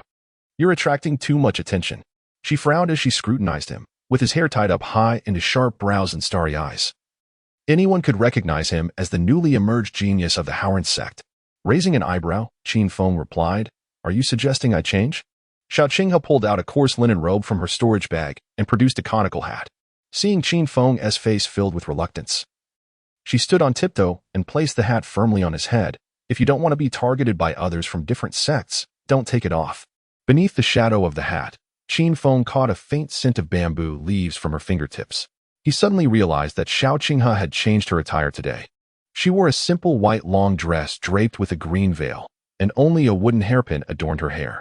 The simplicity was unexpectedly charming. At the entrance of the trading house, Qin Feng mentioned he needed to use the restroom, allowing Xiao Qinghe to head to the private room first. In reality, he stealthily slipped away to the trading house's auction room. You are a new face, a gray-robed elder greeted him with a smile upon his arrival. Do you have any treasures too? Before he could finish, Qin Feng abruptly threw out a tattered cloth bag. The elder casually unwrapped it, but was instantly shaken when he saw its contents. Inside lay 3 spiritual herbs, a golden tianshi ginseng shimmering with dragon patterns, the roots of the diling grass twisted into the shape of an 8 trigram, and most astonishingly, an inconspicuous little grass with dewdrops crystallized with spiritual energy. What? The elder's goat-like beard trembled. How do you wish to trade? Auction, Qin Feng replied, lowering his hat. You know the rules. The elder immediately understood, clapped his hands, and summoned 3 Foundation establishment guards. Take our esteemed guest to the Tian room. I shall personally appraise. Meanwhile, within the private room, Xiao Qinghe frowned at the auction list. The starting price for the enhanced absorption liquid is 200 spirit stones. This treasure is truly a rare find. Suddenly, the elder on stage shouted, 1,000-year-old Tianshi ginseng, starting at 1,000 spirit stones. Xiao Qinghe sprang to her feet. The bidding outside escalated. 1,005. 2,000. 2,003. She bit her lip and abruptly raised her paddle. 3,000. This was all her savings, combined with the reward gifted by Qin Feng. As the gavel fell, Xiao Qinghe's hands trembled as she clutched the Tianshi ginseng. She failed to notice the twitching corners of Qin Feng's mouth. This girl had actually exchanged her entire fortune for a mere weed he had casually dug up. Congratulations, junior sister, Qin Feng smiled through gritted teeth. What exquisite taste you have. Xiao Qinghe was completely unaware as she carefully wrapped the spirit herb in her handkerchief. Earlier, Qin Feng, who stood nearby, had not noticed the small characters embroidered in the corner of the handkerchief. It bore the character for wind, which now flickered in and out of visibility with the movements of Xiao Qinghe's fingertips. As dusk fell, the setting sun bathed the cobblestone streets of the great wilderness city in a warm amber hue, with her left hand holding a candy hawthorn skewer, her right grasping a lotus leaf pouch containing roasted duck, and her cheeks bulging with half a piece of osmanthus cake. Xiao Qinghe was a picture of indulgence. Qin Feng cast a sidelong glance at her and suddenly reached out to wipe away the sesame seed at the corner of her mouth. Miss Xiao, you're eating manners. None of your business. Xiao Qinghe retorted, her ears flushing crimson. But then she noticed Qin Feng, as if performing a magic trick, pulling out another skewer of candy hawthorn. For me? Feed it to the dogs, he replied, shoving the skewer into her hand. The vendor had just informed him that this was the last skewer. Senior Qin, Senior Xiao. A piercing wail abruptly interrupted their conversation. A figure resembling a bloodied gourd stumbled out from the alley, Wang Chong, clutching his swollen eye and with tears and snot smeared across his face. Sister Mu and the others were captured by the Wujizong. Qin Feng frowned and took a step back, wary of the mess on Wang Chong's face. But Xiao Qinghe had dashed forward, urgency in her tone. Speak slowly. The enchantress of the Hehuan sect accused Sister Mu of stealing her hairpin. Wang Chen, sniffling, pointed towards the southern part of the city, and then Li Ba from the Wujizong, who has an affair with her, brought people to apprehend Brother Wen. Xiao Qinghe flung the roasted duck aside. Yet Qin Feng seized her wrist, exclaiming, "What does that have to do with us?" The girl whipped around, the fire of anger igniting in her eyes, momentarily stunning Qin Feng. She articulated each word with intensity. They are our fellow disciples. Our fellow disciples? Qin Feng scoffed, recalling past grievances with the Xingfeng sect. So what? Xiao Qinghe shook off his hand and interjected, to stand by and do nothing while witnessing death. Is that what it means to be a cultivator? As she turned, her hairpin danced in the air, brushing against Qin Feng's nose, leaving behind a resolute scent of bamboo leaves. This is troublesome. Qin Feng kicked a stone at his feet, sending it crashing into a nearby sign 3 yards away. With a darkened expression, he chased after Xiao Qinghe's retreating figure, her words echoing in his mind. The southern market was in chaos. Mu Qingyi's pristine white dress had been torn, and when Tai appeared worse for wear, his right arm bent at an unnatural angle as he shielded his junior sister. Opposite them, the heavily made Pume from the Hehuan sect swayed, brandishing a jade hairpin with a mocking smile. If my dear sister desires this hairpin, just ask me. Surrounding the great wilderness city were 4 major sects: the Wujizong, the Haoran sect, the Hehuan sect, and the Tiandao sect, which resided within the city itself. For ages, the Wujizong and the Haoran sect had harbored deep-seated animosity, often clashing among their disciples. The Hehuan sect, having formed an alliance with the Wujizong, promptly bought a signal who made to instigate trouble upon seeing Mu Qingyi and Wen Tai in the city. After all, conflicts among women were often the easiest to provoke. Once initiated, he could take action. Nonsense. Mu Qingyi's voice trembled. This is clearly my. Enough noise. Li Ba suddenly smashed a nearby stone pedestal with his fist. Either apologize or. Behind him, a dozen cultivators brandished their weapons in unison. Or what? A cold, clear voice pierced through the air. The crowd parted automatically as Xiao Qinghe stood resolutely with her sword, followed closely by the visibly impatient Qin Feng. Upon the arrival of Qin Feng and Xiao Qinghe, Humei's pupils constricted, and she suddenly shrieked. It was her who stole it. She pointed a jade hairpin directly at Xiao Qinghe's brow, adopting a dramatic demeanor, as if proclaiming her evidence. Qin Feng, visibly displeased, suddenly interjected. He tilted his head and scrutinized Humei, his gaze akin to that of a hawk observing a hapless hen. What Humei from the Joyous Union sect claims serves as evidence. Humei puffed out her chest, adding, and from the Boundless sect too. Qin Feng nodded. and without warning, retrieved a pitch-black iron rod from his storage bag. The moment ancient patterns emerged along its surface, the weapons throughout the street began to hum ominously. The Boundless Sect's Force leader's expression shifted dramatically, and he broke into a mocking laugh. "Huh? A newcomer from the Howran sect. Do you dare wield a weapon? Do you not know who I am?" Boom. The first strike landed on Humei's abdomen, sending the enchantress crashing through 7 shops like a cannonball.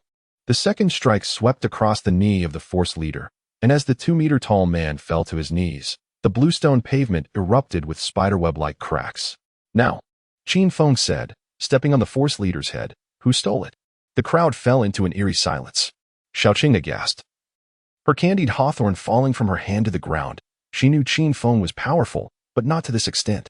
"You know who we are behind, Humei," she began, as Humei crawled from the ruins, her makeup smeared grotesquely. Qin Feng suddenly smiled, swinging the iron rod in a half-circle. A terrifying wave of energy toppling all the cultivators from both sects. "Let me tell you," the rod points toward the setting sun. "And the one who strikes is Qin Feng." The onlookers gasped in astonishment, secretly acknowledging Qin Feng's audacity. At that moment, Humei, the enchantress, lay slumped against a sauce stall, her face smeared with a mixture of rouge and sweet sauce. The Boundless Sect's Force leader fared even worse. His gem-encrusted protective mirror embedded beneath him in the bluestone. "Who did this?" A chilling voice slithered through the crowd like a venomous serpent. 2 figures, one clad in black and the other in red, descended from the sky.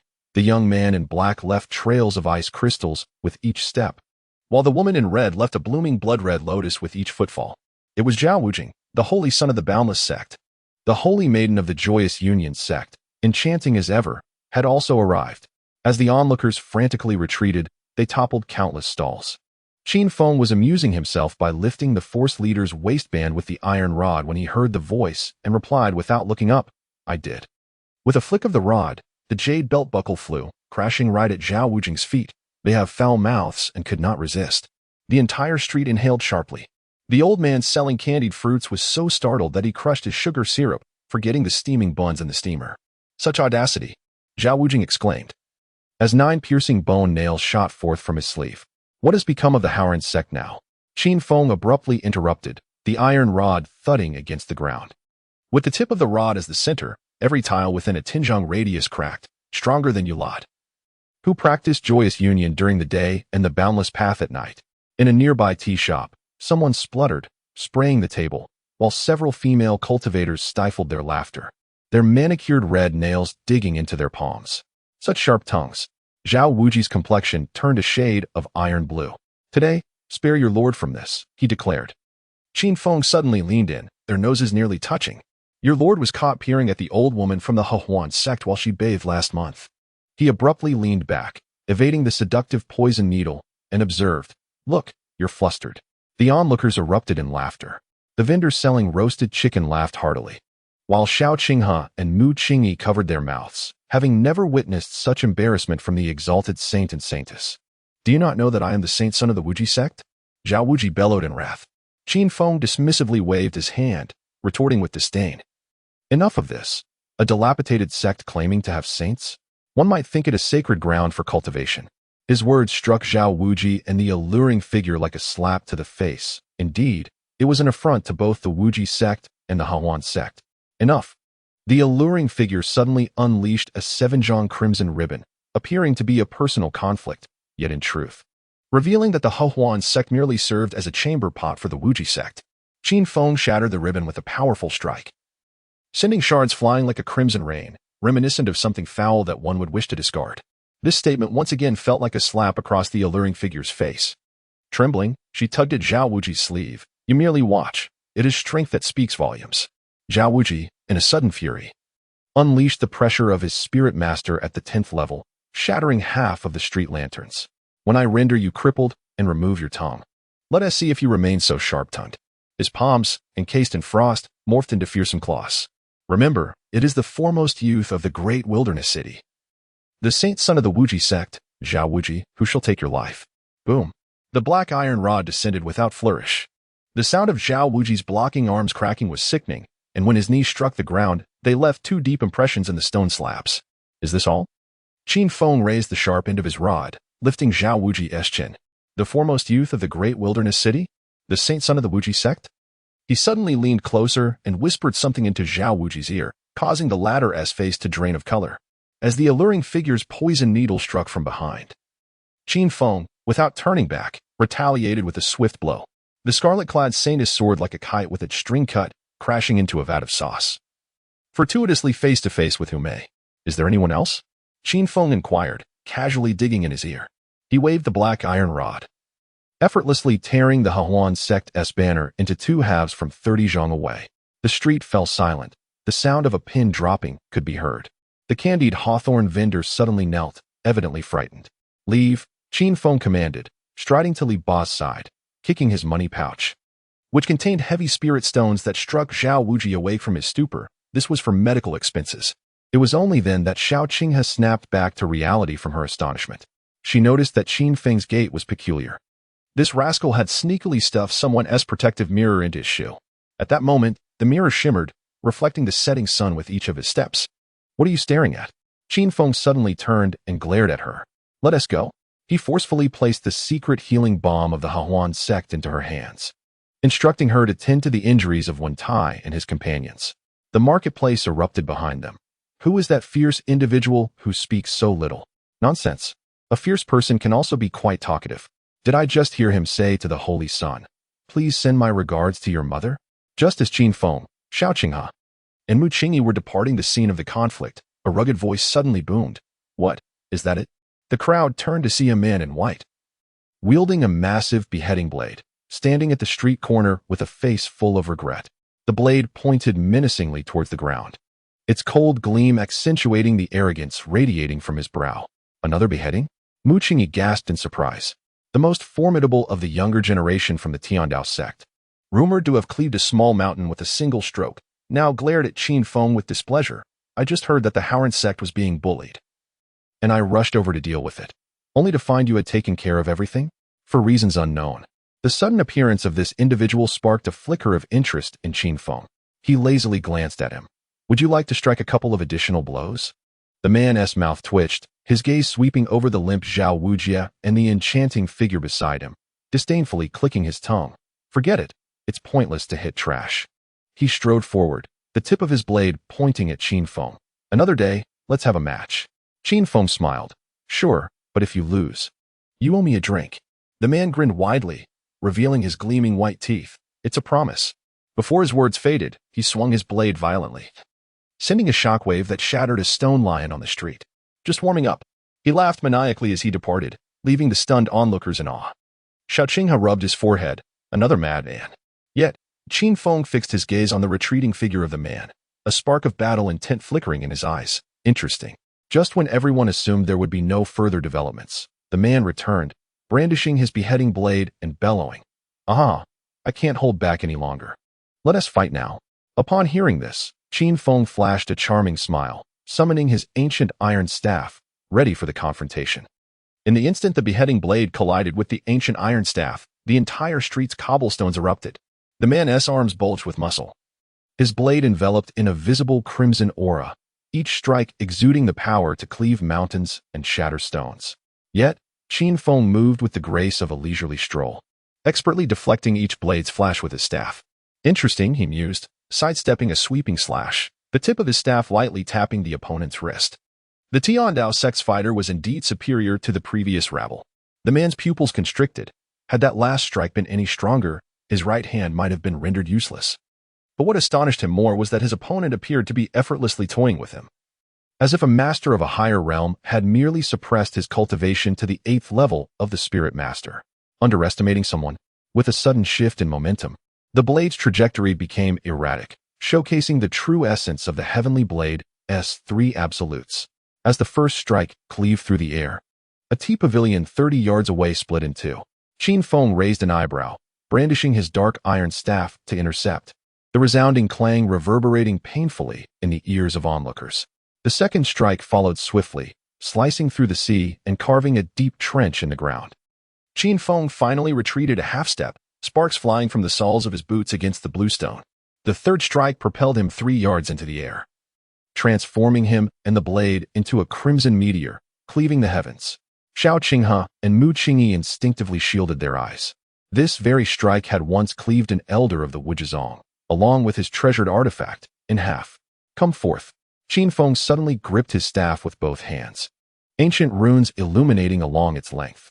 He stepped back with his right leg, arching his back into a crescent shape, the dark iron staff slicing upwards with a piercing sound. Boom.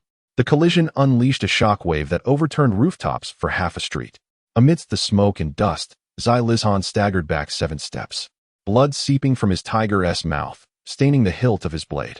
Though Qin Feng stood firm, the ground beneath him had sunk into a 3-foot-deep pit. Impressive. He shook his numbed arm, a long-lost battle fervor igniting in his eyes. It's my turn now. A resonant hum emanated from the dark iron staff, resembling the roar of a dragon. Within a 3-yard radius around Qin Feng, fragments of stone defied gravity, each enveloped in an ominous black glow. Beads of cold sweat formed on Zai Lizhan's forehead. This was unmistakably the initiation stance of an Earth-tier martial skill. Wait. Zai Lizhan suddenly thrust his great blade into the ground, exclaiming, I concede. The floating debris clattered to the ground.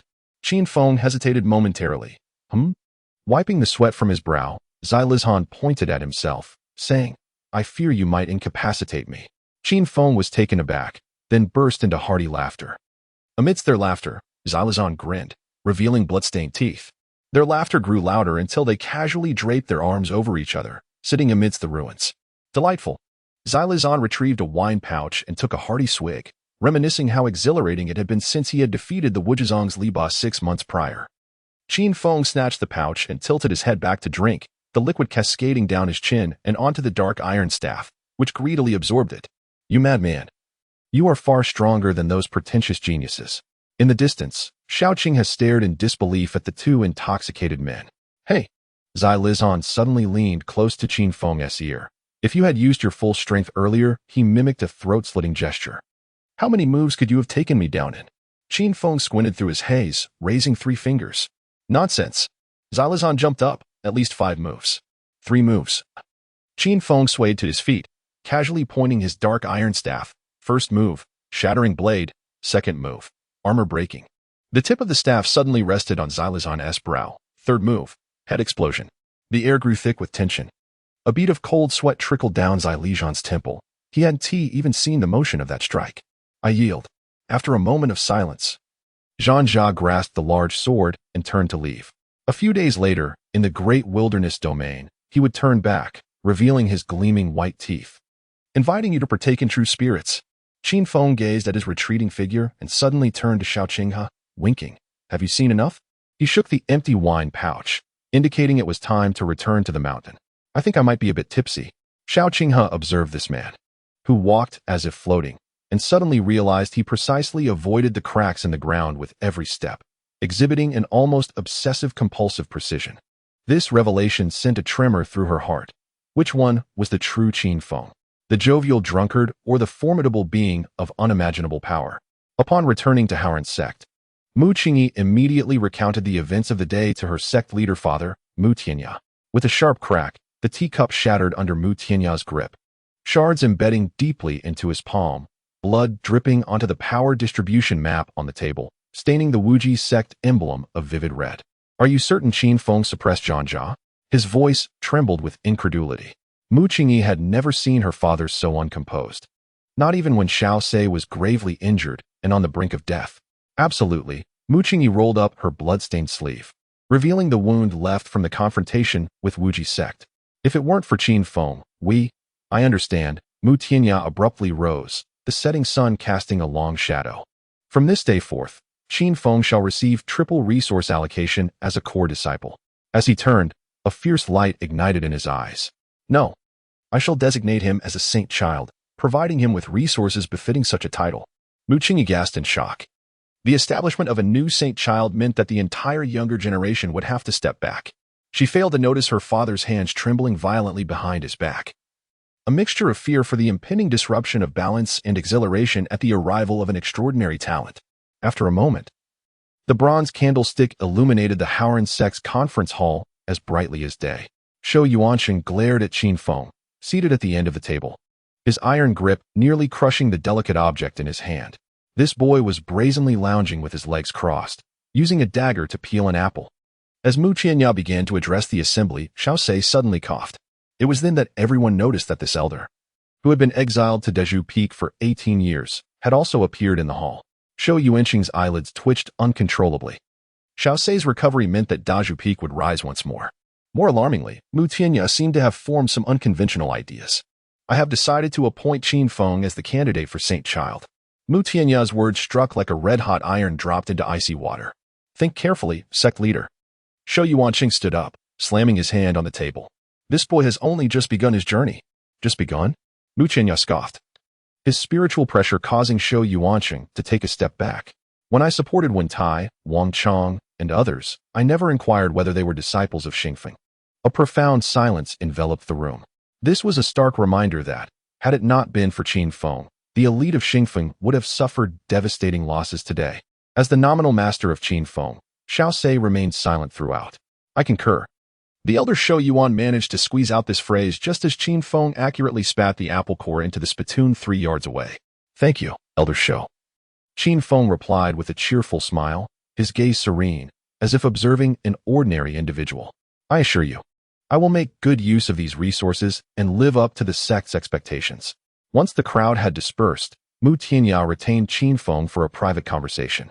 The sect leader placed a hand on the young man's shoulder, his eyes shimmering with complex emotions.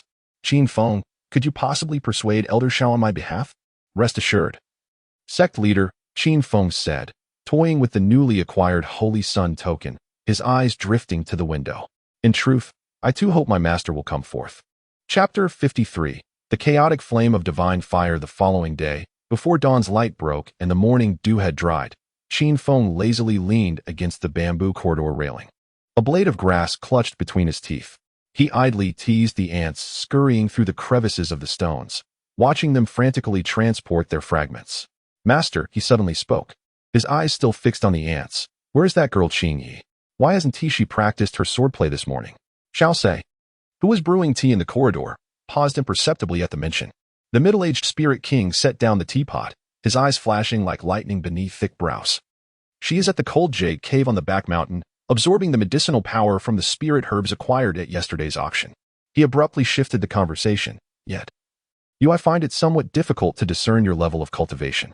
Qin Feng chuckled, flicking the blade of grass toward a distant pond. Master, you jest. My cultivation is but modest. He deliberately elongated his tone while his gaze darted toward the startled birds in the bamboo grove. Xiao Se, maintaining composure, poured the tea. The liquid swirling within the cup. He lightly tapped the table with his fingers. Not only Qing He, but even those boys from Xingfeng and Mu Tianya's precious daughter have said that you can suppress the Tian Dao sect's re-established slayers. Merely a stroke of luck. Qin Feng stretched lazily, suddenly pointing at the sky. Master, look, doesn't that cloud resemble Elder Shou's bald head? A fine crack appeared in the teacup held by Xiao Se. He scrutinized his disciple for a moment, but ultimately refrained from pressing further. Amidst the swaying shadows of the bamboo, the master and student silently sipped their tea, each lost in their own thoughts. In the afternoon, with the sun shining warmly, Qin Feng strolled to the entrance of the cold jade cave. Through the misty vapor, he beheld Xiao Qing He immersed in a jade-hued medicinal liquid, with remnants of crushed spirit herbs scattered around the stone platform. What a waste! Qin Feng crouched down to sift through the herbal remnants, suddenly struck by inspiration. If I could refine these into pills, the efficacy would at least be enhanced by 50%. Beep. Sensing the host's desire to refine medicine, a lifetime of insights from the alchemy master is offered. Before Qin Feng's eyes, countless alchemical diagrams flashed, and complex pharmacological knowledge surged into his mind like a tidal wave. Instinctively, he picked up a piece of spirit mushroom residue, his fingertips autonomously simulating the optimal cutting angle. Beep. Sensing the host's desire to refine medicine, the chaotic flame of divine fire is bestowed. A sudden warmth surged from the dantian, and Qin Feng was startled to discover a peculiar energy within him.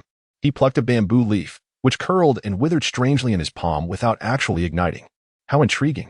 Qin Feng squinted at the oblivious Xiao Qinghe in the cave, thinking that starting tomorrow, she would witness the true essence of a medicinal bath.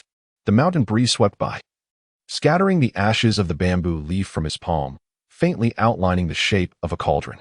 In the distance, Xiao Se, who was brewing tea, seemed to sense something and looked up towards the direction of the Hanyu cave, his brows slightly furrowed. Then, Qin Feng clapped his hands, stood up, and hummed a little tune as he walked towards the medicinal garden. He casually picked several common spiritual herbs, playing with them at his fingertips, seemingly rubbing them at random. Yet in reality, he was attuned to some profound rhythm. What is senior brother Qin doing? The curious disciples passing by wondered. Due to Xiao Sei's recovery from serious injuries and the restoration of his spiritual king powers, along with his recent prominence at Dazhu Peak, the sect leader Mu Tianya had arranged for many disciples to manage the affairs of Dazhu Peak. Just playing with herbs, Qin Feng replied without lifting his head. And as his fingers danced, several spiritual herbs gradually ignited in a chaotic flame, merging into a verdant liquid. With a casual toss, he sent the liquid precisely into a medicinal jar 3 zhang away, releasing a wave of refreshing fragrance. Qin Feng mused that with the lifetime insights of a master alchemist combined with the divine fire of chaotic flame, he must indeed be unrivaled in alchemy. The disciples were left dumbfounded, while Qin Feng walked away with his hands behind his back, still humming a nonsensical tune. However, no one noticed the faint grayish-white fire lingering at his fingertips, slowly seeping into the ground. Upon returning to his dwelling, Qin Feng dragged out a dusty old alchemy furnace from beneath his bed. He gently blew away the dust, revealing the faint inscription of the words 9 turns. New partner. It's time to work. He patted the furnace, a glimmer of anticipation flashing in his eyes. Outside the window, the setting sun elongated the shadow of Dazhu Peak. When Xiao Qinghao returned from her training, she found a delicate jade bottle placed at her door, engraved with the words medicinal bath at Qinshi tomorrow. Confused, she uncorked the bottle, and a refreshing medicinal fragrance wafted towards her, instantly alleviating her fatigue. In the distant bamboo grove, Qin Feng leaned against a sturdy purple bamboo, gazing at the light from Xiao Qinghe's window, a slight smile curling at his lips. Under the moonlight, his shadow stretched long, revealing the flickering grayish-white flame at his fingertips. Time flowed like water, and before they knew it, the day of the Great Wilderness Trial had arrived. The morning sun bathed the ancient stone pillars at the entrance of the Great Wilderness ruins in a blood-red hue. Mu Tianya stood at the forefront, his azure robes billowing in the morning breeze. Behind him, 3 distinct teams assembled. Mu Qingyi of the Falling Sunset Peak wore snow-white attire, with a jade belt wrapped around her waist bearing 3 crimson blood streaks. Wen Tai of the Star Peak still had his right arm bandaged, but stood straight at the front of his team, and from Dazhu Peak, Qin Feng. Put away that broken stick. Xiao Qinghe hissed through clenched teeth. One could see a certain individual using an iron staff as a cane, languidly draped over his shoulder, resembling a dandy attending a temple fair. Why the haste? Qin Feng yawned, casually prodding the ground with the staff's tip. This seemingly indifferent gesture caused a scorpion emerging from a crevice 3 zhang away to explode instantly. Mu Tianya's eyes twitched slightly. This rascal, treating the iron staff as a mere scratcher. He cleared his throat. Rest assured, sect master, during this trial. Qin Feng interjected suddenly, the staff thumping against the ground, vowing to drive out certain individuals' excrement. He cast a sidelong glance towards the direction of the Wuji sect. A stifled chuckle rippled through the Xingfeng team. Shou Yuanqing approached with a face ashen as iron. Qin Feng, allow me to teach you a technique before entering the ruins. No need. Qin Feng waved his hand. You should conserve your energy to extend your lifespan. As he turned, Shou Yuanqing's outstretched hand froze midair, his expression turning awkward. Silence. A deep voice resonated, causing stones to tumble from the cliffs. This year's presiding authority is the Tiandao sect, and at this moment, the sect leader, Dao Wuhan, stepped forward, his colossal blade unsheathed, its brilliance already cleaving through the clouds. I trust everyone is familiar with the rules, yet I shall reiterate, there are 3 regulations.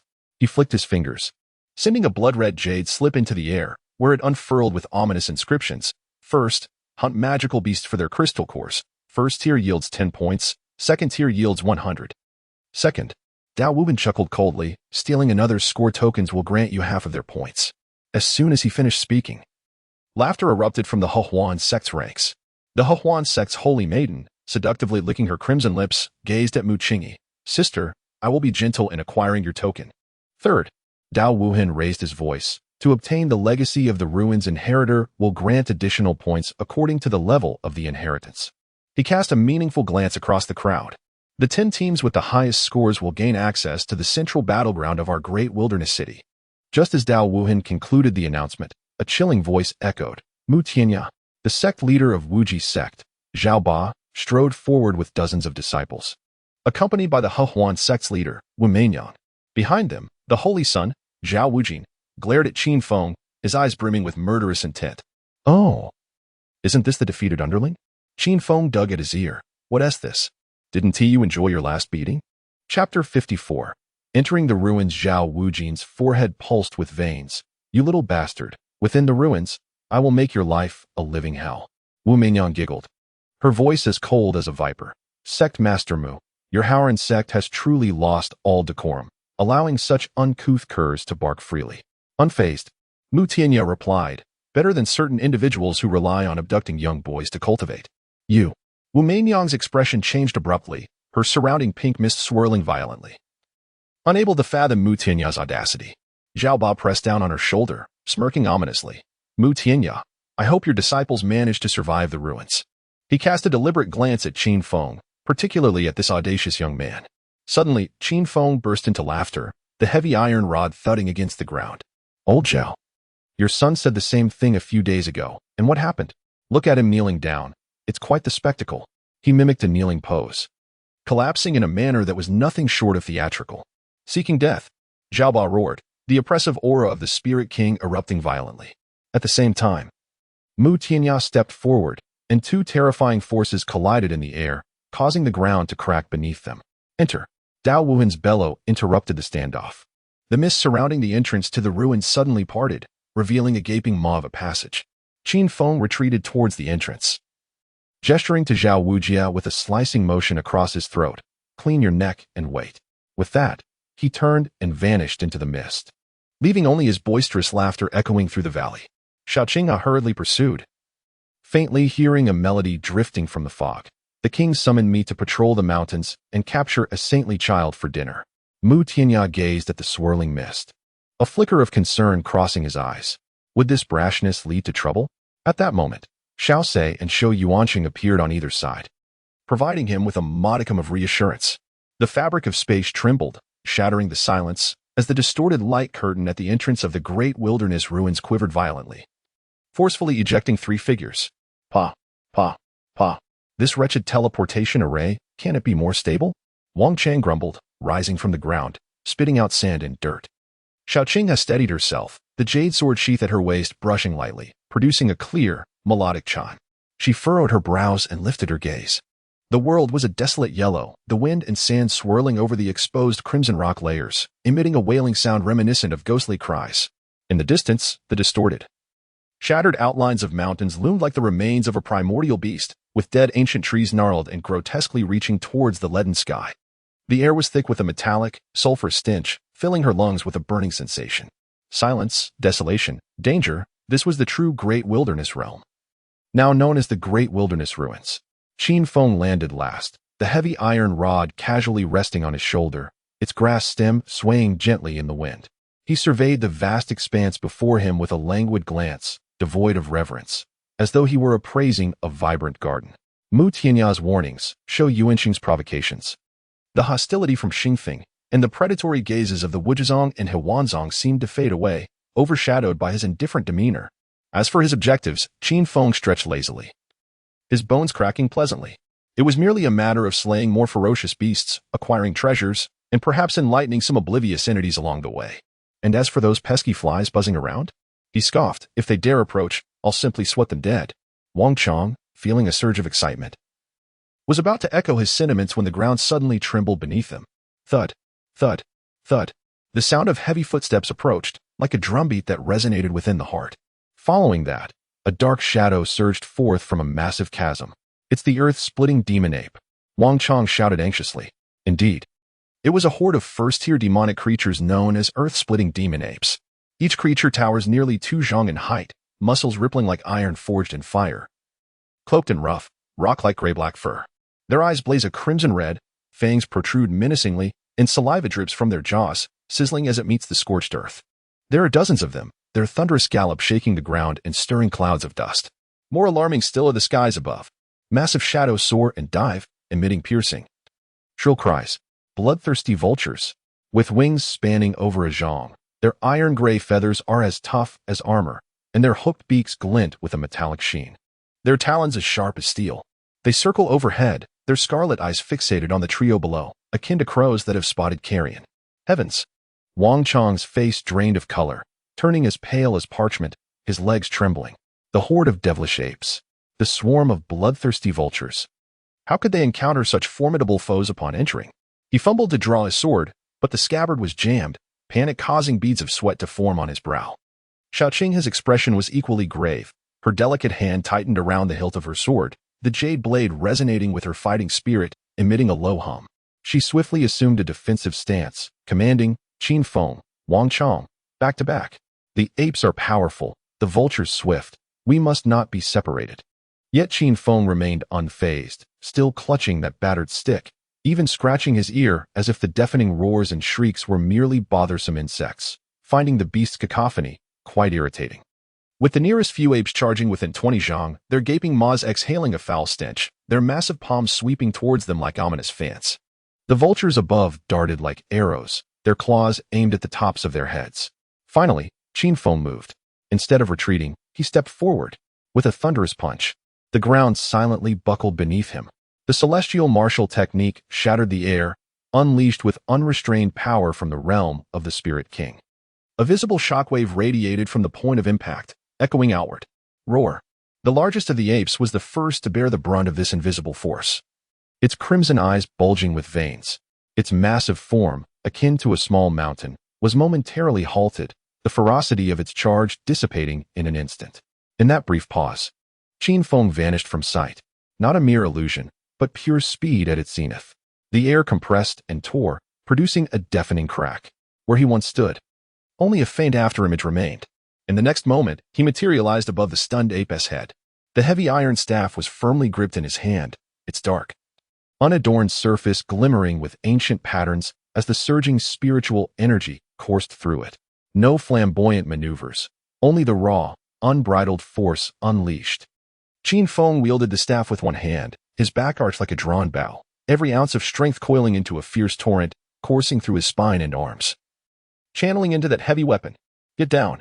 The heavy club tore through the air with a deafening, heart-stopping sound, akin to a meteor crashing to the earth, striking the rock-hard head of the demon ape with tremendous force. A sickening crunch echoed, accompanied by the grotesque squelch of shattered bones and flesh pulverized by overwhelming might. The massive head of the ape exploded as if struck by a colossal hammer, bursting apart with a thunderous roar. Red, white, and viscous fluids mixed with fractured bone shards erupted outward in a radial spray. The headless, giant body stood rigid for a moment, maintaining a posture of clawing, before it lost all support and crashed heavily to the scorched earth, sending up a cloud of dust. A rain of blood and a stench of carnage poured down. Yet, Qin Feng had long vanished from the scene. Leveraging the recoil from the blow, his figure twisted in midair, resembling a soaring dragon. The heavy club remained in his grasp, sweeping horizontally with the momentum. Whoosh! The massive weapon felt weightless in his hands as it carved a semicircular arc of death through the air.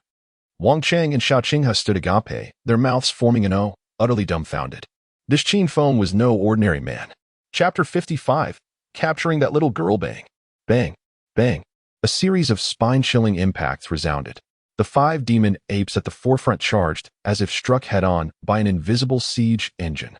Their arms, as sturdy as stone columns, attempted to block the assault, only to twist and deform upon contact, bones snapping and sinews tearing.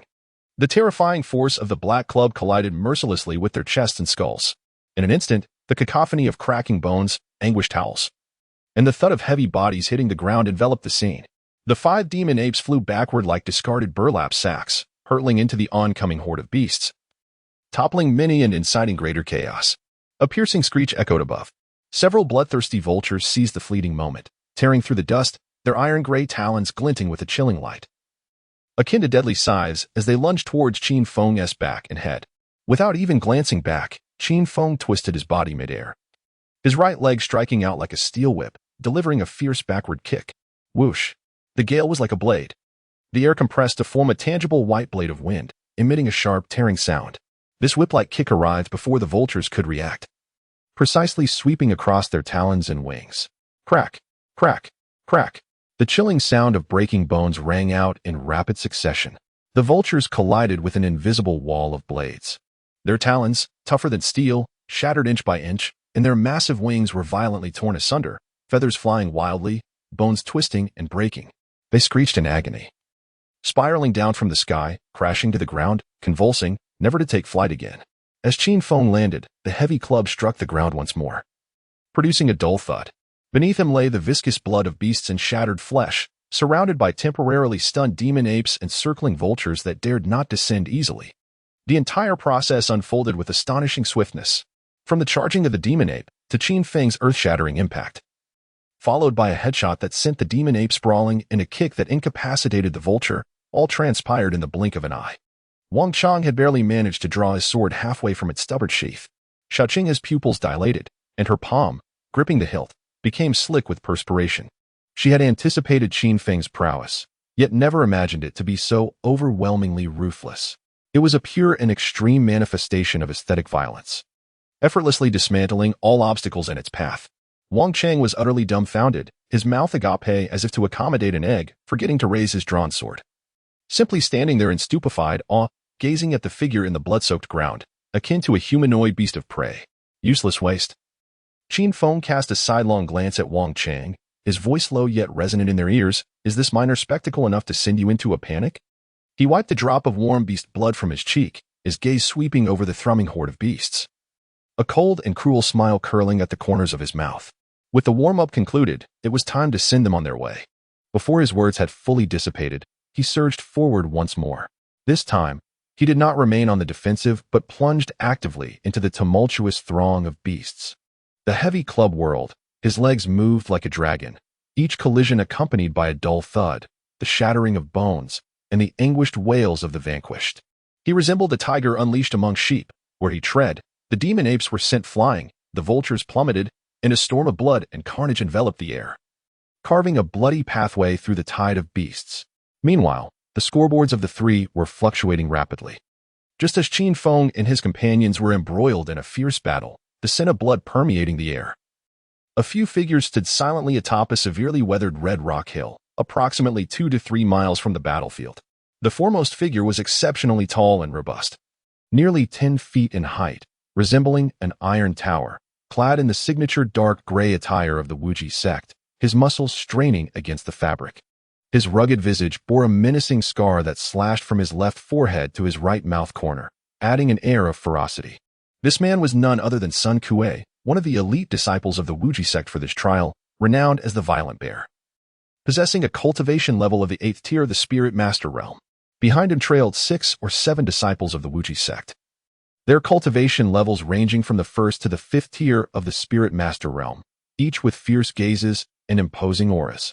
"Senior brother Sun, look over there," shouted a sharp-featured disciple, pointing towards the direction of Qin Feng's battle, his voice brimming with excitement. "Goodness, it's a horde of Rift Earth demon apes and bloodthirsty vultures. Someone is being besieged. Those clothes belong to the Hao Ran sect." Sun Kuei narrowed his eyes, the scar on his face twisting ominously. His keen gaze pierced through the swirling dust and chaotic shadows of beasts, swiftly locking onto the figure who navigated through the horde with grace, like a black tempest. A flicker of astonishment passed through Sun Kuei's eyes, soon replaced by a profound greed and brutality. Such a powerful physique, such domineering strength, at least at the 8th tier of the Spirit Master realm, and certainly not a mere novice. That black club in his hand seems quite intriguing. He clearly witnessed the scene where Qin Feng shattered the skull of the demon ape with a single strike, and swept the vicious talons of the vulture with a fierce kick. The sheer sense of power instilled a momentary shock even in him, a cultivator renowned for his strength. However, this fleeting astonishment was swiftly drowned by a more intense desire for plunder and the deep-rooted hatred of his sect. "Brother Sun." Another disciple licked his lips and made a gesture across his throat. "This is a heaven-sent opportunity. While they are entangled with the beast horde." Sun Kuei interrupted with a sinister laugh. "We cannot let this chance slip away. The rabble of the Haoran sect dares to act recklessly in front of my Wuji sect. They even dare to snatch our prey. They seek death." He naturally regarded this territory as the hunting grounds of Wuji's sect, viewing the ferocious beasts that besieged Qin Feng as his own possessions. "Follow me." Sun Kuei waved his hand, his eyes glinting with malice. "The men will be slaughtered. And as for the women, that girl in the blue attire isn't bad looking. I'll take her back to entertain the brothers. As for the one wielding the black stick, I shall personally crush his bones and see what gives him the audacity to be so arrogant. Roar. Brother Sun is magnificent.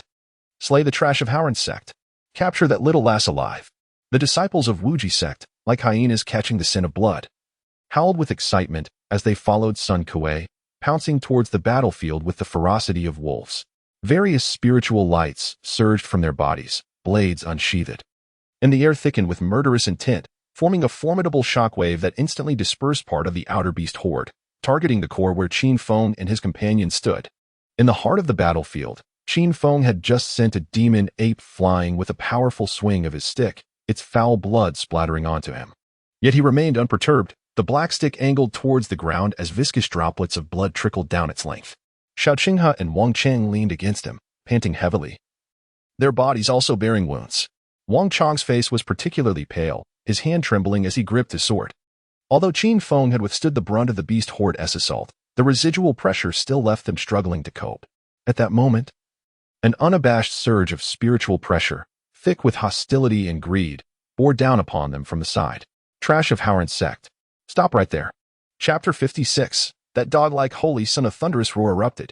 Sun Kuei, resembling an iron tower, barreled forward amidst a storm of sand and wind, the first to reach them. His gaze was electric, fixated on Qin Feng with a condescending and violent disdain. You three worthless Howren fools, instead of wallowing in the trash heap, you dare to come to my Wuji sect's territory to scavenge? How dare you steal my prey? Are you tired of living? His disciples quickly surrounded them, forming a semi-encirclement that blocked any retreat for Qin Feng and his companions, their faces adorned with cruel smiles akin to a cat toying with a mouse. One of them even whistled lewdly at Xiao Qinghe, his eyes filled with lascivious intent. The herd seemed to sense the confrontation between the two newly arrived factions, their offensive wavering momentarily.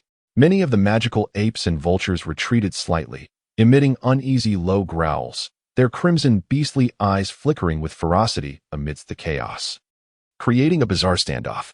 Wang Chang trembled in fear, nearly dropping his sword, and shouted with a voice that was fierce yet trembling, "What do you intend to do? This is the great wilderness ruins, not the territory of your Wuji sect." Xiao Qinghe's expression was frosty, the emerald sword held before her, its tip aimed at Sun Kuei, spiritual energy coursing through the blade. Sun Kuei, speak not such nonsense. This ferocious beast is attacking on its own accord. There is no question of seizing anything.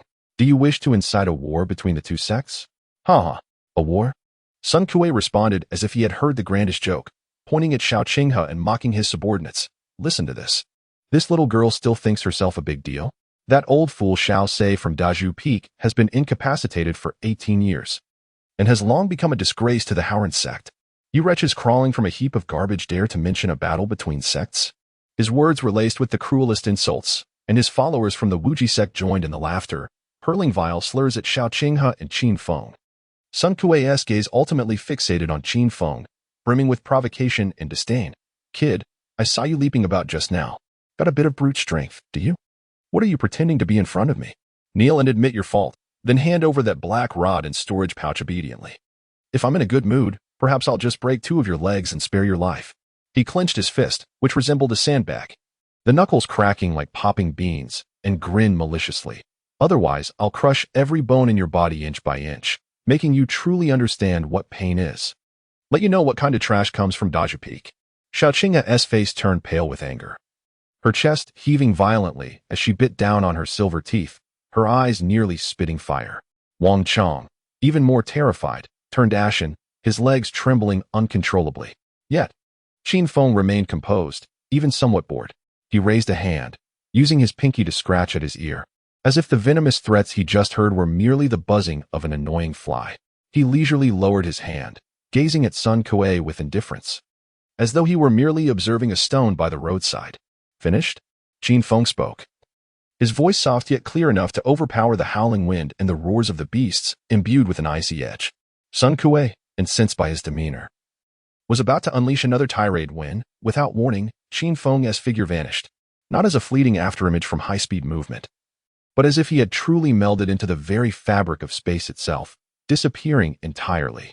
A chilling sensation enveloped Sun Kuei in an instant. His instincts as an 8th-tier spiritual master screamed in alarm. Every hair on his body stood on end. Without a second thought, he roared, unleashing his spiritual energy without reservation. the indestructible body of the Vajra. A heavy, dark golden protective aura rapidly enveloped him. Simultaneously, the ancient bronze heart-protecting mirror hanging around his neck activated instantly, projecting an even more refined yellow light shield before him. This was one of his life-saving trump cards, capable of withstanding the full force of a half-step Grand Spirit Master. His reaction was undeniably swift, and his defense remarkably robust. Yet, in the face of absolute speed and power, all of this appeared utterly ludicrous. Qin Feng's figure emerged as if stepping out of the void, appearing spectrally before Sun Kuei, a mere 3 feet apart. Their noses nearly touched. Sun Kuei could clearly discern the frigid, emotionless indifference lurking deep within Qin Feng's pupils. He could not even comprehend how Qin Feng had struck. He only sensed an indescribable, overwhelming force that disregarded his prideful diamond-like protective aura and the ancient mirror-s light shield, which was capable of fending off a half-step Grand Spirit Master's full assault. It pierced through as though it were merely a thin sheet of paper, brutally imprinting upon his chest. With a gasp, Sun Kuei's eyes bulged, bloodshot and wide. He distinctly heard the horrifying sound of his ribcage splintering like decayed wood. His internal organs were crushed and torn apart by this ferocious force, and the agonizing pain instantly engulfed all his consciousness. He opened his mouth, yet no sound emerged. Only a torrent of blood mixed with fragments of his insides surged forth. His towering, robust form, akin to a giant boulder hurled by a catapult, bent over in disbelief, transforming into a blurred shadow as he was propelled backward. Boom, boom, boom. He crashed through 3 enormous, dead ancient trees, yet his momentum showed no signs of abating. With a final earth-shattering roar, Sun Kuei's body was smashed into the depths of a crimson rock wall, as though a nail hammered flat by a colossal hammer. The hard rock face erupted into spiderweb-like cracks, radiating outward from the center of his body. Dust and debris filled the air, completely swallowing his figure. Only the ancient bronze heart-protecting mirror, now fallen from the sky, its spirit light extinguished and riddled with cracks, clattered to the ground, emitting a crisp yet despairing lament. Silence. An oppressive stillness enveloped the surroundings. The wind and sand seemed to come to a halt. The roars of beasts and the shrieks of vultures appeared to be paused in that moment. The sinister, lewd, and cruel grins on the faces of the disciples of the Wuji sect froze instantly. They stood as if ensnared by a binding spell, their eyes bulging as if they might pop from their sockets, mouths agape yet only able to emit gasps of disbelief. Gazing at Sun Kuei, embedded deep in the rock wall, uncertain of his fate, and then at the young man in dark robes, who stood casually as though he had merely swatted a fly. An overwhelming terror coiled around their hearts like a frigid serpent. The sword in Wang Chang's hand clattered to the ground, unnoticed as he stared blankly at Qin Feng, his mind a complete void. Xiao Qinghe's hand trembled slightly around his sword, not from fear, but from sheer astonishment. She gazed at the tranquil profile of Qin Feng, for the first time acutely aware of the terrifying power that lay hidden within this seemingly carefree and flippant individual. It was a force formidable enough to instill fear even in the hearts of those at the pinnacle of the Spirit Master realm. Qin Feng flicked his wrist, as if the earlier strike had left an unclean residue upon him.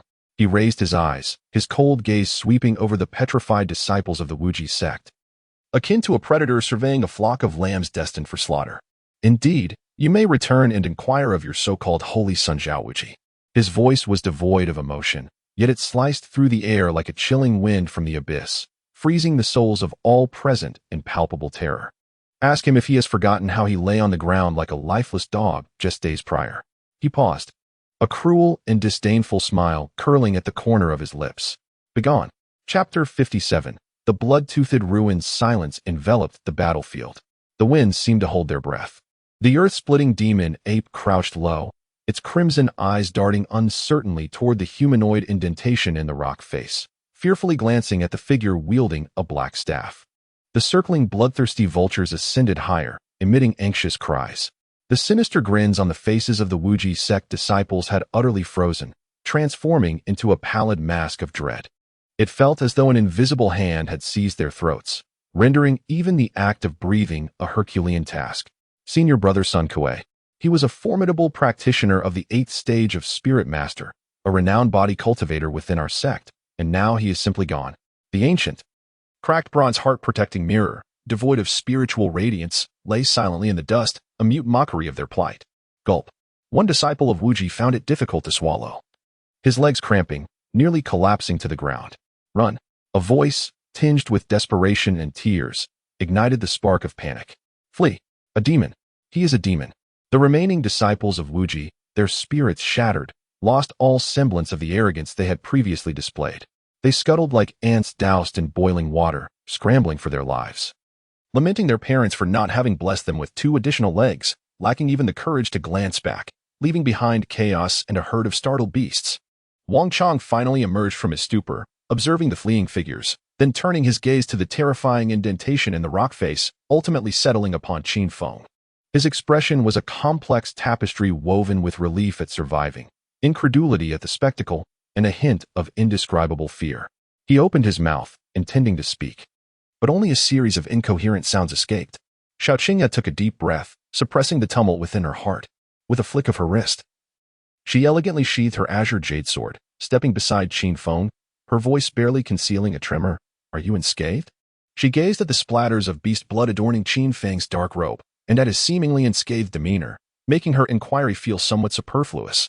Qin Feng was nonchalantly using his pinky to dig in his ear, as if he had just dispatched a formidable 8th-tier spirit master, but merely swatted away an annoying mosquito. Upon hearing her words, he lowered his hand and flashed a grin, revealing a set of pearly white teeth. What could possibly trouble me? Just a few pesky flies that I dispatched with ease. His relaxed demeanor suggested that he had not just crushed a fearsome, ferocious bear, but rather dealt with mere flies. His gaze swept over the still surrounding, bewildered earth-splitting demonic apes and the bloodthirsty vultures. He furrowed his brow and waved his hand impatiently. Still watching? Why not scram? Do you wish to taste the rod as well? His voice was not loud, even tinged with disdain. Yet, to the ears of the beasts, it rang like thunder. The bloody and violent scene of their recent defeat lingered vividly in their minds, now, under the indifferent yet murderous gaze of Qin Feng. The beast horde began to stir restlessly. The earth-splitting demonic ape emitted a low, fearful whimper, its massive form instinctively retreating. The bloodthirsty vultures let out panicked shrieks, akin to a flock of crows being driven away, flapping their wings in a frenzy and hastily fleeing into the distance, no longer daring to linger for even a moment.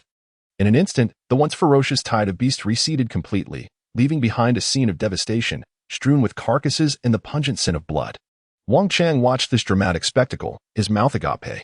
Xiaoqingya was equally speechless.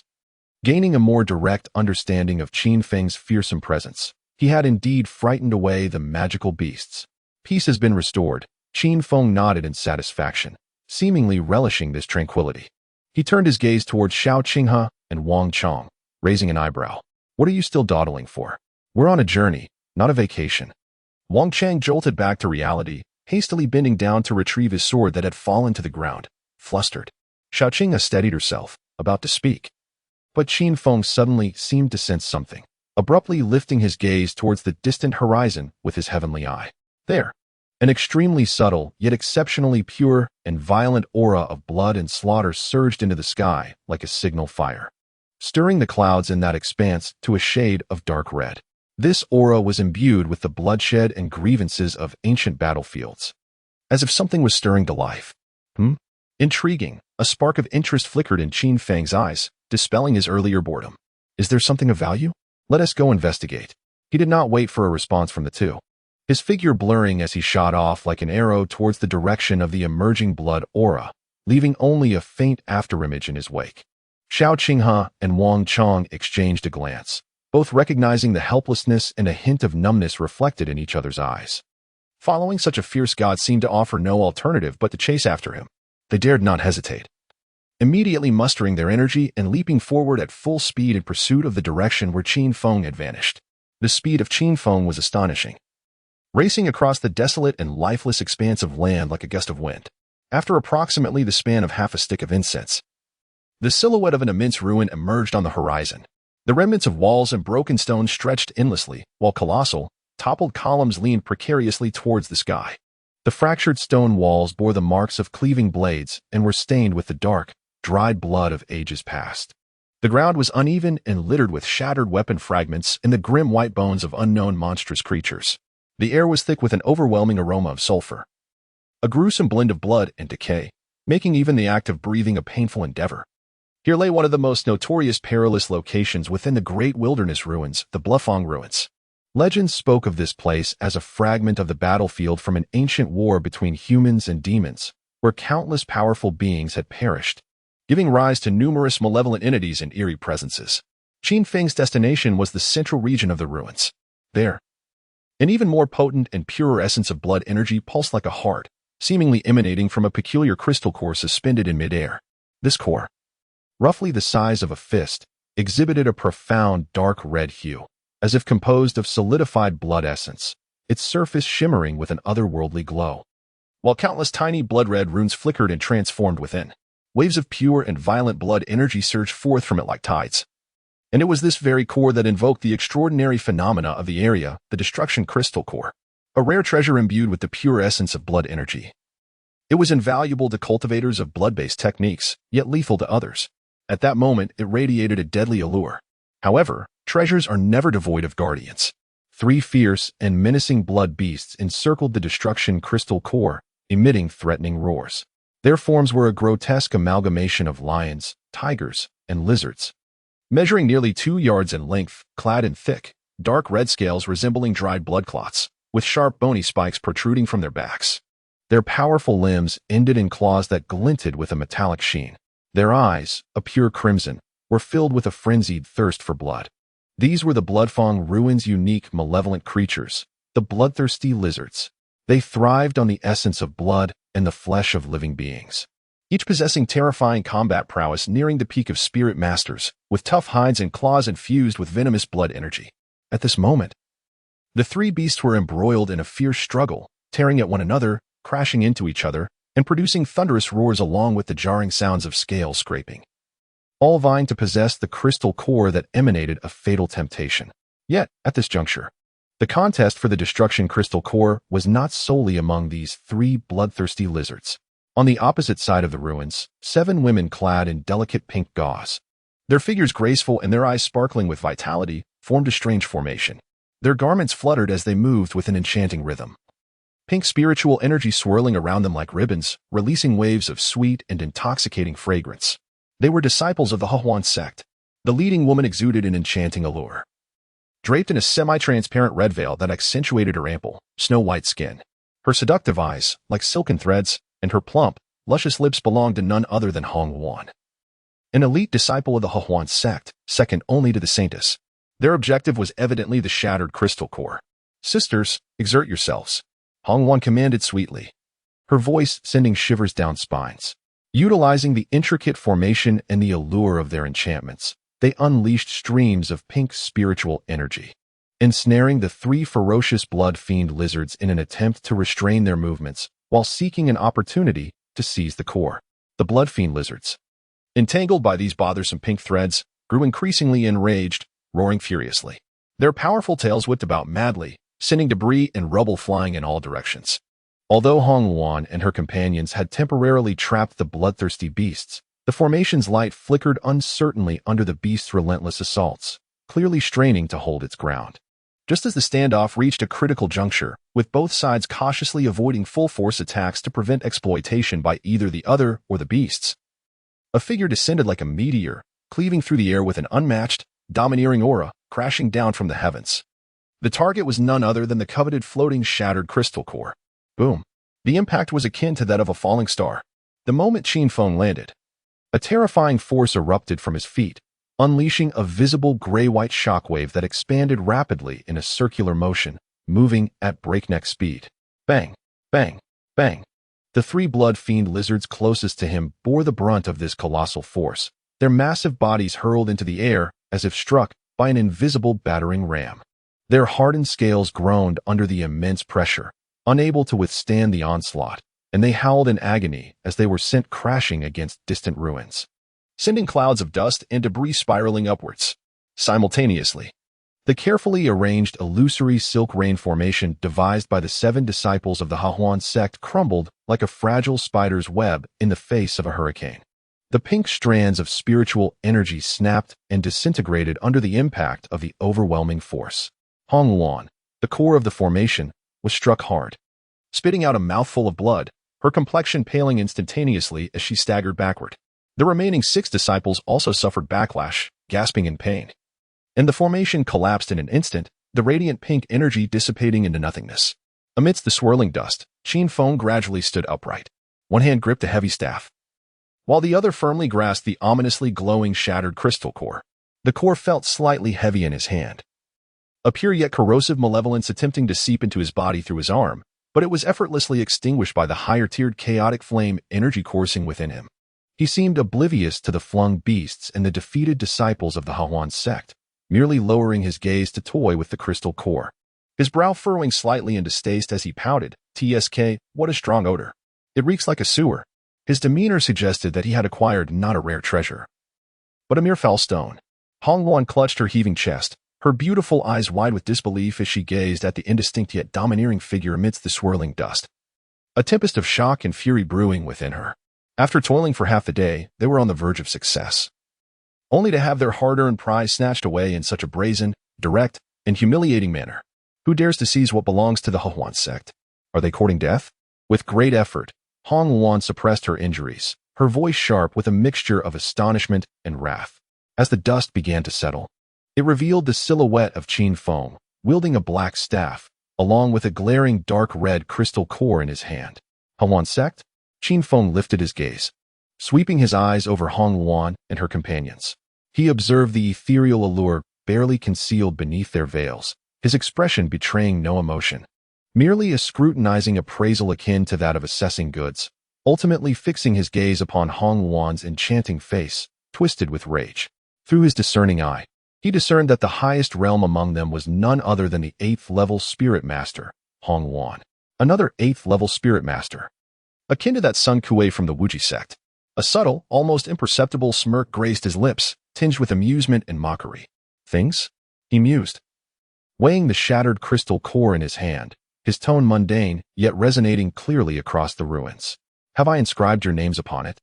Or have you merely marked your territory? He paused, his gaze sweeping over the bloodthirsty lizards struggling to rise, then darting to the Hahuan disciples, disheveled from the backlash of their formation, before finally returning to rest on Hong Luan's face. Do you desire it? He asked nonchalantly, tossing the crystal core in the air, his smile widening into a sinister grin. Come and take it. Arrogance. Hong Luan was utterly incensed by Qin Feng's disdainful demeanor. As an elite disciple of the Hahuan sect, she had never endured such humiliation, especially not when her coveted treasure was being brazenly seized. A fierce glint flashed in her eyes as she swiftly suppressed her injuries, commanding, "Sisters, bind him with the 1,000-thread soul-binding formation. Capture this audacious fool." At her command, the 7 Hahuan disciples moved with the grace of butterflies flitting through flowers. Their movements became increasingly enchanting, as pink spiritual energy surged from within them like a tangible mist, transforming from mere threads into countless delicate, yet incredibly resilient pink spiritual cords. These cords intertwined, forming an expansive pink net that wafted a sickly sweet aroma, infused with powerful mental allure, descending upon Qin Feng. Simultaneously, Hong Luan formed hand seals, her crimson lips parting to release a cloud of pink mist. This mist coalesced into a blurred, ethereal figure of a seductive woman, silently drifting toward Qin Feng. This was the Hahuan sect's secret technique, the soul-devouring enchantment. It specifically targeted the spirit, capable of stirring the most primal desires within one's heart. Once ensnared, the victim would find their spirit disoriented, at the mercy of their captors, or worse, consumed by insatiable flames of desire, leading to loss of control over their spiritual energy and ultimately death. The voice of the enchanting Hong Luan suddenly took on a sultry and bewitching quality, each word laced with an alluring hook that pierced directly into the heart, augmented by her ephemeral shadow, significantly amplifying its power. 7 strands of pink ethereal threads ensnared the space, intoxicating and soul-devouring, aiming directly for the essence of one's being. This was the signature method of the Hahuan sect, excelling in the art of subtlety and assassination. Their aim was not a direct confrontation, but rather to ensnare Qin Feng in an abyss of insatiable desire, compelling him to willingly offer everything, even his very life. Just as the pink web was about to envelop him, and the soul-devouring shadow was almost upon Qin Feng, a barely perceptible flash of golden light flickered in his eyes, breaking illusions. It was as if an invisible veil, clouding the mind, had been instantaneously torn asunder.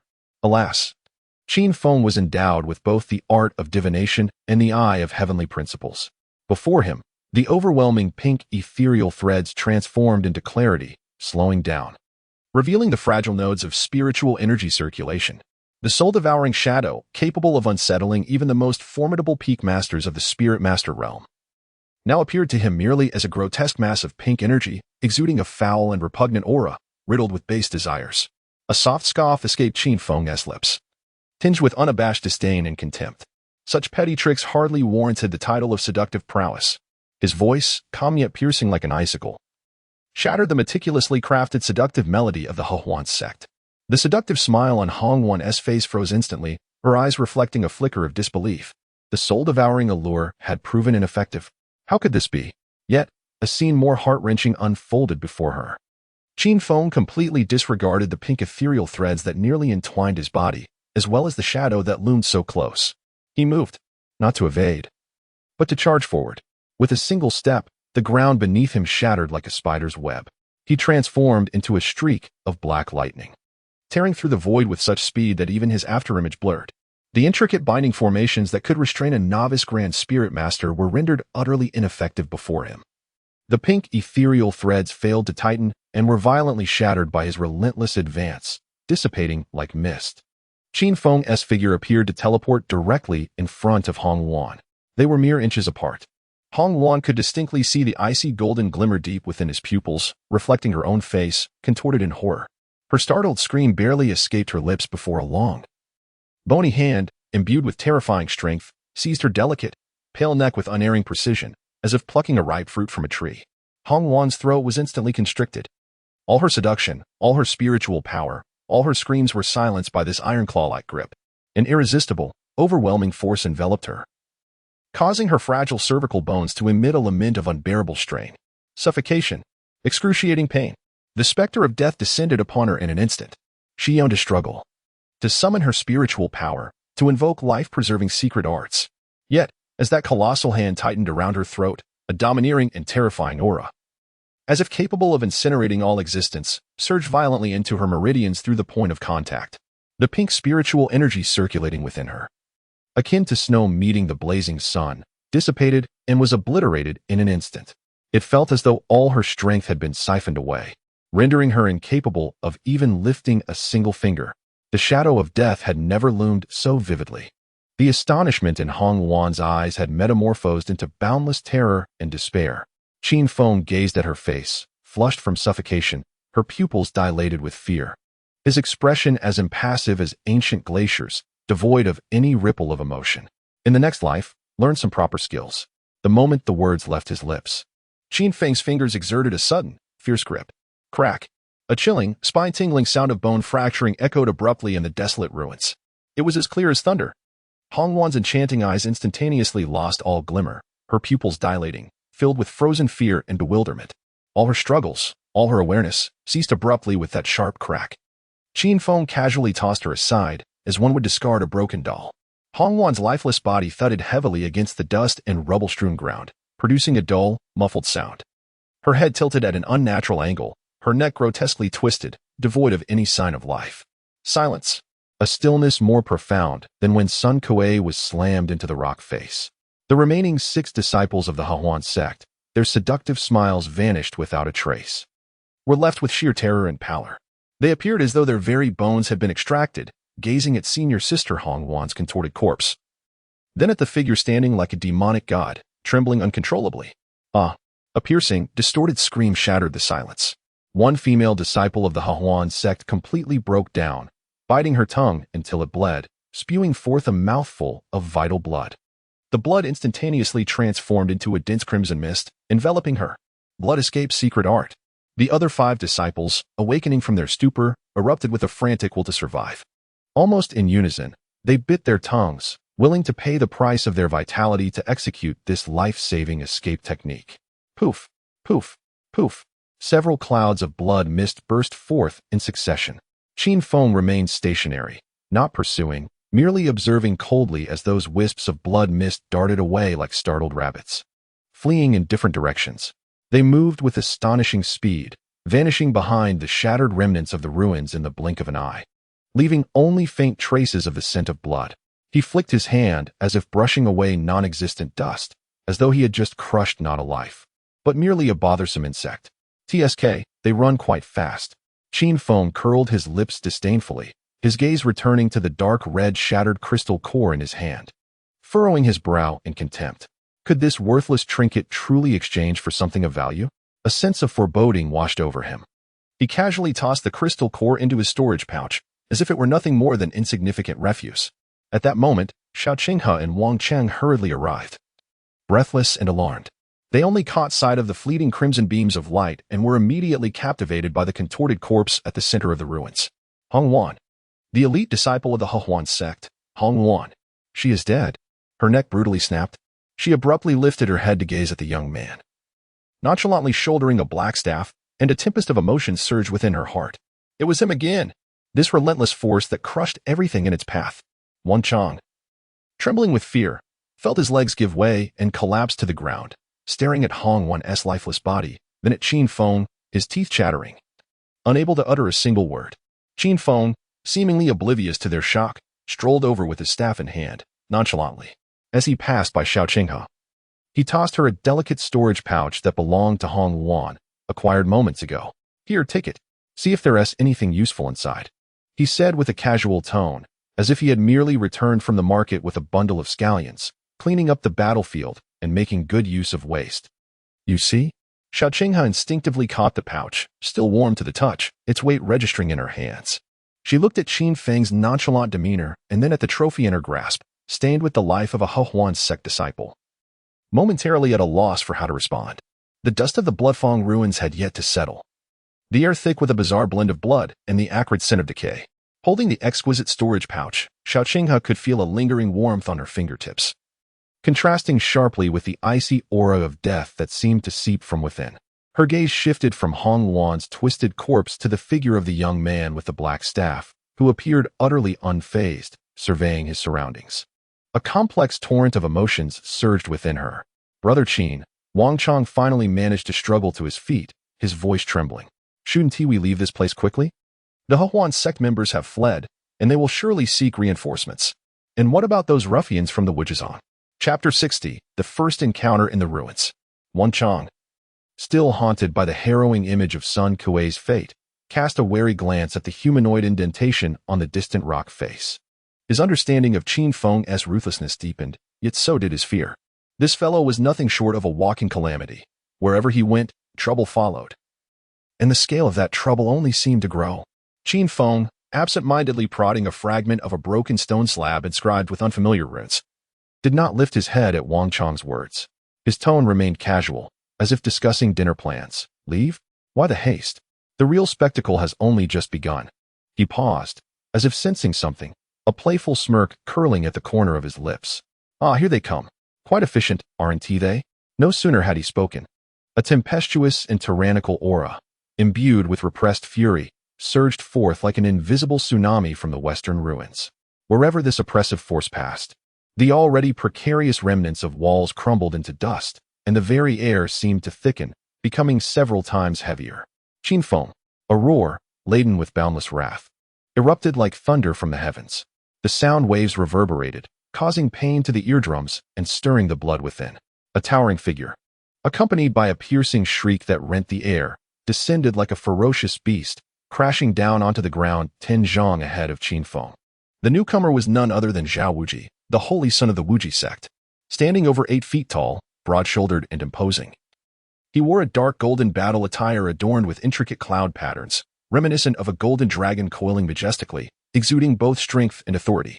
His countenance was stern and resolute, chiseled as if carved from stone, yet now contorted with extreme fury, his eyes glowing crimson as they locked onto Qin Feng, radiating an insatiable hunger for vengeance. Zhao Wuji unleashed his overwhelming pressure without restraint, far surpassing the previous threat posed by Sun Kuei. This was the terrifying aura of a pinnacle spirit master, on the verge of transcending into the realm of great spirit masters, heavy as a mountain and fierce as a raging inferno, merely standing there. The air around him twisted violently, and the gravel beneath his feet was ground to powder by an unseen force. Dare to kill a disciple of Wuji sect. Steal my prey. Insult the reputation of Wuji sect. Zhao Wuji's voice was as chilling as 1,000-year-old ice, each word laced with a bone-chilling intent to kill. Qin Feng, If I do not reduce you to ashes today, if I do not extract your soul and refine your essence, I, Zhao Wuji, vow never to be human again. He wasted no breath on idle chatter. The animosities of the past ignited in an instant. In response to Qin Feng's disdain and provocation, Zhao Wuji's fury erupted in full force. He stepped forward, and the solid ground exploded into a deep crater. Die! He bellowed, heaven-raising hand seal. With a roar, his muscular arms bulged as dark golden spiritual energy surged forth from him like an erupting volcano. This energy did not scatter, it swiftly coalesced and compressed above his head. Clearly a manifestation of profound martial arts. Buzz, a monstrous hand, spanning 3 zhong, materialized with terrifying speed.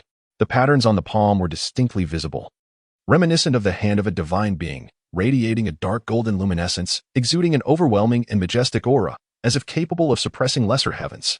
The emergence of this giant hand provoked a frenzied gathering of celestial energy, compressing the air beneath it, producing a sound that grated on the teeth. The colossal hand obscured the sky and blotted out the light in Qin Feng's vicinity, casting a shadow of death before it even descended. The oppressive force bore down like a tangible weight. Die! Zhao Wuji's hair stood on end, resembling a wrathful deity, as his palms forcefully pressed downward. Thunderous crash. That sky-raising giant hand, imbued with the force of 1,000 mountains, crashed down upon Qin Feng with the ferocity of the heavens collapsing. As the wind from his palm swept through, the ground fractured and sank, forming a vast chasm resembling a colossal handprint. The air was utterly shattered, unleashing a deafening, terrifying explosion. This was Zhao Wuji's furious, lethal strike, capable of effortlessly crushing a small mountain. He intended to reduce Qin Feng and this desolate ruin to mere dust beneath his palm. Yet, in the face of this cataclysmic blow, there was no trace of fear in Qin Feng's eyes. Instead, a flicker of exhilarating battle spirit ignited within him. The curve of his lips broadened, exuding a hint of arrogance. Since killing this fool outside would only invite trouble, within the ruins, life and death were left to fate, and riches were determined by the heavens. Even in death, there would be no grounds for complaint. Now, that held a certain allure. Rather than retreating, Qin Feng surged forward, stomping down with one foot. Boom! The ground beneath him trembled violently like rippling water, and spider-web-like cracks instantly spread for dozens of feet. Utilizing the recoil, he propelled himself skyward like a cannonball, soaring towards the descending Titan's palm.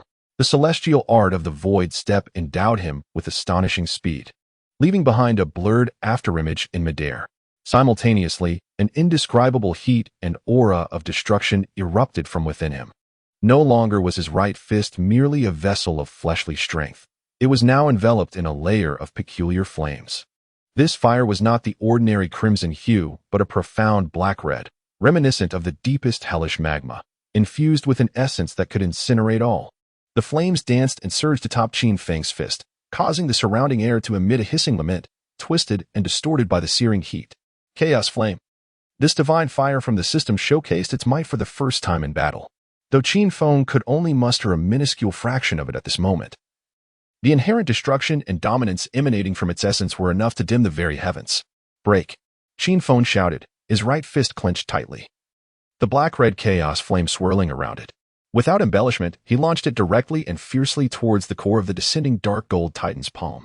As his fist struck, the space around him seemed to ignite instantly.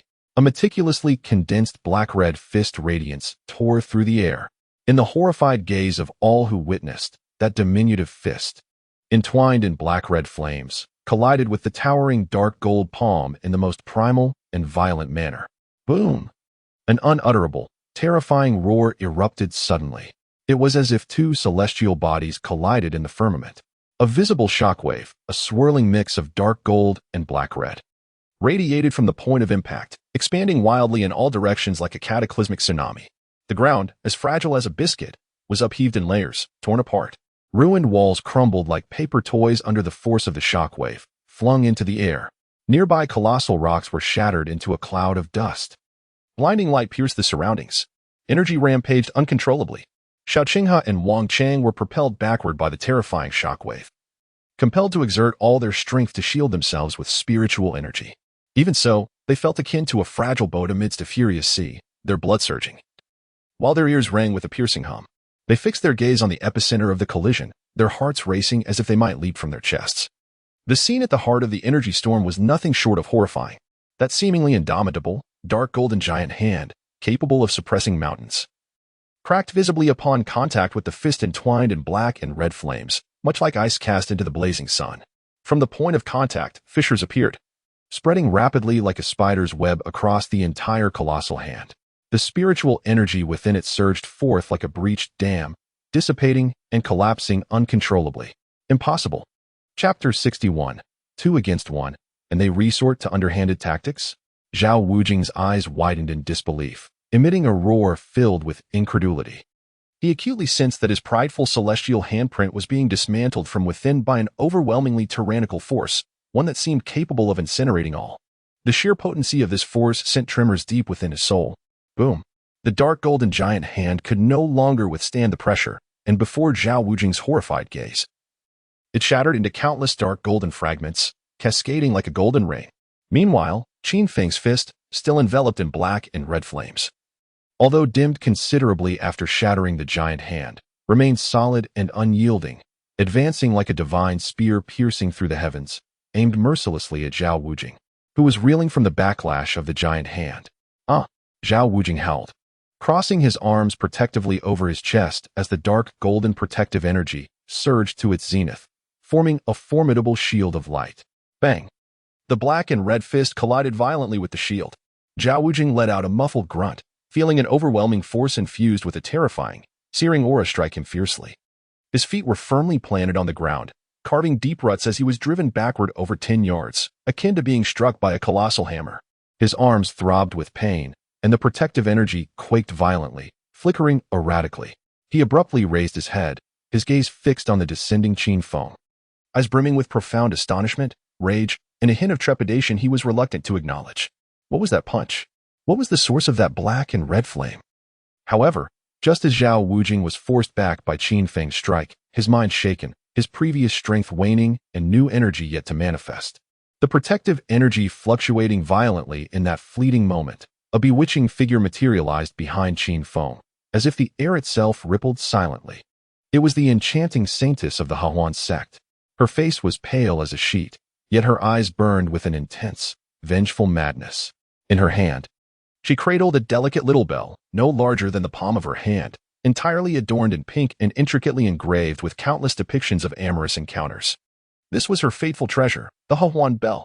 How curious it was that this pair of lovers appeared together. Qin Feng felt a twinge of astonishment, pondering whether the Wuji sect and the Hahuan sect were indeed factions bound by predetermined unions. Qin Feng, you beast, may your soul be shattered. Her enchanting visage twisted as she shrieked, pouring the remnants of her spiritual energy frantically into the Hahuan bell. Dingling. Instead of a deafening roar, a faint yet eerie chime resonated. This sound seemed to disregard spatial distance and physical defenses, piercing through the eardrum and burrowing deep into the recesses of one's mind. A wave of invisible, excruciatingly sharp soul shockwaves surged forth, akin to millions of poisoned needles, silently and swiftly, striking directly at Qin Feng's mind's eye. The Hahuan sect's secret killing technique, the soul-devouring resonance. It specifically targets the spirit. Those afflicted suffer spiritual injury, the mild endure confusion and uncontrollable energy, while the severe face soul-scattering, reduced to mere husks of their former selves. At this moment, Qin Feng had just unleashed his full power to repel Zhao Wuji. His form had not yet fully descended, and anyone would assume he was at his most vulnerable, utterly relaxed, and defenseless. The seductive one chose the moment to strike, with a malice that knew no bounds. The angle of her assault was exquisitely calculated. The intangible sonic needle of the soul instantly pierced through Qin Feng's consciousness. Ugh! Qin Feng's form froze midair. His brows knitted tightly. He felt a sharp, icy force brutally invade his mind, as if countless steel needles were stirring his very soul. With excruciating pain coupled with a dizzying onslaught, the world before him twisted, blurred, and spun. The spiritual energy surging within him spiraled into chaos due to the sudden soul assault. Now was the moment. Zhao Wuji's eyes ignited with a mix of ecstasy and a fierce murderous intent. Though he had been forced back, he had not sustained any serious injury. Witnessing Qin Feng rendered immobile by the seductive ambush, he would not let this once-in-a-lifetime opportunity slip away. Suppressing the turmoil of his blood and the fatigue in his arms, he roared, channeling the remaining dark golden energy fiercely into his right fist. Wuji Dominant's fist. Die. Zhao Wuji propelled himself forward, the ground erupting beneath him. He surged like a cannonball, imbued with a resolute determination to obliterate, charging straight towards the stunned Qin Feng, whose defenses lay wide open. The dark golden fist of energy, a culmination of all his strength and fury, soared forth like a roaring golden dragon, aiming directly for Qin Feng's vital point. The fist sliced through the air with a piercing shriek. Should it land, Qin Feng would either perish or be gravely wounded. Qin Feng, Xiao Qinghe, witnessing this cataclysmic turn of events, felt her heart nearly stop, her voice rising in a frantic scream as she yearned to intervene, but time was against her. Wang Cheng was so paralyzed by fear that he collapsed to the ground. A bewitching smile of triumph curled upon her lips, while a cruel delight flickered in Zhao Wuji's eyes. Just as the dark golden fist radiating with destructive power was about to strike Qin Feng's heart, a thunderous roar, raw and untamed like rolling thunder, erupted unexpectedly from the edge of the battlefield. Following this, a ferocious bolt of purple lightning, infused with an aura of annihilation, cleaved through the void, descending with a velocity that surpassed the limits of perception. Instead of targeting Zhao Wuji, it fell precisely between him and Qin Feng, intersecting the trajectory of the intangible Soul Needle attack. Boom! The colossal blade descended with force, unleashing a cataclysmic burst of lightning as electric serpents danced wildly. The invisible Soul Needle, exposed to the brilliance of this formidable lightning strike imbued with purifying power, was instantaneously severed, purified, and obliterated. With a gasp, the enchanting figure, fully engaged and wielding the Huhuan bell, was struck as if by a heavy hammer, her delicate body quaking violently, forcing her to spit out a mouthful of blood. Her spirit was met with a backlash, and darkness clouded her vision, nearly causing her to collapse. Simultaneously, Zhao Wuji's lethal punch was obstructed by the sudden terror of the lightning blade, which hindered both his vision and perception, causing his speed to wane ever so slightly. In that fleeting moment of vulnerability, the haze and dizziness in Qin Feng's eyes evaporated instantaneously. The agonizing sensation that pierced his soul receded like the tide. The aura of the chaotic flame instinctively shielded the core of his consciousness. He lifted his gaze sharply, his eyes regaining clarity, cold as steel. As he mused, this Huhuan bell is indeed a treasure, capable of influencing one of my realm. It seems that soul-targeting attacks are rather savage. Then, observing the nefarious visage of Zhao Wuji and the raging dark golden fist, a cold light flashed in his eyes, seeking death. Qin Feng reacted with unparalleled swiftness. As he descended, he forcefully twisted his waist, his left arm's muscles bulging like a coiling dragon, entwined with the lingering dark red chaotic flames, and he retaliated with a fierce punch. Boom! Their fists collided once more, this time a pure clash of flesh and might. The dark gold and black-red energies erupted violently. Zhao Wuji felt an even more ferocious and searing force surge through his fist. He emitted a muffled grunt, his blood surging, involuntarily being pushed back several steps, each one leaving deep imprints upon the ground. Qin Feng, utilizing the recoil, gracefully retreated several yards, landing steadily. He shook off the numbness in his left arm. The chaotic flames danced upon his fist, incinerating the incursive dark golden spiritual energy. He raised his gaze, his icy stare sweeping over the pallid Zhao Wuji and the enchanting figure with a bloodied lip, caught in a whirlwind of rage and shock, before finally resting at the edge of the battlefield. There, a wild figure wielding an enormous executioner's blade, reminiscent of a door panel, strode forward with purpose. The blade crackled with violet arcs of electricity, illuminating his rugged visage, which was etched with dissatisfaction and a fierce fighting spirit. This was the notorious Zali Zhan of the Heavenly Blade sect. Spitting disdainfully upon the ground, he aimed his massive sword at Zhao Wuji and the enchanting beauty beside him, his voice resonating like thunder, laced with contempt and impatience.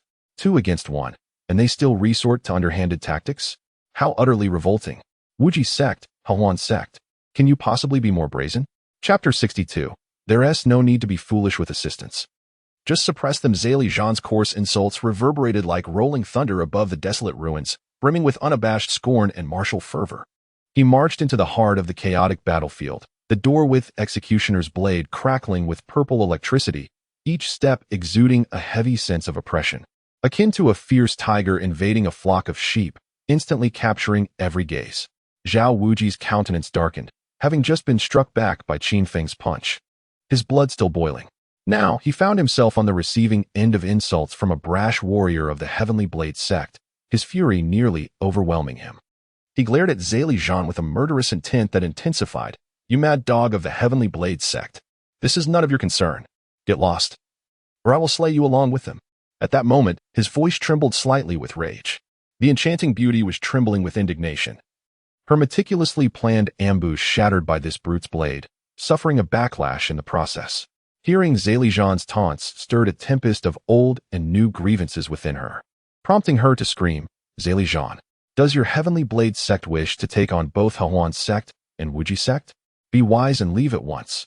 Zhali Zhan, seemingly unfazed by their threats, merely dug at his ears, grinning widely to reveal a set of white teeth, and addressed Qin Feng. Hey, Qin Feng, that punch was quite powerful. I've long had a bone to pick with these scoundrels. How about we team up to dispatch them? And then you treat me to a drink? Qin Feng waved his hand casually, the aura of chaotic flame circulating within him, swiftly calming the turbulence caused by Zhao Wuji's strike. He regarded Zhali Zhan, who had suddenly emerged, radiating wild martial spirit, with a glimmer of amusement in his eyes. A smirk forming at the corner of his mouth. Sure, just what I need. Someone to help clear out the riffraff. Besides, you did promise to buy me the strongest drink a few days ago. His gaze swept over Zhao Wuji and the enchanting beauty, dismissing them as mere trifles. One was sufficient for him. Arrogance! Zhao Wuji and the enchanting beauty shouted simultaneously, their last vestiges of rationality ignited by Qin Feng's blatant disregard. Kill! Zhao Wuji bellowed, no longer wasting words, as dark golden spiritual energy surged upward like a blazing inferno. He struck his chest fiercely, producing a resounding thud akin to a war drum. Heavenly Gang Wuji Battle Body. Activate. Buzz. A far more terrifying and domineering aura erupted explosively. Zhao Wuji's already imposing physique seemed to have surged an additional 3 inches, his muscles inflating as if filled with air, straining the dark golden armor to the brink of rupture. An ethereal layer of dark golden, glass-like luster enveloped his skin, inscribed with arcane runes, exuding an aura of indomitable strength and boundless power. He transformed into a veritable deity of war, a colossus of might.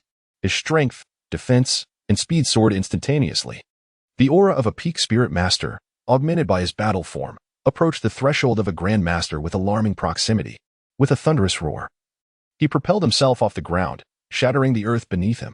Like a cannonball unleashed, he surged towards Qin Feng with a piercing shriek that tore through the air, wielding enough terrifying force to collapse mountains. Each step left behind a deep, charred footprint. Altogether, leaving no chance. The alluring figure had completely succumbed to madness. Her eyes ablaze with malice, she suppressed her injuries, biting her crimson lips until they bled, splattering a drop of her essence onto the Hahuan bell. Dingling. The Hahuan bell emitted an increasingly frantic and sinister tremor. This time, it conjured not invisible sound needles but manifested countless twisted, wailing pink specters of resentment, surging towards Qin Feng like a relentless tide. These vengeful souls radiated a corrupting force that eroded the spirit and disrupted the essence of life. Simultaneously, her hands danced with fervor, unleashing torrents of pink, venomous spiritual energy that darted towards Qin Feng's vital points like striking serpents. She aimed to drag him into utter despair. In the face of Zhao Wuji's frenzied onslaught, the encroaching horde of vengeful spirits, and the insidious ambush of toxic spiritual energy, Qin Feng felt no fear. Instead, a blazing fire of combat ignited within his eyes. Indeed, it was essential to engage with opponents of similar strength to hone his skills. Thus, he wisely chose to temper his own power to that of a high-tier spirit master for an authentic confrontation. Otherwise, his formidable prowess as a spirit king would render these so-called holy sons and daughters mere trivialities. In this moment, he grasped the intention behind his celestial father's decision to send him into this vast world. Qin Feng understood that he was devoid of genuine cultivation and lacked the mindset of a true warrior. Relying solely on external forces would ultimately hinder his ascent to greatness. Therefore, he attained insight. Though minimal, this realization proved immensely beneficial. Yet, it would be foolish not to utilize his advantages. He merely needed to suppress his realm, which was only fair to others. This was the essence of combat. Rather than retreating, Qin Feng advanced, his figure shifting as he maximized the ethereal steps of his movement technique. In an instant, he left behind several indistinguishable afterimages, like phantoms dancing amidst a tempest. Bang! Bang! Bang! Zhao Wuji's furious assaults struck empty air, obliterating the remnants of Qin Feng's illusions. Most of the pink, vengeful spirits and toxic energies also found their mark in the void. Qin Feng's true form appeared, ghost-like, beside Zhao Wujia. With his right fist clenched tightly, the faint aura of chaotic flames coiled around it, imbued with the intent to annihilate all existence.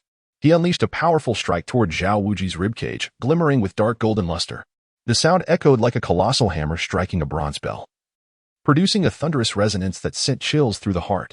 Zhao Wuji staggered as a distinct imprint of the fist appeared on his lustrous skin, the dark golden light fluctuating violently and fracturing with fine cracks. A searing force of destruction surged inward. With a pained roar, Zhao Wuji retaliated with an even more ferocious elbow strike, the dark golden radiance intensifying, akin to wielding a massive battering ram. Qin Feng narrowly evaded the onslaught of the elbow, his fists and palms moving like lightning, clashing with Zhao Wuji in rapid succession. Each blow landed with a visceral impact, unleashing blinding energy and a thunderous boom. The sheer force of their confrontation made the blood race in the spectators' veins. Suddenly, seductive venomous energy shot forth like a relentless parasite from unexpected angles. Qin Feng's movements flowed like the wind, deftly maneuvering in the confined space.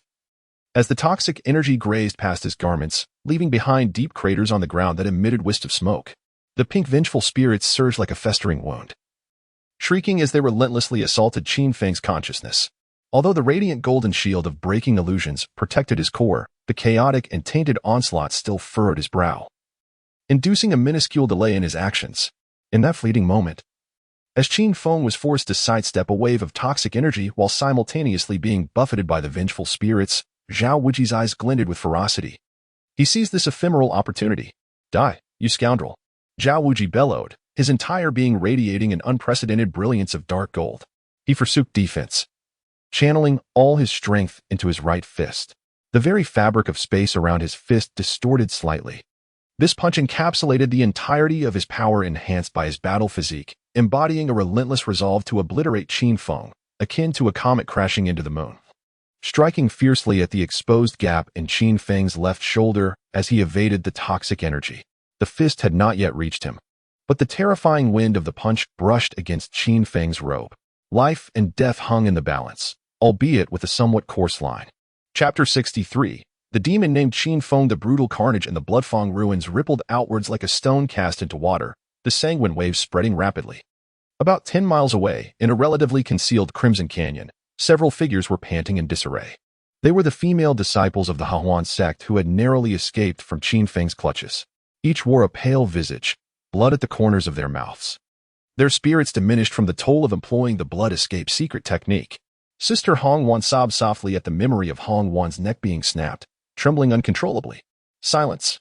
Another older disciple scolded sharply, her eyes filled with fear and resentment. What good is crying?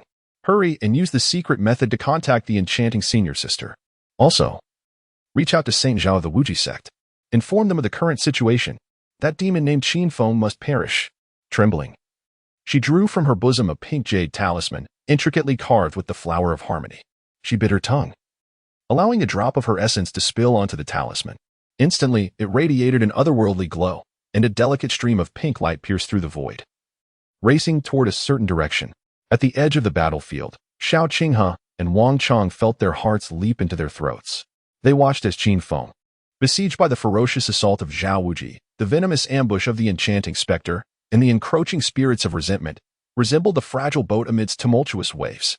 Each evasive maneuver was fraught with peril, and every clash sent shivers down their spines, particularly when they beheld Zhao Wuji's fist, infused with a lifetime of strength capable of splitting mountains, poised to strike at the exposed flank of Qin Feng, who had evaded the venomous force. Xiao Qinghe turned pale, exclaiming in alarm, "Qin Feng, be careful." Wang Chang was so frightened that he shut his eyes tightly, unwilling to witness further. Zhang Lian, gripping his massive blade, felt the purple arcs of electricity crackling along its length, his eyes ablaze with battle intent, ready to spring into action. However, just as Zhao Wuji's devastating blow was about to land on Qin Feng's left shoulder, an unforeseen transformation occurred.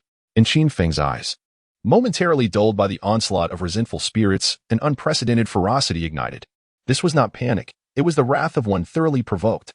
The dormant bloodline within him erupted like a slumbering volcano, catalyzed by the threat of death and the pervasive taint of vengeful spirits. An ancient and noble aura surged forth from the depths of his bloodline, sweeping over him like an invisible tempest. Buzz, surrounding Qin Feng. The once feeble flicker of chaotic flames became a tempestuous blaze. The profound black-red flames transcended mere strikes, swelling as if imbued with life, enveloping him entirely in an instant. A fierce battle armor, forged from the chaotic flames of black and red, materialized around his form. The armor's lines were fluid and imbued with a sense of power. Its joints adorned with fierce fiery spikes, while the helm resembled the head of a burning phoenix, a cloak of flames billowing behind him. This entire armor exuded a terrifying heat capable of incinerating all in its path, warping the surrounding air and making the very fabric of space seem to lament. This was the Earth-grade secret technique Divine Flame Armor and Divine Flame Manifestation. The former allowed the wielder to transform their controlled essence of special flames into battle armor, enhancing their defenses while simultaneously augmenting all attributes. The latter transformed flames into fierce beasts to assist in combat. These two secret techniques complemented one another perfectly. Had it not been for the sudden flash of inspiration in Qin Feng's mind regarding these two techniques, Divine Flame Armor and Divine Flame Manifestation might have remained forever dormant.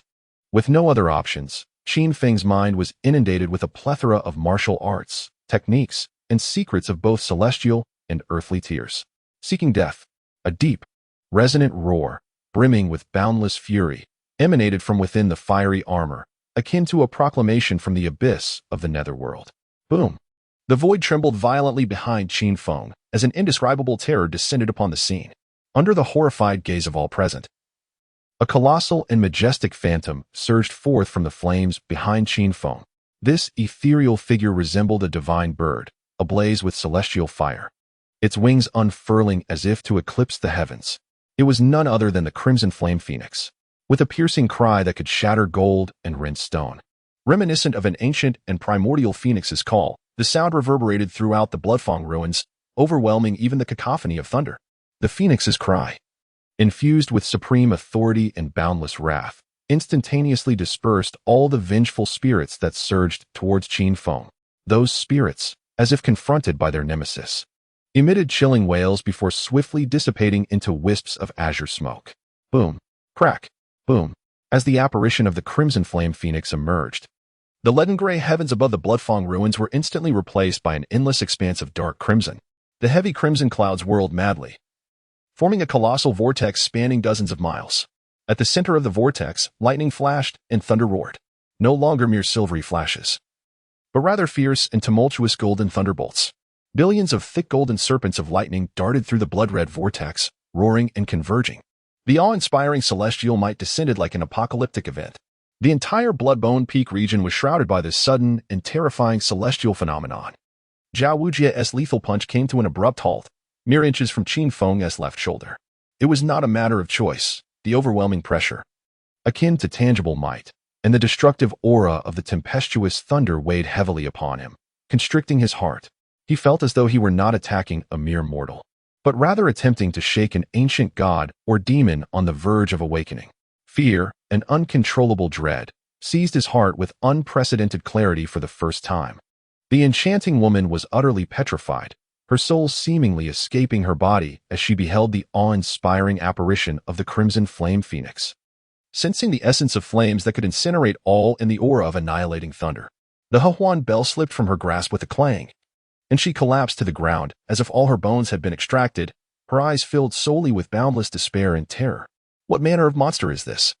Zhan, gripping the hilt of his blade, tightened his hold, his knuckles paling, as he fixated on the phoenix apparition in the torrential golden lightning, his eyes igniting with an unprecedented fervor for battle and a hint of undeniable reverence.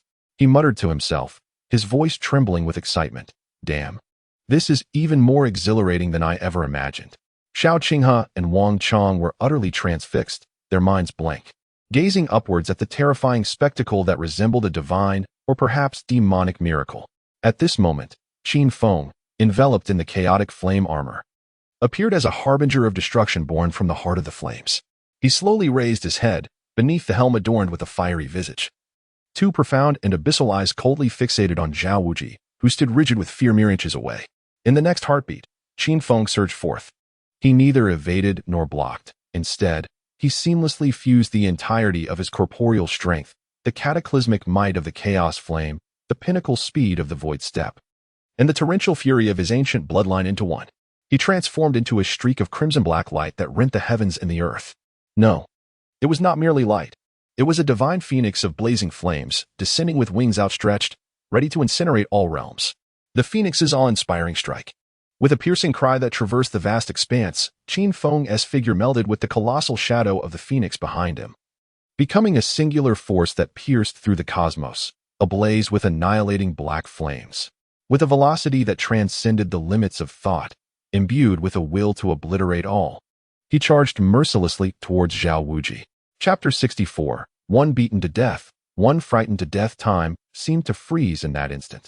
In Zhao Wuji's dark golden pupils, reflected was the increasingly near and blinding crimson-black silhouette of the phoenix. It was not merely a visual assault, it was a crushing force upon his very soul. The majesty of the blazing phoenix roared like an ancient divine drum, resounding fiercely in his mind, causing his consciousness to churn and threaten to rupture. The aura of annihilation, capable of incinerating all, pierced through him like countless fiery needles, embedding themselves fiercely into every inch of his skin, every nerve.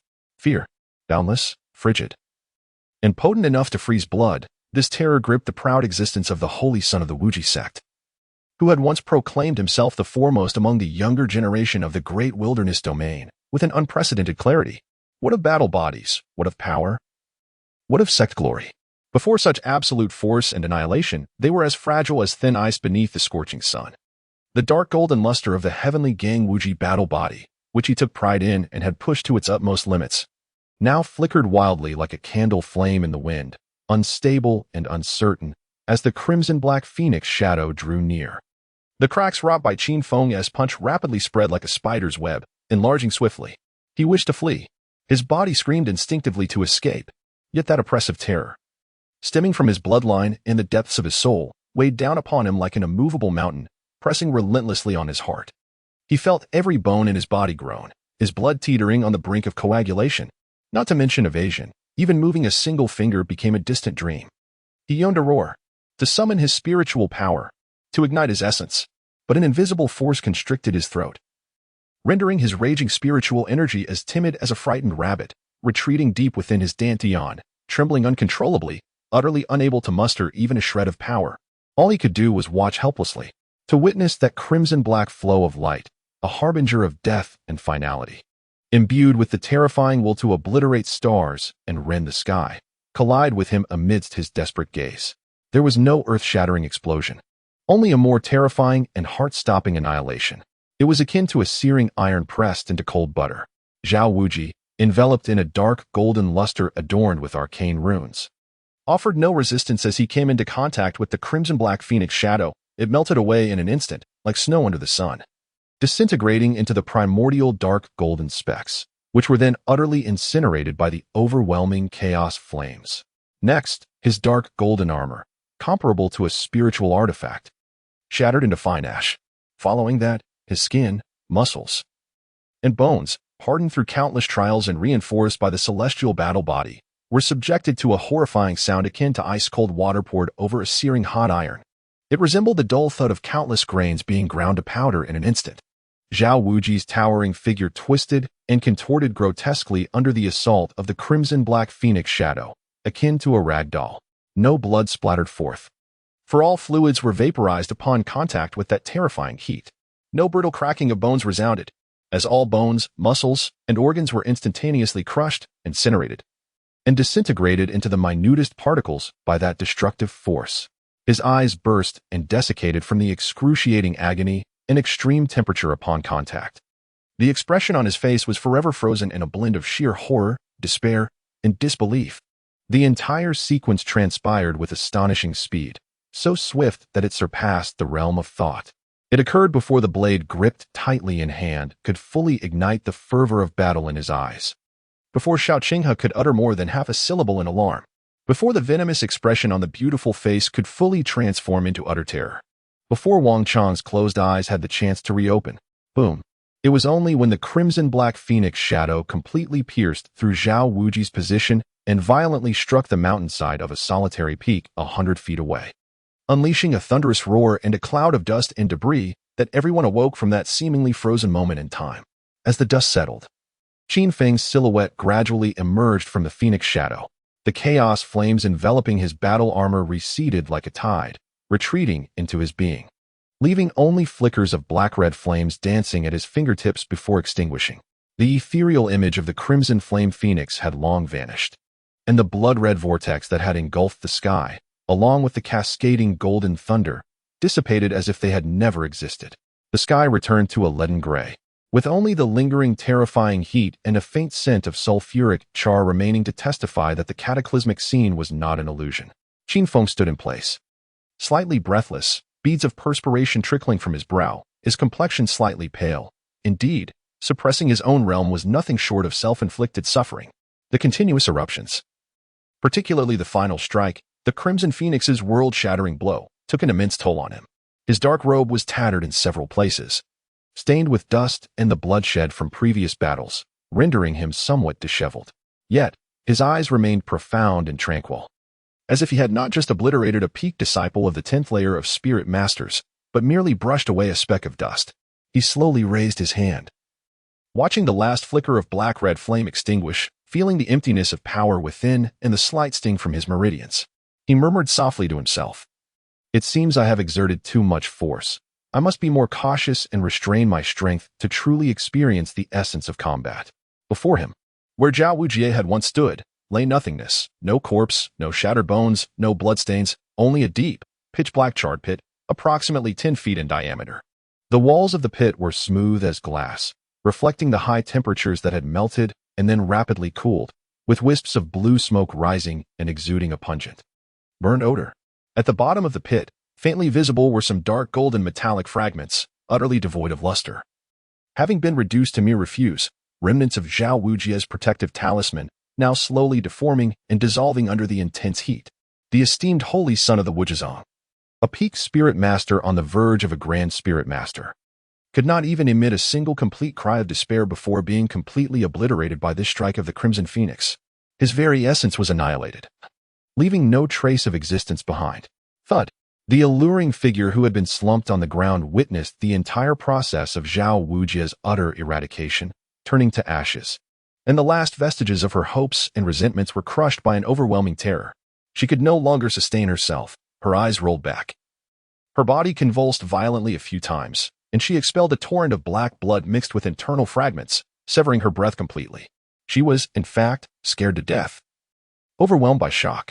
Silence reigned, a stillness more profound than any previous occasion. The wind ceased. Even the most ferocious malevolence lurking in the depths of the ruins seemed to have subsided.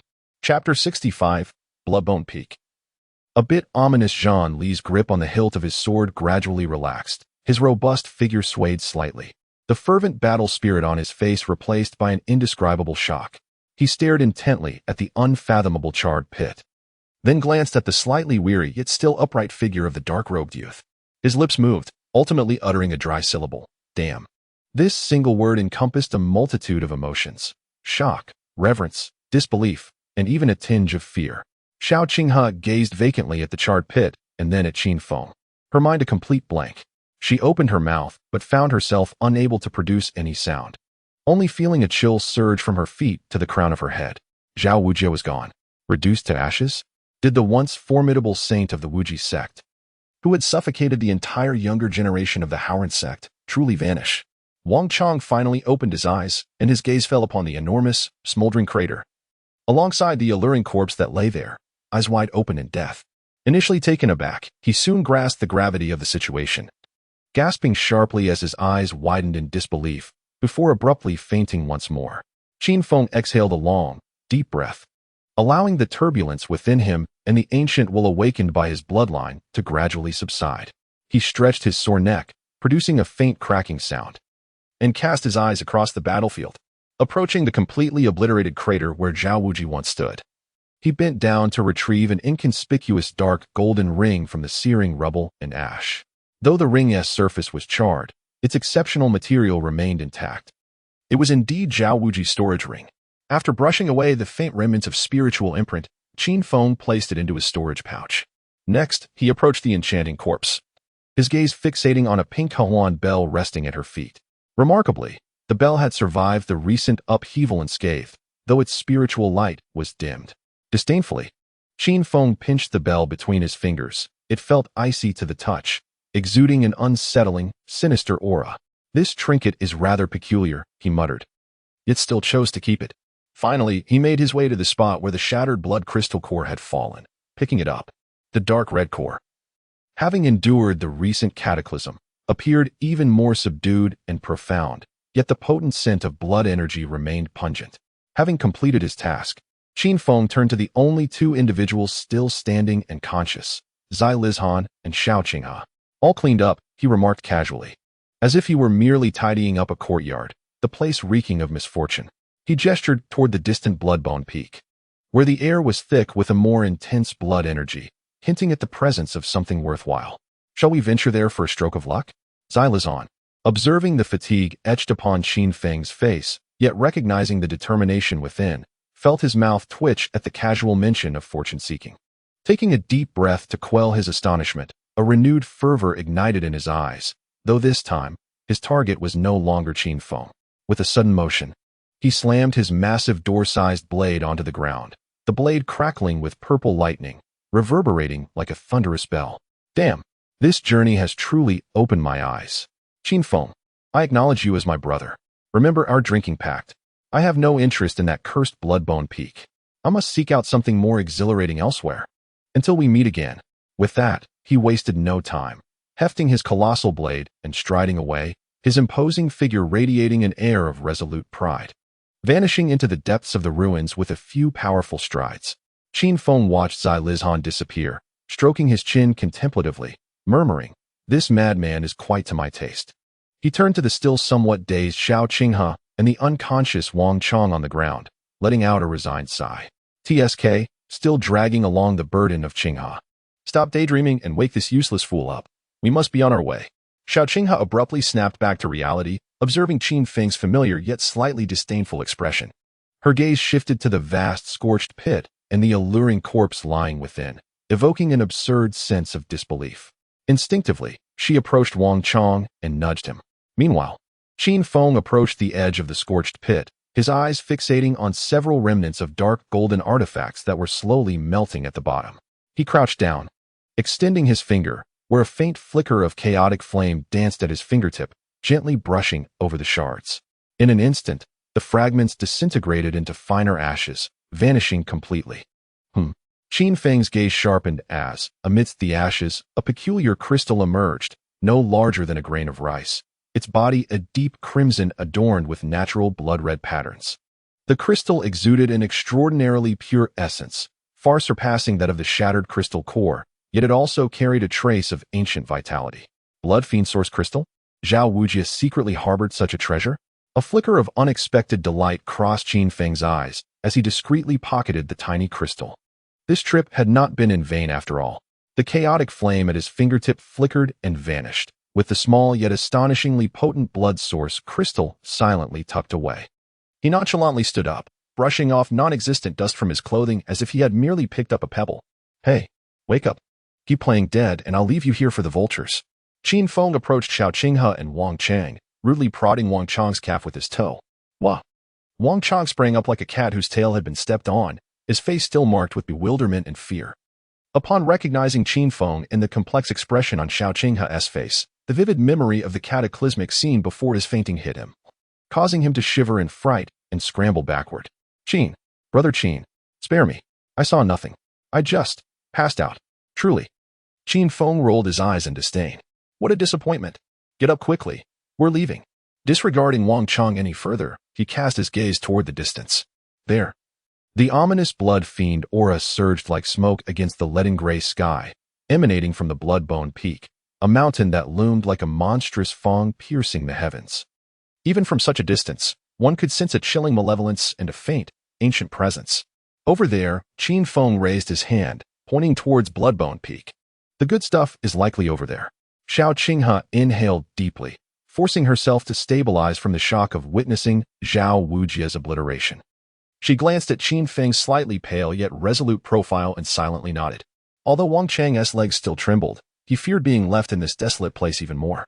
Hastily scrambling to his feet and closely following behind Xiao Qinghe, not daring to glance around, the three of them hurried towards the direction of Bloodbone Peak. The closer one gets, the more dense and viscous the bloodthirsty aura in the air becomes, enveloping them like an inextricable mist of blood.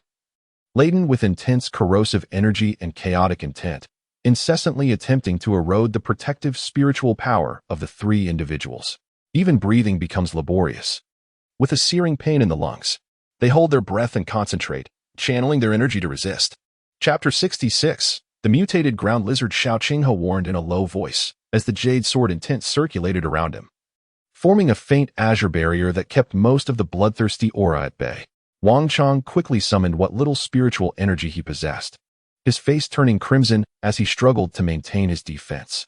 In contrast, Qin Feng appeared far more at ease, although the chaotic flame within him was immensely taxing. Its elevated nature allowed it to spontaneously extinguish the encroaching blood aura, even hinting at a tendency to assimilate and absorb it.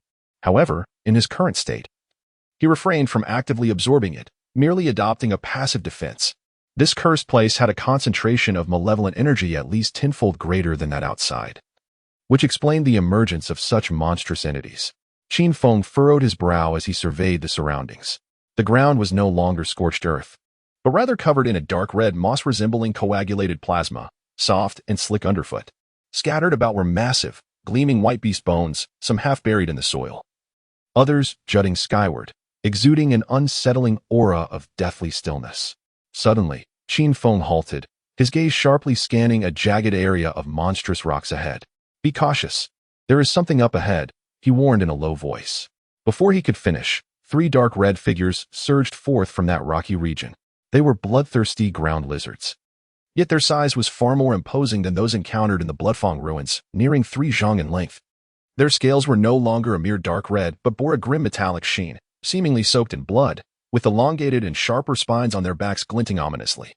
Most alarming were their eyes, which now reflected not just pure bloodlust but a frenzied chaos, thoroughly corrupted by malevolence. Their presence was more ferocious, each one reaching the pinnacle of a human cultivator's spiritual master, with faint signs of a breakthrough. Roar!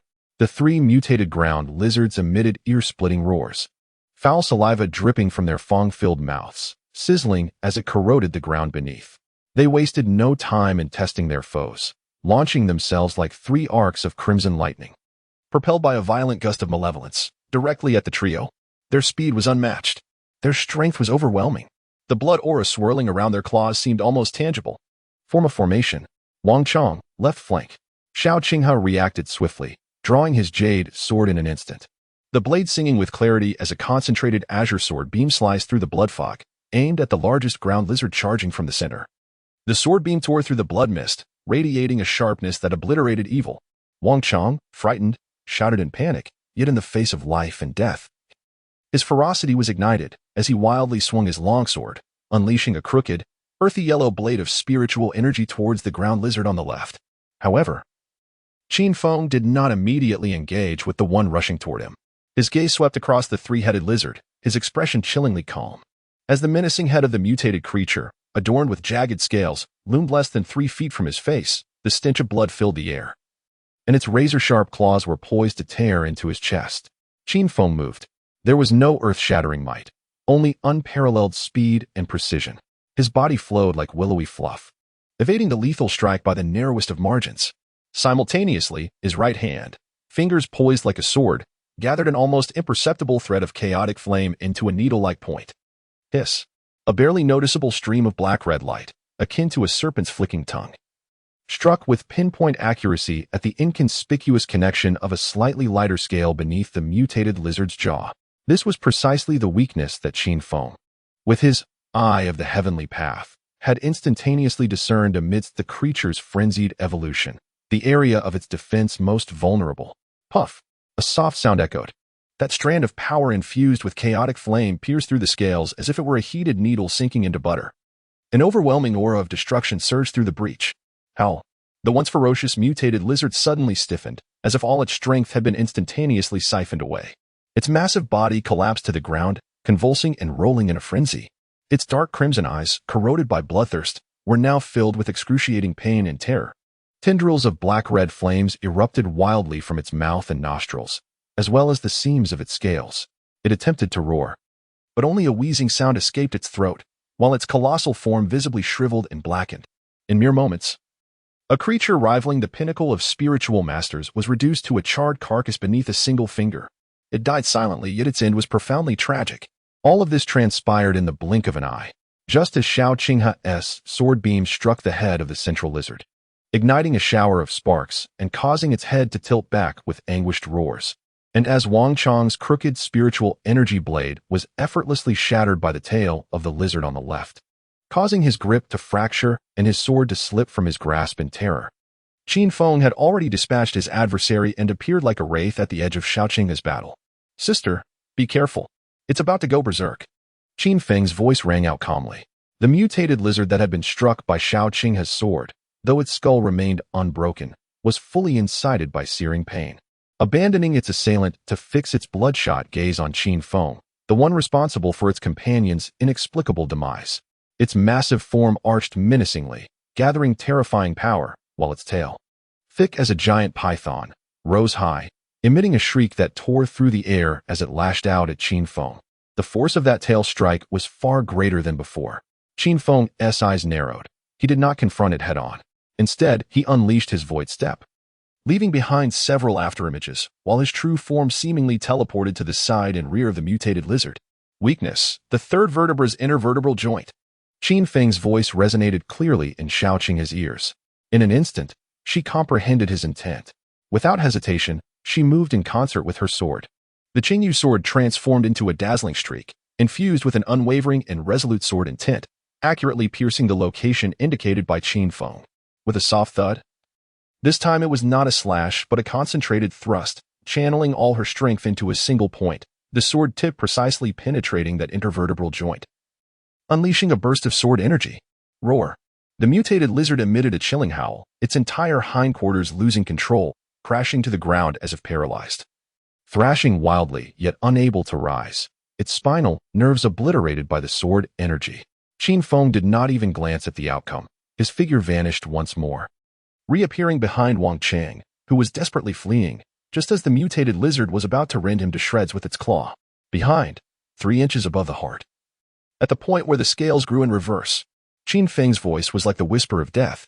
At that moment, Wang Chang was nearly paralyzed with fear. Sensing the chilling wind behind him, the shadow of death looming, leaving him devoid of the strength to escape, he despairingly closed his eyes, awaiting his demise.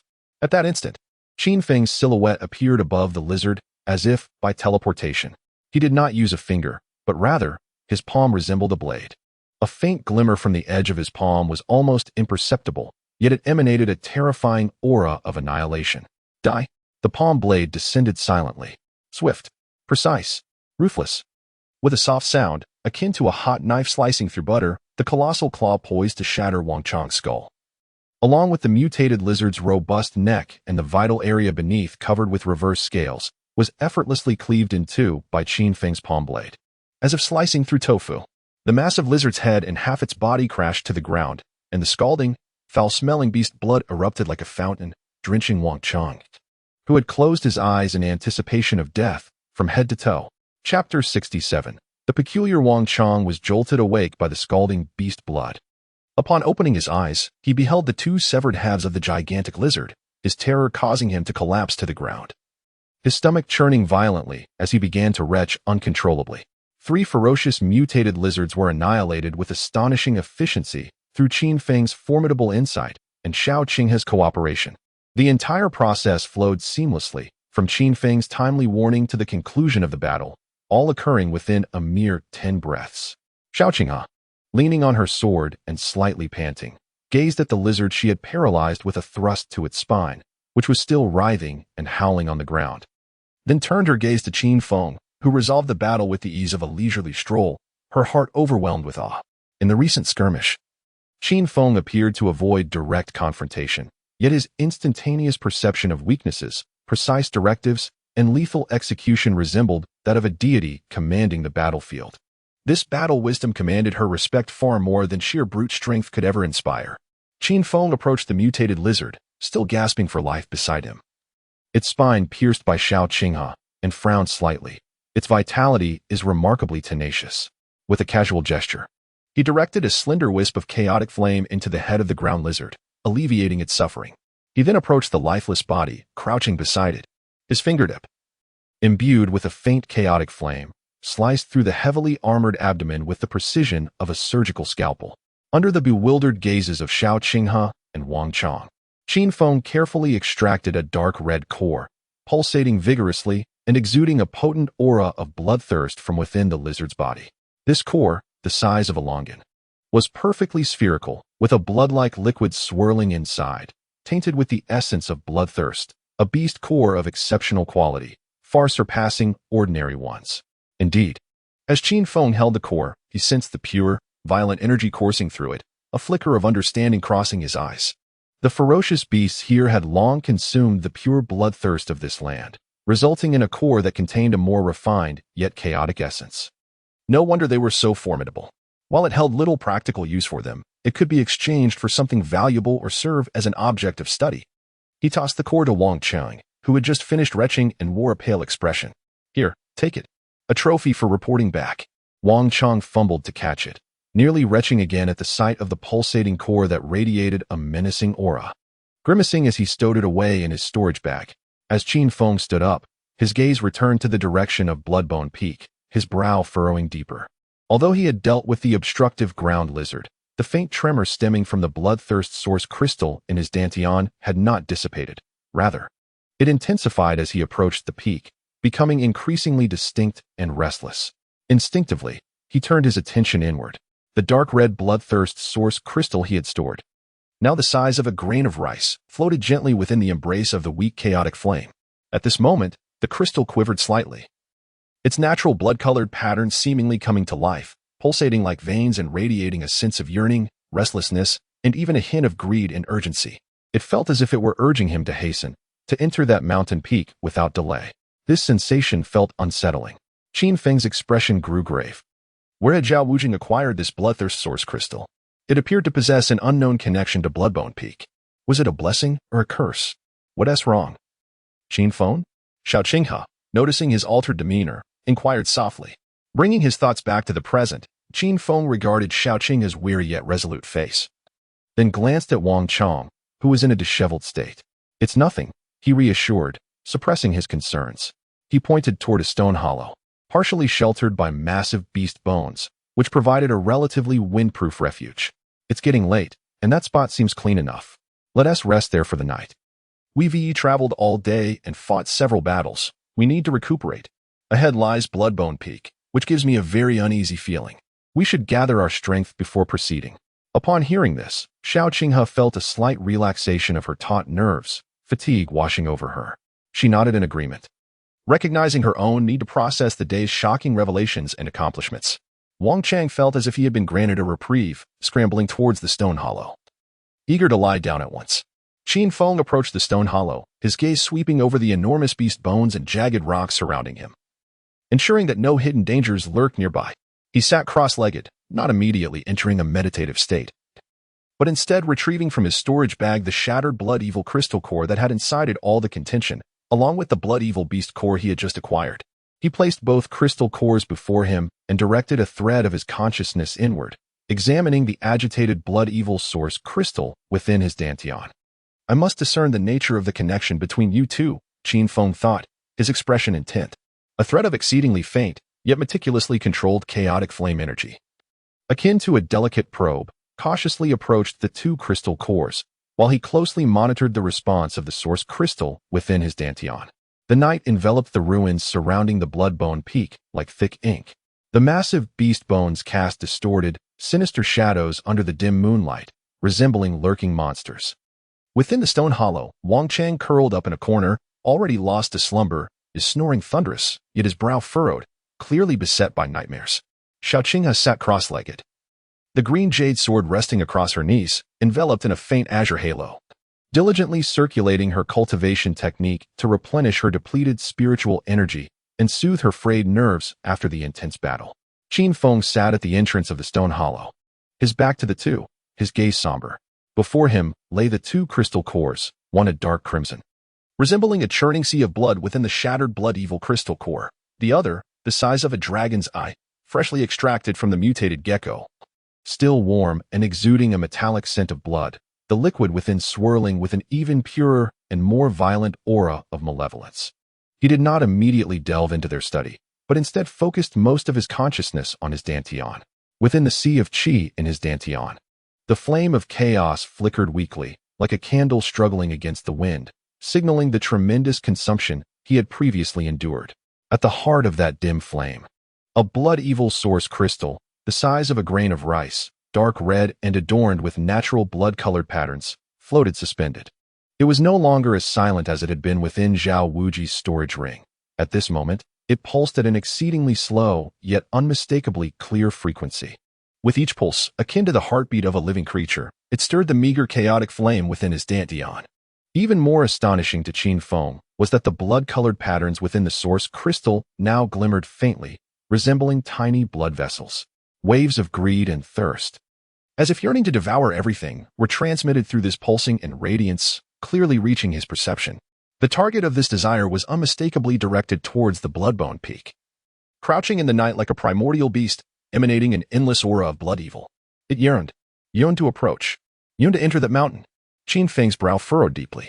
This peculiar object was indeed strange. Was it mere coincidence that Zhao Wuji kept it on him? Or did he already know of the connection between this source crystal and the Bloodbone Peak? What was the true origin of this blood evil source crystal? What secrets lay hidden within the Bloodbone Peak? Chapter 68. The special summoning. He gradually opened his eyes, his gaze settling upon the two crystal cores before him. A faint, almost imperceptible aura of chaos flame, entirely under his command, delicately probed the dark red destruction crystal core like the most skilled of probes. Hiss! A faint sound of scorching emerged. As the essence of chaos flame made contact with the destruction crystal core, the pure bloodthirsty power within it, as if confronted by its nemesis, immediately waned and shrank, dimming the radiance on the surface of the crystal core. The fluctuations of the source crystal seemed to be affected as well, becoming slightly sluggish. Repulsion? Or perhaps suppression? Qin Feng pondered thoughtfully. He then directed that wisp of chaos flame toward the newly acquired beast core from the mutated ground lizard. This beast core contained an even more violent and chaotic bloodthirsty power, imbued with the fierce will of the ground lizard in its lifetime. Buzz. Just as the essence of chaos flame made contact with the beast core, an anomaly abruptly occurred. Within his Dantian, the bloodthirsty source crystal, which had remained in a passive sensing state, suddenly trembled violently. The crimson patterns within erupted into a blinding red light. A surge of insatiable, almost tangible greed for consumption. A force 100 times stronger than before, burst forth like a flood breaking through a dam, surging out of Qin Feng's Dantian. Hiss! Qin Feng let out a muffled groan, feeling as though he had been struck by an invisible hammer upon his sea of consciousness.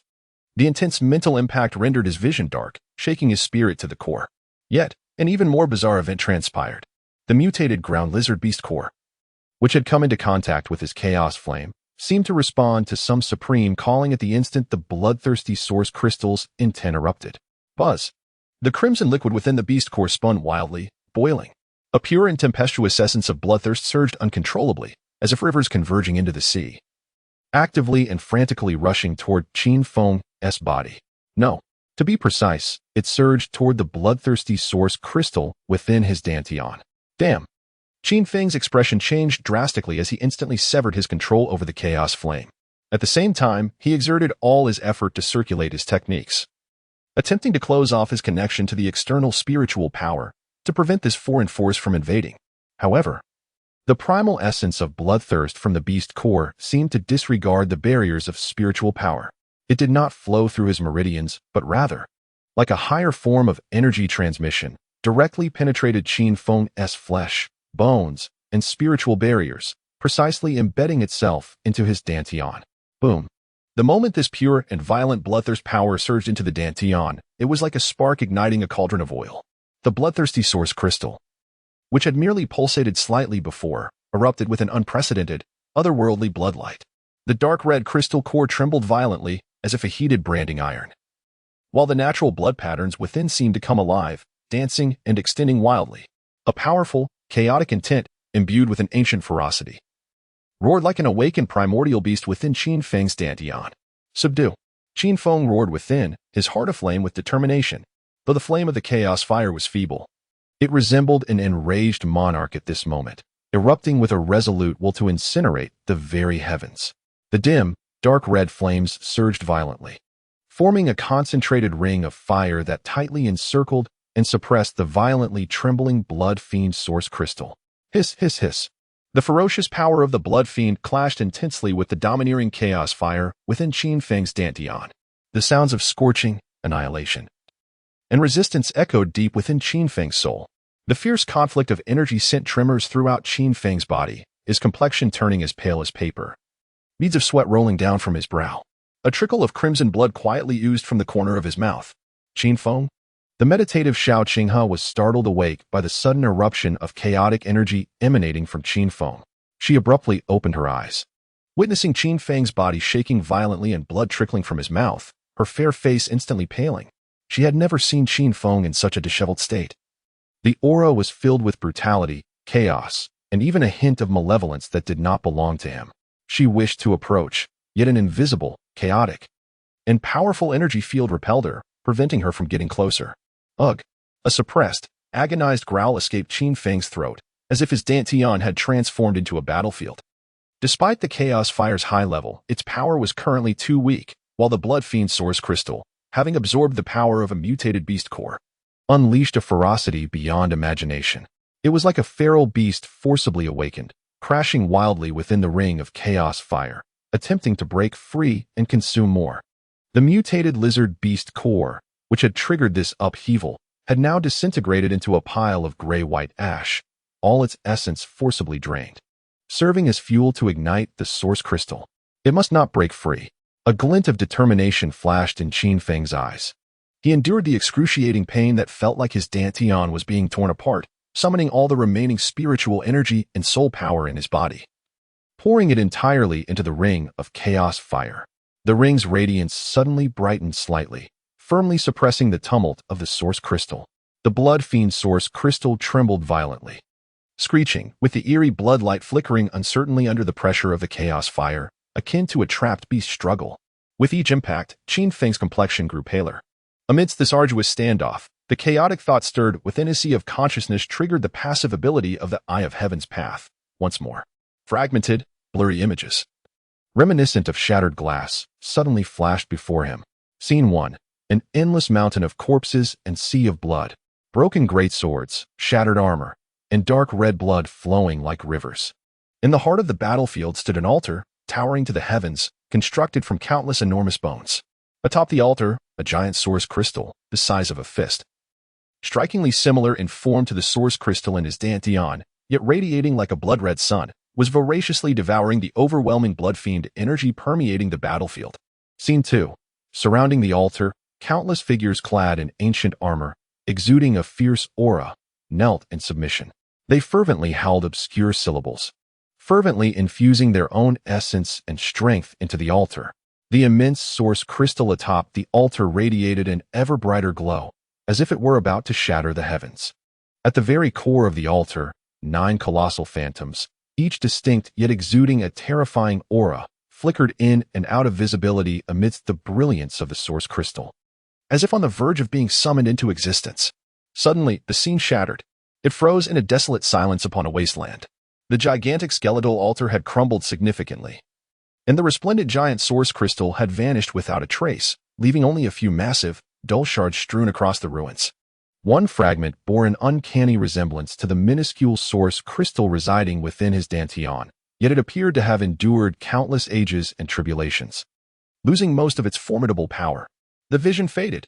Qin Feng abruptly opened his eyes, remnants of the horrific imagery of blood-soaked mountains and ancient altars lingering within his pupils. Cold sweat soaking his back. The skeletal altar. The colossal source crystal. Summoning. Collapse. Could the agitated source crystal within his Dantian be one of the fragments from the core of that fallen altar? How had Zhao Wuji acquired it? Was he aware of the altar's existence? Was Bloodbone Peak the very site of that collapsed altar? Chapter 69. Bloodbone Peak, alive? In light of the bloodthirsty aura soaring from Bloodbone Peak and the source crystal's instinctive yearning for it, an astonishing hypothesis surged within Qin Feng's mind. Just as he was overwhelmed by this sudden influx of information, the suppression of the blood source crystal within his dantian experienced a minuscule yet noticeable loosening. Buzz. The blood source crystal, temporarily restrained by the chaotic flame, seemed to seize this rare opportunity. The blood patterns within its core suddenly glowed with unprecedented brilliance. A surge of resolute and frenzied intent, mixed with a minuscule essence of pure blood power, violently broke through the confines of the chaotic flame. Akin to a wild stallion breaking free, and thundered into Qin Feng's sea of consciousness. Poof! Qin Feng was struck hard, his body jolting backward.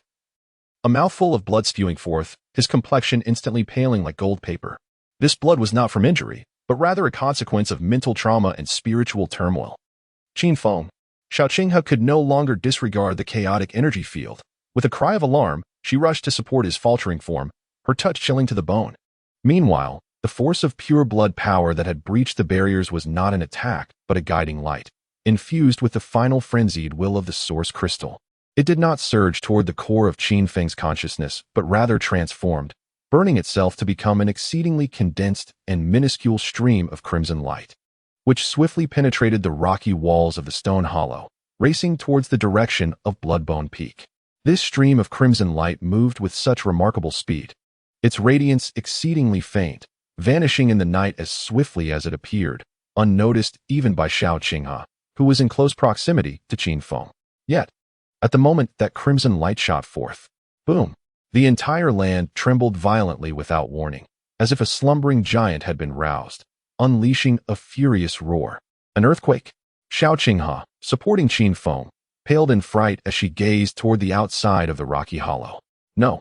Qin Feng suppressed the tumultuous surge of blood and the stinging pain in his consciousness, his gaze sharp as a blade, fixated intently on the direction of Bloodbone Peak. Deep within Bloodbone Peak, a colossal dark red beam of light, unprecedented in its magnitude, erupted with a deafening roar, piercing through the mountainside and shooting toward the leaden-gray heavens.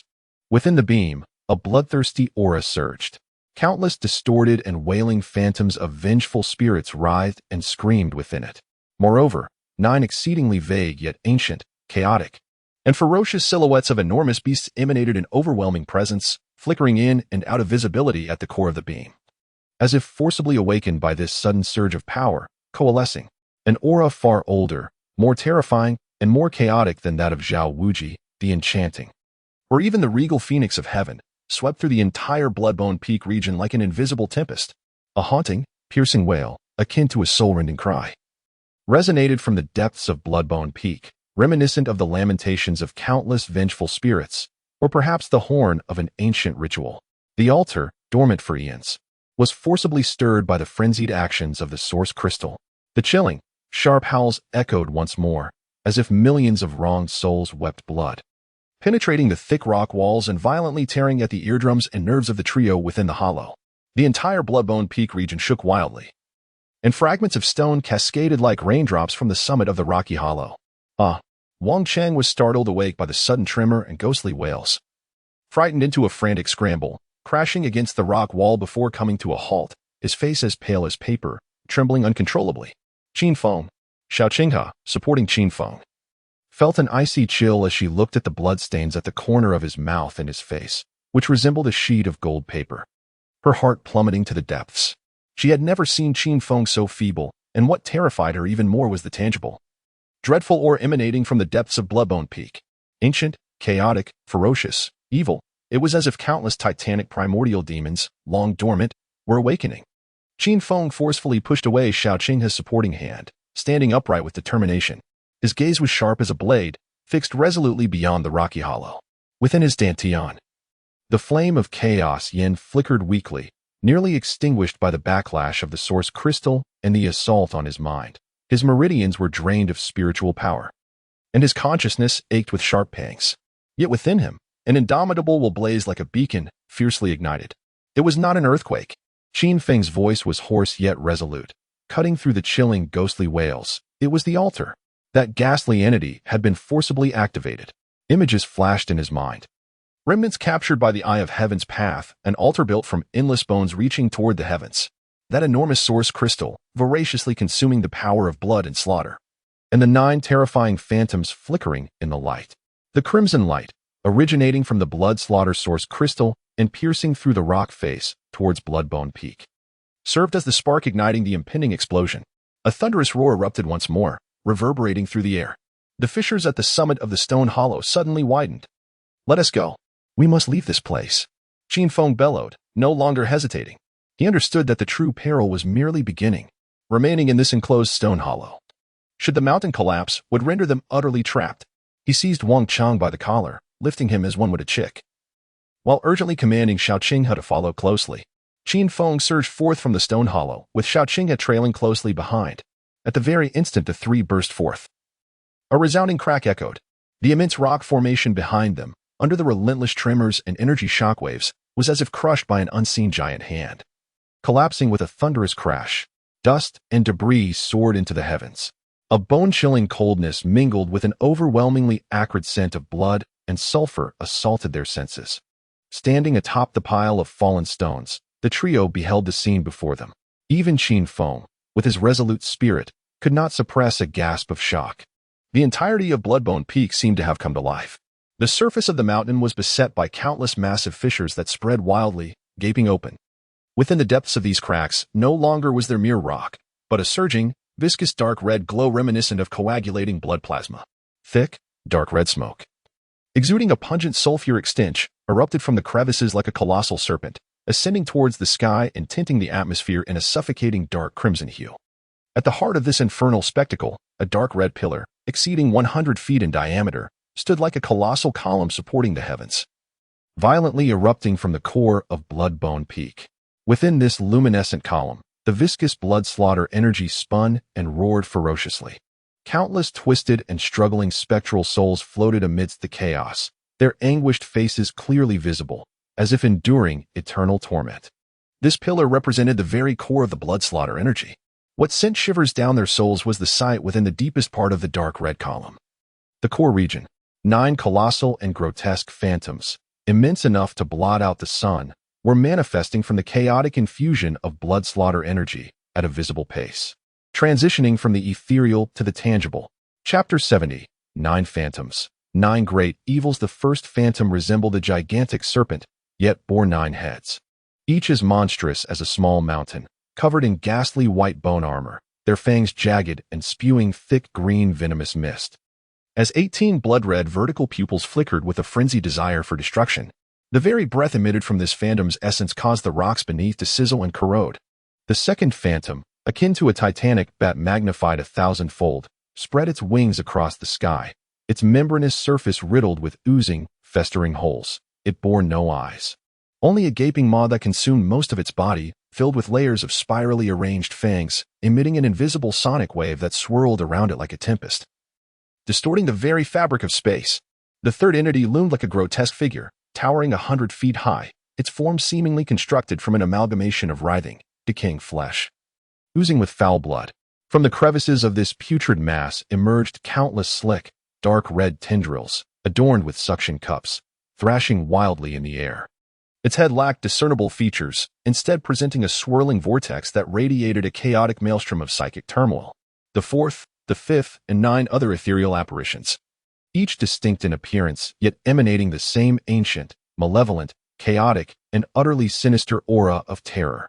They ravenously consumed the formidable blood energy within the luminous pillar, their forms becoming increasingly solidified, their oppressive presence growing heavier. The very fabric of space within the Bloodbone Peak region thickened under the weight of these 9 sinister phantoms, rendering the atmosphere as viscous as sludge. Run! Wang Chang, gazing at the towering horrors, felt a rush of fear as his trousers became soaked, letting out a chilling, inhuman scream as he turned to flee. "Be quiet. Do you wish for a swifter demise?" Qin Feng barked, yanking him back with force. In that moment, any violent surge of spiritual energy or attempt at escape could become the prime target for the recently awakened demons. Xiao Qinghe gripped her jade sword tightly, her knuckles whitening from the strain. She beheld the 9 rapidly solidifying phantoms within the light, feeling the malevolent pressure that threatened to crush her very soul. Her heart sinking to an abyssal low. This was no trial. It was a dire predicament, an unprecedented crisis. Qin Feng, her voice quivering subtly, even unbeknownst to her. Taking a deep breath, Qin Feng forcefully suppressed the excruciating pain in his dantian and the turmoil in his mind, his gaze as cold as millennia-old ice. locking onto the 9 demonic shadows. His mind raced, the power of the Eye of Heaven stretched to its limits, striving to discern any exploitable flaw amidst the chaotic energy field and the forms of the 9 apparitions. Do you see the fissures beneath the light pillar? Qin Feng spoke in a hushed, yet rapid tone, those chasms spewing forth blood energy. They are the nodes of the altar's energy flow and the weakest point of its defenses. The demons are gathering, oblivious to us. This is our sole opportunity. He pointed to a massive crack nearby, its width spanning several yards, unfathomably deep, with viscous, dark red light flowing like a river of magma at its base. The edges of the fissure were eroded like honeycombs, emitting a noxious, sulfurous stench. Jump! Qin Feng commanded decisively. What? Xiao Qinghe and Wang Chang exclaimed in unison. Below? It leads to hell. Wang Chang, terrified, felt his soul flee as he stared into the gaping maw of the fissure, which seemed to connect to the netherworld. His legs turning to jelly. Remaining above will result in being torn apart by those creatures. Qin Feng's gaze was unyielding, imbued with a resolute determination. The chaotic energy below was a blind spot for them, the only possible path to the altar's core. If you wish to survive, jump with me. Upon uttering his last words, Qin Feng ceased to regard the two individuals, clenching his teeth with determination. He summoned the final remnants of his spiritual energy to activate the Void Step technique. In an instant, he transformed into a blurred shadow, plunging unhesitatingly into the terrifying chasm that devoured souls. His form was swiftly engulfed by the swirling dark crimson light below. Xiao Qinghe, observing the resolute disappearance of Qin Feng's silhouette, cast a wary glance at the sky where 9 ominous auras grew increasingly menacing, as if poised to unleash their malevolent gaze at any moment. A chilling sensation surged from her toes to the crown of her head. Remaining behind promised certain death. Leaping into the abyss might grant a faint glimmer of hope. A flicker of hesitation crossed her eyes, swiftly replaced by an unprecedented resolve. She seized the nearly collapsing Wang Chang, commanding fiercely, "If you wish to live, follow me." Dragging him along, amidst his terrified cries, she too leapt decisively into the chasm. A piercing wail echoed through the air as one of the 9 monstrous serpents abruptly turned its gaze towards the fissure from which Qin Feng and the others had vanished. Its skull, encased in a bone-like armor, illuminated with a blood-red vertical pupil that seemed to penetrate the tumultuous bloodlight, locking onto the faint essence of the 3 insignificant beings. A guttural roar erupted from the creature, filled with rage and the fury of affronted majesty, its voice akin to countless metal shards scraping against one another, threatening to rupture eardrums. With that terrible roar, the dark crimson beam surged with frenzied malevolence. Countless streams of pure bloodthirst coalesced into serpent-like tendrils, seemingly commanded to dart towards the chasm with the ferocity of a torrential downpour, targeting the trio who had just plunged into the void, their forms still unsteady. The shadow of death loomed ominously, relentless as a parasite. Thunderous rumbles reverberated as the viscous, blood-like crimson radiance engulfed Qin Feng's form. Following closely behind were innumerable streams of blood-hued light, each imbued with the raw and violent essence of bloodthirst, capable of effortlessly shredding the protective spiritual energy of even the most skilled spirit masters. At the moment of his descent into the chasm, Qin Feng had pushed his technique to its utmost limit. However, beneath him lay not solid ground, but a tumultuous torrent of bloodthirst energy, roaring like hellish lava. The chaotic energy currents viciously tore at his body, disrupting his speed and direction drastically. Even more terrifying was the palpable lock from the 9-headed serpent, like a tangible shackle ensnaring him, drawing down the lethal streams of light. Cursing under his breath, Qin Feng endured the excruciating pain and weakness that coursed through his veins, forcing his body to twist in rapid descent. Like a fish struggling in a raging current, he narrowly evaded several bloodthirsty streams that grazed past him. Each stream that struck the jagged rock wall beside him instantly corroded deep, unfathomable cavities. A fleeting surge of light ultimately could not evade entirely, grazing Qin Feng's left arm. The dark robe was instantly torn apart, and the protective spiritual energy was pierced through as if it were mere parchment. A wave of searing pain, accompanied by a chaotic will of destruction, swiftly infiltrated his flesh. Qin Feng let out a muffled groan as his left arm became instantly numb, blood mingling with the corroded flesh seeping out. In this critical moment, Qin Feng's gaze sharpened. No longer attempting to evade completely, he forcefully concentrated the remaining feeble essence of chaotic flames, dim yet imbued with the primal will to annihilate, into his right fist. The black-red flames flickered at the tip of his fist, weak yet resonating with a destructive intent. Open. Chapter 71. The Suppressed Entity? Qin Feng bellowed, no longer dodging the oncoming light, but rather leveraging his downward momentum to launch a powerful punch into the tumultuous torrents of blood beneath him. Boom. The feeble chaotic flame fist collided with the viscous blood torrent, akin to hot oil splashing into icy water, instantly provoking a violent reaction. An overwhelming aura of destruction surged forth, akin to a massive stone thrown into a tranquil lake. Hiss, hiss, hiss. The horrifying sound of searing obliteration erupted. At the point of impact, the blood torrent within several zhang instantly boiled, screaming as it dispersed outward, annihilating everything in its wake. Miraculously, a transient void of several zhang in size erupted within the hellish, lava-like flow. Jump down. Qin Feng's thunderous voice reverberated, piercing through the chaotic energy's roar, clearly reaching Xiao Qinghe and Wang Chong, who had just leaped into the fissure, their forms destabilized by the violent currents and bloodlight. Xiao Qinghe reacted swiftly. Pursued by several streams of blood, she found herself with nowhere to ascend and, upon hearing Qin Feng shout, unhesitatingly propelled the still-screaming Wang Chang towards the newly formed void. Simultaneously, her azure jade sword surged with brilliance, slicing through several arcs of light to momentarily repel the pursuing streams, before Wang Chang plummeted into the void. Splash! Splash! Wang Chang crashed into the void like a rolling gourd, left disoriented. Xiao Qinghe followed closely, stumbling slightly before Qin Feng caught her. The brief void was immediately refilled by the surging blood torrent once the power of the chaotic flame fist was exhausted. The three found themselves ensnared within an invisible bubble, engulfed by the raging torrents of blood energy, desperately surging towards the source of the dark red beam deep within the fissure. Outside the bubble lay a hellish flow capable of shredding, corroding, and obliterating them in an instant. Within the bubble, the three breathed heavily, their eyes wide with shock. Brother Qin. Xiao Qinghe's gaze fell upon Qin Feng's left arm, where a ghastly wound, deep enough to see bone, was being eroded by a sinister bloodlight, causing her complexion to change abruptly. It's a minor injury, Qin Feng replied, his brow furrowed, not even glancing at the wound. His entire focus devoted to sustaining the feeble essence of chaotic flames. The atmosphere resembled a flickering candle amidst the wind, poised to extinguish at any moment, once snuffed out. The violent torrent of blood and slaughter outside would instantly engulf the three individuals. He endeavored to summon the dwindling spiritual energy within him, striving to expel the insidious force that gnawed at his wounds like a malignant parasite. However, as soon as the spiritual energy made contact, it was devoured and assimilated by the overwhelming power of bloodshed, rendering him utterly incapable of expulsion.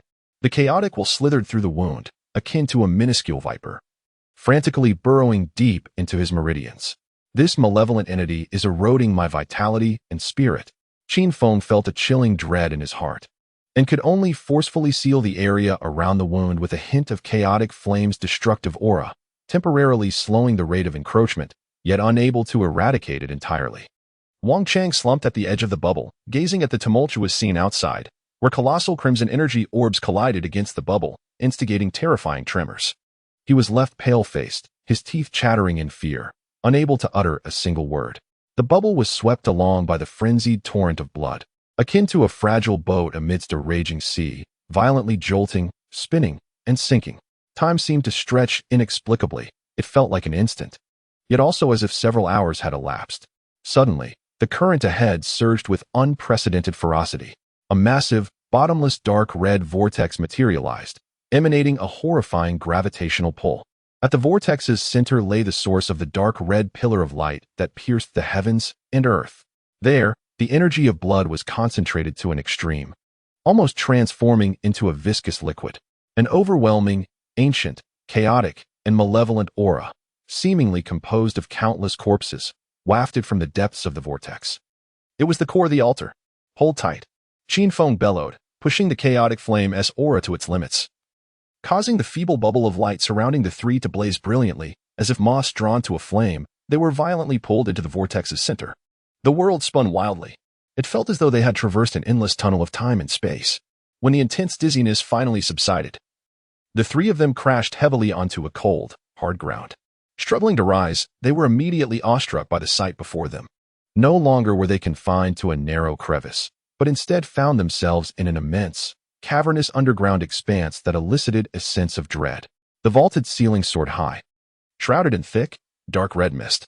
Beneath their feet lay a frigid, dark red surface, resembling solidified blood plasma, marked with ancient scars reminiscent of axe and blade. At the center of this space stood an indescribable skeletal altar. The altar was constructed entirely from countless enormous, gleaming white bones, radiating a metallic sheen.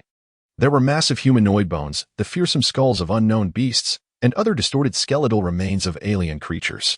These bones intertwined and stacked in a bizarre yet powerful manner, forming a pyramid-shaped altar that towered 100 feet high, with a base diameter exceeding 1,000 feet. Every bone of the altar is inscribed with ancient, twisted runes, resembling dark red symbols that seem to pulsate with a lifeblood of their own. These runes emit a faint glow, flickering like a breath. The entire altar exudes an oppressive aura of sanguine malevolence, 100-fold more intense than the atmosphere outside. The fierce, chaotic, and sinister essence emanating from this altar hails from epochs long past. At the pinnacle of the altar lies not a mere platform, but the origin of a dark red beam of light that pierces the heavens. This beam surges forth from a colossal, furnace-like vortex of blood at the altar's summit. Countless tormented souls writhe within the whirlpool, transmuted into the purest essence of blood energy, which is injected into the beam, sustaining the terrifying specters above that voraciously consume power and hasten their solidification. The entire subterranean space is enveloped in the crimson radiance emitted by the altar, creating a bizarre and terrifying scene reminiscent of a hellish purgatory. The sight of the altar, constructed from countless bones and radiating a dreadful aura, caused Ouyang Chang to feel a tumultuous upheaval in his stomach, compelling him to bend over and retch uncontrollably. Xiaoqing's complexion turned pale, her hand gripping the sword trembling slightly. She gazed at the swirling blood vortex at the altar's apex, observing the struggling souls within, and then cast her eyes upon the ancient runes flickering with blood light on the altar, a chill emanating from her very soul that nearly rendered her breathless. Qin Feng's gaze was as sharp as that of a hawk, swiftly scanning the entirety of the altar. His eye of heavenly Tao was pushed to its limits, attempting to pierce through the dense fog of blood energy in search of any possible hope or flaw. The oppressive force radiating from the altar was overwhelming, pressing down upon his heart like a tangible weight, further impeding the already sluggish flow of his exhausted spiritual energy. The sensation of erosion in his left arm intensified, as if countless minuscule venomous creatures were gnawing at his very marrow. Suddenly, Qin Feng's pupils constricted sharply, his gaze fixating intently on a particular area in the southeastern quadrant of the altar, near the edge of the base. The accumulation of bones in that region appeared distinctly unusual. Several massive leg bones of an unknown beast, resembling stone pillars, slanted at an almost vertical angle into the altar's main structure, forming an irregular triangular space. At the base of this triangular area, on the dark red rocky ground, lay a small indentation. This depression was not filled with bones, but rather covered by a thick, dark red substance akin to congealed plasma. Yet at the edges of this dark material, Qin Feng discerned a faint glimmer of pale golden light, nearly obscured by the blood's glow. Though exceedingly weak, this light bore an essence starkly contrasting with the altar's malevolent chaos, ancient, vast, and even hinting at a trace of righteous vigor, like a grain of gold buried within silt. What could this be? A tremor of realization struck Qin Feng's heart. In the very core of this altar, saturated with boundless evil and chaos, existed a presence so incongruous. Could it be some form of suppression left behind from the altar's collapse long ago? This thought flashed through Qin Feng's mind like a bolt of lightning. Instinctively, a daring notion arose within him, one that could potentially be their sole hope. To seize it, whatever it may be, it could hold the key to countering the altar. Follow me, quickly. Chapter 72. The Abyss. Without hesitation, Qin Feng suppressed the excruciating pain and weakness in his left arm, uttering a low command as he stealthily advanced towards the inconspicuous triangular area in the southeast corner of the altar, moving like a silent cheetah. Xiaoqinghe and Wang Chang, confused yet compelled by Qin Feng's resolute actions, swiftly quelled their fears and closely followed, striving to restrain their breaths to the utmost. The oppressive force emanating from the altar felt like an invisible quagmire. The closer they drew, the more arduous their movements became. That malevolent and chaotic aura incessantly assailed their minds, attempting to evoke their deepest fears, greed, and rage, an array of negative emotions. Wang Chang's face turned ashen, cold sweat soaking his back. Several times he nearly succumbed to despair, relying solely on Xiaoqing's soft reprimands to maintain his consciousness. Qin Feng treaded carefully, as if walking on a razor's edge. He not only had to resist the oppressive pressure and the onslaught of sinister thoughts, but also suppress the infection from the wound on his left arm, all while sustaining the last remnants of the chaotic flame within him. Isolating their presence to avoid detection by the altar, each step felt like a dance upon the very blades of a knife. For reasons unknown, the system in the heavenly path did not offer him assistance. Qin Feng had to rely solely on his own strength. At last, the three of them, akin to geckos, crept along the cold, rough surface of the bones, reaching the edge of the triangular recess. Upon closer inspection, Qin Feng's conviction grew stronger. The dark red substance covering the depression was not rock, but a viscous, almost sentient mass of foul blood plasma, slowly writhing. Deep within the blood plasma, a faint golden light flickered like a candle in the wind, stubbornly seeping through the crevices. Taking a deep breath, Qin Feng's gaze sharpened with intensity. He cautiously extended his right hand, a barely visible wisp of chaotic flame coalescing at his fingertips, and gingerly probed towards the thick blood plasma enveloping the hollow. Sizzle! It was as if a red-hot iron had been pressed against rotting flesh, the sharp sound of searing flesh, and the noxious smoke immediately rising. The viscous dark red blood plasma writhed violently, contracting and emitting a high-pitched shriek. A powerful sense of resistance, a filthy, chaotic will surge through his fingertips. Qin Feng let out a muffled groan, his fingertips throbbing as the chaotic flame clashed fiercely against the corrupting force of the blood plasma. Gritting his teeth, he summoned every ounce of strength to bolster that feeble flame, staunchly resisting the invasion of the plasma, slowly incinerating and eradicating the filth that coated the depression. Xiao Qinghe watched anxiously, her jade sword firmly grasped, prepared to respond to any potential aberration. Wang Chong clamped his mouth shut, fearful of making even the slightest sound. Time seemed to stand still, each second stretching into an eternity.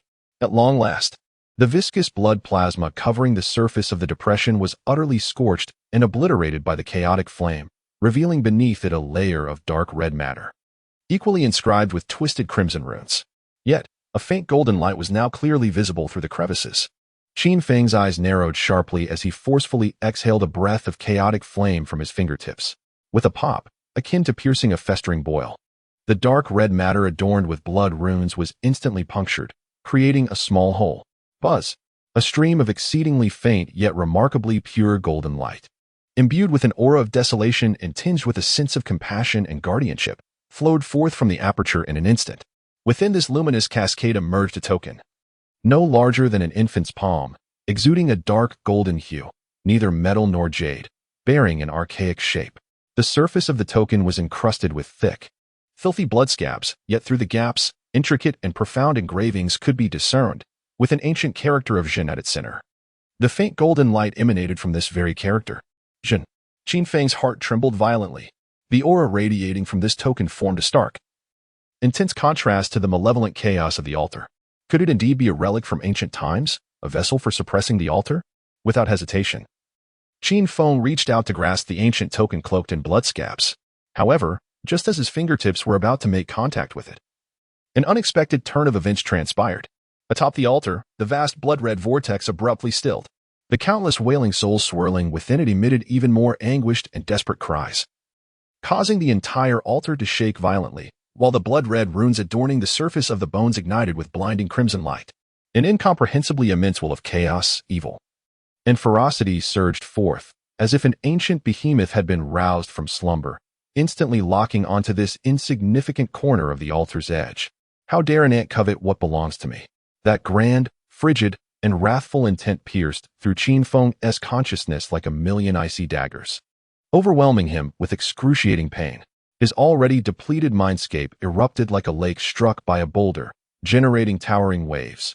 Darkness engulfed his vision, stars danced chaotically before him, and his form staggered as his hand, poised to seize the ancient symbol, froze mid-air. Moreover, Xiao Qinghe and Wang Chong were struck as if by a mighty hammer, simultaneously spewing forth copious amounts of blood, their complexions paling to a ghostly white, their breaths reduced to mere whispers. Wang Chong's eyes rolled back, collapsing to the ground. Lost to consciousness, Xiao Qinghe, leaning against the emerald sword, barely managed to stay upright, yet despair filled her gaze. Merely a shockwave of intent nearly shattered their very beings. Thunderous roars reverberated throughout the skeletal altar, as if a slumbering giant had been thoroughly enraged. In the southeastern corner of the altar where Qin Feng and his companions stood, innumerable colossal white bones emitted a disconcerting crackling sound that made one's teeth ache. A multitude of bone spikes, as thick as pillars and gleaming with a metallic sheen, erupted from the gaps in the skeletal remains, resembling the lethal fangs of hell itself. They shot forth from the ground with a speed that transcended the limits of vision, forming a treacherous forest of death that spanned a radius of 10 zhang. Each spike, imbued with a dense aura of sanguine malevolence, radiated a sharpness capable of piercing mountains. Simultaneously, the ancient runes etched upon the altar's surface, which flowed with a sanguine glow, flared with an ominous brilliance. A viscous, foul blood-red energy, imbued with the terrifying power of confinement and corrosion, seeped from the ground and the bones, transforming into countless dark crimson tendrils that instantly ensnared Qin Feng's arms, legs, and torso as he hung suspended in midair. The tendrils, cold and slick, tightened with formidable strength, pulling and tearing in a frenzied attempt to completely bind him and drag him into the altar's depths for sacrifice. Additionally, a venomous and chaotic will surged along the tendrils, eroding his meridians and suppressing the last remnants of his strength. Bone spikes pierced the air. Tendrils ensnared him. Agonizing pain assailed his consciousness.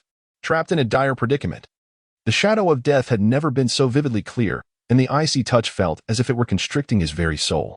Yet, in that moment of impending doom, a faint but unyielding golden light flickered deep within Qin Feng's eyes, shrouded by pain and darkness. This radiance did not stem from his own powers, but from the ancient token, covered in dried blood, that lay before his fingertips. That faint golden, sorrowful light, amidst the horrific malevolence and energy emanating from the altar, not only did not extinguish, but seemed to flare defiantly, as if provoked. This fleeting illumination acted as a beacon in the darkness, dispelling a sliver of chaos and despair that enveloped Qin Feng, granting his nearly shattered will a momentary clarity. Get away from me. Chapter 73. Suppress. A primal roar, filled with unbridled fury and indomitable spirit, erupted from the depths of Qin Feng's throat, akin to that of a wounded beast.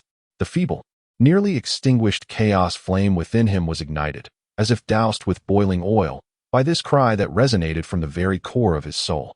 No, it was an explosion. Boom. An indescribable force, reminiscent of the primordial power of creation and destruction that emerged at the dawn of existence, erupted from the deepest recesses of Qin Feng's dantian. It was no longer a mere flicker that he had summoned, but rather the chaotic essence that lay dormant within his bloodline, awakened by the extreme threat of death and the ancient token's golden light. Deep, viscous, and akin to the molten flames of a universe in fusion, the black-red fire surged forth from every pore of Qin Feng's being. No longer merely a protective armor enveloping his exterior, it consumed him entirely, transforming him into a divine figure ablaze, wholly composed of chaotic flames. The blood-colored energy tendrils that coiled around him shrieked silently, as if they had encountered their most fearsome nemesis upon the emergence of this black-red flame. The viscous and tainted energy entity was instantaneously ignited and disintegrated by the unparalleled chaotic flame, transforming into the most primal void, leaving not even a wisp of smoke in its wake. The bone spike spears, which surged forth with a might to pierce mountains, collided with an invisible wall of flame. 3 yards away from the burning Qin Feng, hiss, hiss, hiss, the excruciating sounds of searing and dissolution resonated intensely. The bone spikes, more resilient than steel and steeped in bloodthirst, upon touching the domain of the chaotic flame, melted, twisted, and charred at a visible pace, as if they were ice cast into a blazing sun, reducing to ash without a single one daring to approach within a foot of Qin Feng's body. The southeastern corner of the altar, centered around Qin Feng, instantaneously transformed into an absolute domain of black and red flames. The bloodthirsty energy was incinerated, the bone spikes vaporized, and the brilliance of the altar's runes dimmed to obscurity. The immense and malevolent will that had surged was forcibly repelled by this all-consuming flame's will. Xiao Qinghe was hurled away by the sudden eruption of terrifying flames and pressure, crashing heavily in the distance. Yet she thus escaped the lethal range of the bone spikes and tendrils. Struggling, she lifted her head to gaze at the core of the flames, her pupils reflecting the figure that burned fiercely, exuding an aura of endless destruction and dominance, leaving her breathless in awe. Was that Qin Feng? At the center of the flames, Qin Feng felt an unprecedented surge of formidable power coursing through him. This power was not derived from his own cultivation, but was a gift from the essence of the chaotic flame. This force was tyrannical and wild. as if it sought to rupture his very being, yet it imparted an absolute sense of control. The bloodthirsty, corrosive force from the wound on his left arm, akin to maggots, was instantaneously purified before the essence of the chaotic flame, like snow meeting boiling water, while the agony in his consciousness was soothed by the flames. He slowly raised his hand, that palm enveloped in chaotic flame, disregarding the surrounding inferno's searing heat, steadfastly reaching out towards the ancient token still radiating a faint golden light amidst the flames. Sizzle. When the palm shrouded in chaotic flame made contact with the surface of the token cloaked in filthy blood scabs, a piercing sound of burning erupted. That layer, which had accumulated over countless millennia, rapidly turned blackened, cracked, and peeled away as if encountering its nemesis. Buzz. At the moment the last wisp of blood scab was incinerated by the chaotic flame, the ancient dark golden token trembled violently, erupting in an unprecedented resplendent golden brilliance. The radiance was no longer feeble. It surged forth like a rising sun, imbued with a righteous energy capable of purging the cosmos and subduing the universe. On the token's surface, the ancient character for Seal seemed to come alive, radiating a golden light that spanned vast distances, its strokes flowing with the essence of cosmic principles. An ancient, vast, and formidable will, older and more majestic than the altar's malevolent intent, swept across the entire subterranean space in an instant. Roar. Atop the altar, within the vast crimson vortex, 9 formidable specters voraciously devouring the essence of blood and slaughter emitted anguished, harrowing cries filled with dread. Their forms writhed violently under the illumination of golden radiance, their process of distortion and solidification abruptly interrupted. The altar's power that had been conferred upon them was instantaneously suppressed by the profound essence of the ancient talisman, with a resounding proclamation of suppression. A grand, ethereal sound, as if descending from the heavens, echoed from the talisman, reverberating throughout the underground expanse. There was no anger, only an undeniable resolution that suppressed the ages. Boom! As the sound of suppression resonated, the immense dark red beam connecting heaven and earth trembled violently. The vortex at the altar's pinnacle, spewing forth blood and slaughter, suddenly faltered. Countless writhing, vengeful spirits, illuminated by the golden light, emitted cries of liberation, dissipating into wisps of blue smoke, while the blood and slaughtering power sustaining the 9 specters was instantly diminished by more than half. No. Deep within the altar, a powerful and malevolent will roared in a tumult of rage and disbelief, filled with unimaginable terror. Impossible. That suppressive force had long since dissipated. Why? Why does the essence still remain? Holding the ancient talisman, Qin Feng felt the vast and majestic essence of suppression intertwining with his own chaotic flame source, resonating together. A terrifying power capable of commanding the cosmos and governing life and death surged forth. The golden light and flames in his eyes intertwined as he cast a cold, piercing gaze upon the 9 specters, now struggling in agony under the golden glow. Their presence significantly weakened, a chilling smirk gracing his lips. Have the noisy ones quieted down yet? His voice, though not loud, carried an authoritative majesty that clearly overshadowed the roars of the altar and the howls of the specters. Slowly raising his right hand, which gripped the ancient talisman, the burning chaotic flame of his palm melded with the dazzling golden light of the talisman.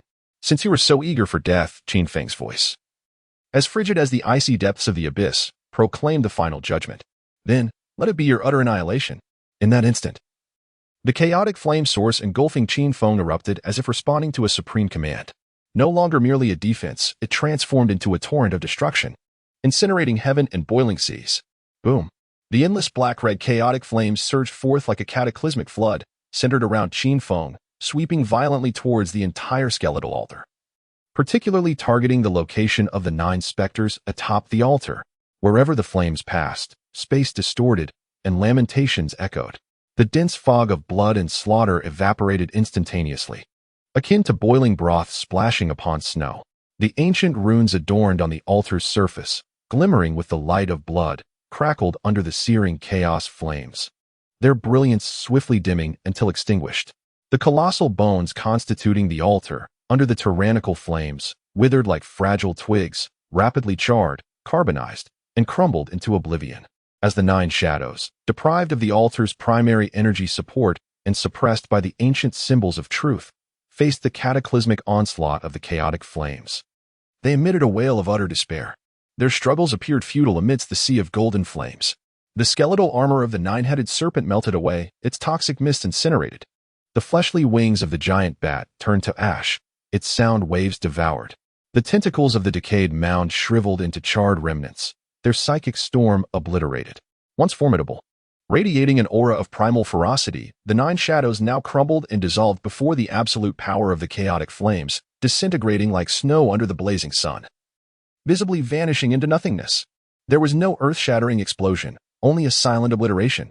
This was a level of absolute dominance.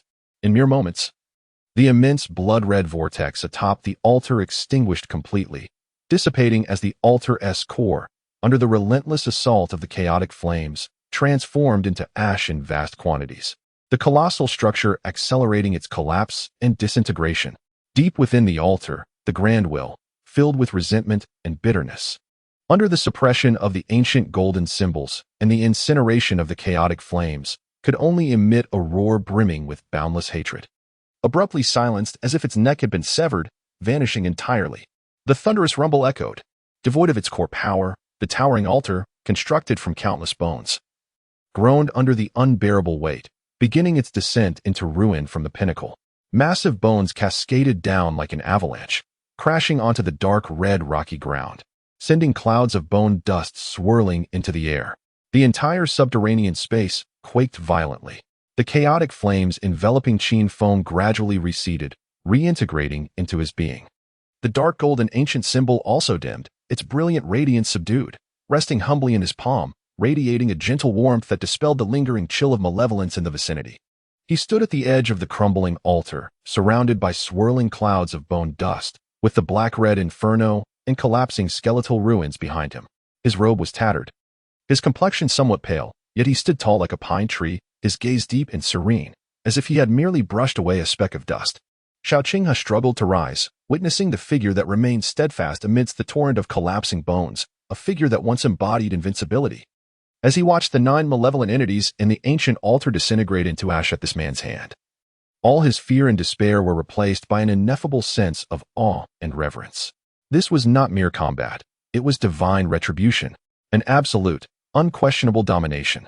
Wang Chong, jolted awake by the violent tremors, opened his eyes in confusion, beheld the crumbling altar, the dissipating shadows, and the receding flames, and the figure clad in dark robes standing at the edge of the ruins.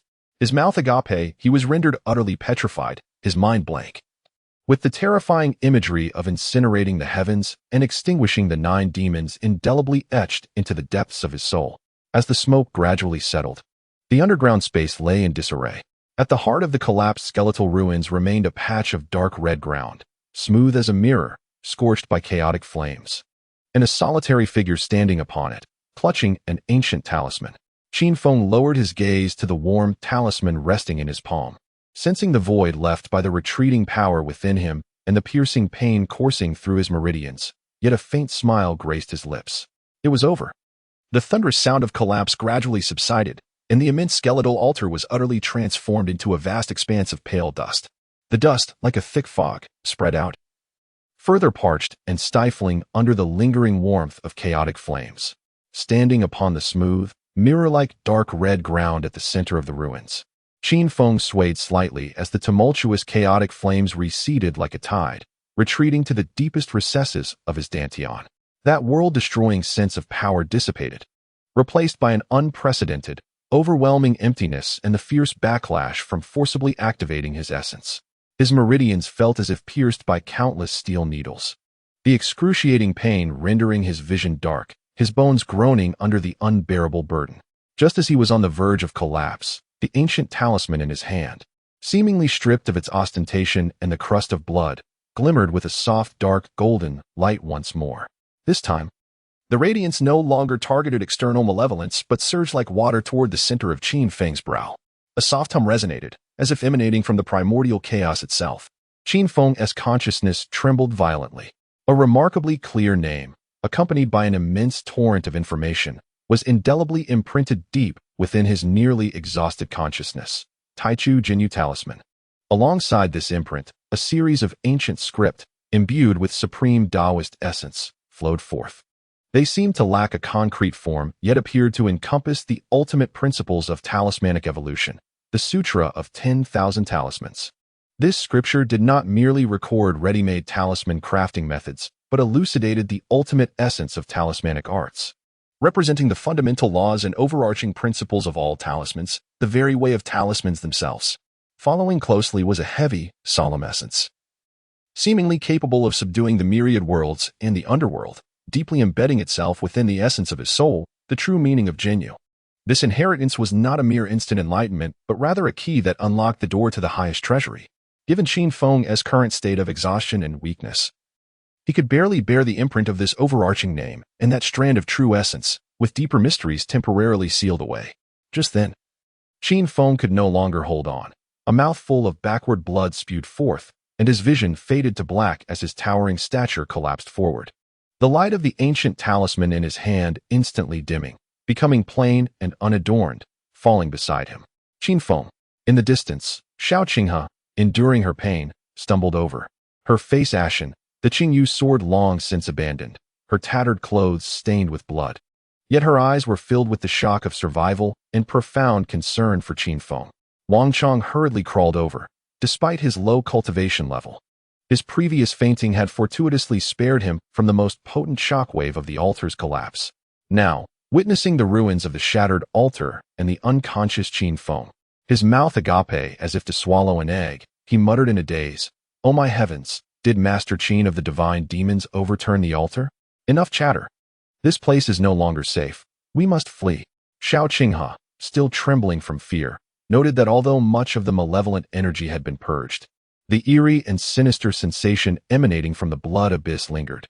Gritting her teeth, she, alongside the barely recovering Wang Chong, hoisted the unconscious Qin Feng. She carefully retrieved the Taichu Town prison talisman and tucked it into Qin Feng's embrace. The trio stumbled forward, trudging through thick layers of bone powder as they made their arduous way towards the vast corridor from whence they came. Each step felt unbearably heavy, the lifeless, chilling winds of the blood abyss seemingly mocking their plight. Time seemed to stretch infinitely until, at last, the light appeared to brighten slightly. They finally staggered near a cliff at the exit of the blood abyss. Cough, cough. I can no longer proceed. Wang Chong gasped as he gently set Qin Feng down and collapsed onto the ground, panting heavily. Sister Xiao, we must rest. I truly cannot move any further. Leaning against a massive boulder, Xiao Qinghe strained to maintain vigilance, her breath erratic and her wounds throbbing painfully. At that moment, several beams of sword light pierced through the air, carrying a vibrant and pure aura, landing atop the cliff. The light dissipated, revealing 5 or 6 young cultivators clad in matching moon-white robes adorned with brocade and cloud patterns. The leader, tall and elegant, with a face as fair as jade, exuded an unmistakable air of arrogance, his robe embroidered with 3 resplendent golden symbols. The others beside him also emanated formidable auras, clearly following his lead. Well, what do we have here? A few little rats scurrying out of the blood abyss? A slightly flippant voice rang out, dripping with mockery. Chapter 75, Yunlan Sect? The arrogant youth Zhao Wushuang swept his gaze between Qin Feng and Xiao Qinghe, a barely perceptible frown momentarily gracing his brow, quickly replaced by a profound disdain and condescension. Qin Feng lay unconscious, his dark robe torn and stained with blood, his energy so weak that one could hardly detect any fluctuation of spiritual power. Xiao Qinghe's breath was disordered, her injury severe, and Wang Chong lay sprawled on the ground, his low cultivation rendering him devoid of any interest in passing judgment. Humph. It seems they were exceedingly fortunate to crawl out from such a place, Zhao Wushuang sneered, a cold breath escaping his nose. The residual aura of the blood fiend soul-invoking curse had yet to dissipate, and it appeared that much of their cultivation had been rendered useless. Such a pitiful state was indeed a disgrace to us cultivators. Brother, one mustn't speak in such a manner. Wang Chong, offended, bristled and prepared to defend himself. We faced unimaginable horrors inside. A 9-headed demon serpent, sky-blocking bone bats, and a mountain-like altar made entirely of bones.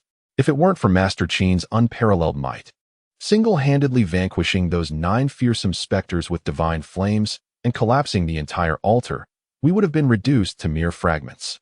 Master Qin is silence. Beside Zhao Wushuang, a short and stout disciple reprimanded sharply, "What nonsense is this? The 9 great demonic shadows? The collapsing altar?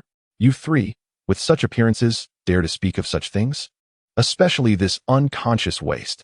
He pointed disdainfully at Qin Feng, his face a mask of contempt. Senior brother Zhao is a prodigy of our Yunlan sect, a core disciple destined to preside over a peak. How could the likes of you, mere remnants of a defeated army, presume to boast about him?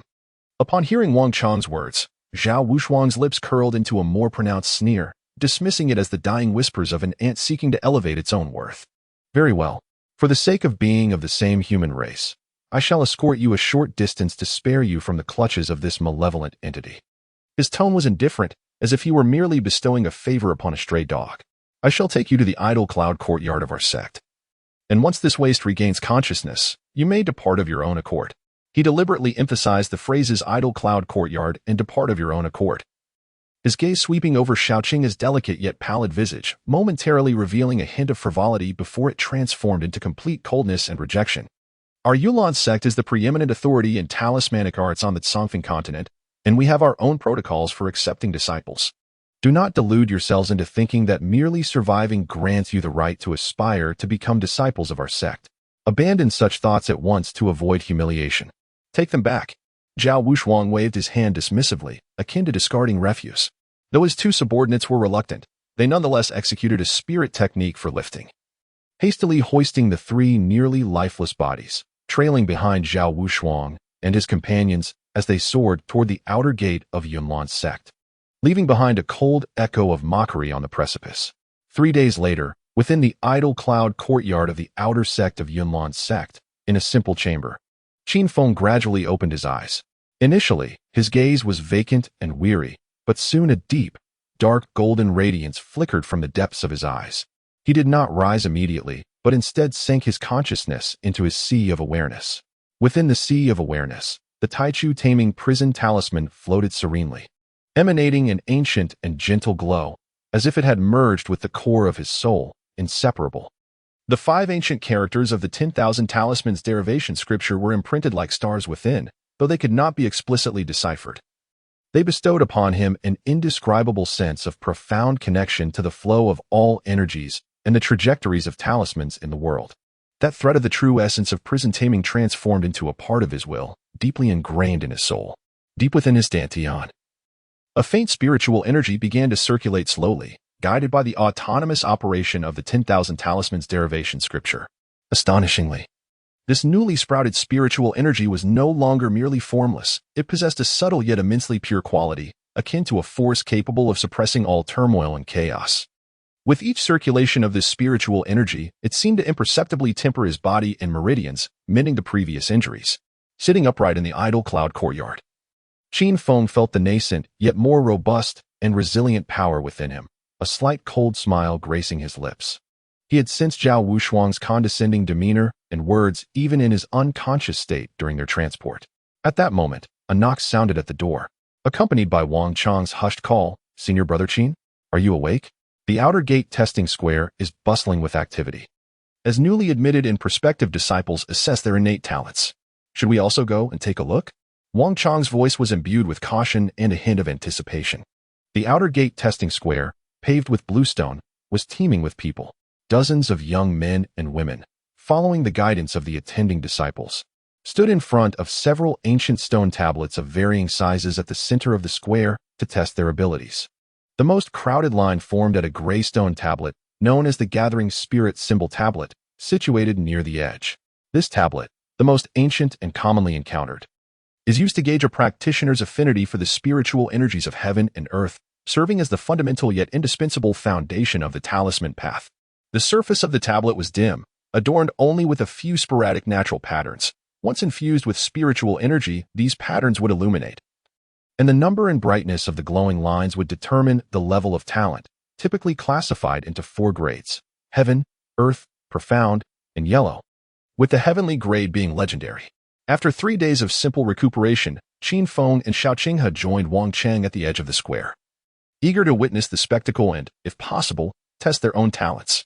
Oh, those 3 picked up by the idol cloud courtyard dare to show their faces? A flippant voice rang out unabashedly. Zhao Wushuang, accompanied by several core disciples, sat atop a magnificent observation pavilion beside the square, looking down upon the scene below. They had spiritual fruits and fine wines before them, And when their gaze swept over Qin Feng and his companions, it was filled with mockery. Brother Zhao, look at that leading waist. His aura is still so faint, as if he hasn't woken up. He actually dares to come for a test? Sneered a short, stout disciple.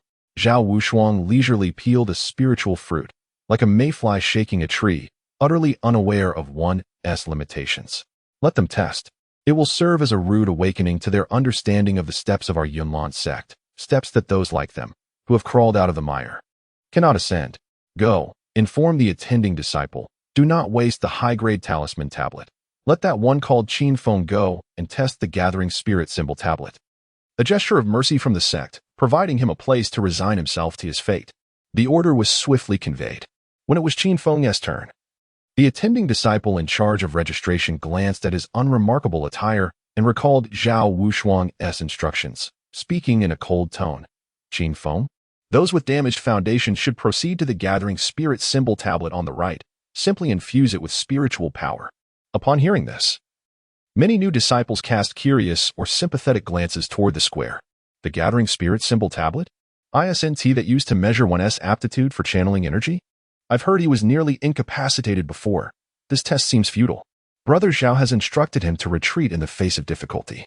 On the high platform, Zhao Wushuang and his companions wore amused expressions, seemingly awaiting a farcical spectacle.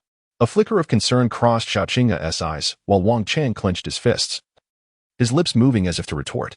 Qin Feng remained indifferent to the murmurs around him and the gazes of Zhao Wushuang and others, his expression calm and unperturbed. Driven by curiosity, he approached the gray, towering gathering spirit symbol tablet.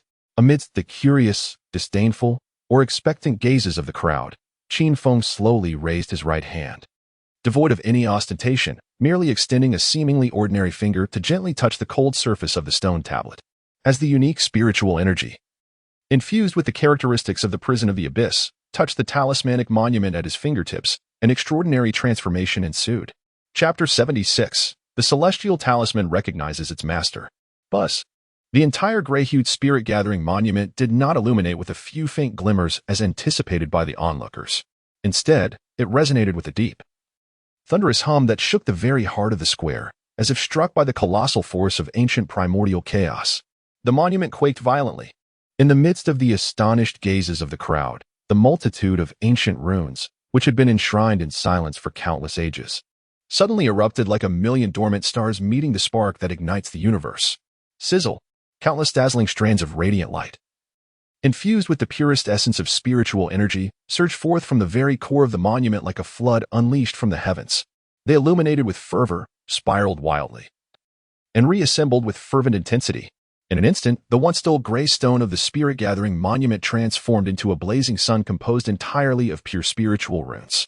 Its brilliance was so overwhelming that it was nearly blinding. A tremendous, ancient pressure, capable of subduing the heavens and earth, cascaded over the entire square. Thud, thud. Several new disciples, overwhelmed by the force, collapsed to their knees, while those responsible for registration gaped in astonishment, their eyes bulging. Upon the high platform, Zhao Wushuang's mocking smile froze in place as the spiritual fruit he held slipped from his grasp and shattered upon the ground. He sprang to his feet, his gaze fixated on the monument radiating with celestial brilliance, his pupils narrowing to pinpricks, filled with incredulous fear and bewilderment. What was happening? What on earth was this? The elder in charge of the assessment, a venerable man with hair as white as snow, who had been meditating, now leapt up in sheer astonishment. In his shock, he inadvertently yanked a strand from his well-kept, snowy beard, oblivious to his own actions. This is impossible. The monument is undergoing a metamorphosis. It is awakening. Its essence, the elder's exclamation had yet to fully escape his lips when, boom, like thunder erupting from the ground. Amidst the resplendent interplay of light and runes, the ancient monument rose from its time-worn pedestal, breaking free from the constraints of countless eons, transforming into a stream of pure light composed of countless dancing runes. This luminous stream, wielding the might to obliterate historical dust and shatter spatial barriers, surged directly into the astonished body of Qin Feng, who remained in a pointing gesture, utterly dumbfounded. The runic light vanished into him as swiftly as a dragon returning to the abyss. Silence enveloped the scene. The sound of a falling needle could be heard. Qin Feng stood motionless, slowly retracting his finger. Upon the skin of his right forearm, a vividly lifelike, miniature imprint of the spirit-gathering monument radiated a warm, yet profoundly deep spiritual glow, gradually receding beneath the surface, disappearing from sight. Only the lingering resonance of the talismanic path ebbed around him like ripples in water. At that moment, all the talents in the square seemed to have their souls return to their rightful places, erupting into a collective gasp of astonishment. A cacophony of hissing sounds rising and falling, merging into a tumultuous wave. The celestial talisman tablet has acknowledged its master.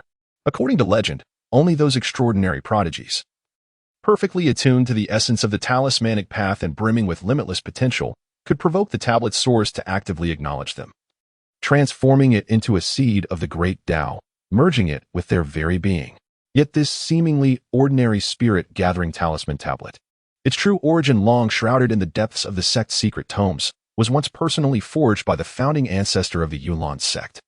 It was erected upon the main peak as the very first celestial talisman tablet, meant to lay the foundational bedrock of the sect's talismanic arts, a force capable of suppressing the fortunes of an entire religious order. At this moment, it not only recognized its master but chose one deemed a useless outcast, prepared to be expelled as its new owner. Following the silence came a chaotic uproar akin to a mountain calling forth a tsunami. My heavens, what have I witnessed? The talisman tablet has come to life? It has entered his body? The legends are indeed true. The celestial talisman tablet has acknowledged its master. Is he a reincarnation of the Tao ancestor? Elders, Brother Zhao, what on earth is happening? Upon the high platform, Zhao Wushuang's face drained of color. As pale as a sheet, his earlier arrogance utterly vanished, replaced by boundless shock, envy, and a stinging sensation akin to a slap across the face. He gazed at the young man clad in black robes at the center of the square, standing tall and exuding an aura of calmness like a deep pool, and felt a chill surge from his soles to the crown of his head. The examining elder's lips trembled as he looked at the fading remnants of spiritual light on Qin Feng's arm, then at the empty azure stone pedestal. Finally, he abruptly turned, nearly hoarse with urgency, and sent a frantic, distorted mental message deep into the sect. Sect Master. Esteemed Peak Masters. The ancestral tablet of the sect. The celestial ancestral tablet. It has autonomously revived and acknowledged a new disciple named Qin Feng. This message sent a tidal wave rippling throughout the outer sect of Yunlan and even deep into the distant main peak. The celestial ancestral tablet has acknowledged its master. These 5 words crashed like thunder from the heavens, reverberating in the silence of the square outside the forest of 10,000 tablets, striking heavily upon the hearts of every outer sect disciple. All their bodies stiffened, their thoughts frozen in place by this unprecedented myth. Only the towering remnants of the stone tablet continued to burn with chaotic flames in their sight, silently affirming that what had just transpired was no mere illusion. Suddenly, an oppressive force descended from the heavens, the air thickening and solidifying as if the weight of the 9 skies were bearing down. Boom, boom, boom, boom, boom.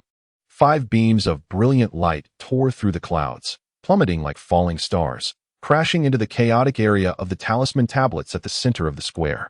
The vast waves of spiritual power surged forth like a tsunami, and the outer sect disciples at the forefront turned pale, their knees buckling, as if struck by an invisible hammer, uncontrollably bending over, with the weaker ones collapsing to their knees in droves. The smoke and debris were instantaneously pressed down, revealing the imposing figures of 5 dignified individuals. At the center stood a man clad in a purple-gold cloud-patterned robe, his face resembling jade, exuding a profound and harmonious aura akin to a tranquil ocean harboring a tempest within.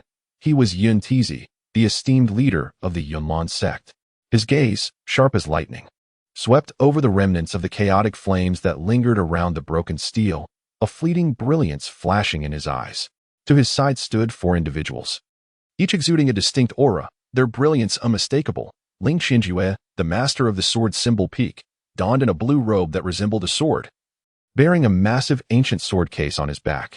His gaze was as piercing and cold as icicles, and when he glanced at the remnants of the steel, a fleeting golden glimmer sparked within his pupils, hinting at an imperceptible shadow of a celestial-level symbol steel that seemed to have acknowledged him as its master. On the other side was an ethereal elder with white whiskers, holding a luminous array jade ruler, Zhuge Xian, the master of the array symbol peak. He was fixated on the intricate patterns left on the stone tablet, his brow furrowed, murmuring, "The heavens and earth naturally form a formation, exquisite beyond words." The master of the Dan symbol peak, The hunched and frail Granny Miaoxin, with her chicken-like skin and white hair, possessed murky eyes that nevertheless sparkled with flowing runes, as if she were rapidly deducing something. Yet her gaze shifted from the remnants of the steel to the young man Qin Feng standing not far away, her bony fingers subtly twitching. A flawed foundation concealing celestial wonders. How strange. Standing to the right of the sect leader was Su Xinghe, the master of the spirit-patterned peak, clad in a moon-white robe, his countenance gaunt. Though he remained silent, his gaze upon the flames was intensely fervent, as if he beheld the ultimate truth of the symbol path reborn in this world. The entire plaza was enveloped in a profound silence, an invisible pressure weighing heavily upon all. After a moment of stillness, a figure suddenly emerged from the crowd, the previously ecstatic elder of detection. He crawled toward the 5 figures before him, tears streaming down his face, trembling with excitement. I pay my respects to the sect leader. I pay my respects to the esteemed peak masters. It is an undeniable truth.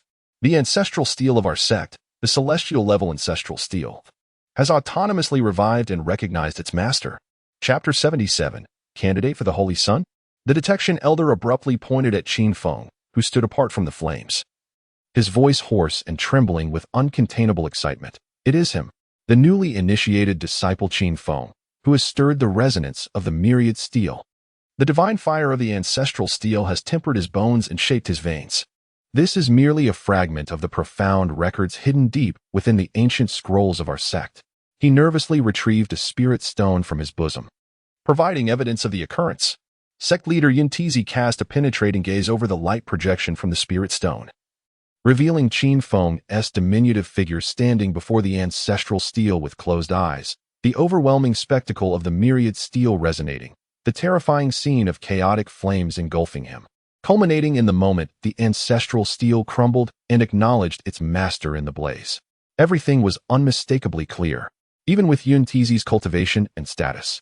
Witnessing such an ancient marvel firsthand made him involuntarily draw a sharp breath, and the surrounding crowd echoed with gasps of astonishment.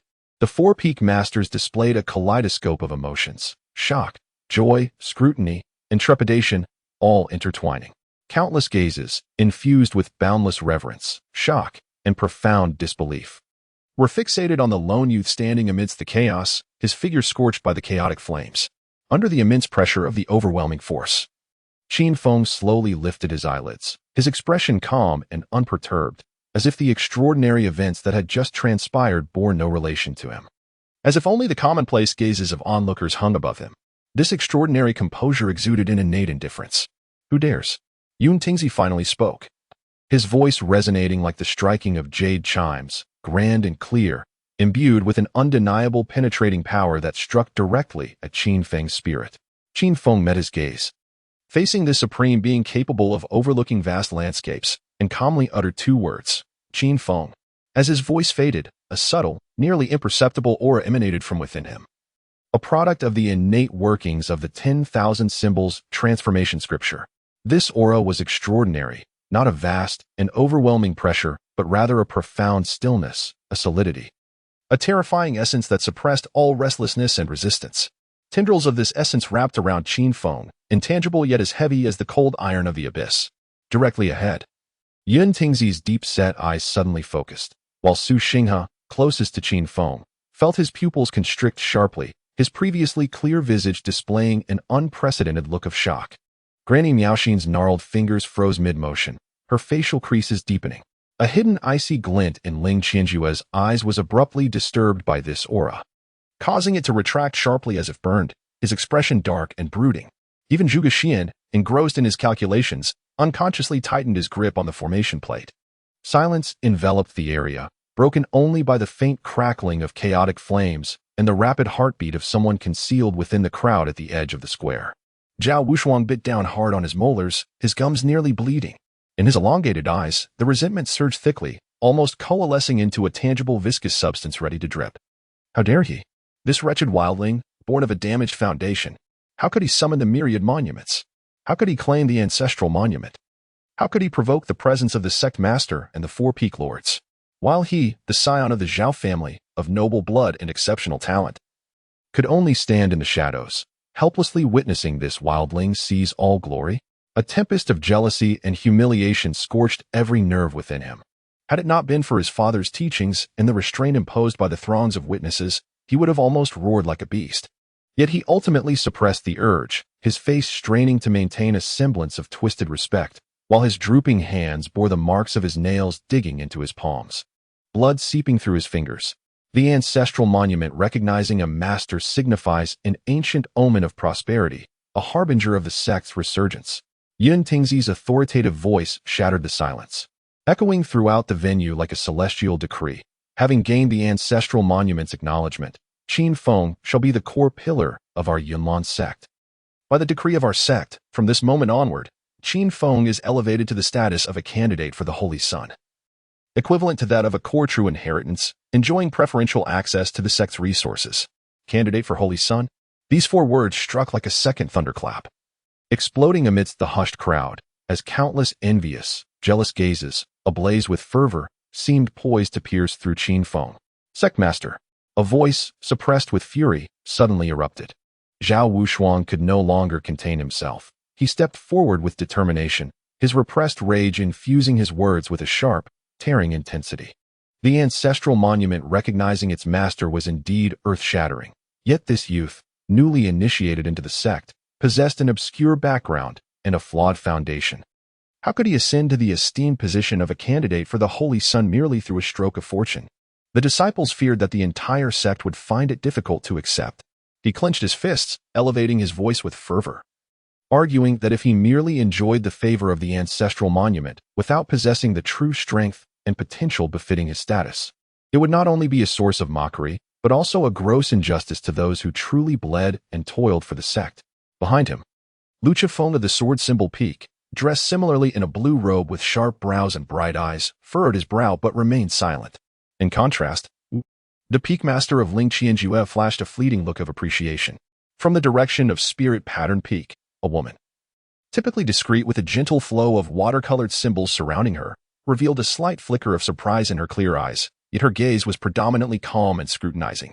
Yun Tingzi surveyed the charged atmosphere, his gaze lingering for a moment on Zhao Wushuang's face, which was subtly twitching from restraint, his profound eyes betraying no visible emotions. Wushuang's words held some merit. He spoke slowly, asserting that the power of the ancestral monument transcended the ordinary and should be made manifest to all. He gestured towards the towering Blackstone battle platform, the Dragon Gate platform, situated to the east of the square, to validate Qin Feng's talent and to instill confidence within the sect. He declared that a trial would take place on this very platform. His voice transformed into a resonant proclamation, imbued with immense pressure. Qin Feng must withstand a strike from each of the 3 core true disciples. Should he prove himself worthy of bearing the ancestral monument and showcasing future potential, the title of Holy Sun candidate shall rightfully belong to him. As his words resonated, he pointed towards the crowd. Zhao Wushuang, Lu Qingfeng, Shui Yaoguang. The crowd parted like rippling water, 3 upright figures propelled forward by an unseen force. Zhao Wushuang's eyes, deep with suppressed elation and resentment, churned like molten lava. Lu Qingfeng wore a grave expression, clasping his fists in acknowledgement. The veiled woman, Shui Yaoguang, merely nodded gently, her gaze fixed upon the Dragon Gate platform. All eyes in the arena converged at that moment. At the eye of the storm, Qin Feng finally began to advance. He ascended the Blackstone platform, which had borne witness to countless battles and glories, moving with poise as his garments fluttered without wind. The chaotic flames surrounding him dimmed slightly, yet the oppressive aura emanating from the depths of the 10,000 symbols transformation scripture unfurled invisibly, steady and profound. Upon the high platform, the sect master and the 4 peak masters stood with hands clasped behind their backs, their gazes deep as abysses. Qin Feng came to a halt atop the platform, his expression remaining calm and unruffled as he quietly regarded the first challenger, Zhao Wushuang. Zhao Wushuang positioned himself just outside of Qin Feng's reach, his eyes brimming with unmasked malice, thick and viscous as though they might spill forth. He glared at Qin Feng with a look that seemed to yearn for his flesh, his voice hissing like a venomous snake, laden with long-simmering rage. Each word squeezed out through clenched teeth. Wild dog, receive my sword. Tear the sky symbol sword. Chapter 78, The Town Character with a Thunderous Roar. A torrent of violent spiritual energy erupted from within him like a volcano, radiating a brilliant golden light. A colossal sword, entirely formed from dazzling runes and measuring nearly 10 feet in length, manifested before him in an instant. The sword trembled, its tip directed forward, as if the very fabric of space groaned under the sheer sharpness of its edge. Before the ferocious sword energy could be unleashed, it had already torn the solid ground of the Dragon Gate stage into deep ravines. This was a killing sword forged from a high-grade spiritual talisman. A secret art passed down from the sword rune peak, imbued with the might to slice through the void. Zhao Wuchuang's eyes burned crimson as he let out a triumphant roar, thrusting his hands forward with great force. The massive sword, imbued with a menacing aura capable of crushing all in its path, surged forth like a golden rainbow piercing the heavens, thundering towards Qin Feng. Gasps of shock and awe erupted from the onlookers below. Such overwhelming power would surely compel even a nascent soul cultivator to retreat from its brilliance. Yet, atop the stage, facing the golden sword's momentum capable of rending the very sky, Qin Feng did not even flinch. As the devastating golden blade approached within mere inches of his brow, the fierce sword energy stirred his hair wildly and caused his robes to flutter chaotically. In that moment, Qin Feng moved. His motion was simplicity itself. He merely raised his right arm and extended a slender, steady index finger. From the tip of his finger, no cataclysmic surge of spiritual energy erupted as one might expect, but rather a faint glimmer of spiritual light quietly emerged. This light was dim, nearly transparent, reminiscent of a newly sprouted seed, delicate and minuscule.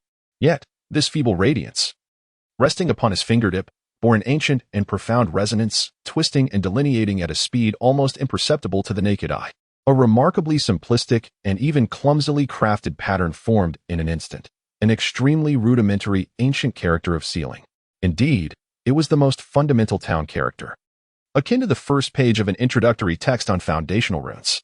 Its roughness and simplicity, when compared to Zhao Wuchuang's awe-inspiring spiritual sword, resembled a child's scribbles before the might of a furious dragon soaring through the heavens. Yet, it was this absurdly simple character that Qin Feng effortlessly conjured. Hovering at the tip of his finger, boom, a cataclysmic collision ensued.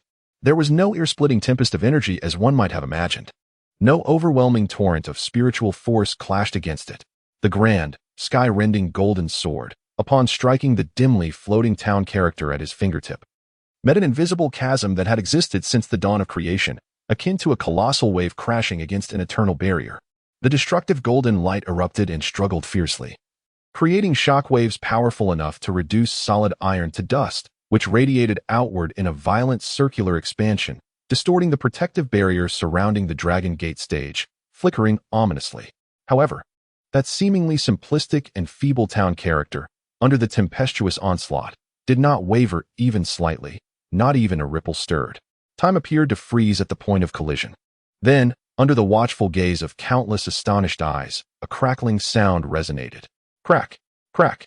A piercing sound reminiscent of shattered glass echoed, as if capable of piercing mountains and tearing apart the earth. The golden symbol sword, its blade adorned with intricate spiderweb-like fissures, began to splinter.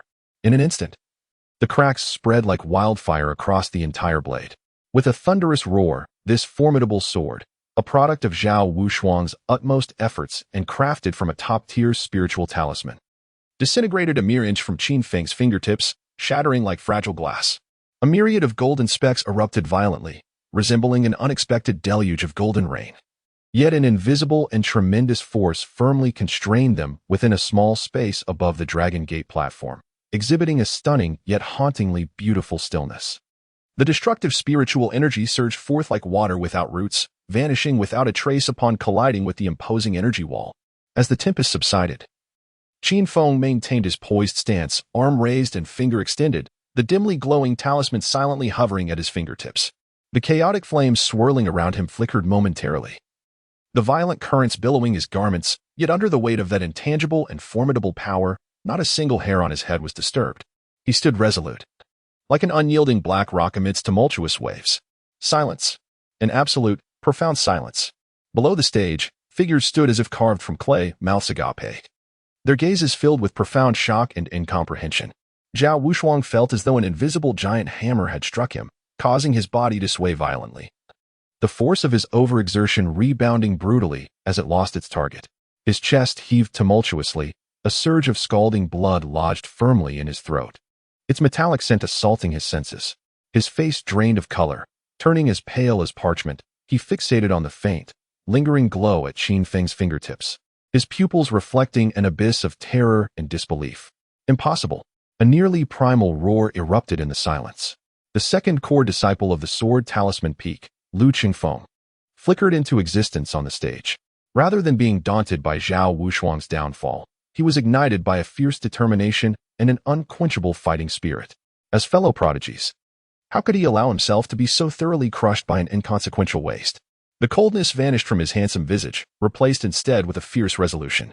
Lu Qingfeng's hands danced before his chest like butterflies flitting through flowers, his fingers weaving a dazzling array of talismanic signs. His spiritual energy surged and roared, as torrents of blue talismanic light erupted from within him, conjuring waves of tumultuous spiritual force that cascaded around him. Stack! Stack! Stack! Lu Qingfeng shouted fiercely. With each command, it was as if colossal waves crashed through the air, the surrounding blue spiritual energy swelling higher with each iteration. In the blink of an eye, 9 towering waves, composed of pure spiritual energy perfectly fused with the arcane water talisman, surged forth like 9 roaring primordial rivers, carrying boundless might and an unstoppable force, crashing relentlessly toward Qingfeng. The secret technique of the Lingwen Peak, the 9-fold overlapping waves symbol, layer upon layer, each wave stronger than the last, ultimately merging into a singular force that approaches the pinnacle of spiritual power. A vast mist envelopes the surroundings, as if the entire Longmen platform has sunk into the depths of a furious sea. In the instant the thunderous roar of the 9 waves crashes before him, Qingfeng extends his finger once more. It is still that slender and steady index finger. The light at its tip remains faint and dim, resembling the awkward strokes of an amateur, as he delicately traces another rudimentary ceiling character, which materializes above his fingertip. This one is even more subdued, its lines more indistinct, akin to random scribbles drawn in the sand.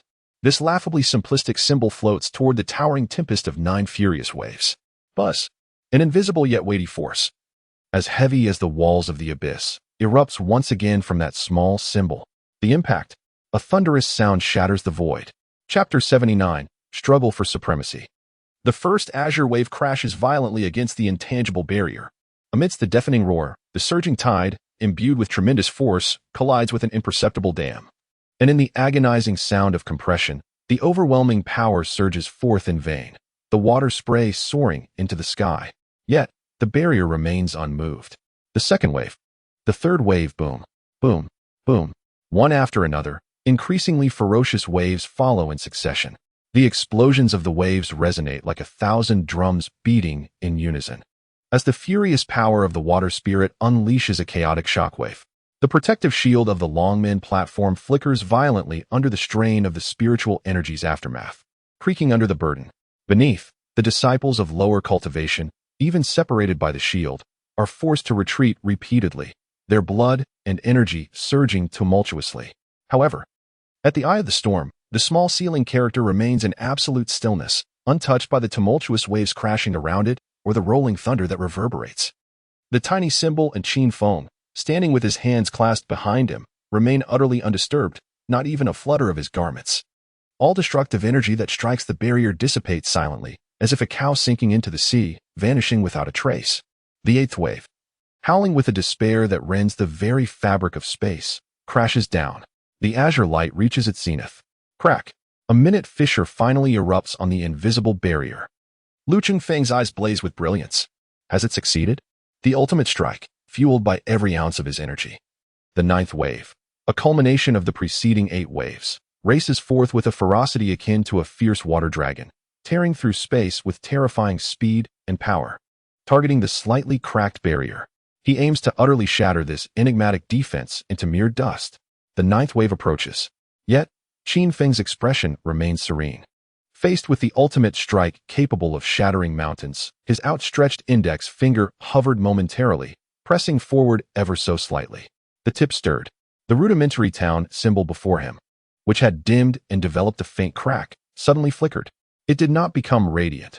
Rather, it resembled a dust-covered star, its obscurity lifted by an unseen force, revealing a primordial essence that was ancient and profound, as silent as a prison. With a thunderous roar, the immense wave of the 9th level, imbued with cataclysmic power, crashed down upon the town symbol. A deafening explosion erupted, accompanied by the frenzied shattering of countless water spirit symbols, dazzling light piercing the eyes with blinding intensity. The The destructive energy surge forcefully bowed the protective barrier of the Dragon Gate platform outward into a perilous arc. As the brilliance dissipated, the tumultuous fury of the 9th level vanished without a trace, leaving behind only scattered azure points of light, akin to dust touched by an invisible hand, futilely drifting into oblivion. The rudimentary town symbol still lingered above Qin Feng's fingertip, its cracked lines subtly minting in the faint glow. Lu Qinfeng's complexion turned ashen. He felt his spiritual energy drain suddenly by more than half, his feet firmly anchored to the platform. He staggered backwards several steps before regaining his balance. His chest heaving violently, a trickle of crimson trailing down from the corner of his mouth. He gazed at the figure on the platform, motionless and undisturbed, with no sign of disarray in his breath. His eyes, once filled with ferocity, now reflected deep defeat and incomprehension. All clamor ceased abruptly. Spirit Pattern Peak, Shui Yaoguang concedes. A voice as clear as a spring, impossibly serene and melodious, resonated. In the oppressive silence, the veiled woman, Shui Yaoguang, radiating a gentle aqua glow, inclined her head slightly towards Qin Feng. Her expression remained obscured by the veil, yet her clear eyes revealed a transition from surprise to a calm brilliance and insight. She had not even stepped onto the stage. The trial of 3 strikes thus concluded. The outcome was a resounding victory, an absolute crushing triumph. The square fell into a silence so profound that a pin could be heard dropping. Only the heavy sound of breathing rose and fell like a bellows. All gazes were riveted upon the figure in dark robes atop the Dragon Gate platform, an amalgamation of reverence, shock, and confusion converging into a silent maelstrom. On the high platform, the 4 peak masters simultaneously erupted with a terrifying brilliance in their eyes, even amidst disbelief and unparalleled shock. As being standing at the pinnacle of the path of symbols, they comprehended fully. It was not the strength of symbols, but the strength of the individual. The essence of the path of symbols was not merely an affinity, but something far deeper. Su Xinghe's voice trembled with excitement. His previously gaunt face flushed with a sickly hue, his emaciated fingers twitching slightly as his gaze remained locked onto Qin Feng. As if beholding a long-lost treasure of unfathomable worth, such a foundation and aura igniting the very genesis of myriad symbols. Granny Miao's murky old eyes, in the depths of their calculations, revealed a near frenzy. This was no mere spiritual energy. It was a manifestation of something greater. The aura of the Danfu signifies a primordial essence, unseen throughout the ages, while the fragrance of herbs emanating from her being swirls ceaselessly. Zhuge Xian's fingers, gripping the formation plate, turned pale from excessive strain. His usually composed visage, akin to an ancient well, was now suppressed under a tumultuous fervor. The chaos of the primordial void births a realm of formations, where the formation embodies the symbol. The fragmented patterns of the ancestral steel violently coalesced and tore apart within his mind, unleashing a tempest of overwhelming waves. Only Ling Qianjue remained, his countenance dark and threatening to drip with despair, his hands clenched into fists beneath his voluminous robes, the joints cracking from the intensity of his grip.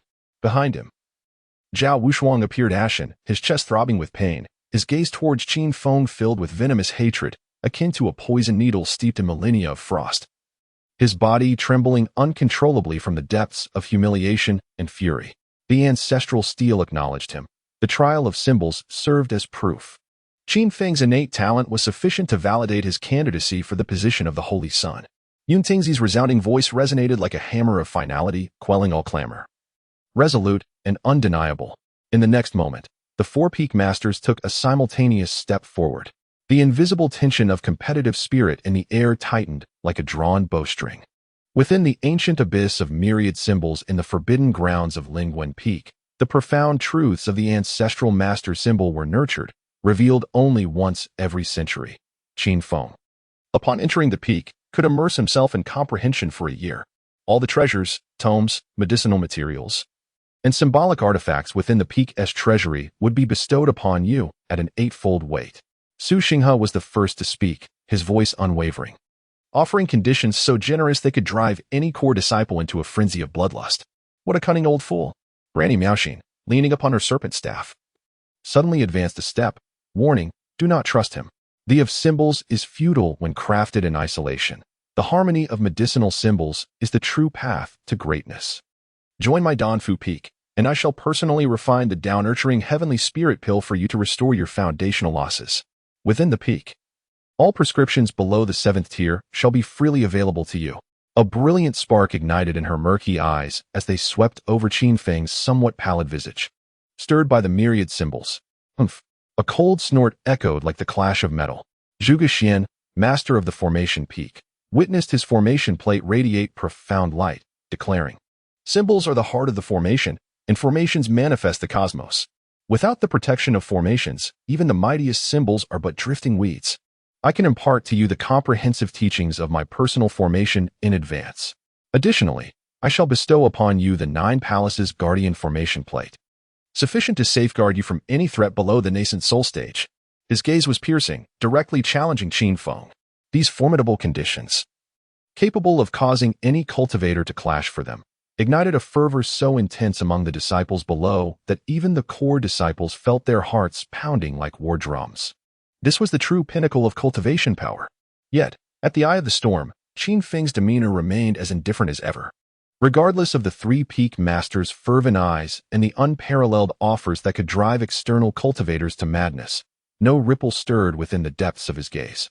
Under the scrutiny of all, Qin Feng slowly lifted his eyes, his gaze surpassing the imposing presence of the 3 peak masters, and calmly inquired, "Where might I access the sect's most comprehensive compilation of the symbolic treatises and their foundational texts?" Chapter 80. Spiritual energy as ink, rules as the quill. Heaven and earth as symbols. His voice, devoid of tremor, resembled one merely asking for directions to the library. After a brief moment of astonishment, the audience erupted into a chorus of nearly uncontrollable laughter. After experiencing the recognition of the ancient ancestral tablet in the trial of the heavenly talisman, he actually intended to study the most fundamental talisman outlines that even the outer sect disciples should have mastered within a month? What an odd quirk. Or had his foundational stability been severely compromised, resulting in a lapse of reason? Of course, it was my Lingwen peak. Su Xinghe instinctively exclaimed. The aged, withered hand trembled slightly in excitement, as a radiant joy ignited in his eyes, as if he had suddenly grasped something profound. His voice rose abruptly. How dare I make baseless claims? Our peak's Talisman Resolution Pavilion, spanning 7 levels, encompasses all talisman sources and interpretations since the establishment of the Yulan sect. None from the 3 domains and 7 states, nor the 6 paths of talisman Dao have been omitted. Compared to the general outline, it is 100 times deeper. When you enter my peak, you may peruse at your leisure. He breathed rapidly, adding, Even the legendary fragments of the ancient talisman guide are preserved in the depths of our treasure pavilion. Only you may behold it. The indifference in Qin Feng's eyes, which had remained unchanged throughout, finally flickered with a barely perceptible gleam upon hearing the mention of the fragments of the ancient talisman guide. He no longer glanced at the other 2 peak masters. Instead, his gaze settled upon Su Xinghe's slightly flushed, excited face, and he nodded slightly. Very well. I shall go to Lingwen Peak. His decision was resolute. Not motivated by the exorbitantly rich resources, nor by the hollow prestige of being a candidate for the Holy Sun. It was solely due to the promise of the most comprehensive texts. A dense, inescapable aura of gloom erupted from Ling Qianjue, twisting his typically imposing visage, which resembled ancient ice, for the first time in utter disarray. This wild child dared to disregard his sword talisman peak, not even casting a glance in his direction. Especially after his chief disciple, Zhao Wushuang, had just suffered public humiliation. This affront was akin to boiling oil splashed upon his chest. He forcibly suppressed the fierce roar that threatened to escape his lips, the last glimmer of golden light in his eyes extinguishing. Replaced by a darkness deeper than the coldest pool, he abruptly turned, his wide azure sleeves trailing a chilling gust of wind as he stepped forward, warping the space around him, and vanished without a trace. Not a word was left behind, yet the bone-chilling murderous intent that enveloped the area, freezing the air, conveyed the stance of Sword Talisman Peak more powerfully than any shout. Almost at the moment of Ling Qianjue's disappearance, a thread-thin, chillingly cold transmission of profound significance silently pierced the ears of the dazed Zhao Wushuang, who stood frozen among the crowd. Wushuang, my disciple. This young man undoubtedly possesses flaws upon which he capitalizes. Search him inch by inch, extracting every secret. If it is confirmed that his methods cannot be replicated for the eternal legacy of our peak, it shall become the supreme path for my disciple. The icy transmission paused momentarily, yet the intent to eliminate was unmistakably clear. Thus, you may employ your methods. Ensure it is executed swiftly and cleanly. I have secretly left a soul imprint. Should this young man make any unusual movements, You shall be aware, and if necessary, eliminate this threat, should the heavens collapse. I shall uphold the burden for you and the Zhao family. Lingwen Peak, the Enchantment Pavilion. This exquisite structure, nestled at the heart of a spiritual vein, adorned with intricate carvings and vibrant energy, now stands merely as four walls and a bookshelf to its new master. Qin Feng, hands clasped behind his back, gazes out the window, not at the magnificent view of cascading waterfalls or the ethereal mists enveloping the breathtaking peaks, nor at the disciples of Lingwen Peak, each exuding distinct energies as they wield talismans or practice their incantations. His gaze is calm yet discerning, akin to the most precise of magical instruments, capturing the essence of energy flowing through the air, an omnipresent, almost tangible thread of spiritual aura. These threads, some dissipating, others absorbed by practitioners, are predominantly coalescing, guided by an unseen force, weaving and transforming into various fundamental runes. Even the pavilion itself is cloaked in countless concealed runes, shimmering with spiritual light, perpetually in motion, forming an immense protective and spirit-gathering array. Spiritual power serves as ink, rules as the pen, and the universe itself inscribes the path of this realm. The foundation lies within the art of talismans. Qin Feng's consciousness silently extends, like invisible tendrils, subtly enveloping the surrounding miles. A disciple of Lingwen Peak, having just passed outside the pavilion, reveals the intricacies of their energy flow, laid bare under Qin Feng's heavenly eye and qi observation technique. The core of their power converges in the dantian, with spiritual energy circulating outward, connecting every limb and sinew, ultimately manifesting through their fingertips or thoughts as various talismanic powers. The trajectory of energy, the manner of power accumulation, starkly contrasts with that of the vast world from which he hails. It seems this might indeed be one of the 108 small worlds. To his astonishment, a quest to explore the great wilderness ruins has led him to discover a small world. At that moment, a profound pressure, as obscure as the abyss and as solid as a mountain, emanates from the peak above. Its force is not tyrannical, yet it is dense and weighty, imbued with the majesty of talismanic laws. Although Qin Feng remains motionless, his consciousness has already locked onto this presence for comparative analysis.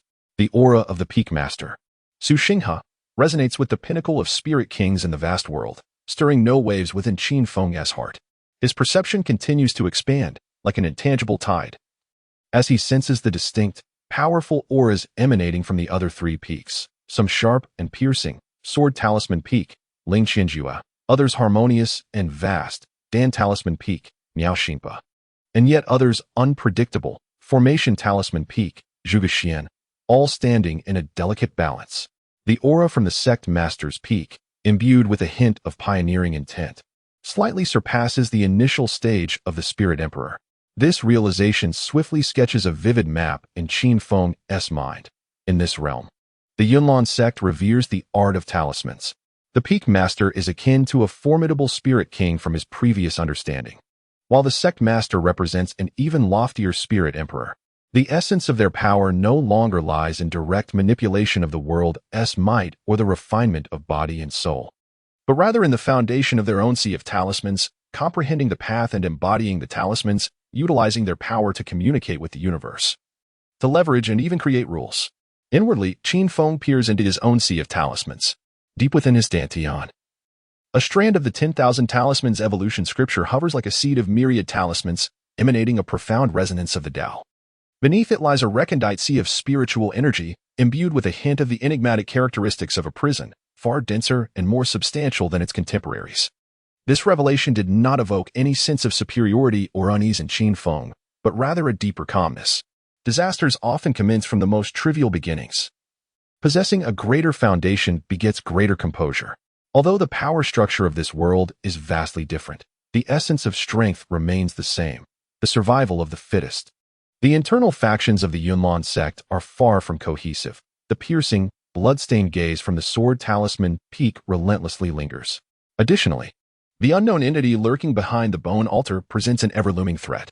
The path of talismanic arts presents an unexpected avenue. Since he is here, he shall delve into it. In Qin Feng's eyes, there is no trace of confusion, only an unwavering rationality akin to solid rock.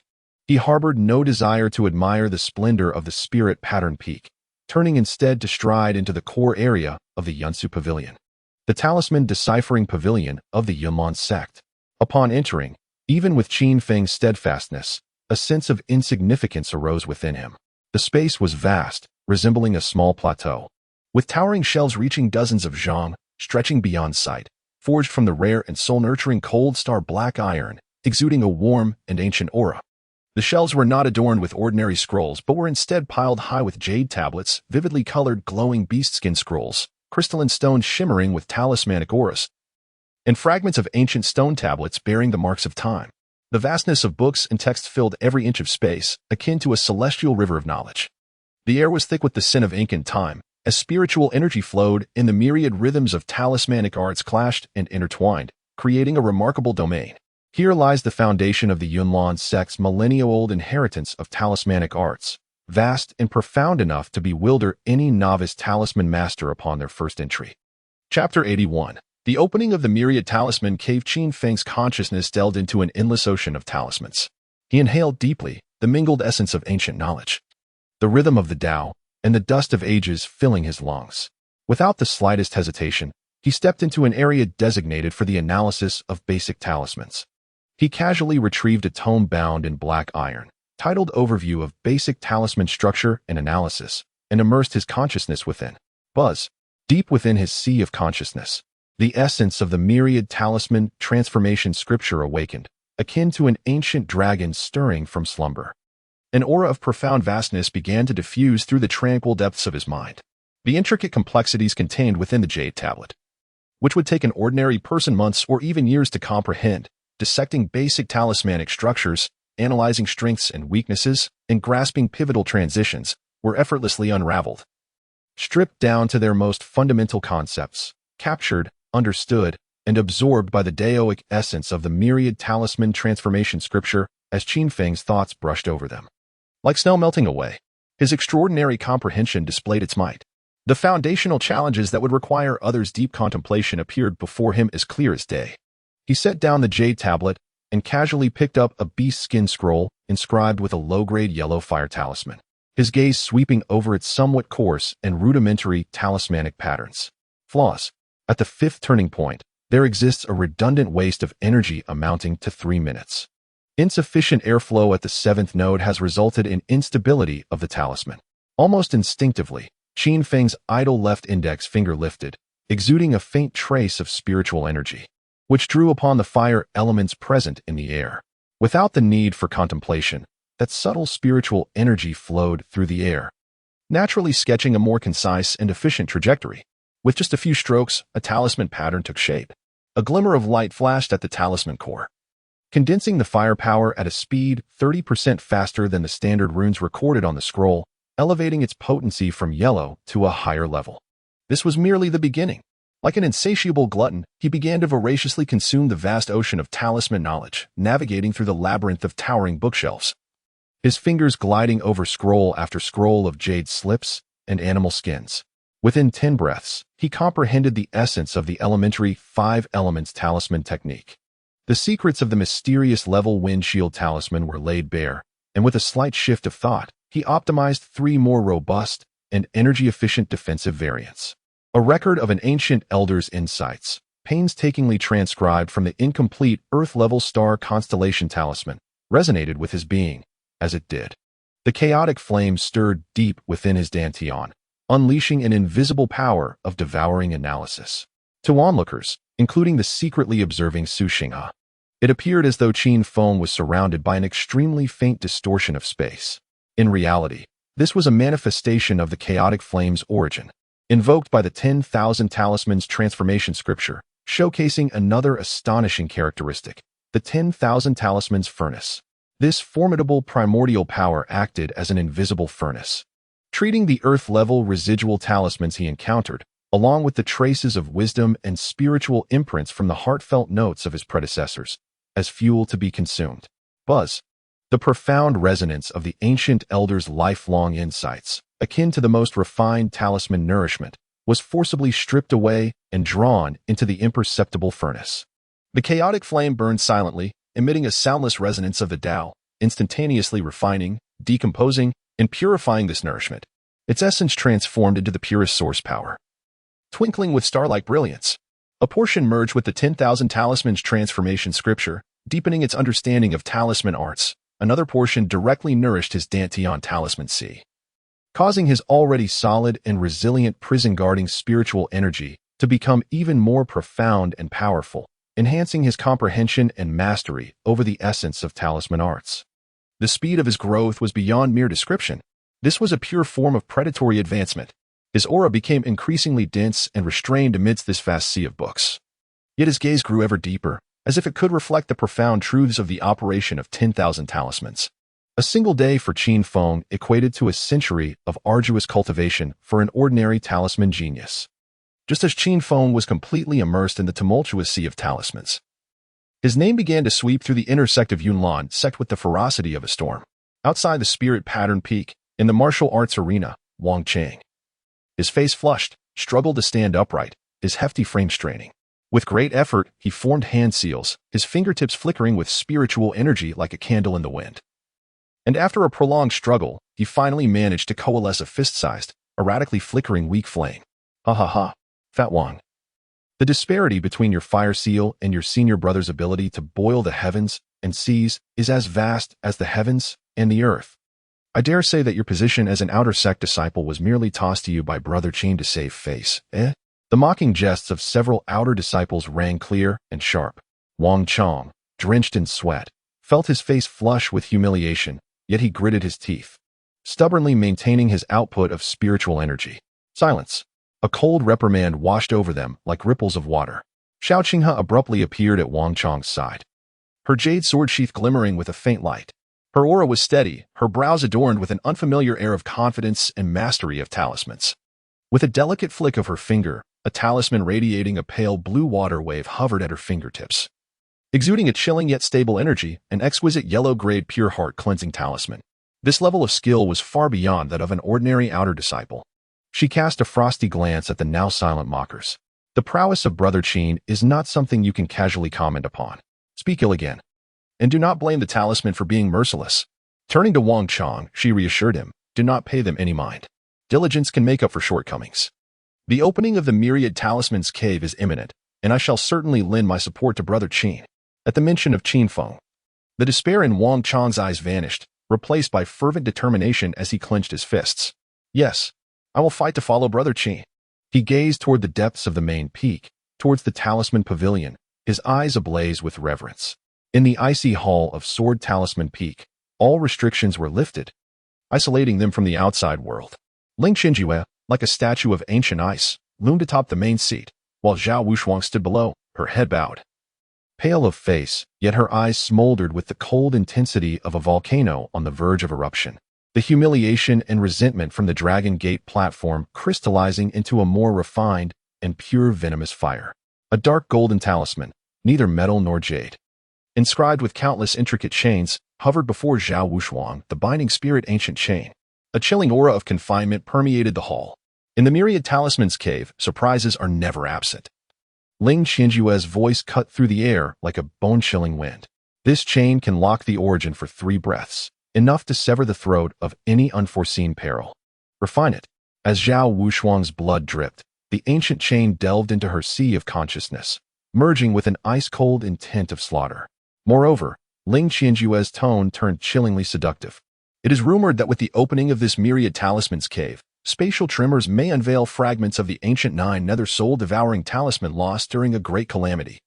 The 9 nether soul-devouring talisman, the very source of the overwhelming resentment from the blood abyss. This was both a fearsome weapon and an unparalleled opportunity. A glimmer of demonic light flashed in Ling Qianjue's eyes. I shall impart to you this secret method. Should you acquire it and refine it into your sword talisman's essence, you will awaken a trace of the true 9 nether ferocity. At that time, not only will the position of Holy Sun be within your grasp, but it will also be a mere breath away. Disciple Zhao Wushuang. Zhao Wushuang knelt on one knee, her voice quivering with excitement and the lust for slaughter. Twisted with fervor, I will not disappoint your expectations, and I shall ensure that Qin Feng is left with naught but bones. The fragments and ancestral tablet shall all belong to me. Sword Talisman Peak. The murderous intent solidified amidst the talisman light and sword shadows. 3 days later, atop the Spirit Pattern Peak, Su Xinghe solemnly handed a tortoiseshell talisman imbued with the essence of thick earth, known as the Nine-Life Mysterious Tortoise Talisman, to Xiao Qinghe, while he firmly pressed a talisman of the Scarlet Flood Dragon, shrouded in a swirling illusion, into the trembling hands of Wang Chong. In the realm of the 10,000 talismans, where life and death remain uncertain, he cast a final, meaningful glance at Qin Feng, his eyes betraying deep concern. Especially for you, the candidate for the Holy Sun. Remember, your life is paramount. Qin Feng nodded slightly. Ding, ding, ding. The ancient chimes resonated through the heavens, shaking the very fabric of existence. Above the firmament, countless ancient symbols swirled, coalescing into a colossal illusory gate that bridged heaven and earth. Infused with the primordial aura of the ancient wilderness, solidifying into reality. The 10,000 talismans portal was now open. The voice of the sect leader echoed through the skies. Those who bore the talismans, prepare for the transmission to the Dao Inquiry platform. A myriad of dazzling escape lights surged upward, rushing towards the talisman gate. At the edge of the Dao Inquiry platform, 3 figures were enveloped in the radiance of the transmission. Qin Feng, clad in dark robes, stood undisturbed, his gaze piercing through the crowd, landing upon the disciples of the Sword Talisman Peak, whose sword energy was chilling, akin to a pack of bloodthirsty wolves. In the exchange of glances, Zhao Wushuang's eyes were as cold as the depths of an ice cavern, a malevolent will, forged from a sea of blood and a mountain of corpses, shot forth towards him. The transmission light intensified abruptly, engulfing all. In the fleeting moment before the radiance was completely extinguished, Qin Feng directed a subtle, almost imperceptible smile towards the source of the murderous intent, his lips curving ever so slightly, indifferent, contemptuous, like a deity gazing down upon the dust. Chapter 82, The Torn Talisman Gate, the turbulent maelstrom above the Dao Inquiry platform. A colossal vortex composed of countless symbols of destruction and rebirth frantically tore at the fabric of space, emitting a soul-chilling wail. The violent currents of talismanic energy coalesced into an invisible giant serpent, ensnaring shards of space capable of slicing through gold and jade. Rampaging through the vortex with a ferocious roar, this gateway to the 10,000 talismans was, in itself, a lethal trial. Swish, swish, swish. Countless beams of escape light, representing the pinnacle of the inner sect's combat prowess, recklessly charged into the tempest of annihilation. Zhao Wushuang led the charge, his figure enveloped in a radiant golden glow. As dozens of sharp and piercing sword talismans vibrated and hummed around him, ruthlessly slicing through anything that dared to approach within 3 feet. Any turbulence or fragments that ventured near were instantaneously ground into powder by the unmatched sharpness of his golden aura. He surged forth like a golden spear piercing the heavens, carving an unstoppable path, while the loyal disciples of the Sword Talisman Peak struggled to squeeze through this forcibly open corridor of sword energy, their faces pale with trepidation. Shui Yaoguang moved gracefully, her actions appearing unhurried, as a palm-sized talisman, adorned with intricate tortoiseshell patterns, hovered above her head. The ancient talisman shimmered with azure light, transforming into a semi-transparent giant water curtain that gently yet resiliently enveloped her, as the violent energy impact struck against it like waves crashing against an invisible dam, cleverly diverted, dispersed, and dissipated into nothingness. Her garments billowed, as if she walked upon the waves, finding tranquility amidst the tempestuous chaos, and she gracefully vanished into the vortex. Whoosh, whoosh. Amidst the tumultuous currents, elusive phantoms flickered and danced in the friliest crevices, each movement executed with exquisite finesse, a testament to Lu Qingfeng's illusionary talisman. His movements were enigmatic, artfully evading direct confrontation, embodying an extraordinary grace. Meanwhile, the other core disciples displayed their formidable skills. The flame talisman enveloped its wielder, bracing against the onslaught. The earth and stone talisman coalesced into a heavy armor, securing their position with each step. The wind and thunder talisman propelled them into evasions, their speed astonishing. Yet, within this cataclysmic storm, all figures swayed, breaths labored, revealing their considerable struggle. In stark contrast, the scene surrounding Qin Feng and his companions epitomized chaos and chance. Xiao Xiao, muster your strength, Wang Chong exclaimed, his face as pale as parchment, his corpulent form crammed behind Xiao Qinghe. One hand clung tightly to her slender, yet resolute arm, while the other flailed comically as though warding off invisible phantoms. Xiao Qinghe pressed her lips together, beads of sweat forming on her smooth forehead. With all her might, She activated the 9 Lives Mystic Tortoise talisman bestowed by their master, a robust ochre shield barely enveloping the two. However, this protective barrier, under the relentless bombardment of turbulent forces, distorted violently like a soap bubble in a tempest, flickering uncertainly and emitting a strained, crackling sound. At that critical moment, Qin Feng stumbled, swept aside by a sudden surge of chaotic energy, straying beyond the sanctuary of the Mystic Tortoise talisman. Qin Shixiao. Xiaoqing aghast in alarm. In a frantic flurry, Qin Feng's expression turned stark with terror as he confronted the impending storm of destruction. His hands moved with awkward haste, forming seals. Yet the talisman light that flickered between his fingers was of the most rudimentary and commonplace variety. A thin, nearly transparent halo of a yellow-gray diamond talisman enveloped his body. Wisps of nearly invisible breezes from the wind talisman spiraled around him, attempting to mitigate the force. His skin, under the effect of the stone skin talisman, had barely hardened. This feeble assemblage, in such a violent environment, was akin to standing naked before a mountain of blades. Suddenly, a sharp fragment, imbued with a dark spatial glow, sliced through the turbulence like a venomous serpent, aiming straight for Qin Feng's heart. "Ah, be careful." Wang Chong quivered, his flesh trembling, too frightened to look. Qin Feng's face turned ashen, a mix of horror and desperation in his eyes. Clumsily, he hurled 3 yellow paper talismans. These were the most inferior explosive talismans. Boom, boom, boom. The talismans detonated less than 3 feet in front of him. The force was feeble, sparks flying, and the shockwave collided fiercely with the weakest flank of the spatial shard. The fragment's trajectory veered abruptly.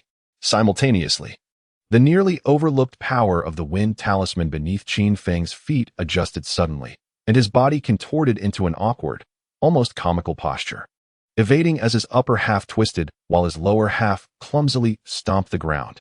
With a near miss, the sharp shard grazed the tattered hem of his garment, tearing away several shreds of fabric. To the outside observer, it appeared that he had narrowly escaped death solely through a fortuitous stroke of luck and his own clumsy evasion. A few core disciples, recently stabilized after the tumult, chanced upon this scene. One gasped in disbelief, only to be overtaken by a glimmer of disdain in his eyes. Is this truly the candidate for the Holy Sun, Qin Feng? Indeed, his reputation is well-deserved. His knack for surviving by sheer luck is unparalleled. A young man clad in a robe adorned with flames scoffed. Has the leader of Su Feng's sect no one left? How pitiful, remarked another with a mocking tone. Xiaoqinghe, filled with both anger and urgency, hastened to activate the protective barrier of the Xian turtle talisman, attempting to envelop Qin Feng once more. Yet, he appeared utterly terrified, his nerves frayed. He stumbled through the chaos, too fearful to approach the barrier closely, as if that bastion of safety were merely another snare. To the onlookers, his movements were clumsy. He narrowly avoided being crushed by a torrent from above, and in a moment of desperation, he unleashed a gravitational talisman. Its runes shimmering as it forcibly adhered him to a relatively stable yet unremarkable outcrop of rock. In the next instant, a colossal sphere of condensed talismanic energy collided with him from the side, prompting him to frantically summon a repelling talisman. The feeble force pushed the sphere back, allowing him to roll through the narrow gap it created. As 2 intersecting streams of chaos bore down like scissors, his seemingly erratic flash talisman emitted a blinding white light, momentarily disrupting the energy perception of the tumult and granting him a fleeting opportunity to slip through. To the spectators, Qin Feng resembled a jester precariously walking a tightrope.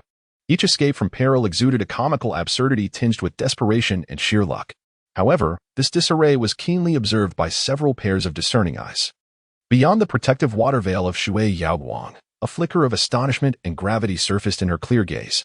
She astutely noted that with each activation of his basic talismans, the timing, positioning, and angles were executed with an almost uncanny precision.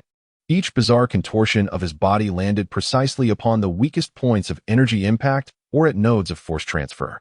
Beneath the mask of terror and panic, the seemingly frantic black pupils concealed a chilling, almost ruthless depth akin to an icy lake. Lu Chifeng's ethereal figure paused momentarily not far away, a playful smirk gracing his lips. This farcical display is almost convincing. What a remarkable lad. In the forefront, the imposing figure of Zhao Wushuang stood amidst the golden tempest of sword energy. He did not turn, yet a bone-chilling, palpable intent to kill locked onto the struggling Qin Feng with pinpoint accuracy. This murderous intent was laden with bloody greed and overwhelming hatred. akin to a maggot burrowing into flesh. Once more, Qin Feng awkwardly evaded a lethal grasp, his lowered head obscuring all expression, in a blind spot invisible to others. The subtle upward curl of his lips hinted at a burgeoning confidence. What's the rush? The whispered thoughts, unheard by anyone, were cold and indifferent. This appetizer of a warm-up has only just begun. A true spectacle awaits you behind the door, Brother Zhao. The core of the swirling vortex ahead reaches an unprecedented intensity. As an immense gravitational force emerges, the colossal maw of the symbol gate devours all shadows entirely. The chaotic turbulence recedes like a withdrawing tide, leaving behind the ravaged questioning heart platform in utter disarray. The atmosphere of the myriad symbols cave, imbued with a sense of desolation, antiquity, and a chilling predatory essence, surges forth from beyond the door. Chapter 83. The Symbol Tomb Plane. First encounter with the symbol beast having left the last menacing eddy of the symbol gate vortex behind. The scenery before me suddenly contorts and elongates, ultimately transforming into a desolate wasteland that sends shivers through the soul. Qin Feng feels a weight in his body. Beneath his feet lies not the softness of soil but a thick layer of cold, brittle ground that cracks and snaps underfoot. Looking down, he sees a vast plain entirely paved with layers of symbol remnants, piled high and devoid of any brilliance, steeped in a profound dullness. Shattered beast skin scrolls, fractured jade tablet shards, and tattered corners of symbol paper, thick to the measure of several zhang, stretch infinitely. With a single step, he crushes countless fragments that once chronicled a glorious past. The air is saturated with an overwhelmingly nauseating odor of decaying symbol paper, mingled with a chaotic and turbulent essence of symbol energy that has accumulated over millennia. In the distance, several massive, shattered symbol monuments are haphazardly piled together, resembling the twisted remains of an ancient beast skeleton, casting grotesque silhouettes in the dim light, heightening the eerie atmosphere. This is the graveyard of symbols. The entrance to the myriad symbols cave, the symbol tomb plane. The silence does not persist for long. But this long-dormant land of the deceased awakens with the sudden influx of living energy. The chaotic symbol energy, accumulated like a stagnant mire upon the plain, erupts instantaneously. The air warps. The myriad fragments of symbols scattered across the field are stirred by an invisible hand, swirling violently, under the force of the surging chaotic symbol energy. These shattered pieces rapidly coalesce, assembling like countless broken components. Swoosh, swoosh, swoosh. The sharp sound of slicing through the air rings out as blades formed of ultra-sharp fragments of symbol paper swiftly unite, transforming into monstrous entities resembling gigantic mantises with wingspans nearing 10 feet. Their forelimbs are entirely composed of glimmering, cold fragments of symbols. Moving with a speed akin to a fleeting shadow, their double blades crossing and slicing through the air, leaving faint black trails in their wake. Boom, boom.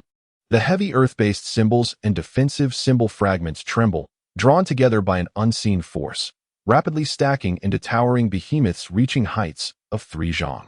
Their bodies, rugged as if assembled from rock, are adorned with gleaming, earthy-toned symbol stone armors. Each step they take reverberating through the symbol tomb-esque ground, sending shards of stone scattering. In the air, fragmented blue water runes flowed like liquid, reconstituting into enormous, nearly transparent phantoms resembling jellyfish. They hung silently, exuding faint blue mental waves that caused the disciples they touched to momentarily freeze, their movements stilled. The atmosphere thickened with a sense of impending doom, erupting violently from decay. Form the formation. Defend. Rune beasts. Damn it, there are too many. Beware the phantom jellyfish. It's a mental shock. The furious shouts of the core disciples intertwined with the shrieks of the rune beasts, transforming the desolate plains of the rune graveyard into a bloody battleground in an instant. Amidst the chaos, Zhao Wushuang remained composed, his gaze cold and unyielding, showing no signs of panic. The ancient sword sheath on his back remained unopened. As he simply raised his hand and drew a line in the air, a fierce golden rune light shot forth from his fingers. With a swift motion, a tangible blade of refined metal energy manifested, transforming into a golden sword of light several yards long that swept through the air with unparalleled sharpness.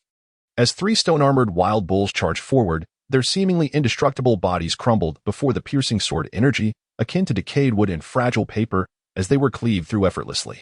The core of the runes shattered instantaneously, and the massive bodies collapsed in a thunderous crash.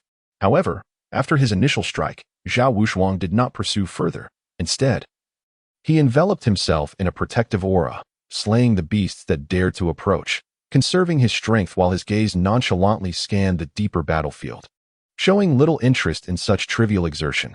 Beside him, Shui Yaowang moved gracefully, her form surrounded by swirling water, resembling a walking clear pool. The blue water curtain, conjured by the turtle rune that bore the sea, appeared gentle, yet effectively deflected the dual blades of the attacking mantises, dissipating the heavy impact of the stone-armored bulls in layers. Without moving from her spot, she flicked her fingers lightly, sending forth azure water arrows that precisely pierced the mantis rune nodes or struck the joints of the bulls, silently resolving the crisis with elegant composure. Meanwhile, Lu Qingfeng darted like a wraith between the densely packed rune beasts. His attacks were subtle, with gray rune needles coalescing at his fingertips, striking with pinpoint accuracy at the weakest and most critical nodes of each rune beast's energy flow. The struck beast faltered and disintegrated explosively, efficiently dispatched as if he were a skilled butcher. In stark contrast, the positions of Xiao Qinghe and Wang Chang appeared precarious. "Brother Wang, stay close to me, don't run around," Xiao Qinghe shouted, fully channeling the protective shield granted by Su Xinghe's 9 lives turtle rune.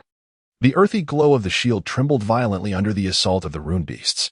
She maintained the shield with her left hand while her right wielded a jade-green sword, unleashing beams of sword light imbued with refreshing water spirit energy to fend off an approaching mantis. Her spiritual energy visibly depleting as beads of sweat began to roll down her temples. Wang Chang, in a state of distress, huddled nervously at the edge of the turtle shield, clumsily activating the thin layer of protective firelight that accompanied the red flood dragonfire escape rune. The flickering flames barely managed to deflect the scattered, sharp shards that flew towards them, rendering any confrontation with a complete spirit beast akin to a feeble attempt to stop a chariot with an outstretched arm. A phantom jellyfish released its pale blue psychic waves, and although most of it was blocked by the tortoise's sigil light, Wang Chang still felt a resounding thud in his head, as if struck fiercely by a club. Darkness clouded his vision, and he stumbled beneath him.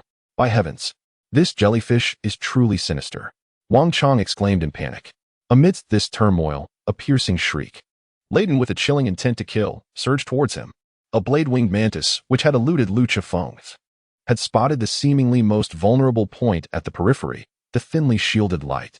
Its wings, entirely composed of sharp sigils, vibrated rapidly, tearing through the air and transforming into a blurred, icy streak that targeted the flank where Wang Chang and Qin Feng stood, the very weakness created by Wang Chang's earlier stumble. "Quick! It's too fast." The speed surpassed any ordinary talisman master's reflexes. "Senior brother Qin, Wang Chang, watch out on the left." Xiao Qinghe immediately recognized the danger, her expression changing drastically. However, she was too far away and entangled with other spirit beasts to offer any assistance in time. Wang Chang's head was still spinning. He could only see a glimmering shadow hurtling towards him. The terrifying gust of wind stung his cheeks, and the aura of death engulfed him in an instant. He could only despairingly close his eyes and await his fate. At that critical juncture, when life hung in the balance, Qin Feng, who had remained stagnant until now, seemed to flicker with a hint of panic in his eyes. Yet, without hesitation, he stepped diagonally, not retreating, but rather advancing, positioning himself directly in front of Wang Chang. He raised his hands, his movements appearing somewhat hurried and clumsy to onlookers. With both hands lifted, there were no dazzling sigil lights nor any powerful aura. What flew from his fingers were, still, the most fundamental and unassuming yellow paper talismans. 3 sheets of earthy yellow talismans floated forth, not targeting the mantis itself, but rather the ground ahead of its high-speed trajectory. Puff, puff, puff. The 3 yellow mud talismans activated simultaneously.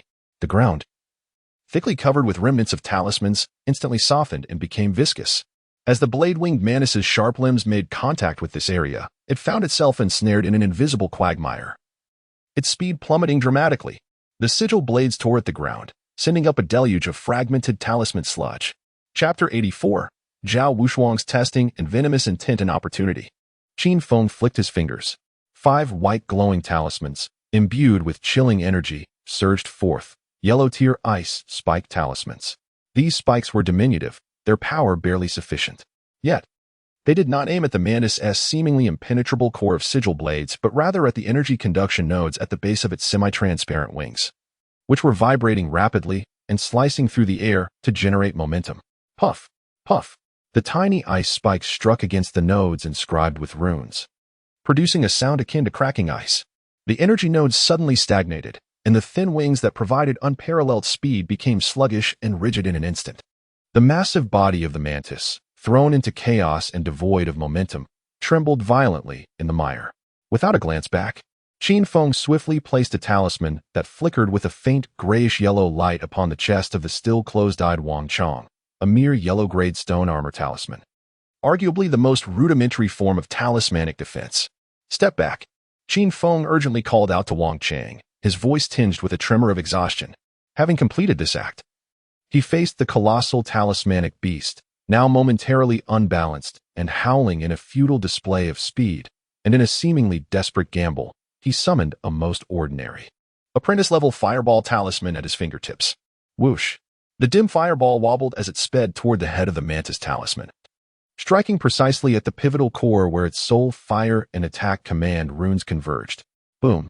The fireball erupted, its flames feeble, the impact barely formidable.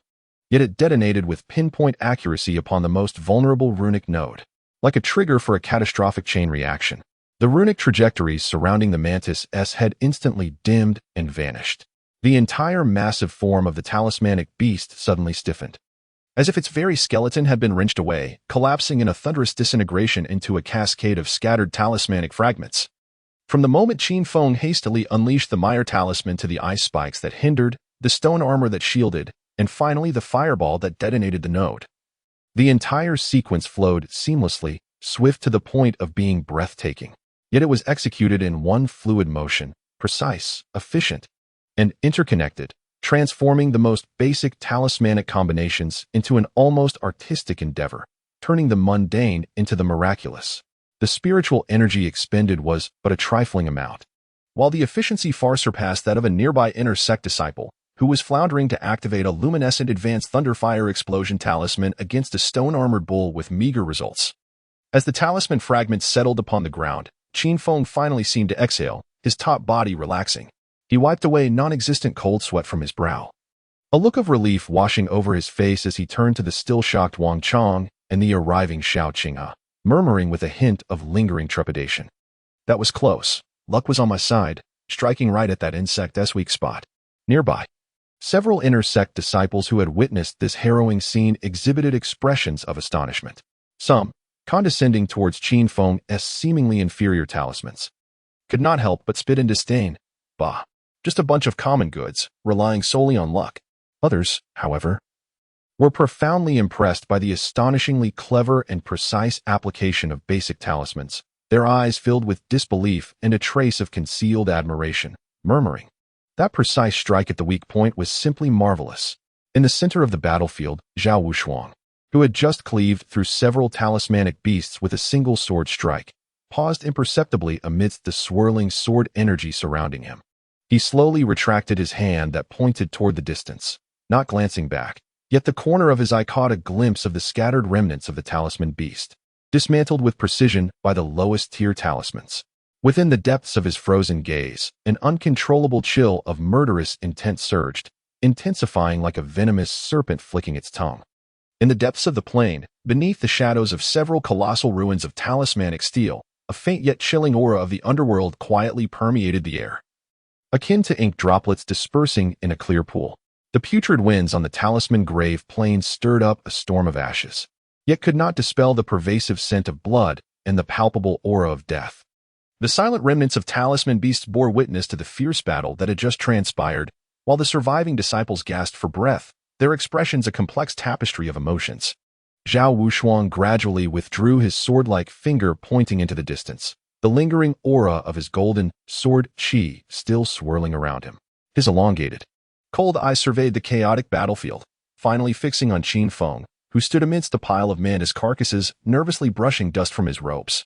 A slight, enigmatic smile tugged at the corners of Zhao Wushuang's mouth, accompanied by a suffocating sharpness in his demeanor as he strode purposefully toward Qin Feng. With each step, the talisman remnants underfoot were crushed further by an invisible blade of energy. The chilling atmosphere swept through the surroundings, causing the other disciples to instinctively fall silent and step aside, creating a path for him. He halted just outside of Qin Feng's reach. towering above with an unabashed gaze of disdain and scrutiny, as if an icy iron brush were scraping against every inch of Qin Feng's flesh. A brief, cold scoff escaped him, piercing the silence with clarity. Indeed, junior brother Qin Feng possesses extraordinary talent. This foundational talisman usage is quite innovative. He elongated the phrase extraordinary talent, infusing it with unmistakable mockery. However, his tone shifted abruptly, like a venomous serpent striking. His voice suddenly bore the weight of 1,000 tons. This realm of myriad talismans is fraught with peril at every turn, relying solely on this trivial cleverness and that ephemeral stroke of luck. His eyes sparkled like lightning, the icy intent of murder locking on to Qin Feng, signaling that before he could venture deeper, he would likely become nothing more than a heap of discarded paper within this talisman grave. In the instant his words fell, an overwhelming and sharp pressure, akin to millions of steel needles descending from the heavens, erupted from Zhao Wushuang. This was not a broad pressure. Rather, it coalesced into a tangible force, mercilessly bearing down on the very area where Qin Feng stood. The target was unmistakably clear, to tear apart the facade of hypocrisy and force him to reveal his true self. The pressure of a fourth-tier Grand Talisman Master descended like an invisible mountain. Thud. Wang Chong, already shaken, was in close proximity to Qin Feng and was immediately brought to his knees by the sudden onslaught of terror, his corpulent frame trembling violently, gasping for breath. Unable to utter a single word, Xiao Qinghe let out a muffled groan, her delicate face devoid of color. The mystical shield of the 9 live Xian Gui she desperately summoned twisted violently under the overwhelming pressure directed towards Qin Feng, forcing her to retreat 3 steps to regain her balance, her internal energy surging tumultuously. At the eye of the storm, Qin Feng emitted a suppressed groan, a sound so strained it seemed he could barely bear the burden. His complexion rapidly shifted from normal to ashen, as if his very lifeblood had been drained. His tall frame trembling violently, his legs shaking like leaves in a tempest. Chapter 85. On the brink of collapse, unyielding in the face of destruction. Crack, crack. The thick layer of talisman remnants beneath his feet, already trampled into submission, splintered inch by inch, forming spiderweb-like fissures with every bone-cracking sound, each echo striking at the hearts of those around him. Struggling immensely, Qin Feng raised his hands, the incantation he attempted to manifest appearing clumsy and sluggish, his fingertips glowing with a feeble, chaotic, flickering essence of spiritual power, as if desperately trying to coalesce something. With a buzzing sound, a rudimentary and undeniably crude talisman pattern painstakingly took shape in the air before him. The strokes were crooked and uneven, the structure loose and insubstantial, its light dim and ethereal, reminiscent of a child's erratic doodling. At its core, one could faintly discern the embryonic form of a talisman for suppression. But the minuscule aura of authority it exuded was pitifully dwarfed by Zhao Wushuang's overwhelming spiritual pressure, barely hovering at the pinnacle of a first-level Grand Talisman Master. Under the terrifying weight, this crooked talisman flickered like a solitary candle in a tempest, swaying perilously, its light wavering as if it might extinguish at any moment. Suddenly, Qin Feng's body lurched forward violently, a trickle of crimson blood seeping from the corner of his mouth, starkly contrasting against his pallid visage. With great effort, he lifted his gaze, his eyes filled with a mix of fury and determination, fixating on the menacing Zhao Wushuang, whose aura was akin to that of a demonic deity. Though his body trembled incessantly, resembling a fragile boat amidst a storm, on the verge of being utterly crushed, he gritted his teeth, his feet deeply embedded in the shattered talisman remnants. Despite the ephemeral glow of the rudimentary talisman fading, it stubbornly refused to collapse completely. On the brink of destruction yet unyielding, this poignant scene, simultaneously frail and resilient, struck the hearts of every disciple present. Those inner disciples, who previously looked down upon Qin Feng as merely relying on luck and cunning, found their expressions abruptly transformed. In the face of Zhao Wushuang's merciless onslaught, a seemingly flawed disciple, barely achieving the status of a first-level Grand Talisman Master, managed to withstand such horrifying pressure without faltering. This indomitable spirit was enough to stir deep emotions. In the distance, Shui Yaoguang's clear, pool-like eyes suddenly narrowed, a fleeting expression of discontent crossing her delicate brow. Zhao Wushuang's actions had transcended mere testing. They were an outright display of tyranny over the weak. Enough. The cold reprimand rang out like a chime of jade. The ethereal figure of Shui Yaoguang gracefully lifted her hand, and a deep blue talisman materialized, resembling a spirit of water. Instantly, a magnificent, crystal-clear curtain of water, radiant with a shimmering aura, rose before Qin Feng, Xiao Qinghe, and Wang Chang, forming the water curtain heavenly splendor talisman. This veil appeared gentle yet possessed remarkable resilience. Upon its emergence, it alleviated at least half of the terrifying, sharp spiritual pressure descending from Zhao Wushuang, akin to constructing a flexible diversion dam beyond a floodgate. Though it could not completely withstand the force, it significantly eased Qin Feng's burdens, granting Xiao Qinghe and Wang Chang a moment to breathe. Zhao Wushuang's voice, though still calm, bore an undeniable chill as he addressed junior brother Qin, newly entered into the cave heavens and the chosen candidate of the sect leader. You ought to be mindful of your position. As your elder brother and the head of the Sword Talisman Peak, such bullying of juniors is unbecoming, is it not? His gaze fell upon Qin Feng's pale, bloodied visage, trembling in distress, and a flicker of compassion mingled with a resolute protectiveness appeared in his eyes, his fellow disciples. We are meant to support each other, not to impose such oppression. Zhao Wushuang felt a pang of irritation at Shui Yaoguang's direct rebuke, and his countenance darkened further. Particularly upon seeing her shield Qin Feng, the suppressed jealousy within him surged like molten lava, searing his insides. His cold glare swept over the seemingly fragile water curtain, then viciously stabbed at Qin Feng, especially noting the glaring blood at the corner of his mouth and the nearly tattered, barely maintained talisman. The last shred of doubt in Zhao Wushuang's heart shattered completely, replaced by a chilling intent to kill. On the verge of collapse, barely able to withstand a blow. Blood trickling from your lips? Indeed, this is a sign of forcibly activating the residual power of the ancestral monument, leaving your foundation as unstable as mud. Even that feeble disguise of primordial symbols is utterly unsightly. It appears the power of the ancestral monument is nearing its end. The more you protect him, Shui Yaoguang, the more I am compelled to eliminate him. Such a pitiful wretch should not be allowed to linger in this realm. The frenzied crimson in Zhao Wushuang's eyes flickered momentarily before he suppressed the urge to strike, no longer looking at Shui Yaoguang. His icy gaze pierced through Qin Feng like an icy dagger, releasing a heavy scoff filled with malice and disdain. Silver-tongued, but such what will not endure. Qin Feng, junior brother, may you seek your own fortune.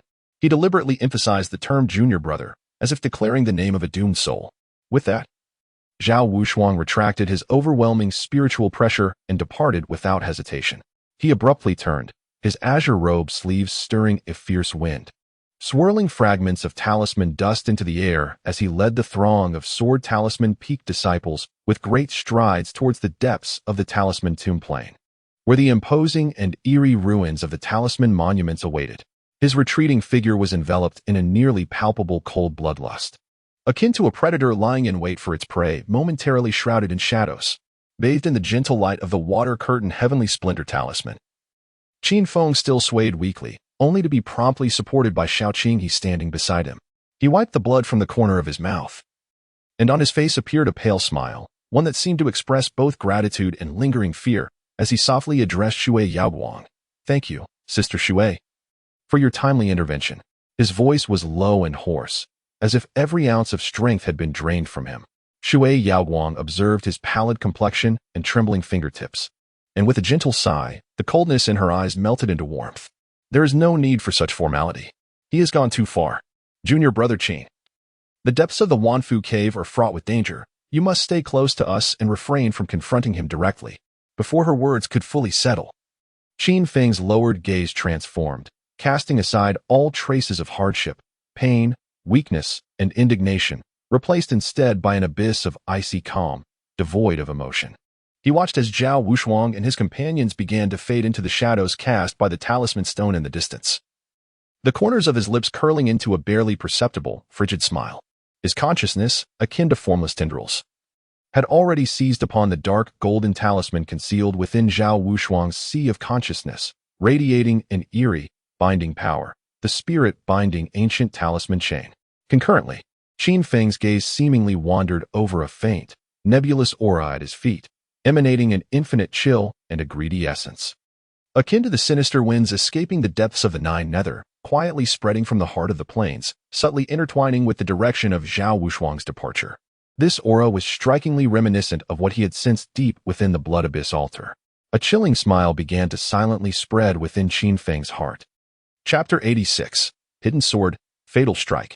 A perilous coincidence, the winds of the Fujian plains whipped through decayed debris, scratching against the skin like a dull blade. Zhao Wuchuang led the group from the sword talisman peak at the forefront, his azure robe billowing in the gusts, his figure tall and straight like a sword, yet exuding an air of deliberate detachment and coldness. He intentionally circumvented several obvious congregations of talisman beasts, heading straight into the depths of the plains. There, looming in the distance, were dark silhouettes of colossal, shattered talisman stones, resembling ancient beasts lying in wait to devour, radiating a chilling aura that sent shivers down the spine. The chaotic talisman energy in the air thickened, heavy with an imperceptible coldness that seemed to emanate from the depths of the Nine Nether. Qin Feng, Xiao Qinghe, Wang Cheng, and Shui Yaoguang trailed behind at a cautious distance, the atmosphere weighed down like the impending storm. What arrogance! He only stands tall because of his esteemed father. Wang Chong muttered under his breath, spitting toward Zhao Wuchuang's back, his face etched with indignation. The terrifying spiritual pressure they had just experienced still left his legs feeling somewhat weak. Xiao Qinghe pressed her lips together, vigilantly scanning their surroundings, and softly cautioned, "Silence. Brother Wang, this place is perilous. Do not invite trouble." Her gaze swept over Qin Feng, who still appeared pale and unsteady, deepening her concern. Meanwhile, Shui Yaoguang remained silent as she moved forward, her aura swirling with water, shielding them from the uncomfortable chill that pervaded the air. Yet, within her clear eyes, a sharp glint of scrutiny never faded. The group gradually approached an area where remnants of talisman paper lay thickly piled, dark and resembling congealed blood. Amidst the colossal fragments of stone tablets, jutting at odd angles and interlocking like the fangs of a beast, lay a naturally formed forest of jagged rocks. Zhao Wuchuang's footsteps hesitated imperceptibly at the edge of this realm. He cast his gaze forward, seemingly indifferent as it swept across a menacing remnant of a shattered sword. Yet beneath the expansive sleeves of his robe, his right index finger discreetly flicked with a barely perceptible motion. A faint, dust-like gray-black talisman, indistinguishable from the surrounding dark and intricate talisman remnants, silently sank into the depths of the thick debris beneath his feet, akin to a stone cast into an ancient pool, creating no ripples on the surface yet quietly stirring the hidden currents beneath. The core disciples of Sword Talisman Peak remained oblivious, clustered around Zhao Wuchuang as they proceeded with vigilance, swiftly traversing the area. Moments later, Qin Feng and his companions stepped into the very space where Zhao Wuchuang had paused. Just as Qin Feng's foot landed upon a relatively intact yellowish defensive talisman remnant, an unforeseen calamity erupted. A violent and unpredictable surge of talisman energy, akin to a venomous dragon unleashed from millennia of subterranean restraint, exploded from several feet behind Qin Feng. The mountain-like accumulation of talisman debris was violently upheaved, and shattered jade tablets, tattered beastskin scrolls, and sharp fragments of talisman paper coalesced into a cataclysmic storm of metal. At the heart of this tempest stood Qin Feng. Within the chaos of swirling debris, a minuscule, almost imperceptible dark gleam flickered like a venomous serpent lurking in the shadows. It disregarded all physical barriers, composed solely of the refined essence of sword intent at the level of a talisman king. From the moment of its emergence, it locked onto the unguarded vulnerable spot at the back of Qin Feng, moving with a speed that transcended thought, carrying with it a chilling intent to freeze the soul. Aiming directly for its target, with unwavering precision, it sought to deliver a lethal blow, masquerading as an inadvertent consequence of the talisman energy turbulence. Up ahead, Zhao Wuchuang appeared engaged in hushed conversation with a nearby disciple, yet the corner of his eye fixed intently on the eye of the storm behind him. A cold, cruel smile crept onto his lips, as if he could already envision the loathsome figure dissolving into a mist of blood beneath the sword's edge. In that fleeting moment of life and death, just as the transparent sword energy, capable of piercing mountains and extinguishing souls, was about to graze the back of Qin Feng's robe, he stumbled over a protruding talisman remnant beneath his feet, emitting a short, panicked yelp. His body lurched forward in a clumsy, awkward manner, akin to a dog in a compromising position. In the midst of his fall, his frantic right hand flailed, scattering a handful of talismans behind him like a tipped basket. These were not aggressive fire or thunder talismans, nor defensive diamond talismans or armor talismans.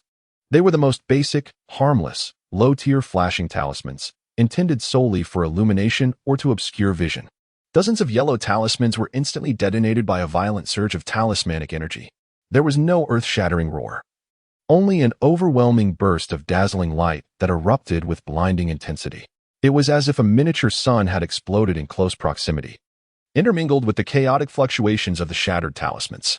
This radiant light was not meant to obstruct the invincible sword energy of the Talisman King. Its sole purpose was to interfere with the subtle spiritual imprint targeting Qin Feng's heart, which originated from the Talisman King Ling Qianjue. In the mere thousandth of a second before the sword energy struck, the interference from the blinding light and turbulent energy caused a fleeting, almost imperceptible deviation, so slight that even the Talisman King might overlook it. A chilling ripping sound pierced the air. The lightning-fast transparent sword energy grazed past Qin Feng's exposed left rib as he lunged forward. The razor-sharp sword intent, akin to the sharpest of blades, swiftly tore a long gash in his already tattered garment. The icy remnants of the sword intent mercilessly carved a shallow yet vividly crimson wound into the skin beneath his rib. A searing pain surged immediately. The disrupted sword energy, having veered off its intended target, silently pierced a massive, abandoned talisman steel nearby, which was nearly a yard thick. The sound was akin to a hot knife slicing through solidified grease. The impenetrable center of the steel was instantaneously breached, creating a hole the size of a bowl. Its edges smooth as a mirror, allowing light to pass through. The rim of the hole retained a chillingly sharp sword intent that emitted a faint sizzling sound. As the blinding light dissipated, the chaotic surges of talismanic energy calmed, leaving only a sky filled with drifting ashes of talisman paper. Brother Qin, Wang Chang, startled by the earlier brilliance and thunderous noise, collapsed to the ground, his spirit nearly fleeing, and rushed towards Qin Feng, rolling and scrambling. Xiaoqing's face turned pale. She dashed to Qin Feng's side in a flash, anxiously reaching out to support him. Qin Feng, are you all right? Shui Yaoguang's watery aura trembled violently. Her clear eyes sharpening like blades, fixed intently on the glaring wound beneath Qin Feng's rib, as well as the chillingly smooth hole in the distant steel. She was far from an ordinary disciple. In that instant of radiant explosion, she had keenly captured the terrifying aura at the center of the blinding energy surge. One that merged almost seamlessly with the background, cold, pure, and exalted, bearing a trace of the oppressive force she had once sensed from the elders of her sect. Such a power could not be birthed from a naturally occurring surge of talismanic energy. That was the sword intent of a Talisman King. Chapter 87. The prey has entered the game. Shui Yaoguang's gaze shot upward, piercing through the drifting ashes like two icy daggers, directed at the forefront of the group. At that moment, Zhao Wushuang conveniently turned around, a perfectly measured expression of concern and astonishment on his face as he strode back. Junior Brother Qin, what happened? Are you hurt? His gaze swiftly swept over the bloodstains beneath Qin Feng's ribs, then glanced at the hole in the talisman monument. A glimmer of satisfaction almost overflowed from the depths of his eyes, yet his tone was laced with genuine concern. The turbulence within this realm is becoming increasingly bizarre, and its power more astonishing. It is truly unpredictable. Junior brother, your perception is remarkably acute, and your fortune is indeed extraordinary. The last few words were emphasized deliberately, though his eyes remained as cold as eternal ice. Supported by Xiaoqing and Wang Chang, Qin Feng struggled to rise from the cold pile of talisman paper, panting heavily. His complexion paler than before. He pressed his hand against the searing wound beneath his ribs, his fingertips trembling slightly. He looked up at Zhao Wushuang, managing a weak smile that bore the marks of survival, tinged with a hint of relief, his voice hoarse with lingering fear. Thank you, Senior Brother Zhao, for your concern. It's merely luck in this cursed place, indeed eerie. He lowered his head, as if examining his wound, or perhaps concealing the fleeting glimmer of coldness in his eyes. The oppressive aura of the binding spirit talisman chain, the sinister and vicious aura of the Talisman King's sword energy, the lethal strike of Ling Qianjue, and Zhao Wushuang's murderous intent had all been laid bare. The pain from his rib wound burned fiercely, yet the corner of his mouth curled into a nearly cruel arc. The prey had already entered the game. Next, it was time for the hunter to savor the traps he had meticulously set. The group reassembled amidst an atmosphere thick with eerie silence.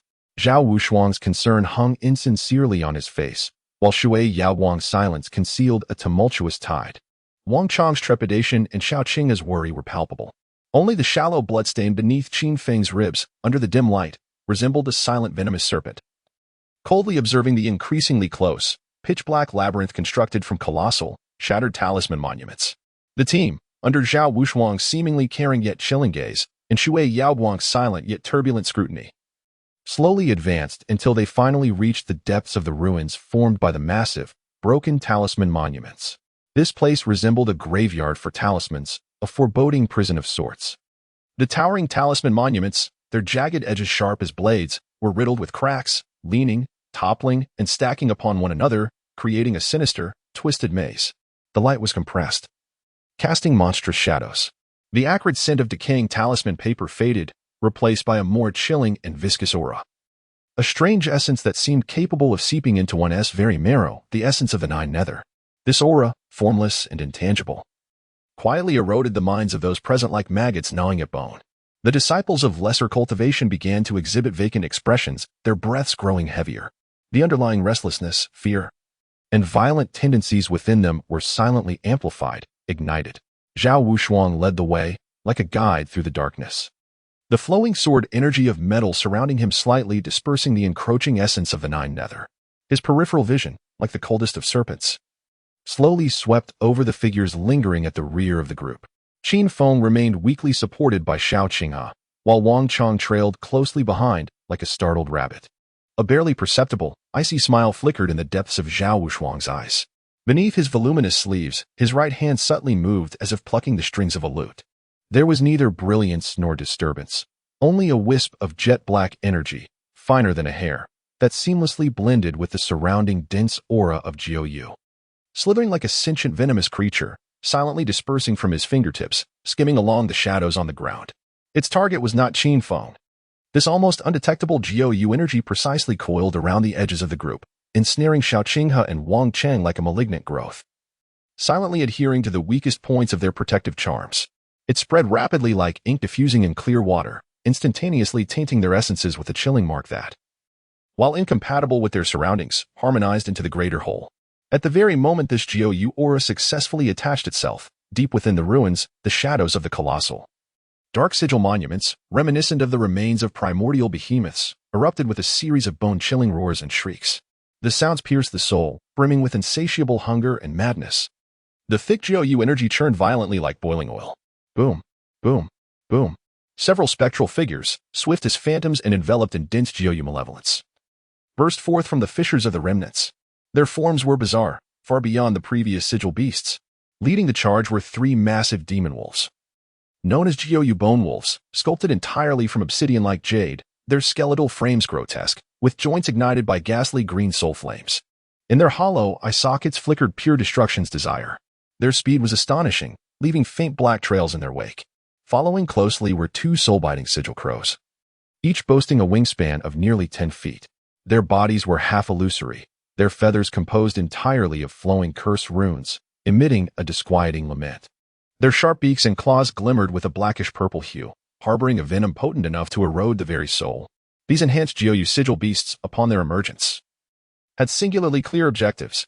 They appeared to entirely disregard Zhao Wushuang, Shui Yaoguang, and the others, whose presence loomed strongest at the forefront.